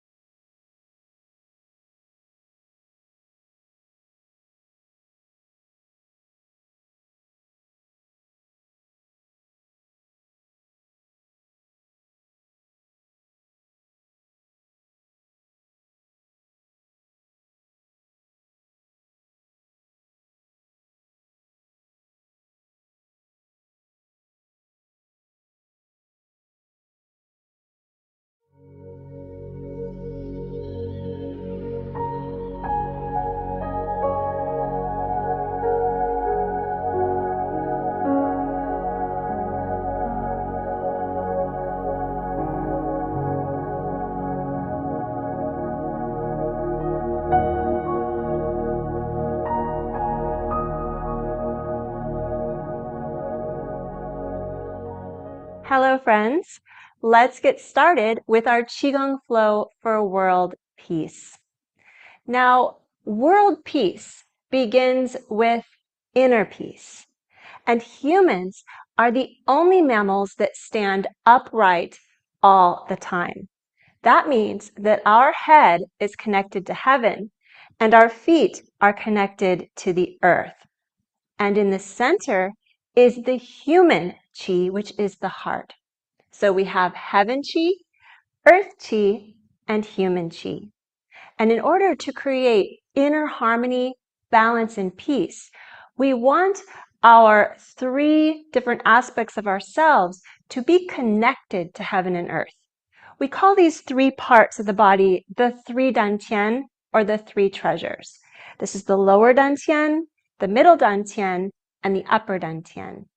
So how we align ourselves with heaven and earth and bring ourselves into a state of inner peace is through our structure, our breath, and our mind intention. So let's begin by setting this up. Begin standing with your feet shoulder width apart and the toes are pointing forward. Spread open your toes and feel the contact of your feet with Mother Earth. Relax your toes, relax the ankles, relax the knees, relax the hips, scan up the spine to the shoulders,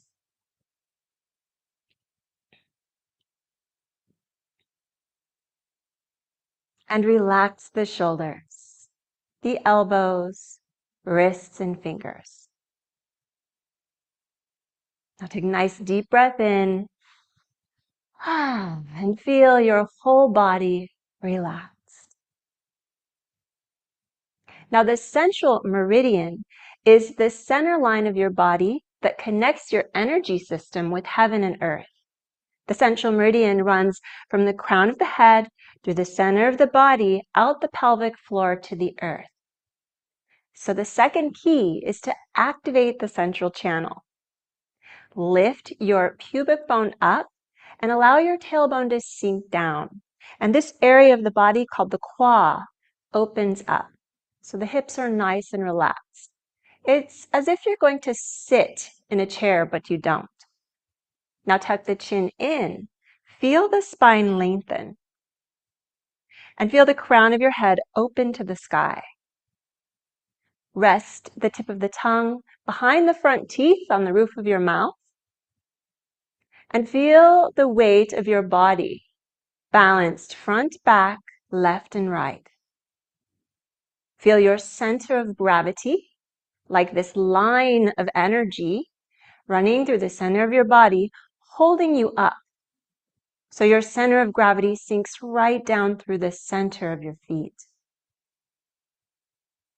You are a conduit of energy.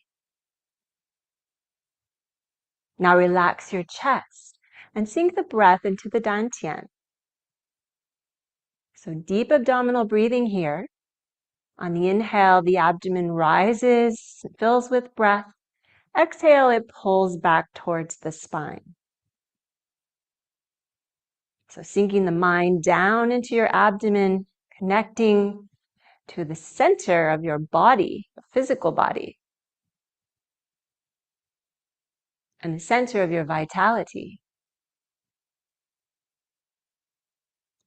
Now relax your gaze and become aware of the present moment. Bring a smile to your face and allow this smiling energy to spread through your eyes and shine through your heart.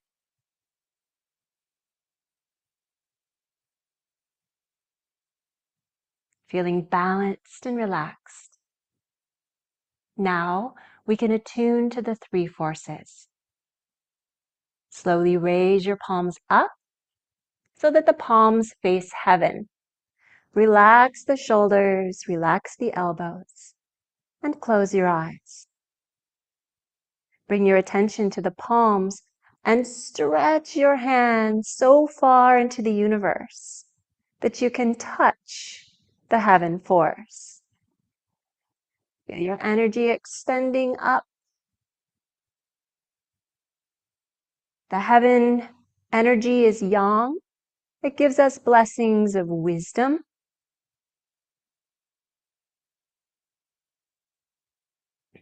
So smile at the heaven force and wait for its response.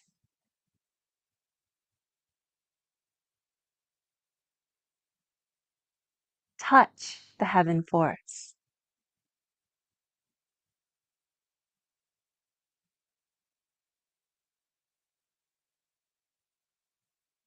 Now slowly lower your hands to face the earth and connect to the earth force. The palms are at the height of the navel. The shoulders and elbows are relaxed. Now sink your mind down into the earth through your feet and palms and touch the earth force. Sink your mind deep down, down, down, down to the center of the earth. Earth is yin and gives us support and nourishment. So smile at the earth and wait for her response.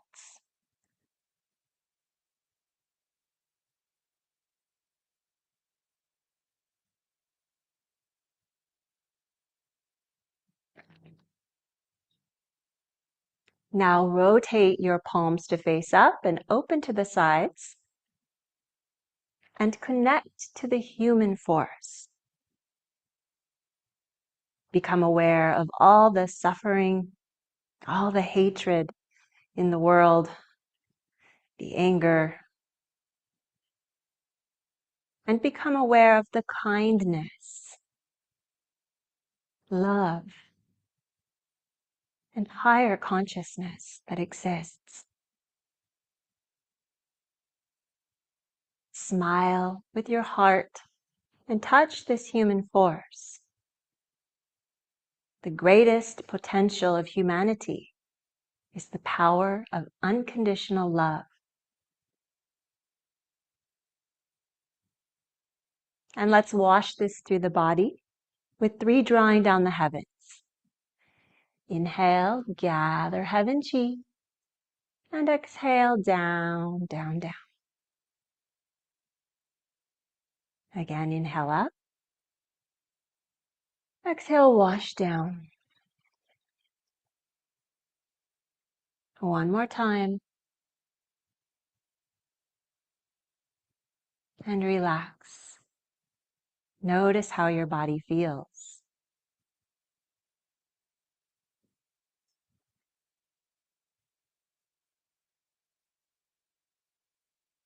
Now that we've tuned in to the 3 forces, let's start with a little warm-up to activate our vitality chi. Begin to turn from the hips and waist and allow your hands to knock across your lower abdomen and lower back. You might know this one. It's knocking on the door of life. Very popular warm-up in Qigong. And it's such a great warm-up because we are knocking on a special point called the Mingmen that is between the kidneys. This is the life gate. And this is the point that activates the chi, fire chi in the body, giving you more energy. And it's also warming up your lumbar and lower back. So make sure that the spine is upright. You're not rounding or dropping the head down. Keep the chin tucked in. Keep turning on that central axis. And feel the lumbar opening.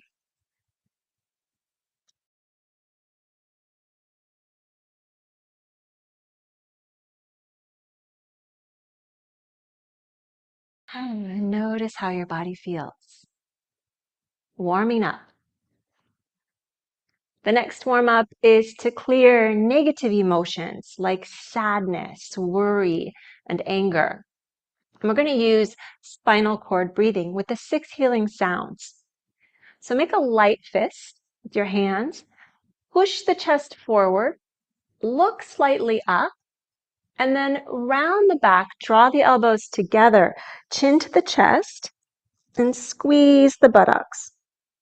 Inhale, open. Exhale, round. It's like a nice morning stretch. Great for the nervous system. Warming up the spine. This time, make the lung sound.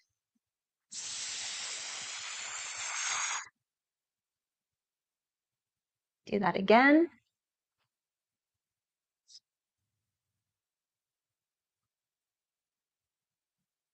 Clearing sadness, grief, and depression.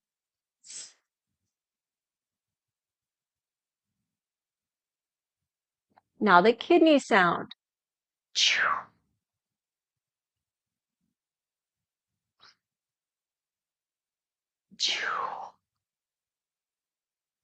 Clearing fear.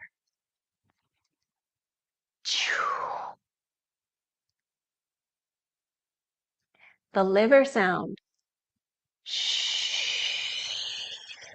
Keep the eyes open.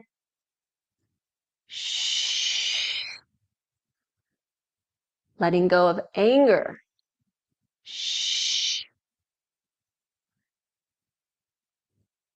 The heart sound.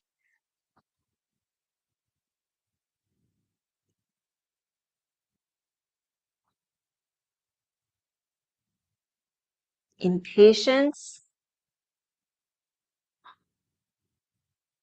Get it out. Spleen sound. Letting go of worry and doubt.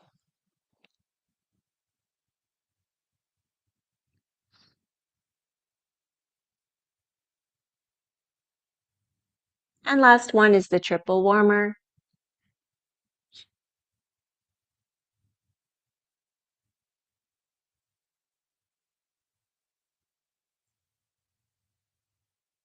Good for anxiety and stress.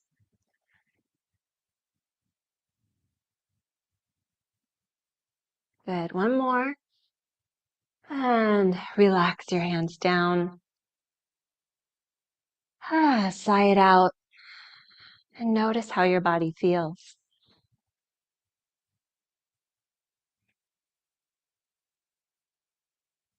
The next flow is a great way to help clear the mind of any beliefs, because the way we see the world is not the way everybody sees the world, right? And this can create disharmony.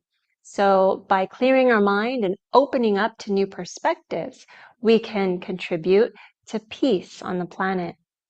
So we begin with the palms facing forward and just start to swing the arms and pump the legs. So this is very good to warm up the legs and get that earth chi and that grounding energy running through the legs. Often when we think too much, we get stuck in the head. So we want to really bring that earth energy and have strong survival, strong grounded legs. Now the hands are like magnets, collecting chi from all around you.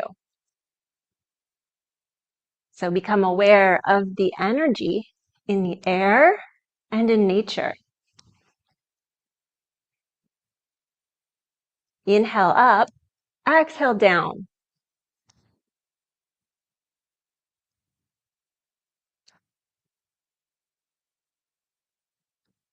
Feel the heat building.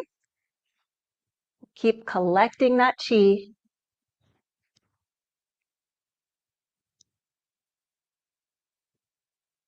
Now slow the movement down and bring your hands in front of your face, right over the eyes. And send this energy into your brain. And now we're going to delete the old programs. So begin to move your hands left and right, as well as your eyes, looking left and right. Deleting any negative thoughts, any old beliefs that don't serve your highest good.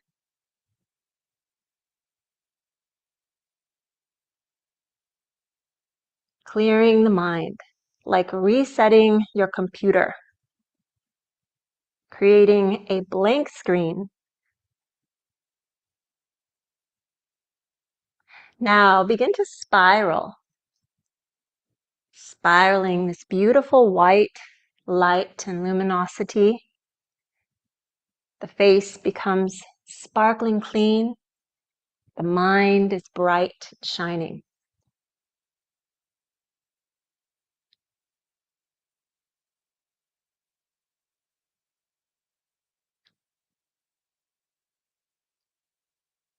Bring your hands back and beam more energy into your eyes and brain. And then lift your elbows up. Inhale. Exhale, push the hands down. And bow chi in front of your lower abdomen. Find a nice Fuji posture, a nice connected structure with the earth and heaven. And enjoy the present moment, this feeling of balance, clarity.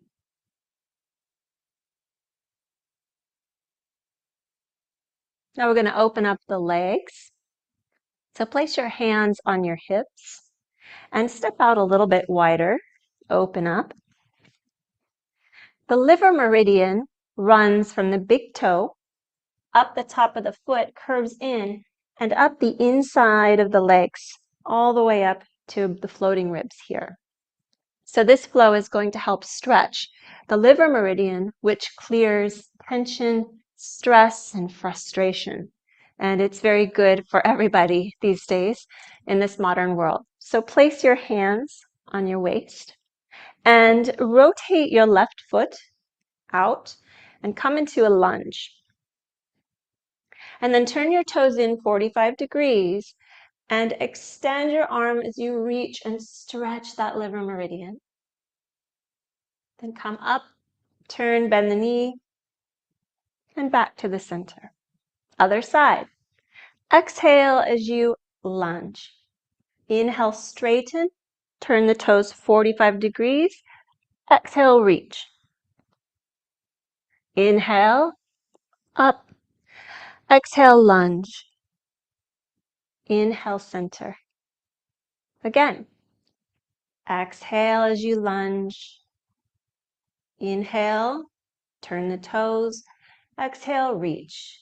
And you don't need to go all the way down. You can just stop here if that's good enough for you.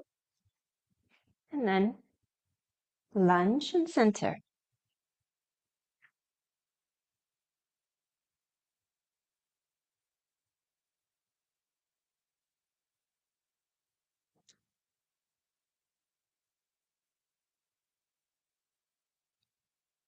Now this time, as you come down, take both hands off your waist and sink down. Keep the arms open, come into a warrior two, and then center. Other side. Exhale, inhale, exhale, reach. Inhale, you're a warrior of peace. And the center. One more each side. This one really opens the heart and the fire meridians in the arms with the liver at the same time. Very good to open up the channels, clearing heat, anger, and emotions.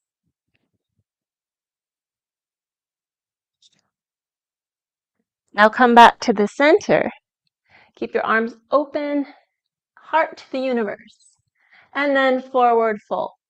Right into a wide leg forward bend here. Just open up the backs of the legs.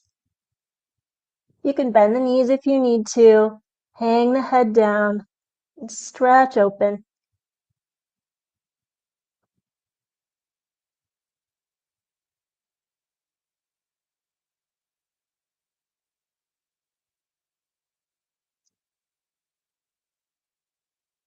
And then heel toe your feet in to shoulder width apart. Bend the knees, round the back, and slowly, one vertebra at a time, roll up to stand.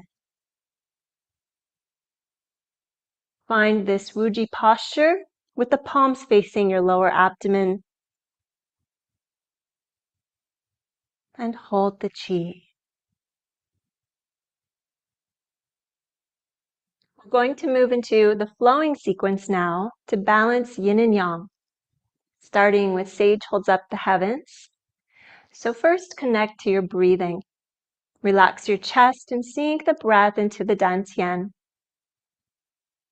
Begin deep abdominal breathing. Make the breath long, smooth, and even.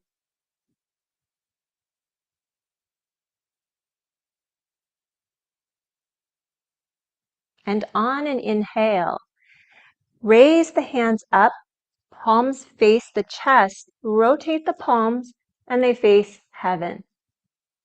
And exhale down.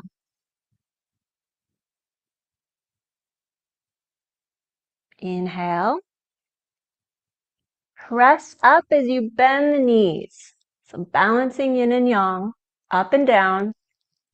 And exhale. Come back to center.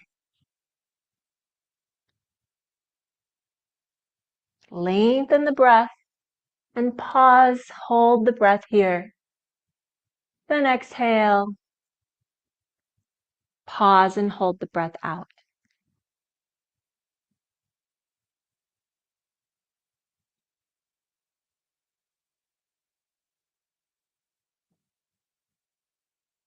Activate your awareness. So really be aware. The energy's rising up. The breath is rising. And the energy is falling down as you relax. More and more.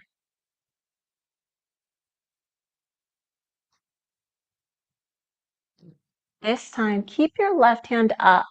Drop your right hand down and press the hands away from each other. So one hand presses heaven, the other presses the earth. And then come through and press.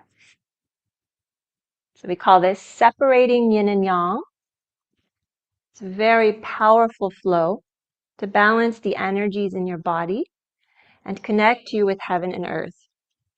Left and right, up and down.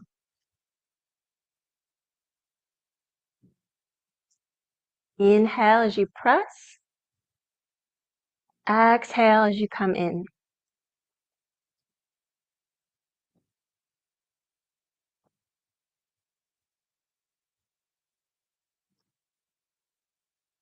Feel a nice spiral action here as the hands spiral and press.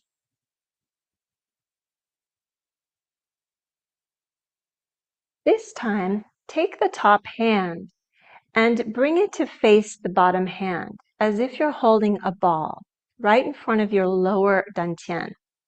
Then rotate this ball, settle the chi, so pump the ball, and then separate again. Inhale, exhale, condense the ball. Inhale, rotate. Exhale, settle. Inhale, gather heaven and earth chi. Exhale, pull that energy into the ball. Inhale, spiral the ball, grow the chi, and exhale, compress the chi in your dantian. Again.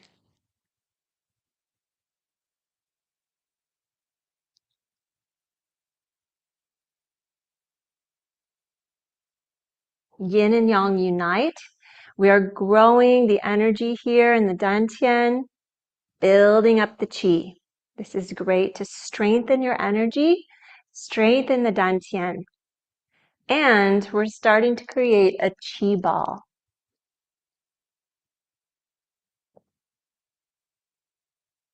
Now bring the hands back to face each other and hold this ball right here in front of you. And now carry this energy up the central channel. So up, up, up through the crown of your head and hold the light over your crown. Relax the shoulders and gather the energy from the stars, the planets, the suns, the moons, all the cosmic energy into this ball of light. And we're going to take this energy and spread it across the world. So shift your weight to the right and allow the hands to fall to your left and look at your hand. Then come up and shift to the left. And begin to move this ball over the earth like a rainbow. The light in the ball shoots out all 7 colors of light, creating a rainbow of peace over the planet. This is called painting a rainbow.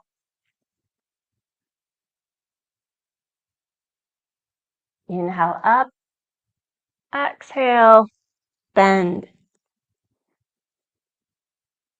This is a wonderful flow for the gallbladder and liver meridians, stretching the sides of the body and moving the chi through the aura.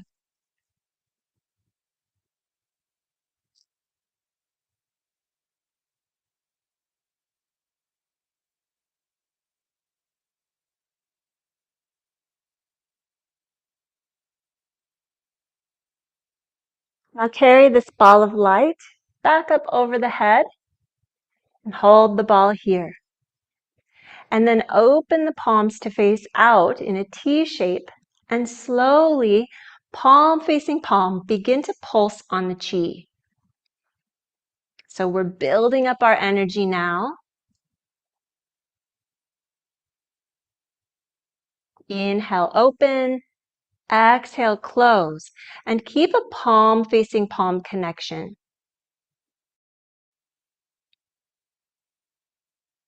So pulsing on the chi refines the chi and builds the chi. And what you want is to really focus on the palms of your hands here and this palm connection. And now bring the palms to hold a ball. So a ball of energy in the palms of your hands. This is your life force energy that you've created today. And now we're going to make a chi ball. So inhale and hold the breath and pulse on the edge of the ball 3 times. Exhale, rotate the ball. Inhale, hold the breath in and pulse. Exhale, inhale, pulse. Charge the ball. Now, relax your breath and roll the ball from top to bottom and bottom to top. Now visualize the earth inside this ball. And as you rotate the ball, the light is becoming brighter and brighter around the earth, raising the frequency of consciousness on the planet, sending light, peace, and love to all beings on planet Earth.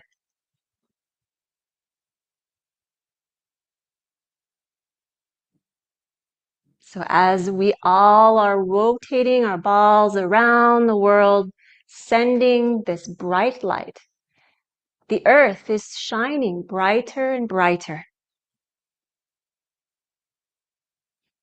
And the consciousness is rising. And the planet is becoming balanced.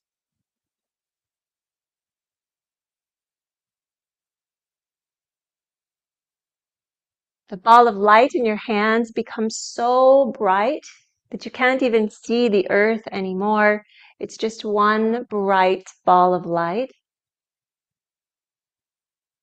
And bring this white light ball back and hold it in your palms and feel the chi between your hands. And smile into this energy. Smile into this peace.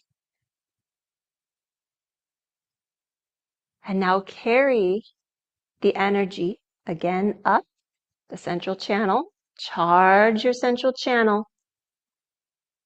And hold the ball of light above the head,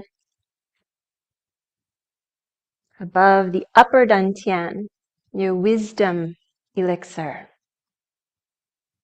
And now open the arms to the sides and hold this posture. Expand your chi and stretch your mind as far, far, far as you can in the universe. Become very large. Touch the universal forces with your light. And now rotate the palms face up. Draw this energy into your heart center. Push forward.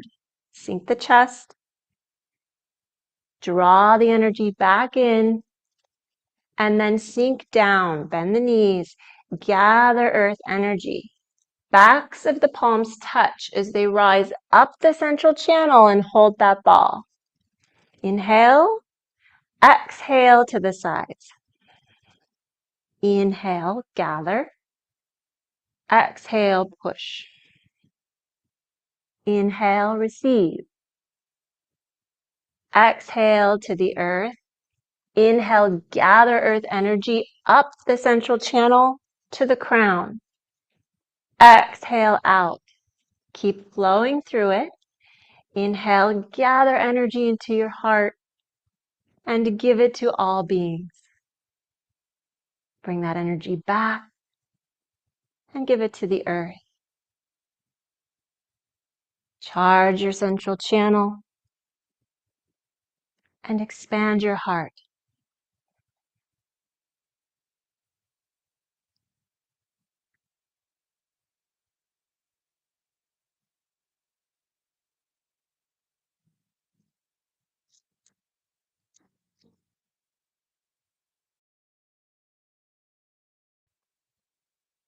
You are a conduit of peace, channeling this beautiful energy through your body, between heaven and earth, and open the heart.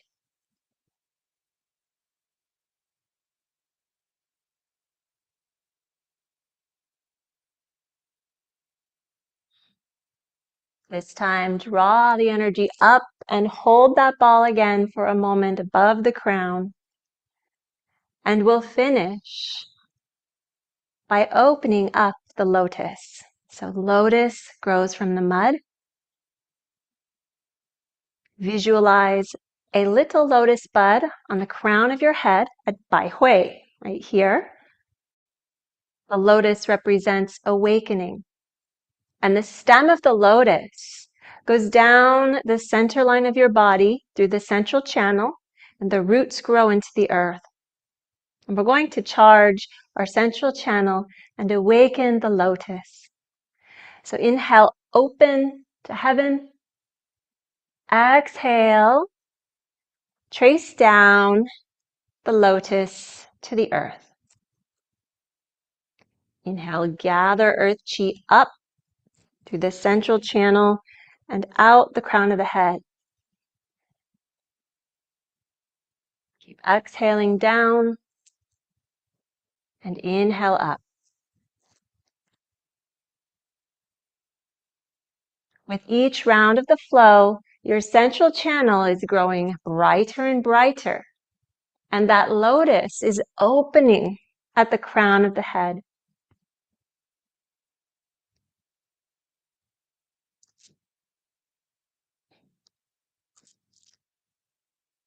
The hands are doing a lot on their own. Just moving your hands externally in this way guides the chi through your energy field.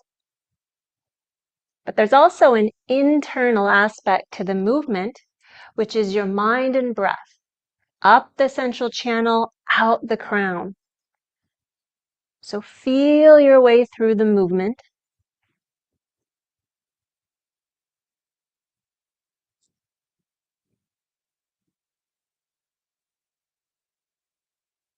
You are a conduit of energy.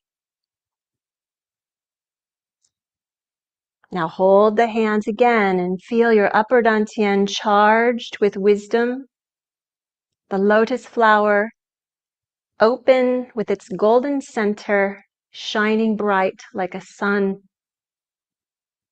And take this golden light and carry it down the upper dantian, through the heart at the middle dantian, to the abdomen at the lower dantian.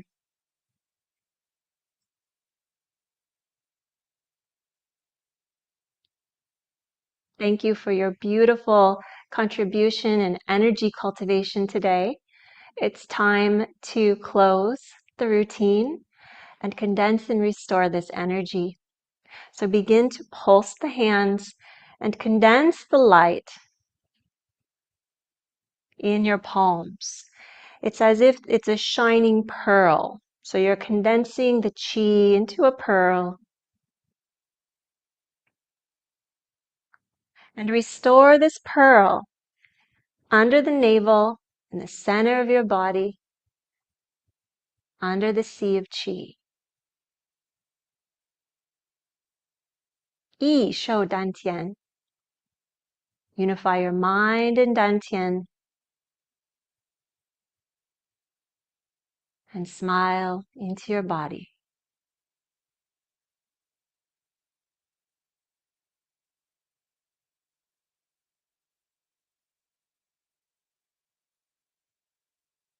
Step your feet together. And let go of your efforts. Just allow the chi to go where it needs to go for health, healing, and balance.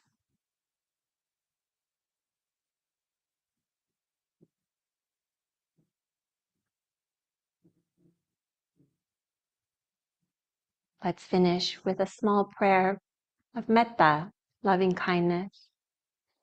Bring your palms to your heart center. May all beings be happy. May all beings be peaceful. May all beings be free from suffering.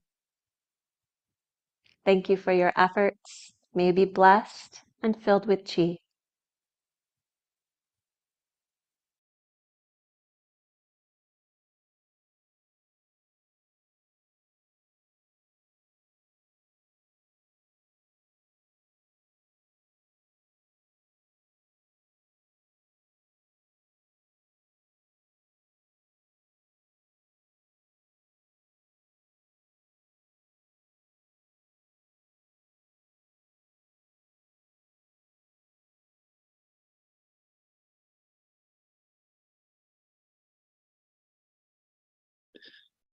Well, that was a beautiful presentation by Marissa and Cranfield. And today we have more presentations.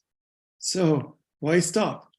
We have actually probably enough presenters to keep on going till midnight. And we might. As a matter of fact, our next presenter is also going to walk us through the process of creating a more energy flow in your body. And David Kuhn is coming up, so please enjoy his presentation.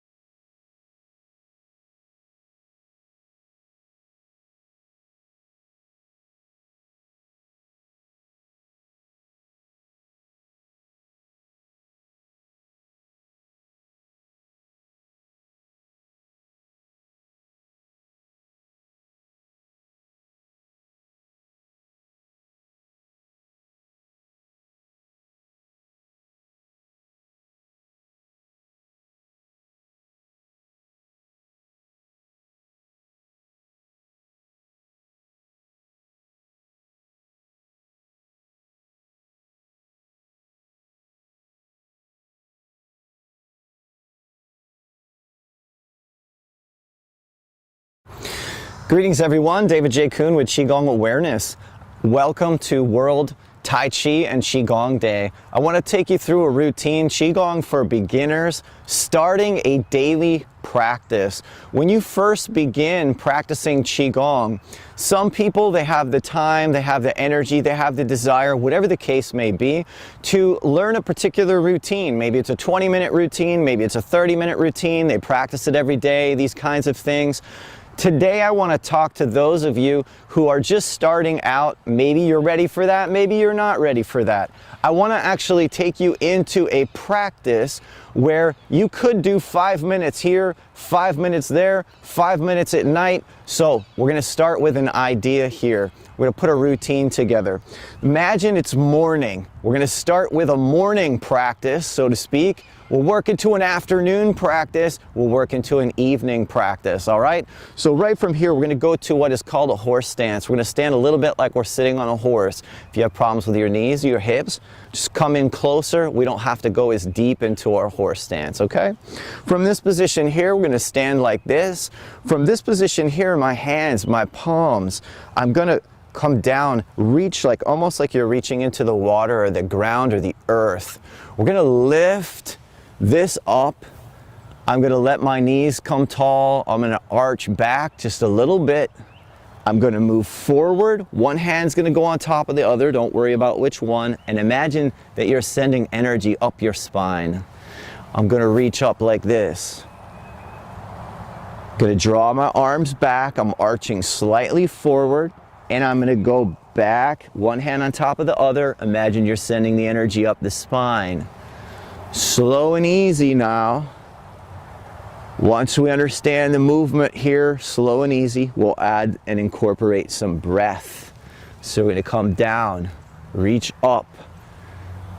Exercises like this are really good for the morning, because imagine you're just getting up out of bed or something, you're going outside, you're reaching up and stretching, connecting to the sky, reaching down, putting energy down into the earth and also up your spine there. On the next one, the next movement like this here, we're going to inhale through the nose, slow and easy. Try and hold your breath there for a second. Exhale your breath. On the exhale, you can go through the nose and the mouth there.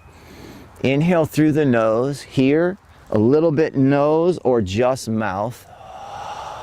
Inhale. Try and hold your breath for a second. Exhale. Inhale slow. Try and match the speed of your hands with the speed of your breath. If that becomes too complicated in any way, just let go of your breathing and have your movement slow and methodical. If you can, inhale here. Holding the breath, exhale. Now when I say hold the breath, if we breathe slowly, that breath will go down into our lower abdomen. We hold the breath down there, we exhale. Imagine sending the energy, the chi, up the spine.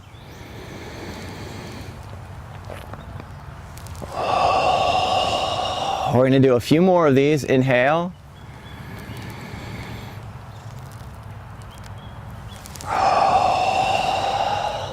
Inhale.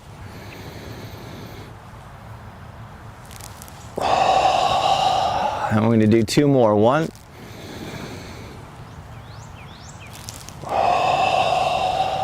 2. From here, we're going to start a swing side to side, okay? And we're going to start a count. So it doesn't matter which way you're swinging, but you're going to go 1, 2, 3. On the 4th swing, you're going to come up and make this circular movement. Bend the knees. I'm going to go 1, 2, 3. On my 4th swing, I come up and I'm going to go around. 1, 2, 3. The 4th swing, up and around. 1, 2, 3. The 4th swing goes all the way through. 1, 2, 3. Notice I'm not reaching way over here. I want to stay in close. 1, 2, 3, 4. I stay close. 1, 2, 3. We're circulating the energy now. 1, 2, 3, 4 goes all the way around. 1, 2, 3, 4. Here, inhale. Here, exhale. 1, 2, 3, 4. Slowly inhale. Exhale. 1, 2, 3, 4. Just like before, if the breathing is too complicated, leave it alone for now. 1, 2, 3. Inhale here. Exhale here. 1, 2, 3, 4. Inhale. 1, 2, 3, 4. On the way up, inhale. Sink your weight a little. 1, 2, 3, 4. Inhale. 1, 2, 3, 4. Inhale. Here's exhale. 1, 2, 3, 4. Now let's go up. Hands come up above our head.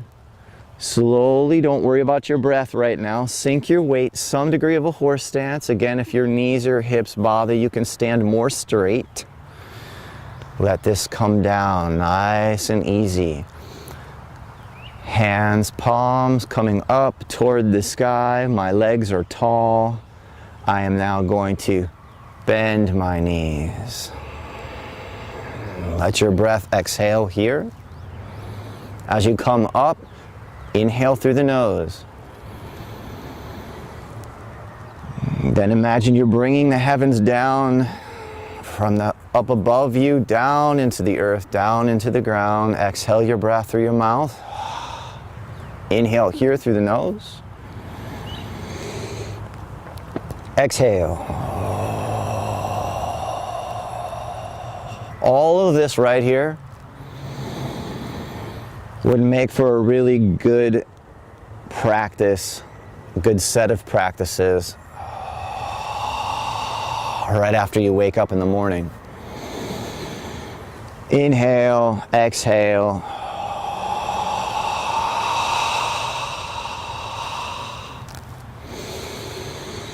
Inhale. When you exhale, push it out a little bit from your abdomen. Just kind of go almost like a little bit of an HA sound or an HAW sound.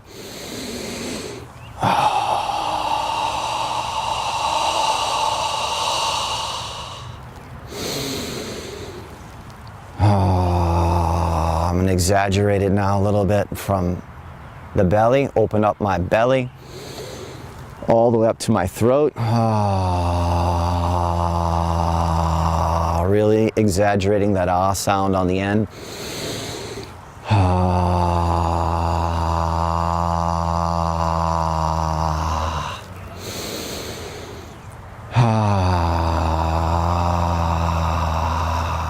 I'm going to do a few more of these. Also, for a little focus, bring your middle fingers, touch them together right here. Bring them down.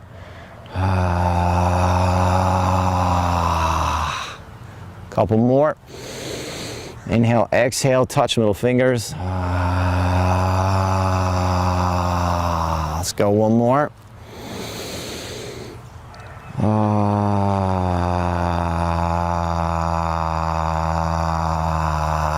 And let's do one more.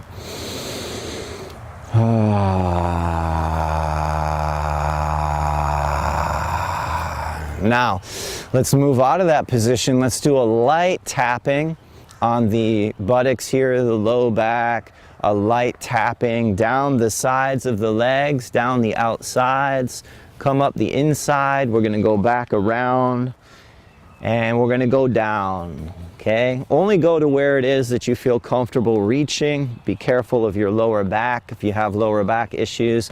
Maybe if you can only go to here, for example, then just go to your knees, come inside and come back up. If you can go all the way down, go all the way down, tap the inside, down the outside, inside, outside, inside, outside, inside, outside, and let's come up. Let's go back into this. Inhale, exhale. So in through the nose, exhale through the mouth as you settle. One more.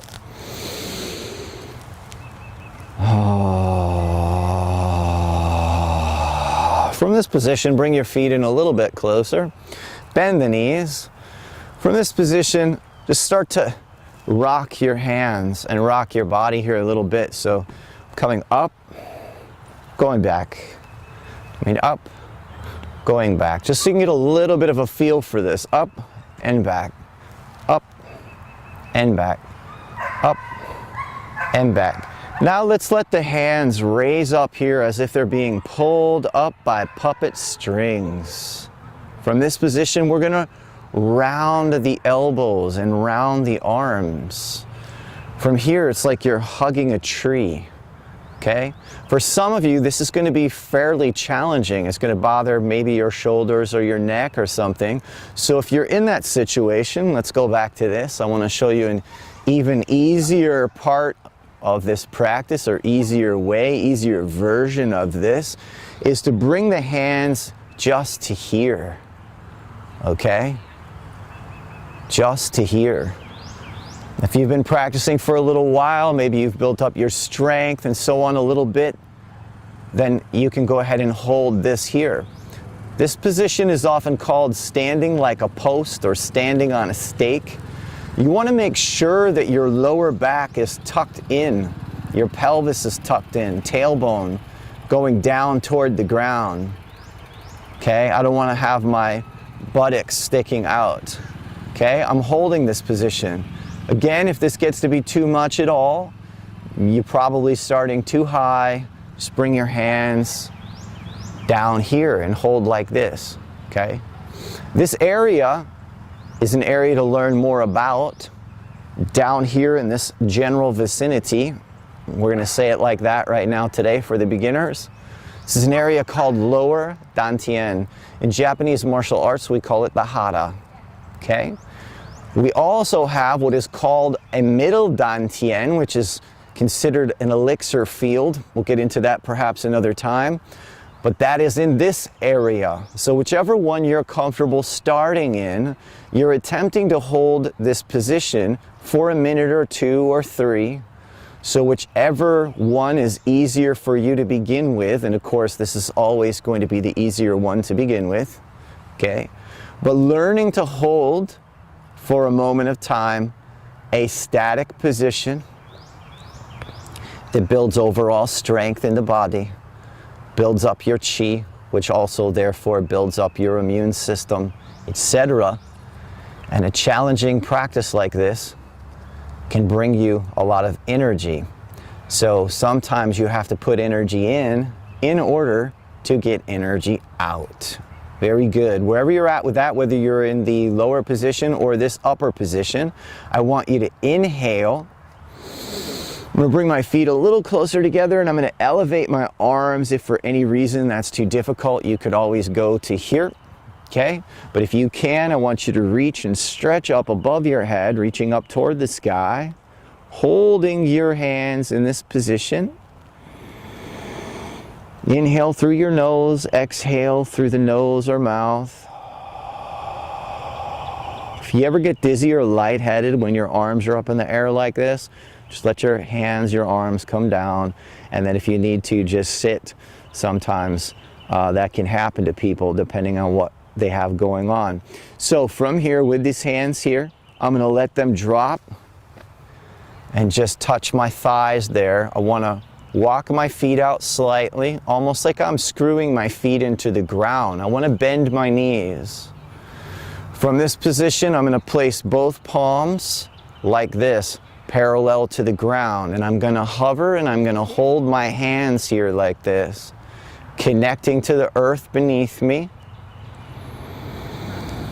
I want to begin breathing in and out through my nose. If you need to breathe out through your mouth, that's okay too. So breathing in and out through your nose, exhaling, inhaling, exhaling, feeling somewhat connected to that ground and grounded. That's what we call grounded, being connected to the earth. In time, this can become a meditation when the mind is less active. To begin with, it's just a challenging exercise for a minute or 2. Let's go back to this exercise here. We're going to inhale, we're going to exhale. Very good. This is all a nice morning routine. Let's move into some exercises that you could do in the afternoon. Although all of these could be done in the afternoon, we're going to give you some concepts here that can be used.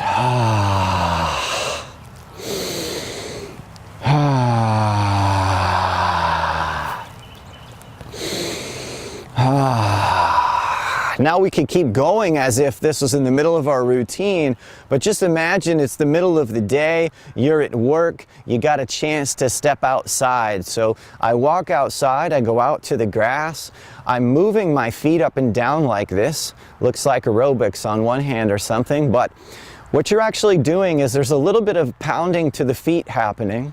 And in the backs of your legs, you have these muscles called the calf muscles.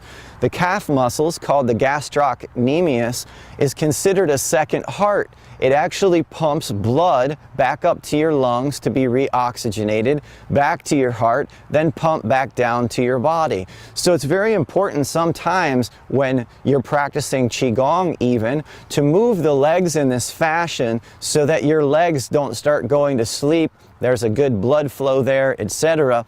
And maybe you've been sitting at your desk all day and again up until maybe noon or something. You go out at 12 noon, go outside, start walking your legs like this, get some blood moving. We're going to do something different though than what typically happens in an aerobics class. If we're in an aerobics class, maybe we're sitting here and we're doing this for some amount of time, maybe even the whole class. But we're doing this just for a few moments, and then what we're going to do is we're going to stop and we're going to pause and we're going to feel the blood and the qi that begins moving in our body from this. So we'll step out shoulder width and then bring the hands back to where we held this just for a moment. And again, if that's too much, you can start down here. We're just going to hold 10, 9, 8, 7, 6, 5, 4, 3, 2, 1. Inhale. My arms go up. Exhale, I let my hands drop. Pause. As you get better at this, you can close your eyes and take a little time out. But for now, you can keep your eyes open. We're going to inhale. We're going to exhale. We're going to go right back into this exercise we used earlier, sometimes called pulling down the heavens, or sometimes I refer to this as the waterfall because I like practicing exercises like this with a waterfall running over my head. So right here we go, inhale. This time we're going to make an SH sound. We go shh. Inhale.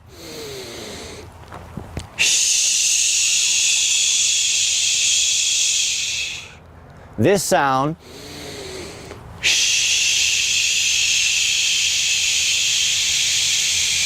clears what we call in Oriental medicine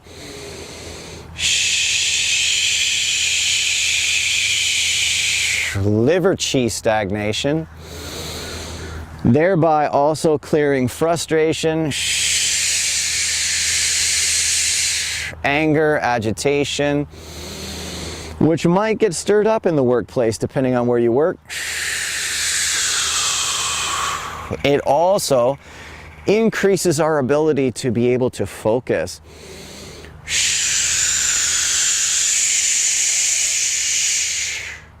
Couple more.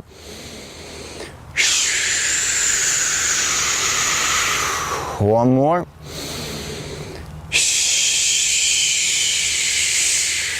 This next one comes from an exercise set called the 8 brocades. I'm going to take my hand, my right hand, I'm using my right hand here. I'm going to travel across to my left shoulder. You can do it opposite to me or the same. But either way, that hand is going to reach to the opposite shoulder. That arm is going to be doing a pulling motion. Let's do that again. Whatever hand you're going to start with, it's going to come across, sweeping across to the opposite side, and you're going to do a pulling motion.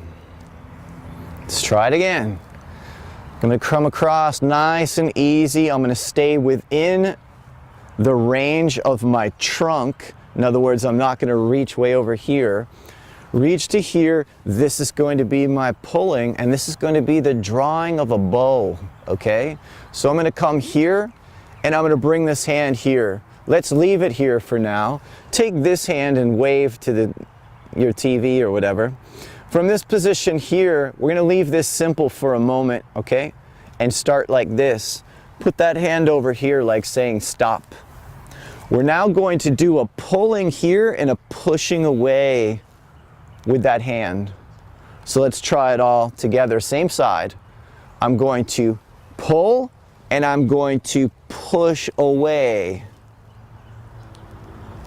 I'm going to pull and I'm going to push away. Now I want you to check out your posture for a moment. I want you to look at your arms.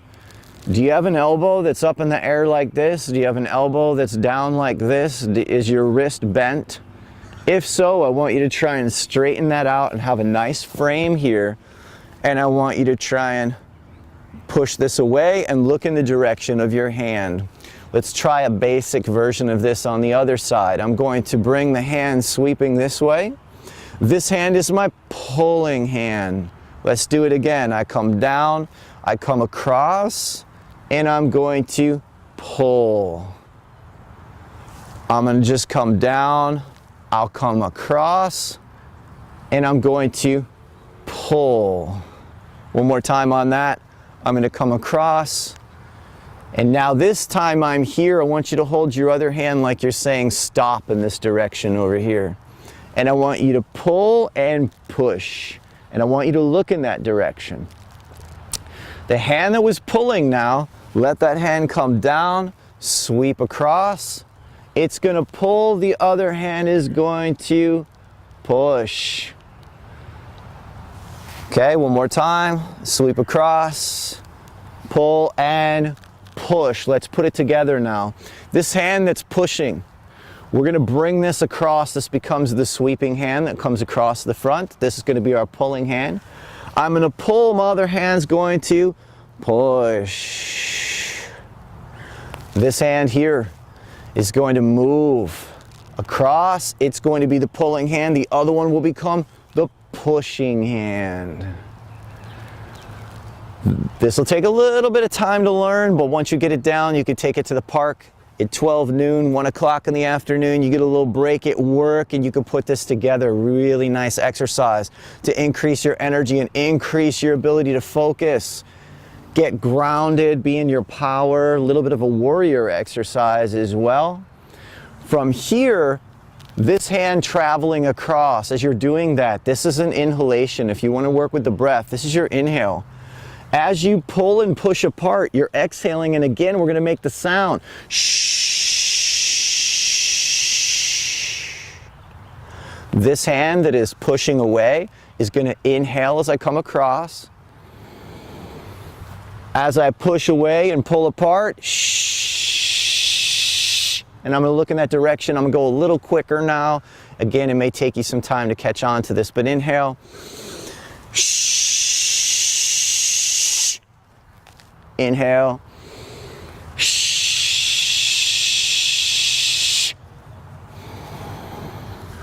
Shh. Shh. From here, let your hands go down. Inhale. Exhale.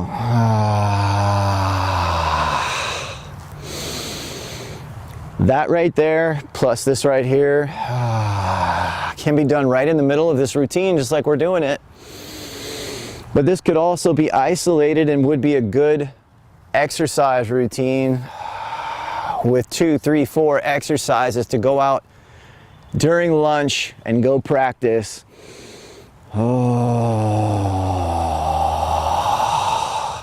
Here's another one. Let's go back to the tapping. We're tapping here on the back. We're coming down the sides. If you come down to your kneecaps, I want you to go ahead and hold your kneecaps for a minute. Take 3 fingers, put them on the outside of your shins. Roughly right there is a point called 3 Mile Point in acupuncture. I want you to take your hands. We're going to tap in that general vicinity, okay? Tapping, lightly tapping, as long as you can reach this area and you're comfortable in doing it. The reason this point has been called 3 Mile is the idea is that if you stimulate the point, you get to go an extra 3 miles. So it's an energy point. You might need this in the morning, but you might also need this in the afternoon. This is probably not a thing that you want to do before you go to sleep, but there are certain situations where that's not totally true, but for the most part, I guess I can't leave you hanging. Those of you with insomnia, sometimes you need energy to sleep. Even though we typically do this to invigorate, you're gonna just stand up, slowly let your hands come up like this, and then throw it like you're throwing water. Just let it come down like that. Sometimes if you've tried to do some resting exercises, it's just not working. Sometimes you can do this and it will help you go to sleep, but for the most part, that's reserved for people with insomnia. For most people, you want to use this one in the morning and in the afternoon, and skip this one before you're going to bed. So from here, I'm tapping 3 Mile Point. Gently, lightly come up. Don't pick your head up quickly. Hands come up lightly and like I'm throwing water. Okay, we're gonna do one more of those. Tap, tap, tap, tap, tap. Pick up and toss the water. Come here, inhale. Exhale, go. Oh. I'm opening up my throat all the way down to my belly. I go, oh. Oh. Has a little bit more of like an O sound than an ah sound now. Oh.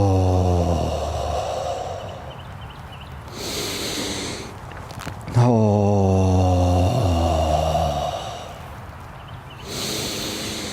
Oh. But now let's say I need to get grounded, get back to work. I'm gonna go, it's a little like a karate sound, a little bit like a ha, like that. Get down here to the bottom and it's ha. Ha. Ha. Ha.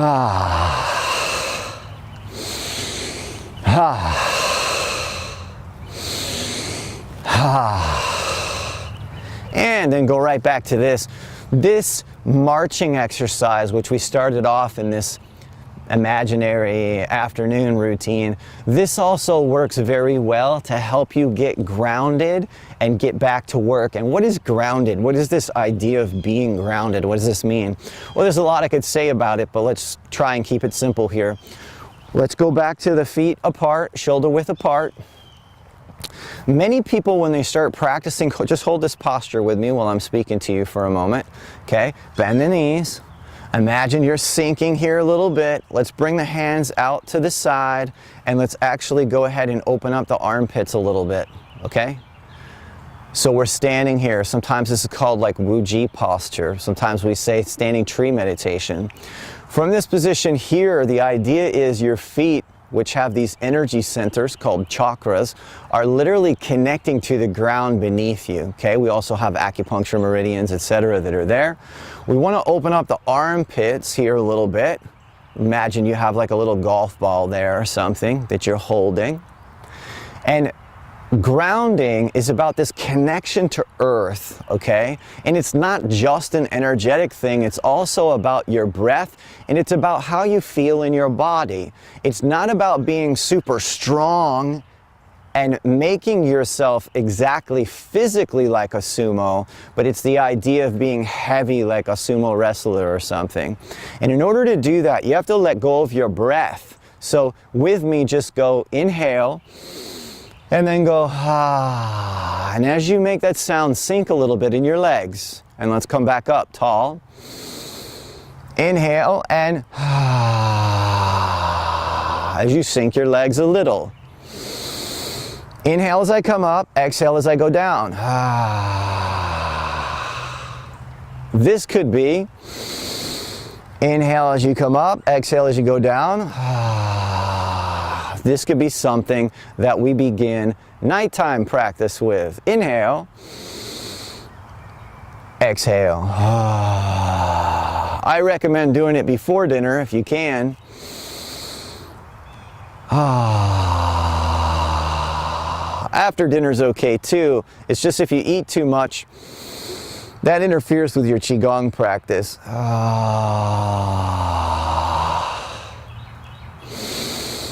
Inhale as I go tall, exhale as I sink a little. This is called getting grounded. Inhale, exhale. Let's do 3 more. 1, 2, exhale. Let's do 1 more. Good. So getting grounded is about this feeling connected to the earth. So just for a moment, I'll have you rock one side, rock to the other side. This is being grounded. Ungrounded is when we're up here, our head is up in the air, and we stub our toes or we bump our hands. It's because we're not in our body. So we want to bring ourselves back to our body. One exercise that you're going to see me use over and over again as a filler exercise, as a core exercise, and also within any exercise, either morning, afternoon, evening, here it is. This is our exercise, bringing down the heavens or waterfall. There's some different names for this one. We're going to exhale. Now remember, in the middle of the afternoon, we did this inhale, and we did shh. Now, if you're studying for an exam tonight, use this sound. If you have high blood pressure issues, very gentle with this sound.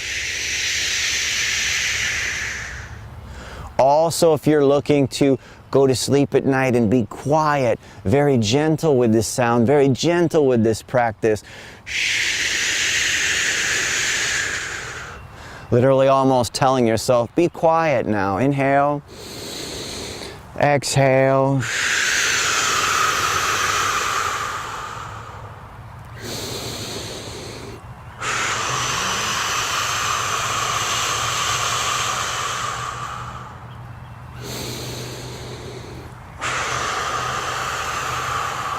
Let's get rid of a little bit of the day's stress. We're going to go into this twisting motion.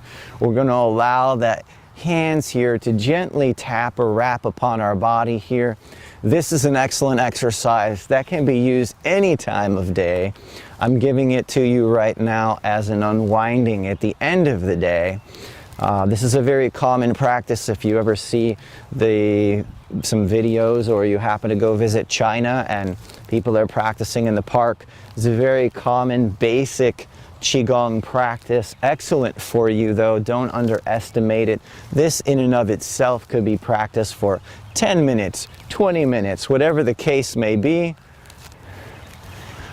And twisting here, opening up the spine. You may notice I'm lifting my heel back here. If you lift the heel, it takes some of the pressure off of the joints, the knees, the hips, okay, and makes it a little easier for you. So one of the things that's interesting about not being able to sleep, for example, people with insomnia, for example, and I've taught this quite a bit. You can find this elsewhere in my teaching materials, but people with insomnia, people who have trouble sleeping, a lot of times they didn't have enough movement during the day. They didn't have enough movement of their lymphatic system, their energy system, their chi, their endocrine system, their respiratory system, their circulatory system. You notice how these are all systems that need movement? They desire movement. So restoring some movement, okay, can actually help you sleep better. So for those of you that maybe ate a big sandwich and then went to sleep, didn't do any movement, come 1 o'clock, 2 o'clock in the morning, you're wide awake and you can't go back to sleep. Well, guess what? This would be an excellent practice to do for an hour. I know it sounds crazy to do a practice like this for an hour at 3 o'clock in the morning, but I tell you what, maybe after a half hour, you're able to go back to sleep, okay? So nice twisting, turning like this. We're gonna let it unwind, put the feet to the floor and put the hands like so. Once again, this is a grounding practice, getting connected, getting grounded here. Inhale through the nose. Exhale through the nose or mouth on this one. This is another one that can be done early in the morning, could also be done in the afternoon, but I'm giving it to you right now as an evening practice. From here, we're shaking the hands like you have water on them.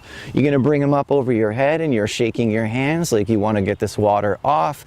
Be sure you don't have anything in your pockets if you're going to do this part of the next part of the exercise here.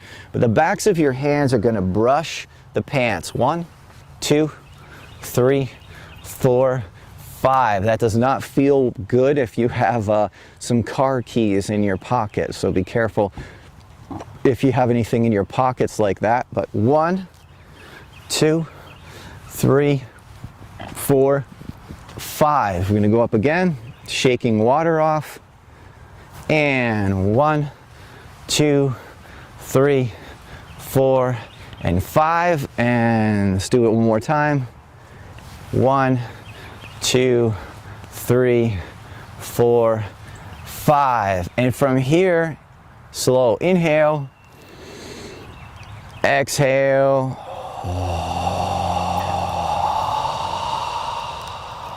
Inhale, exhale, getting grounded, coming down, rooting to the ground, sinking toward the earth, coming up, slowly moving down, sinking your weight, sinking your body, your mind, settling down toward the earth. Again, don't worry about how deep you can go and so on. Don't hurt yourself. Be very gentle and careful with that. Also, if you need to, this could be done from seated in a chair. Exhale. Inhale. Now, if we've done the whole practice, which we did morning routine, afternoon routine, and evening routine all together, we're going to use this sound. Sa. We're going to dissipate and smooth out some of this energy. Sa.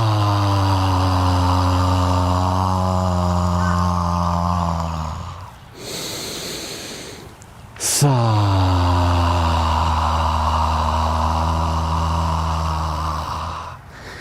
Bring your hands and your feet together here. I'm going to bring my hands to a prayer-like position right in front of my heart space. I'm going to hold my hands here. You see this in a lot of different religions and different types of practices and pseudo-religions and so on. Prayerful people, mindful people who like to bring their hands together to this position right in the vicinity of this middle dantian, this elixir field, energy field, and heart space. So let's just bring our hands here to heart space. Find your breath, relax your shoulders as much as possible, have a slight bend in your knees. I want to thank you so much for joining me here today to practice on Tai Chi and Qigong Day for 2023. People practicing Qigong and Tai Chi around the world today. It's a phenomenal thing, wonderful practice.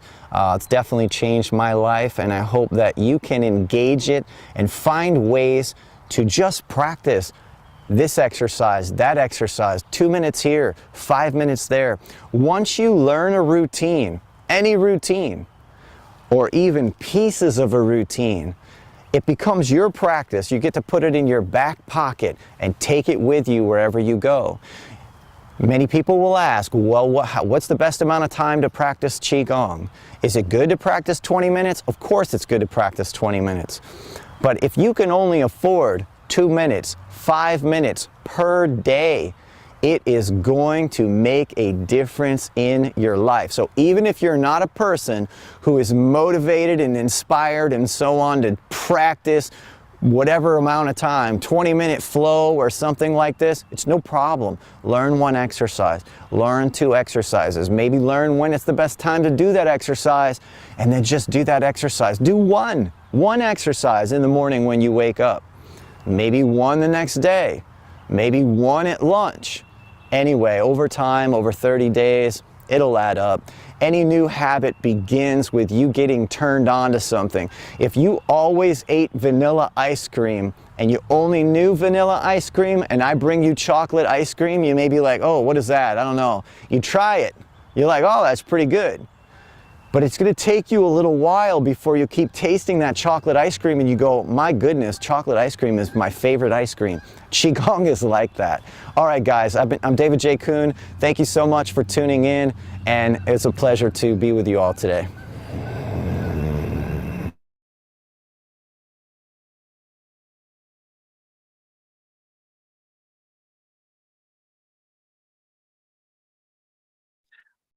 Well, it was fascinating to watch this whole class by David Kuhn. So we are going to move on. And before we watch the next presentation, I want to share with you a very short clip. You might have already seen it today if you've been sticking with our entire program for the most of the day. But this is a simple video clip showing the upcoming Energy Arts TV, the future of digital media for the energy arts. Please enjoy.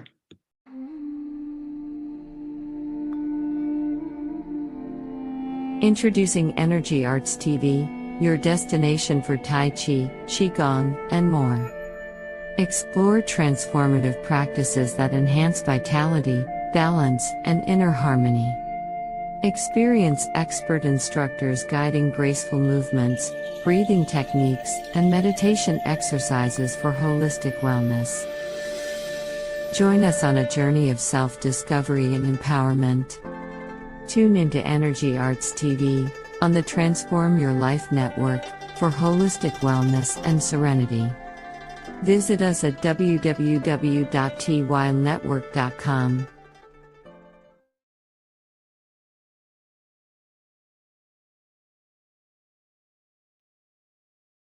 And now we continue our exploration of Tai Chi and Qigong with a presentation from a Canadian master, Teresa Yung, who will be sharing with us some of her practices that she's used to heal herself, and also she helps many women to heal themselves.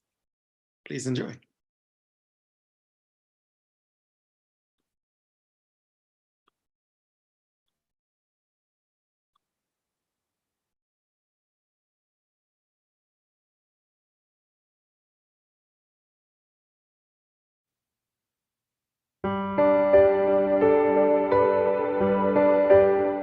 Master Teresa Young.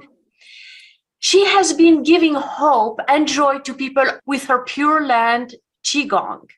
Qigong master, a speaker, healer, and 3 times #1 international best-selling award-winning author.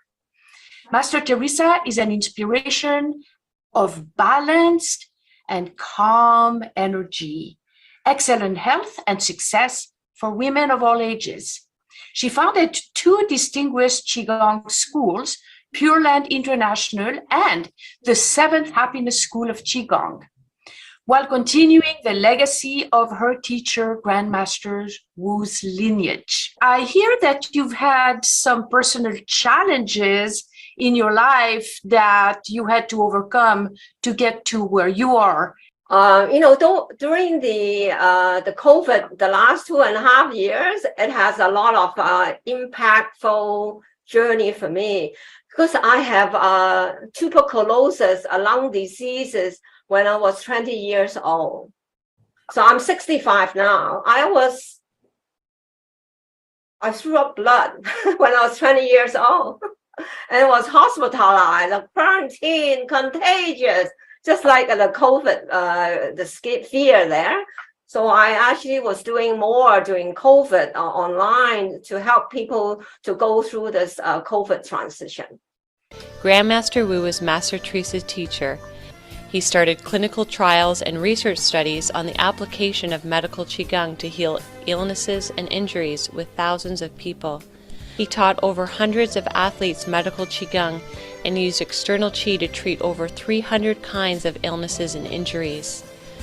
He created the Wu's Eye Qigong form to heal his mother's failing eyes and kept her from going blind. His mother's eyes regained complete vision, and afterwards she could put a thread through a needle even into her 80s. Wu's Eye Qigong was introduced to the public school system in China.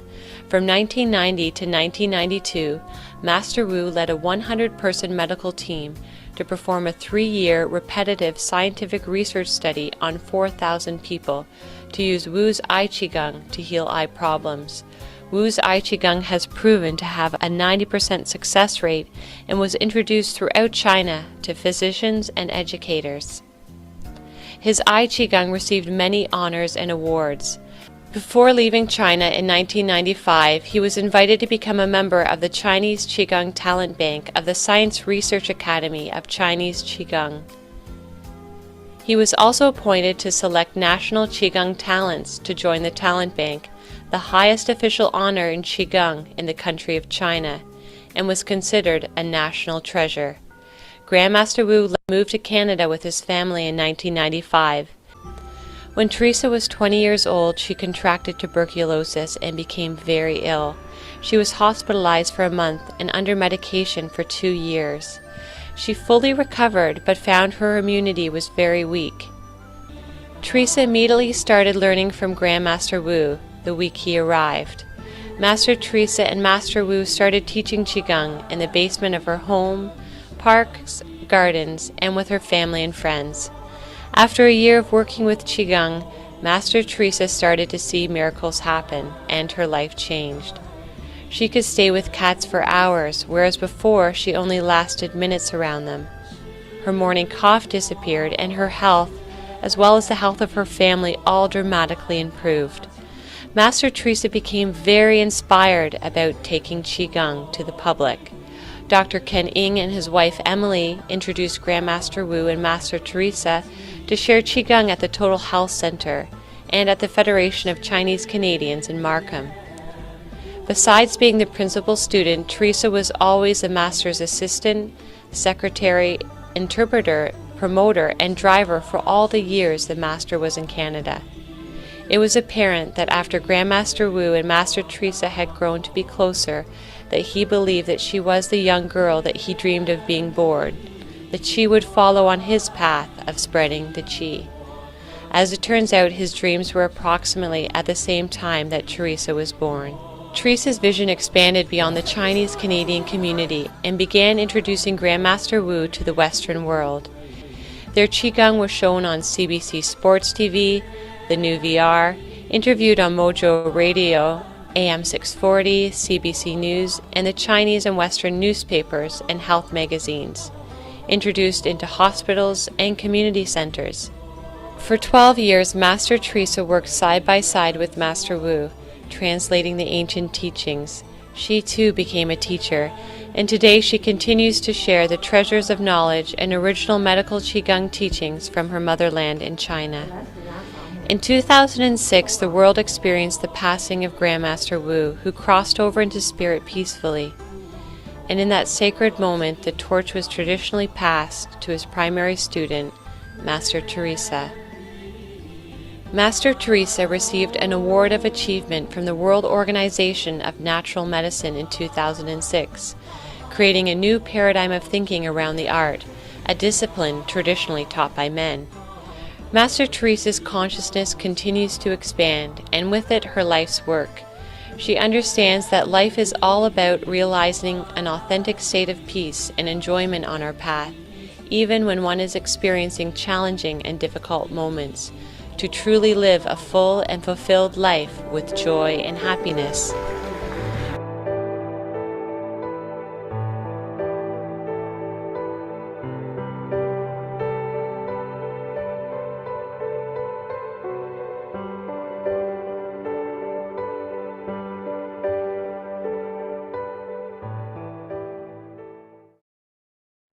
Hi, we emphasize relaxing the body a lot. So let's do some relaxation, and then I'll show you something about the Wu's Eye Qigong. Thank you. Head relax. Breathe in.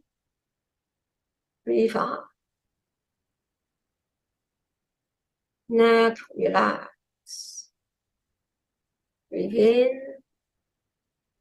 Breathe out. Shoulders relax. Breathe in. Breathe out. Chest relax. Breathe in. Breathe out. It's important to relax well. Say you relax again. How are you doing? How is your body? Where are you tight? Say head relax, breathe in, breathe out. Sometimes we also like to use the sound song. Song means relax in Chinese. Breathe in, breathe out, song. Shoulders relax. Breathe in, breathe out. Song. Shoulders relax.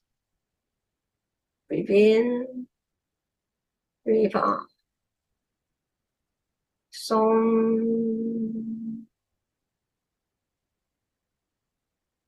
Chest relax. Breathe in, breathe out. Song.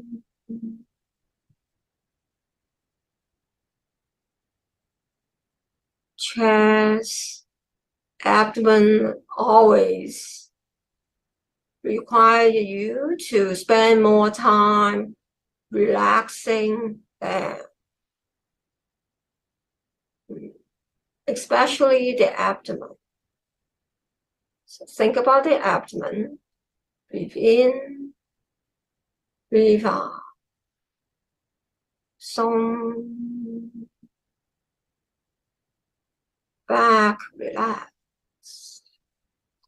Breathe in, breathe out. Song. Arms, hands, fingers, relax. Breathe in, breathe out. Song.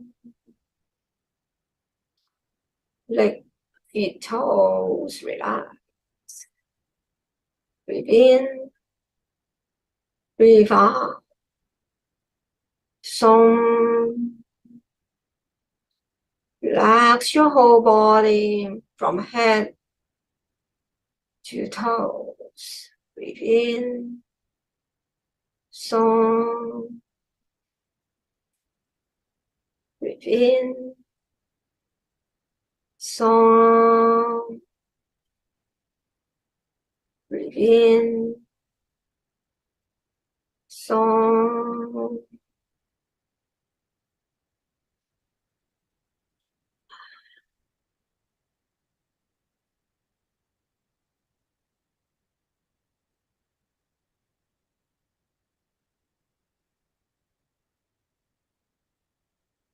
So with your eyes closed, so you think about relaxing the eyes, all the muscles, the whole eyes. And then I have a movement to you. So think about looking very far away as you breathe in. And when you breathe out, then you can think about looking closely, very close. Breathe in, think about looking very, very far away. And breathing out, you think about looking very close and near. Breathe in, look far. Breathe out, look near. Breathe in, look far. Breathe out, you look near. Relax eyes. Breathe in, look far away. Breathe out, you look near. Breathe in, look far away. Breathe out, you look near. Breathe in, breathe out.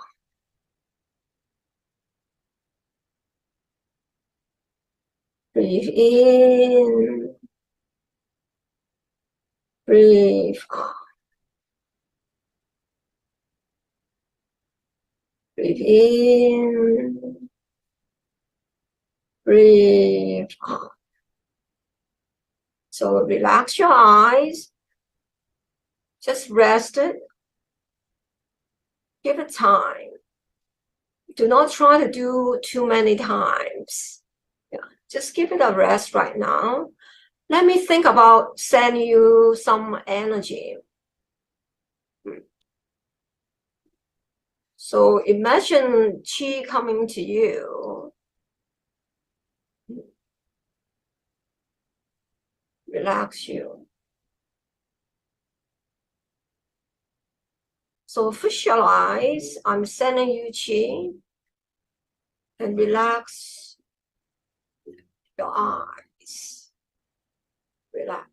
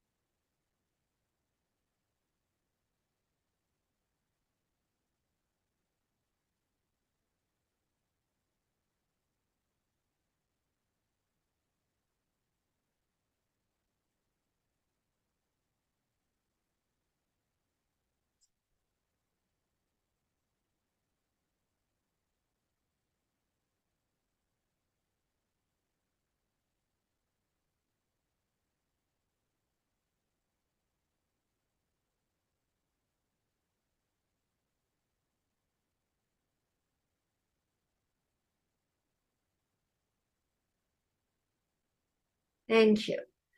Now, when we want to improve our eyes, in our program, we have a whole steps to follow, and there are 6 videos on it. It is important for you to realize you're not supposed to look at the computer nonstop.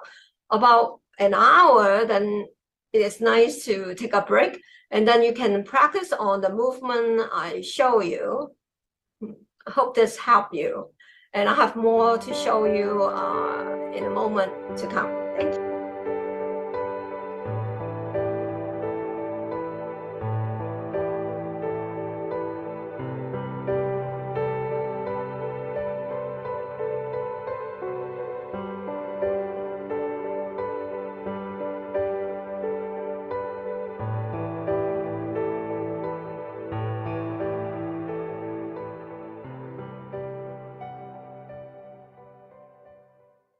So head relax, breathe in, breathe out.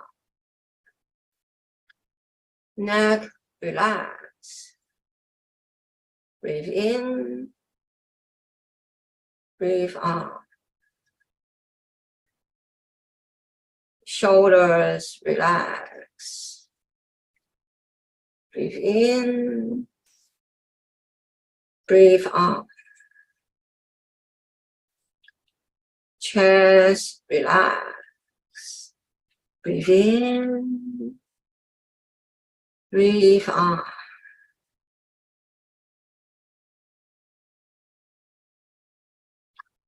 Back relax, breathe in, breathe out.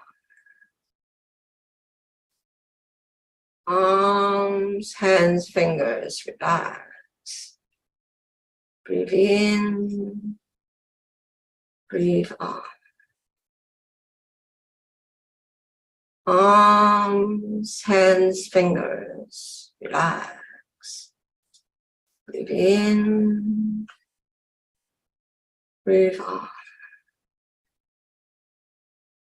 Relax my legs, my feet, my toes.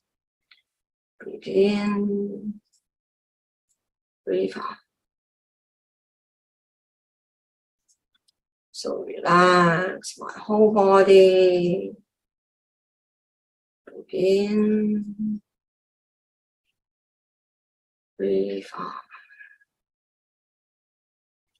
So we also have a sound song. Song means relax, right?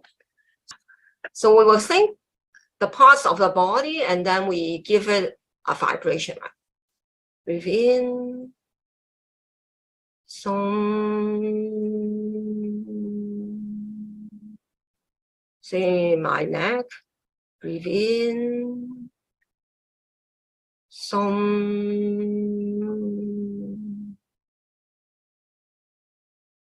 My chest. Breathe in. Song.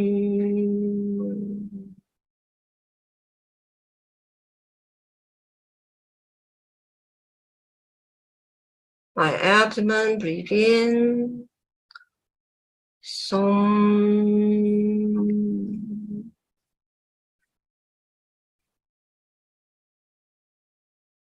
Arms, hands, fingers. Breathe in. Song. Legs, feet, toes. Breathe in. Song. Breathe in. Song. Breathe in. Relax my body, head to toes. Breathe in. Song.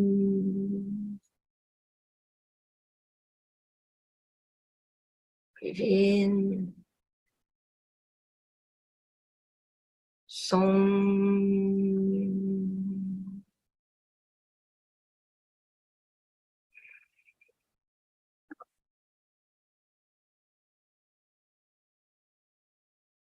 So we can say turn our head. And as we turn our head, then we may feel a side tight. So if I turn the other side, I will feel it tight too. So when we are coming together to do the Qigong together, so the power of people, the energy from me, your intention, your thoughts, focusing on balancing you, right? My mind is all on me now. So even if I think about my head on one side, I can be just think about, relax my other side. This side is tight.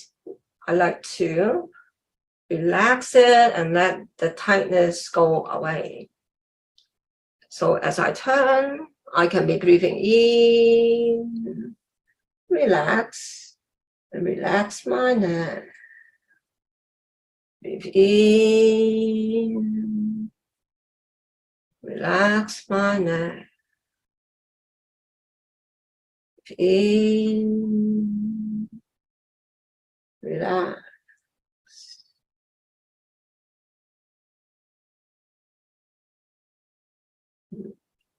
So you put the thought on to say now on my left side of my neck. So we think together about relaxing this side. Breathe in, breathe out. Breathe in, breathe out. Breathe in, breathe out.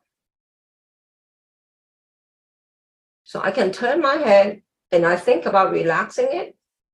my mind is there, I'm focusing there, the energy around is good, the people in the room is good, then I think, then it will just leave. Relax, breathe in, relax. Breathe in, relax. Or it could be so simple as I will song my body now. Breathe in, song, breathe in, song, breathe in, song.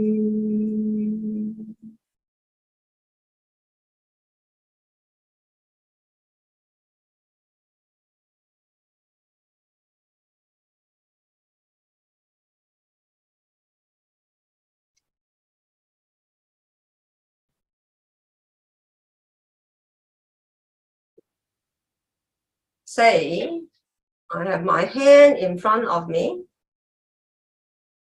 I think about Qi, the universe come to my hand.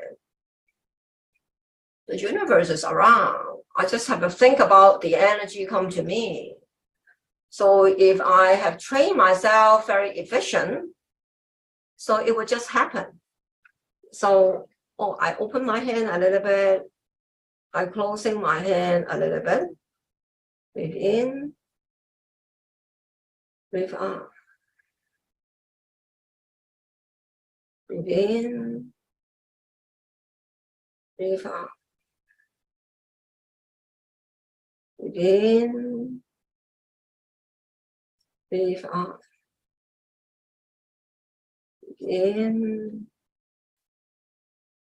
breathe out. Breathe in, breathe out. In, breathe out.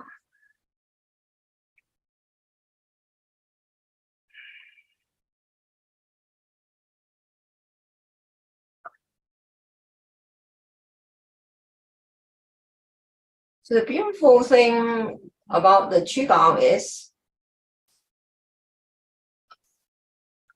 I only have to train myself to pick up the universal Qi. And I keep learning for a while, say months, and then I become very efficient when I think about picking up the energy. Then I just pick it up. Then I can give it to any parts of my body as my hands say facing myself. Then I can think about healing me, whether it's physical, emotional, or anything. The frequency will be changing. And I just give healing to myself.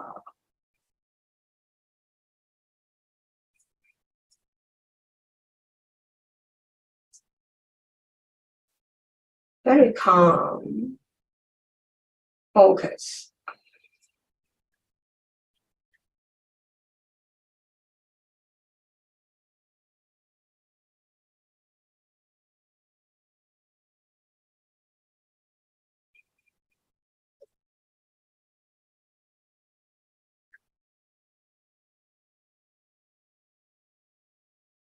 So I think about the universe, think about Qi. So if I'm very good at thinking, then I pick them up with my thoughts, good thoughts.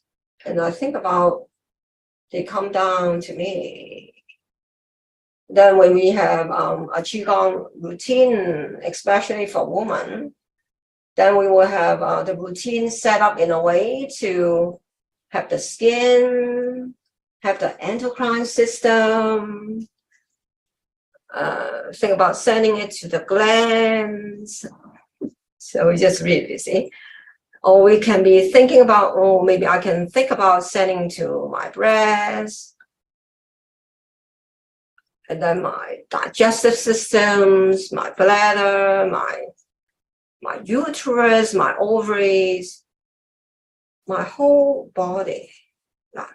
So my thoughts, I think about me, I can be training and think about my body with my thought. I think about my body. Think about loving yourself at a time. You love me. I love my breasts, my uterus. Oh, I have cyst. What do I do with it, right? So there are many things we can do in our Qigong practice.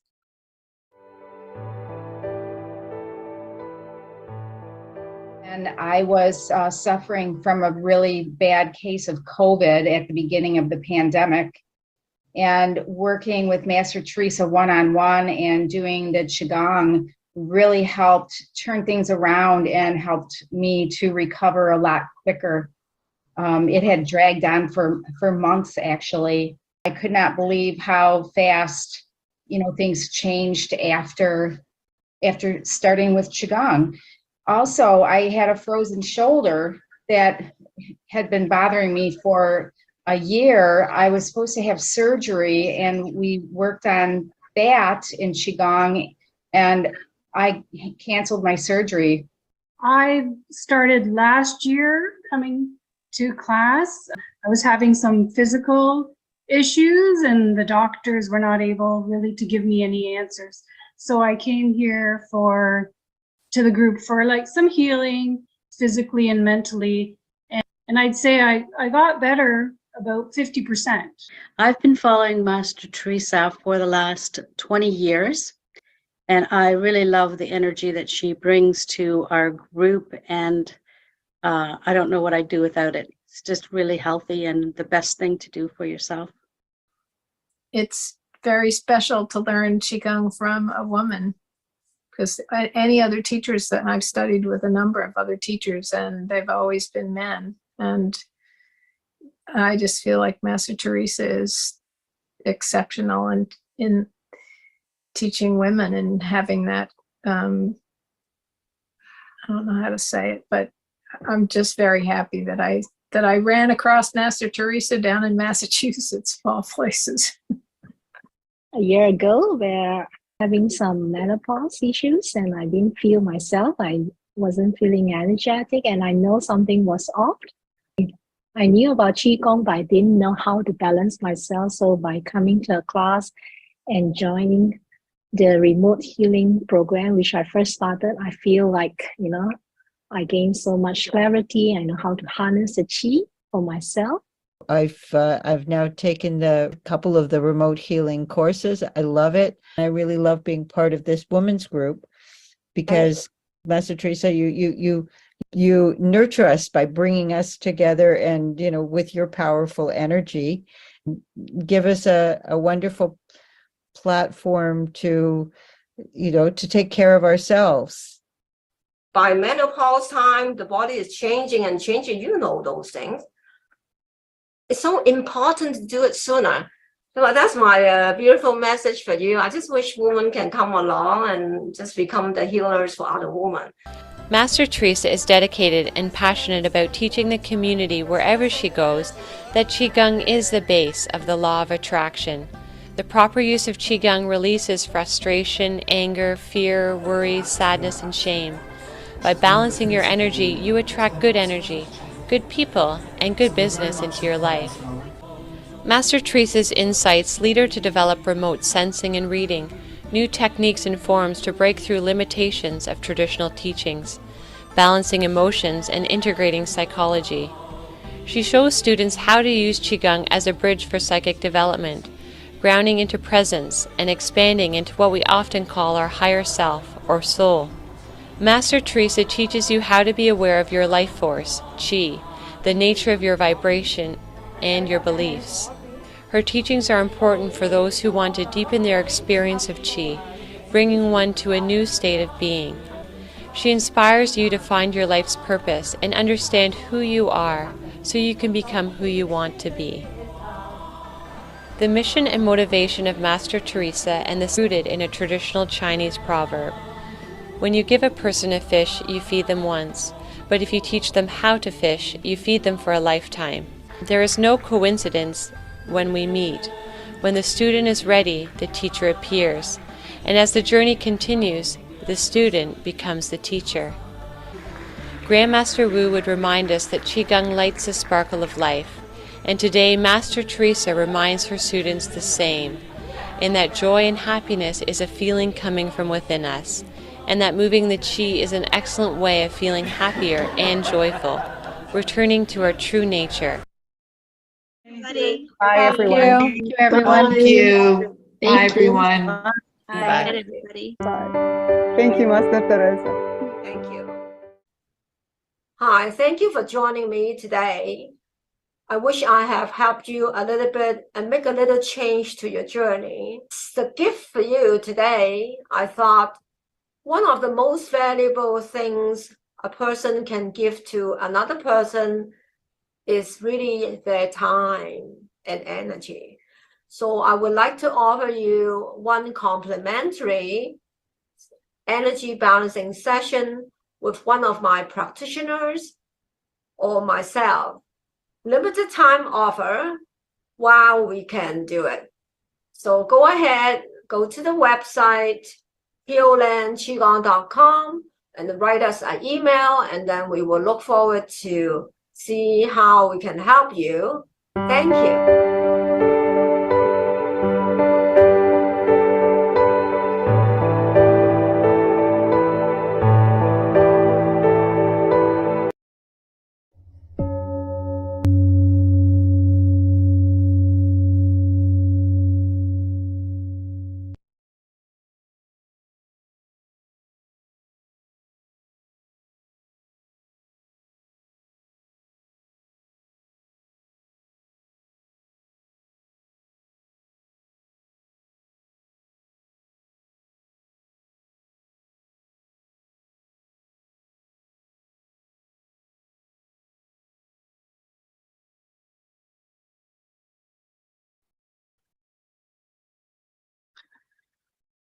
All right, I hope that you enjoyed the presentation by Teresa Young, and we are going to continue our journey of exploring further presentations by our presenters today. And the next one is John Munro from New Zealand. Please enjoy his presentation. He is going to walk us through some more practices dedicated to 5 elements.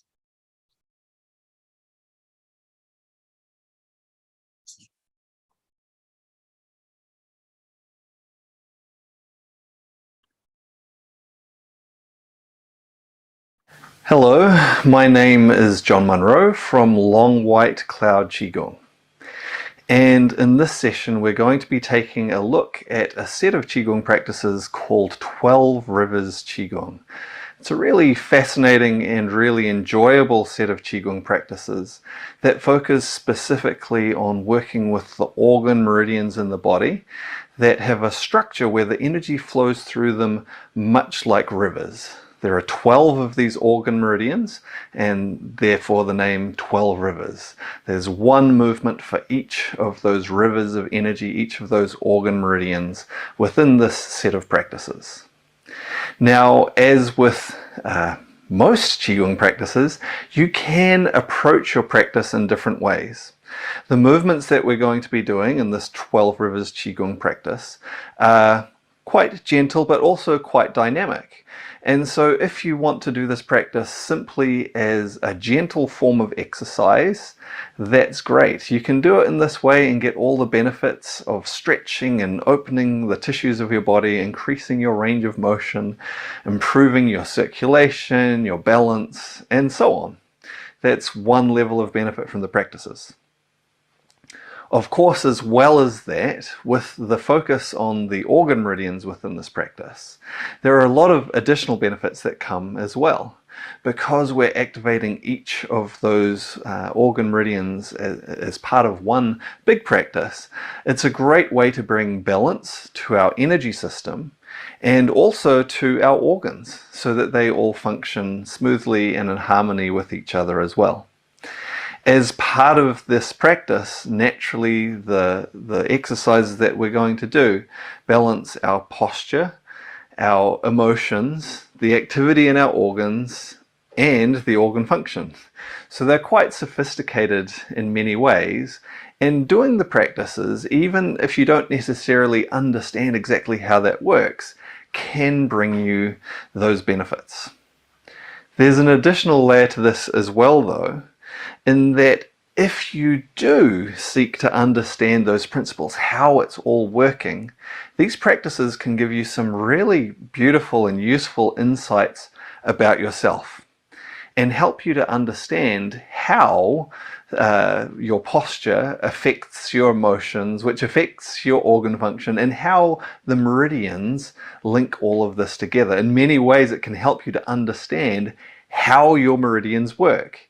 Many of you will have heard of meridians, particularly in the context of acupuncture, where by inserting needles in different positions along the meridian, it can adjust the energy flow, which then of course affects the organs and affects many functions within your body. Our Qigong practice can also work with the flow of energy in our meridians in a similar way. And these practices are some examples of that. Of course, there's many practices that work with our meridians in different ways, but these are an example of that. And the connection to the meridians with each of these exercises is really quite clear. And so it's a great way to start to understand our meridians better and how that's affecting our energy flow, our organs, our emotions, our posture, and so on. So what we're going to do in this session is we're largely going to be doing practices to begin with. We're going to start by going through some gentle warm-ups and then a full set of this 12 Rivers Qigong practice.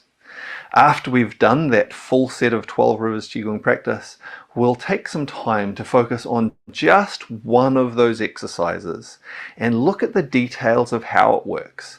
All those details of how doing the specific movements affects the physical organ, affects the emotions, affects the meridian, and so on. And so that you can understand the details of at least one of these exercises, so you understand the principles behind all of these movements that we're using in the 12 Rivers Qigong set. And this may also help you to understand other Qigong practices that you do. It might give you a way to think about some of the other Qigong practices you do, as well as some of those insights about yourself. Understanding that connection between your meridians, your emotions, your organs, and so on. So, having said that, let's get started doing a full set of the 12 Rivers Qigong practice. This might be the first time you've done some of these practices. Some of the movements might be quite familiar to you as well. But don't worry too much if you don't get all of the details exactly correct as we follow along and do this practice together. Just do your best and you'll get a general sense of the feeling of how these practices stimulate and move your energy. And again, we're going to dive into some really fascinating details of how one of the practices works at the end. So we'll start with some very simple warm-up practices. To begin with, we'll put our hands together and we're just going to do some joint rotations, starting with rotating our wrists. We're going to use these joint rotations to get our body moving. In case you've been sitting or haven't been doing very much immediately before this, it's important that we get our body moving nice and freely before we do anything too dynamic, too strong. We'll change directions, moving our wrists in the opposite direction.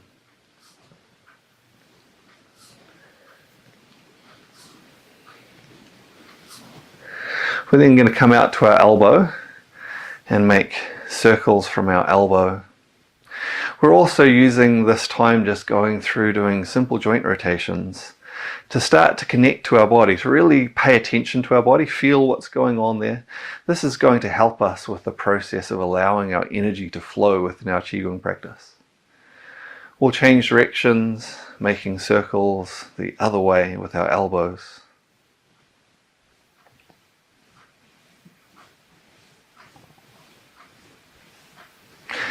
Then moving to the shoulder, so put one hand on your waist, the other arm making big circles, opening up through your shoulder, and this of course will also start to open up through the side of your body and down your back.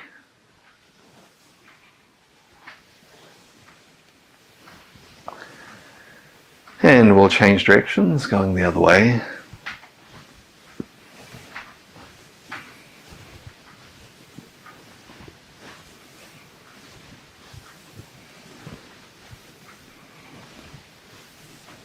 Changing to the other arm, big circles, opening up through your shoulder, through the side of your body.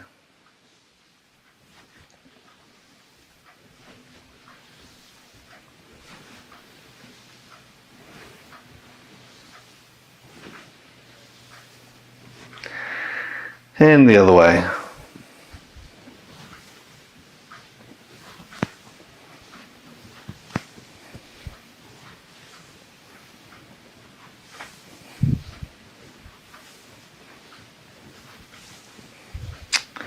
Coming to your waist, so putting both hands on your waist and making big circles with your waist, which gently starts to open up your hips. If you want to open up your hips a bit more, you can put your feet a bit wider, and so you'll feel that gently stretching, opening your hips a little bit more.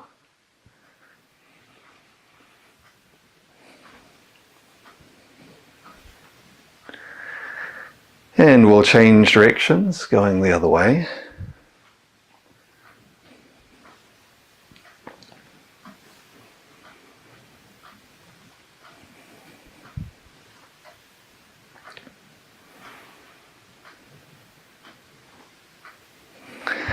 Next, we'll move down to our knees. Step your feet together, put your hands above your knees, bend your legs a little bit, and we can make some circles with our knees.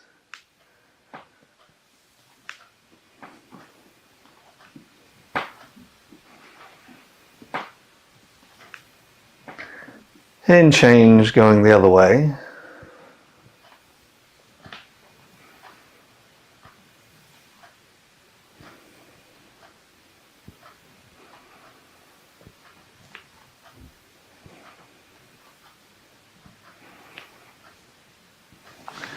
Moving to your foot, to your ankle.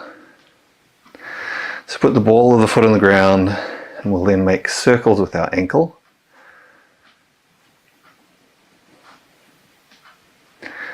And then change directions, going the other way.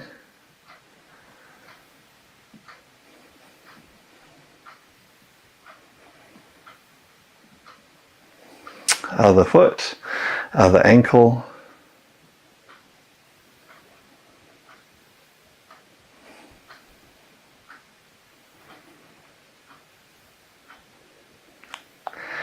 And the other way.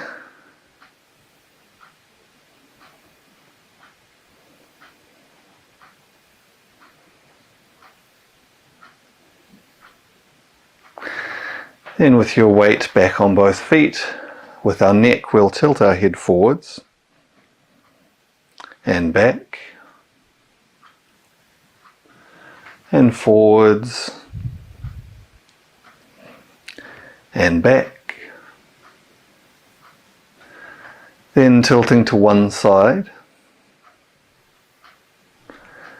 and the other side, one side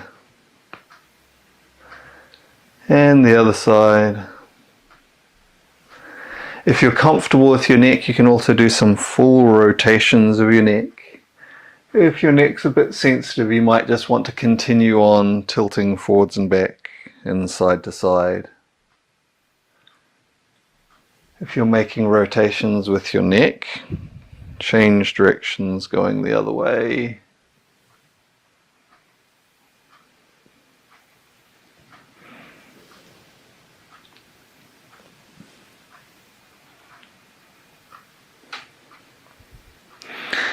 Then bringing your head back to the center, releasing your hands down to the sides, and we're going to twist with our whole body.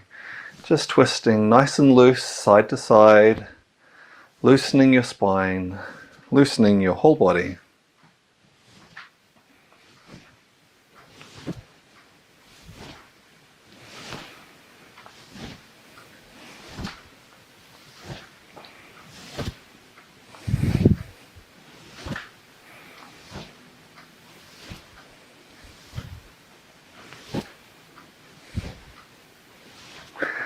And then just come back to settle nice and balanced in the center.